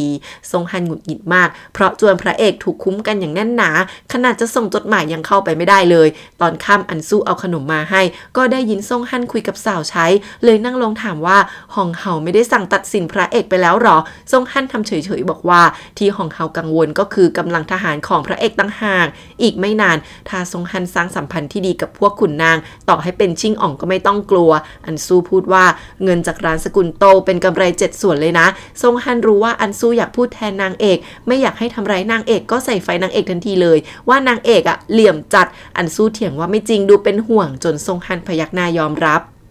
ในที่สุดอันซูก็เอาทั้งสัญญาการค้าทั้งชื่อซงฮั่นและการที่นางเป็นองค์หญิงมาขู่เข้าจวนมาจนได้นางเอกมาเจอหน้าแล้วยังไม่อยากเชื่อว่าอันซูจะเข้ามาได้จริงๆนี่เพราะซงฮั่นไว้ใจอันซูมากนะอันซูออกปากก่อนเลยว่าช่วงนี้นางมีเรื่องที่มองไม่ออกนางเอกก็บอกเลยว่าถึงนางจะจริงใจและรักซงฮั่นขนาดไหนแต่ก็ต้องดูให้ออกว่าคนตรงหน้าเป็นยังไงบ้างที่ซงฮั่นทำคือทรยศบ้านเมืองไม่มีจุดจบที่ดีหรอกกระซิบว่าถ้ามีอะไรด่วนให้ไปหาเฉินเจียซงฮันงุนงานที่อันซูหายไป2 ชั่วยามแล้วส่วนอันซูไปให้เฉินเจียช่วยจับคนที่วิ่งหนีนางไปวันก่อนมาให้ในที่สุดก็เลยได้รู้ความจริงเรื่องของอันผิงน้องชายเข้าที่จริงแล้วผู้ชายคนเนี้ยเห็นซงฮันรุมฆ่าอันผิงเองกับตาก็เลยกลัวถูกซงฮันฆ่าจนต้องหนีตายพอเห็นหน้าอันสู้วันนี้ก็ยิ่งเสียอาการพออันสู้รู้เรื่องก็คือตกใจท่าทางเสียใจหนักมากกลับมาถึงบ้านอันสู้ยังไม่ทันได้จุดไฟดีๆซงฮันก็บุกเข้ามาบังคับจูบนางอย่างรุนแรงแล้วก็พานั่งลงหยิบสร้อยมาสวมให้เป็นของขวัญวันเกิดที่จริงวันนี้เป็นวันเกิดแรกของอันสู้หลังจากที่ทั้ง2 คนแต่งงานกันอันสู้น้ำตาร่วงจนซงฮันรีบถามว่าเป็นอะไรตัวเองทำอะไรผิดหรือเปล่าอันซูนาเศร้าบอกทุกปีที่ผ่านมานางจะฉลองกับนางเอกซงฮันบอกว่านับจากนี้จะอยู่กับอันซูเองจนอันซูถามว่ามีอะไรปิดบังนางไหมถ้ากลับตัวได้จะยินดีกลับตัวกลับใจเพื่อนางหรือเปล่าซงฮันก็บอกเคยทำผิดมามากมายแล้วก็พยักหน้ายอมรับกอดอันซูไว้กลางดึกอันซูนอนไม่หลับลุกมานั่งมองสร้อยเหมือนตัดสินใจอะไรได้บางอย่างวังยวนกงกงมารอเฝ้าทุกวันในที่สุดฮ่องเต้ก็ฟื้นแล้วแต่ว่ากลับเจอแค่ฮองเฮารับหน้าเอายามาให้ทั้งที่หมอหลวงหลูถูกนางสั่งให้กลับบ้านเกิดไปแล้วฮ่องเต้มองยาที่ฮองเฮายื่นมาแล้วก็พูดถึงความหลังสมัยก่อนฮ่องเต้ชอบถกเรื่องราชกิจกับนางแต่ก็ให้ฮองเฮาองค์ก่อนเลี้ยงดูชิงอ๋องแล้วส่งออกไปดูแลแคว้นอื่นตั้งแต่เล็กเต้บอกว่าถ้าทำให้นางทนทุกข์ไม่พอใจก็บอกมาได้ตรงๆฮองเฮาหน้าเปลี่ยนแต่กลับยอมคิดถึงอดีตมีอยู่ครั้งหนึ่งที่ฮองเฮาทำงานหนักแทนช่วงที่เต้ป่วยแต่ก็ยังจะเอายามาให้ได้ยินเต้สั่งงานขันทีว่าถ้าเต้ตายให้เอาองค์การสั่งฝั่งฮองเฮาไปด้วยออกมาเพราะไม่อยากให้เกิดเหตุการณ์นองเลือดฮองเฮายิ้มเย็นพูดว่าสมัยเด็กนางเคยแอบปลอมตัวเป็นผู้ชายไปสอบขุนนางพ่อแม่ที่บ้านไม่ชอบแต่ว่าเต้กลับไม่เคยคิดอย่างนั้นให้นางถกเรื่องราชการด้วยเสมอเต้ซึมพูดว่าหลายปีที่ผ่านมาโชคดีที่มีฮองเฮาอยู่ฮองเฮาก็บอกนางซาบซึ้งและขอบคุณแทบตายที่ฮองเต้ให้นางปกครองทั้งในนอกแล้วก็ยื่นยามาอีกแต่ตอนนี้ไทจือบุกมาแล้วมาถึงก็คุกเข่าตาแดงพูดว่าก่อนจะเป็นขุนนางต้องเป็นลูกชายก่อนแล้วก็พูดอย่างมั่นใจว่าต่อให้มีอีกก็จะทำอีกจนฮ่องเต้น้ำตาไหลพูดว่าในที่สุดไทจือก็สมตำแหน่งสักทีราชเลขาเลียงที่บุกเข้ามาพร้อมกันมาเพื่อขอร้องเรื่องงานพิธีบวงสรวงงานใหญ่ที่กำลังจะจัดขึ้นบอกว่าฮ่องเต้ไม่ควรเดินทางไกลให้ไทจือไปแทนทั้งฮ่องเฮากับไทจือไม่เอาด้วยแต่เต้อนุญาตทันทีบอกว่าไม่ต้องมีการหารืออีกต่อไปฮ่องเฮาเลยยิ้มมุมปากบอกว่าถ้างั้นก็ให้หวินหยางตามไปด้วยอีกคนเพราะหลานเพิ่งเข้ารับตำแหน่งที่กรมทหารม้าจะได้ไปคุ้มครองไทจือฮ่องเต้ก็รับปากแต่ฮองเฮาใส่ตาเยียบเย็นมากฮองเฮาเรียกวินหยางมาพูดด้วยบอกนี่คือป้าปูทางโอกาสอาชีพให้แล้ววินหยางคุกเข่าขอร้องให้ปล่อยพระเอกไปฮองเฮายิ้มบอกได้สิถ้าเรื่องนี้ผ่านไปได้ด้วยดีอนาคตวินหยางอยากแต่งกับใครก็ยังได้ด้วยซ้ำแต่พอวินหยางออกไปแล้วฮองเฮาคือเหมือนหน้ากากที่แตกร้าวงานพิธีบวงสรวงนี้เห็นได้ชัดว่าเต้ตั้งใจว่าจะให้ไทจือได้ครองบัลลังก์ต่อวันนั้นฮองเฮายังได้ยินฮ่องเต้สั่งกับขันทีอีกว่าหลังฮ่องเต้ตายห้ามให้ชิงอ๋องกลับเข้าเมืองอีกตลอดชีวิต วิตไม่งั้นก็ให้ส่งคำสั่งลับให้ติ้งกัวกงปราบปรามได้ทันทีฮองเฮาย้อนคิดแล้วก็เกรี้ยวกราดว่านี่บีบบังคับนางกันทั้งนั้นชิงอ่องมายิงธนูกับซงฮันสั่งรวมพลวันที่15เอานี่กบฏแล้วรอแล้วลามไปพูดถึงเรื่องอันสู้ไกลๆว่าไม่เหมาะสมให้แต่งกับองค์หญิงจิงวี่แต่ซงฮันหัวเราะใส่บอกเคลื่อนย้ายคนมากมายต้องใช้เงินนะองค์ชายมีปะสองคนนี้ต่างคนต่างหงุดหงิดใส่กันเพราะพูดจาไม่เข้าหูตอนนี้ซงฮันมันก็ไม่ยอมเป็นหมู่ในอวยง่ายๆแล้วเช่นกันทุกคนกล้าฆ่าคนต่อหน้าจนชิงอ่องยังถามว่าอยากได้พื้นที่ไหนถ้าได้บัลลังก์มันจะให้เป็นอ่องนอกสกุลคนแรกคืนนั้นจู่ๆอันซูก็เอ่ยปากหาเรื่องกลับบ้านบอกว่าพ่อแม่อยากพาป้ายวิญญาณน้องชายกลับบ้านเกิดเลยอยากไปฝูถิงซงฮันก็ยอมนะแต่บอกให้กลับมาก่อนเทศกาลหยวนเซียวพระเอกขังตัวเองไว้ในห้องอาบน้ำเพราะกลัวว่าตอนที่พิษออกฤทธิ์จะไร้สติจนควบคุมตัวเองไม่ได้และทำร้ายคนอื่นนางเอกรีบยกยามาให้แล้วตบประตูให้พระเอกเปิดเดี๋ยวนี้สภาพพระเอกคือแย่จับตัวเองมัดมือแล้วกระอักเลือดออกมาบอกนางเอกว่าไม่อยากให้นางเอกเห็นตัวเองสภาพนี้อยากให้ภาพในใจนางเอกมีแต่เรื่องดีๆเท่านั้นนางเอกพยายามจนบุกเข้ามาได้จริงๆพระเอกเริ่มหลอนเห็นตัวเองทำร้ายนางเอกก็เลยลุกโซเซหนีไปนางเอกจิบยาแล้ววิ่งตามมาดึงพระเอกมาจูบมอบยาให้บอกว่าพวกเราใช้ชีวิตเดียวกันมาตั้งนานแล้วนะพระเอกที่ได้สติกลับมาบ้างก็ดึงนางเอกมาจูบตอบโอ๊ยเศร้าทำไมมันทั้งเศร้าทั้งละมุนแบบนี้คะ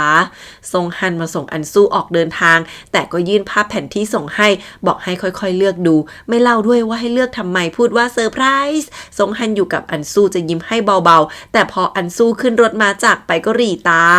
พระเอกนางเอกนั่งอยู่ในลานเรือนท่ามกลางกองผ้าที่ตากไว้แต่ถูกดึงร่วงลงมาเต็มไปหมดสภาพวุ่นวายแต่สองคนนี้นั่งโอบกันคุยกันอย่างสงบพูดถึงวันแรกที่ได้เจอกันขึ้นมานางเอกบอกว่านางกลัวแทบตายแต่พระเอกบอกว่าวันนั้นน่ะนางเอกรับมืออย่างสงบนิ่งมากจนพระเอกใจเต้นเกือบจะสะดุดล้มแข้งขาพันกันไปหมดแล้วแถมยังรู้สึกว่าในสายตานางเอกเหมือนมีความคาดหวังอยู่ด้วยนางเอกอมยิ้มพูดว่าถ้านางบอกว่านางเคยฝันว่าเราผ่านความเป็นความตายมาด้วยกันพระเอกจะเชื่อไหมพระเอกก็ตอบทันทีว่าเชื่อแล้วก็ยังตั้งตารอชาติหน้าชาติต่อไปและต่อไปนางเอกทุบเบาๆคอนว่าพูดเล่นอยู่ได้พระเอกก็บอกใช่ที่ไหนนี่เป็นความตั้งใจของตัวเองแล้วก็จูบหน้าผากนางเอกเบาๆแต่แล้วจู่ๆก็มีนางกำนันฮองเฮามาแจ้งข่าวเชิญทั้งสองคนเข้าวังไปงานเลี้ยงขบวนไทจือกับวินหยางเดินทางอยู่ดีๆรถมาก็หยุดกลางทางไทจือลงมากลับไม่เจอใครสักคนแต่มีมือสังหารเดินออกมาล้อมหวินหยางเดินออกมาคำนับให้บอกว่าเลือดย่อมข้นกว่าน้ำฮองเฮาก็ยังเป็นท่านป้าหวินหยางเองก็ต้องเผื่อทางรอดไว้ให้ตัวเองเช่นกันซงฮันได้ข่าวเรื่องพระเอกน่าจะถูกพิษซึมลึกอาการหนักแล้วก็ตีกับนางเอกฝ่ายชิงอ่องก็ได้ข่าวว่าเกิดเหตุวุ่นวายมากมายหลังฮองเต้ฝืนก็ไม่ยอมกินยาจนฮองเฮาต้องเปลี่ยนเครื่องหอมให้ฮองเต้หลับลึกไปอีกครั้งชิงอ่องระแวงว่าถ้าไทจือกลับมาจากการบวงสรวงคงได้ขึ้นบัลลังก์แบบว่าอยากลงมือจะแย่แล้วพระเอกนางเอกก็อาจจะมีรับลมคมในก็ได้ซงฮันกล่าวมาเล่าว่าพระเอกนางเอกทะเลาะกันหนักมากหยวนทงก็บอกว่าพระเอกป่วยหนักเกินเยียวยาถ้าไม่ลงมือตอนนี้แล้วจะรอตอนไหนวันเลี้ยงรับรองมาถึงเว่ยถิงเจินตาโตเดินดูของแปลกตามากมายจากฝรั่งแต่ปากก็จิกกัดดาดนางเอกไปด้วยพอนางเอกมาถึงก็เลยฟาดกลับเบาๆดีที่ฮองเฮามาเปิดงานทุกคนก็เลยแยกย้ายพอเปิดงานนางเอกก็เตรียมการแสดงมาให้ด้วยคืนนี้เองเป็นคืนดีเดย์ซงฮันบุกมาเก็บพวกทหารองครักษ์เปิดทางให้ส่วนชิงอ่องก็วางแผนว่าจะรีบเข้าตำหนักในตามหาตรายกราชลัญจกรมาประกาศต่อหน้าทุกคนพรุ่งนี้เช้าให้ได้ในงานเลี้ยงฮองเฮาเพิ่งยกเหล้ากล่าวอวยพรขอให้ปีนี้ทุกอย่างเปลี่ยนแปลงไปในทางที่ดีขึ้นวังเก๋อกงขอให้ทหารบุกมาเอามีดจ่อคอทุกคนไว้วังเก๋อพูดเนียนๆว่าในวังมีกบฏต้องรบกวนให้ฮูหยินทุกท่านรอที่นี่ก่อนฮองเฮาหันมายิ้มให้นางเอกบอกไม่ต้องรอแล้วล่ะไม่มีใครมาช่วยหรอกจ้านางเอกบอกนางรู้ดีว่าฮองเฮาจะลงมือคืนนี้งานเลี้ยงเนี้ยก็แค่เอาครอบครัวขุนนางเป็นตัวประกันที่เตรียมการวางหลังมากมายก็เพราะไม่อยากให้ฮองเต้ฟื้นแล้วก็นัดแนะให้ชิงอ่องเข้าวังมาคืนนี้เลยพวกฮองเฮาก็แค่หาใครมาเป็นแพะอย่างเช่นวังยวนกงที่รับใช้ฮองเต้มาเป็น10 ปีแล้วก็ไปสิว่าเป็นกบฏพรุ่งนี้ทุกคนจะพูดอะไรได้ตกอยู่ในกำมือชิงอ่องกันหมดแล้วนี่ก่อนจะลุกมาตบหน้าทหารที่เอาดาบพาดคอนางอยู่แล้วเดินออกมาเลยบอกทุกคนไม่ต้องกลัว ปลุกใจจนฮองเฮาปรี๊ดแตกลุกมาจะสั่งฆ่านางเอกก่อนคนแรกพอดีว่าตอนนั้น2 ทุ่มจู่ๆก็เกิดประทัดระเบิดขึ้นมานางเอกกับข้าหลวงซูที่วางแผนด้วยกันรีบจับฮองเฮามาเป็นตัวประกันแล้วค่อยๆถอยวังเก๋อกงย่าง3 ขุมตามมาข้าหลวงซูสั่งให้นางเอกหนีไปฝากดูแลครอบครัวนางด้วยนางเอกวิ่งมาได้ไม่ไกลก็ถูกล้อมอีกแล้วแต่ซูหลานซูซินกับคนของร้านหนังสือตามมาทันที่น่ากลัวกว่าคือทัพชิ่งอ่องเองก็บุกเข้าวังหลวงกันมาแล้วว่าวังเก๋อหัวเราะร่าด่าว่านางเอกรนหาที่ตายแต่ผู้ได้แค่นั้นก็ถูกเฉินเจียแทงดาบเดียวแทบขีดพวกองครักษ์ช็อกกันไปหมดจนเฉินเจียหันไปด่าว่าดูสถานการณ์ไม่ออกหรอว่าใครกบฏนางเอกถามว่าพวกองครักษ์เงาพักดีกับเต้หรือกบฏกันแน่เฉินเจียปลุกใจจนพวกองครักษ์เงายอมฮึกเหิมอยู่ฝ่ายนางเอกกันหมดตอนนี้นางเอกก็ได้ยินเสียงขลุ่ยสัญญาณของพระเอกมาแล้วทัพชิ่งอ๋องบุกมาเจอทัพพระเอกขวางอยู่พระเอกเรียกรวมระดมกองทัพแขวนติงทั้งหมดผ่านหนังสือที่นางเอกฝากให้อันสู้เดินทางเอาออกไปด้วยพระเอกประกาศล้างแค้นให้ติ้งกัวกงแล้วทั้งสองฝ่ายกระดาหน้าเข้าสู้กันพระเอกไม่ใส่หมวกเกราะแต่เป็นคนสู้กับซ่งฮั่นจนมันล้มเลยแล้วก็ยังไม่ยอมตายอีกเฉินเจียมาสมทบชิ่งอ๋องก็รู้ทันทีว่าวังเก๋อกงคงไม่รอดแน่ในใจคิดถึงฮองเฮาก่อนแล้วก็สั่งทหารบุกเข้าไปอีกนางเอกบุกมาตรวจชีพจรฮ่องเต้แต่ว่าฮ่องเต้ละเมออย่างเดียวไร้สติข้างเตียงมีแว่นขยายอยู่ด้วยนางเอกรู้เลยว่าหยวนทงตั้งใจลืมไว้ที่เคยสอนวิชาฝังเข็มจุดตายให้นางเพื่อฟื้นชีพคนก็ตั้งใจไว้เพื่อสำหรับใช้ในวันนี้ที่จริงแล้วนี่แหละคือแผนการทั้งหมดของหยวนทงทำเป็นทรยศเพื่อให้ชิ่งอ่องลงมือหยวนทงร่วมมือกับฮ่องเต้ที่จริงตั้งแต่ตอนฝูถิงฮ่องเต้ก็สืบรู้แล้วว่าชิ่งอ่องเป็นคนลงมือกับติ้งกัวกงมีแต่ทำให้ชิ่งอ่องก่อกบฏถึงจะกวาดล้างได้วังยวนกงบอกว่าเพียงแต่ว่าเต้ไม่คิดว่าพวกขุนนางที่เข้าข้างชิ่งอ่องจะเยอะขนาดนี้ที่สำคัญที่สุดคือคนบงการเบื้องหลังคือฮองเฮาทุกอย่างก็เลยเดินมาถึงทางตันนางเอกรีบบอกว่าก็ไม่แน่แล้วลงมือฝังเข็มโดยให้กงคอยช่วยกองทัพชิ่งอ๋องฝ่าเข้ามาโดยมีพระเอกยันไว้แต่ก็ค่อยๆถอยเข้าตำหนักในมากขึ้นจู่ๆก็มีเสียงปืนลั่นขึ้นมาจนทุกคนหยุดกันหมดที่ข้างหลังฮ่องเต้ออกมาแล้วพร้อมกับนางเอกและกงพระเอกสายตาอ่อนโยนพึมพำเลยว่าทัพเสริมมาแล้วฮ่องเต้ลงมาประกาศด้วยตัวเองว่าคนไหนที่กลับใจวางอาวุธจะถือว่าไม่ผิดไม่งั้นเป็นโทษกบฏถูกปราบปรามไม่ได้ผุดได้เกิดแน่พระเอกก็ตะโกนพูดว่านี่เป็นกับดักล่วงหน้าที่เต้วางไว้ทุกคนถูกซ่งหั่นล็อกทั้งนั้นจนพวกทหารฮือฮาแต่ชิ่งอ๋องก็จับคนที่คิดจะหนีมาเชือดคอบอกว่าใครกลับหลังหันต้องถูกฆ่าตะโกนบอกเต้ว่าไทจือตายแล้วยังไงตัวเองก็ต้องได้นั่งบัลลังก์นี้แล้วทั้งสองฝ่ายก็บุกใส่กันจนฮ่องเต้หลับตาท่าทางเสียใจก่อนพึมพำพูดกับติ้งกัวกงบนฟ้าว่าครั้งนี้เต้จะไม่ทำให้ต้องเสียใจจะไม่ผิดพลาดอีกแล้วตอนนั้นเองทัพของไทจือและหวินหยางก็บุกเข้ามาจากอีกประตูหวังสิงหวีกับหยวนทงก็มาอีกด้านเช่นกันพวกกบฏค่อยๆถูกสอยร่วงไทจือรีบวิ่งมาหาเต้คำนับขอโทษที่มาช้าที่จริงไทจือได้จดหมายจากนางเอกหลังออกจากวังไปบวงสรวงเรื่องแผนการที่ฮองเฮาวางไว้แล้วก็รีบรวบรวมกองทัพกลับมาทุกคนรวมตัวกันแล้วหยวนทงก็บอกชิ่งอ๋องว่าทหารข้างนอกท่านอ๋องอะไรที่สนับสนุนชิ่งอ๋องยอมแพ้กันหมดแล้วผลแพ้ชนะออกแล้วชิ่งอ๋องช็อกแต่พวกทหารกลับวางอาวุธลงนั่งกันเรียบร้อยชิ่งอ๋องด่าหยวนทงว่าทำแบบนี้ทำไมทั้งที่มันนับถือหยวนทงเป็นอาจารย์หยวนทงประกาศว่าตัวเองมีปณิธานกำจัดเนื้อร้ายอย่างชิ่งอ๋องเป็นคนแรกชิ่งอ๋องโมโหจะโถมเข้ามาพระเอกก็เอาดาบพาดคอถามถึงติ้งกัวกงชิ่งอ๋องยังจะสวนทำร้ายแต่นางเอกชักปืนยิงขวางไว้พระเอกหันมามองหน้านางเอกน้ำตาคลอกระซิบพูดว่าในที่สุดพวกเราก็ทำได้แล้ว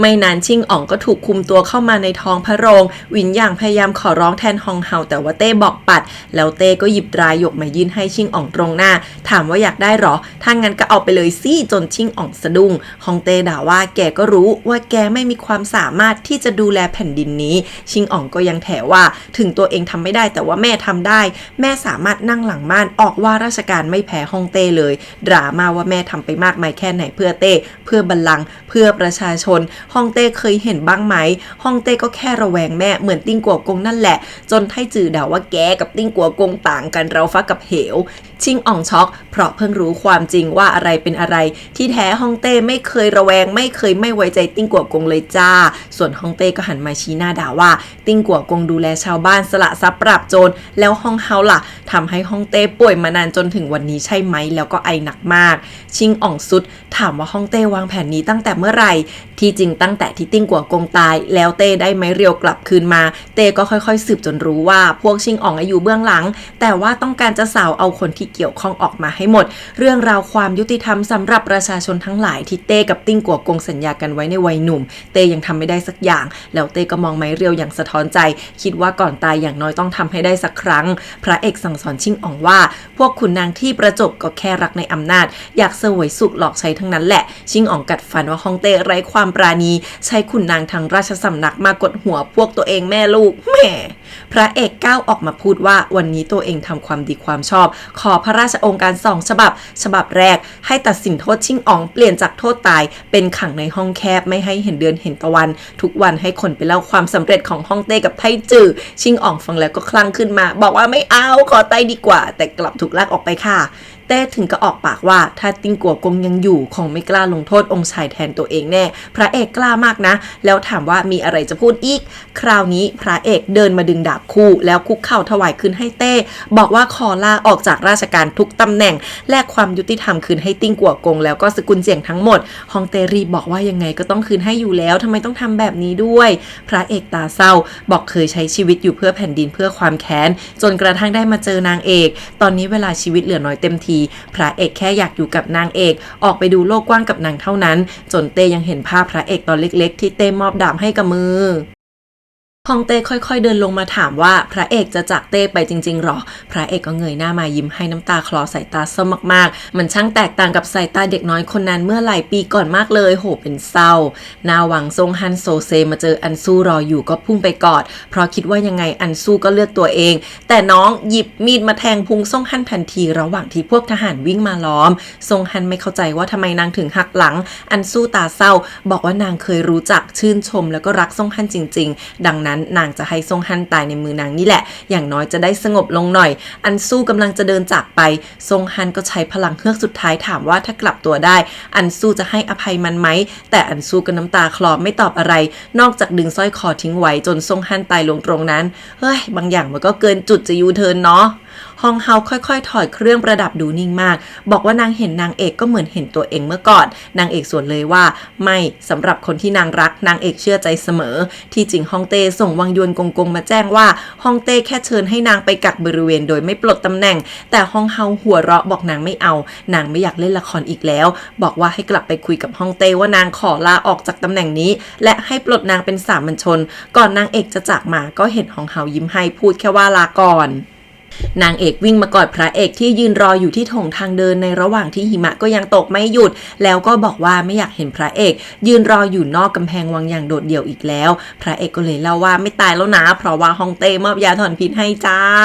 ก่อนหน้านี้วังยวนกงไปเอาเห็ดหลินจือหิมะเพียง1 เดียวมาจากวัดแต่ว่าเต้สั่งให้เอาไปทำยาถอนพิษชิงชังให้พระเอกซะเพราะชีวิตเต้ก็เหมือนไม้ใกล้ฝั่งให้พระเอกใช้ชีวิตรุ่งโรจน์ปกป้องไทจือต่อไปดีกว่าวังยวนกงได้แค่ร้องไห้อยู่ข้างๆจนฮ่องเต้ต้องเป็นคนปลอบใจกงแล้วฮ่องเต้ก็เดินเล่นอยู่กลางหิมะคนเดียวคิดว่าตัวเองผิดพลาดมากมายทำร้ายขุนนางประชาชนโกรธแค้นทั้งหมดนี้เป็นความผิดของฮ่องเต้คนเดียวเท่านั้นโถ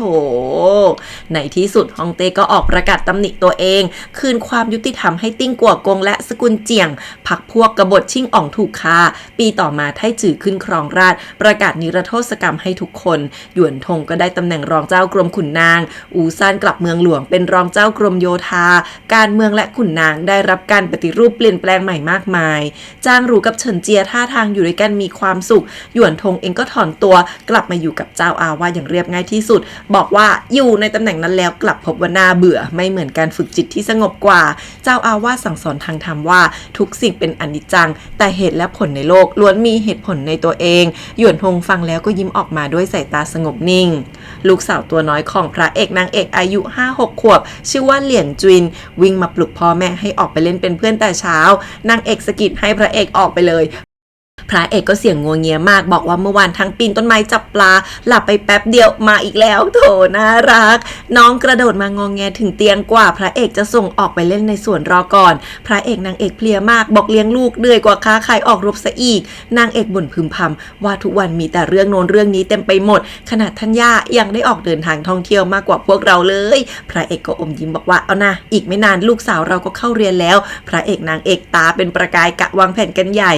อันสู้ถูกเชิญมาดูกรมพระคลังแต่ว่าป้าแม่สื่อคือตั้งหน้าตั้งตาจะหาคู่ให้ข้าหลวงซูยังแซวว่าเลือกไปเลือกมาเดี๋ยวก็ได้เองแหละอันสู้เซ็งแต่ก็ยังออกโจทย์ยากให้เป็นรูปข้าวโพดบอกว่าถ้าวางแผนได้ว่าจะปลูกอะไรทำอะไรกำไรเท่าไรถึงจะชนะพึมพำในใจว่าพวกเนี้ยไม่รู้งานเกษตรไม่รู้จักทำงานด้วยมือซะบ้างจางหรูกับเฉินเจียก็แต่งงานกันแล้วค่ะทำกับข้าวอยู่ด้วยกันในเรือนท่าทางน่ารักทัญญากลับมาแล้วหลังจากไปเที่ยวมา3 เดือนมีท่านพ่อคอยเดินเคียงข้างชวนคุยตอนนี้ท่านพ่อก็ได้เลื่อนตำแหน่งแล้วทัญญารู้ด้วยนะว่าพ่อนางเอกมีสาวมาติดมีคนสนใจอยากทับทามให้แต่งหลานสาวตัวน้อยเกือบแฉแล้วว่าท่านใหญ่ทวดมีสายอยู่ในจวนอาจารย์เฉินรับหน้าที่เป็นอาจารย์สอนตำราให้เด็กๆเหรียญจุนฉลาดหัวไวมากแต่อาจารย์หันหลังไปแป๊บเดียวน้องก็เพ่นแนบแสบเหมือนแม่ไม่มีผิดเลยอ่ะทุกคนตลกพระเอกนางเอกออกมานั่งชมวิวทิวทัศน์สวยงามอยู่ด้วยกันพระเอกพกเอาเหล้าดอกวีหลานที่พ่อนางเอกหมักมาด้วยอ้าวนี่ก็ขโมยพ่อตามาค่ะพระเอกรินเหล้าแล้วก็บอกนางเอกว่าตอนนี้พวกเราล้างแค้นทวงคืนความยุติธรรมหมดแล้วจะไปท่องโลกชมทิวเขาแม่น้ำที่ไหนก็ได้ถ้างั้นเรามาตั้งความปรารถนาใหม่กันเถอะนางเอกอมยิ้มบอกเอาสิขอให้สามีภรรยารักใคร่อยู่ร่วมกันชั่วนิรันดร์ดีไหมพระเอกหันมามองนางเอกสายตาสุดซึ้งแล้วเขาก็จูบกันอย่างหวานโอ้ยจบดีมากสนุกมากทุกคนเหมาะสมคู่ควรทุกประการแถมยังมีตอนพิเศษเล็กๆน้อยๆเหรียญจุนที่หนีออกมาเล่นมาเจอลุงพเนจรเหมือนนางเอกเป๊ะแล้วก็ได้หนังสือนิยายเหมือนกันด้วยค่ะน้องอ่านแล้วเบะปากบอกลุงว่าไม่เห็นจะเท่าไหร่เล่มของแม่นางก็เคยอ่านแล้วไม่เห็นจะเหมือนเรื่องจริงสักนิดลุงรีบบอกว่าไม่ใช่เล่มนั้นมันอาจจะมีคนที่แบบว่ามีความสามารถมากๆมาเปลี่ยนแปลงจนชะตาทุกคนเปลี่ยนไปก็ได้นะน้องบอกไม่รู้เรื่องอย่าไปหลอกเด็กที่ไหนอีกล่ะไม่งั้นจะฟ้องแม่อ้อยลุงก็เลยรีบควักออกมาให้ดูว่ามีอีกตั้งหลายเล่มสดเปล่าแต่ละเล่มตอนจบต่างกันมีจิ๋วถงจื่อซื้อถงจื่อ10ซื้ออีถงลบ11จนเด็กน้อยมองดูสายตาครุ่นคิดโอยน่ารักอันนี้มันคือจบแบบดีงาม3 ล้านกระโหลกเอาใจไปเลยค่ะลุ้นมาแทบตายนะแต่ละตอนนี่คือแบบว่าแต่ละวันผ่านเหตุการณ์มากทุกคนแต่สุดท้ายก็จบลงด้วยดีขอบคุณทุกคนที่อยู่ด้วยกันจนถึงตรงนี้นะคะขอจบเรื่องจิ๋วทงจื่อไว้ตรงนี้นะคะทุกคนแล้วก็สวัสดีปีใหม่ขอให้สุขภาพแข็งแรงกันทั่วหน้านะคะสวัสดีค่ะ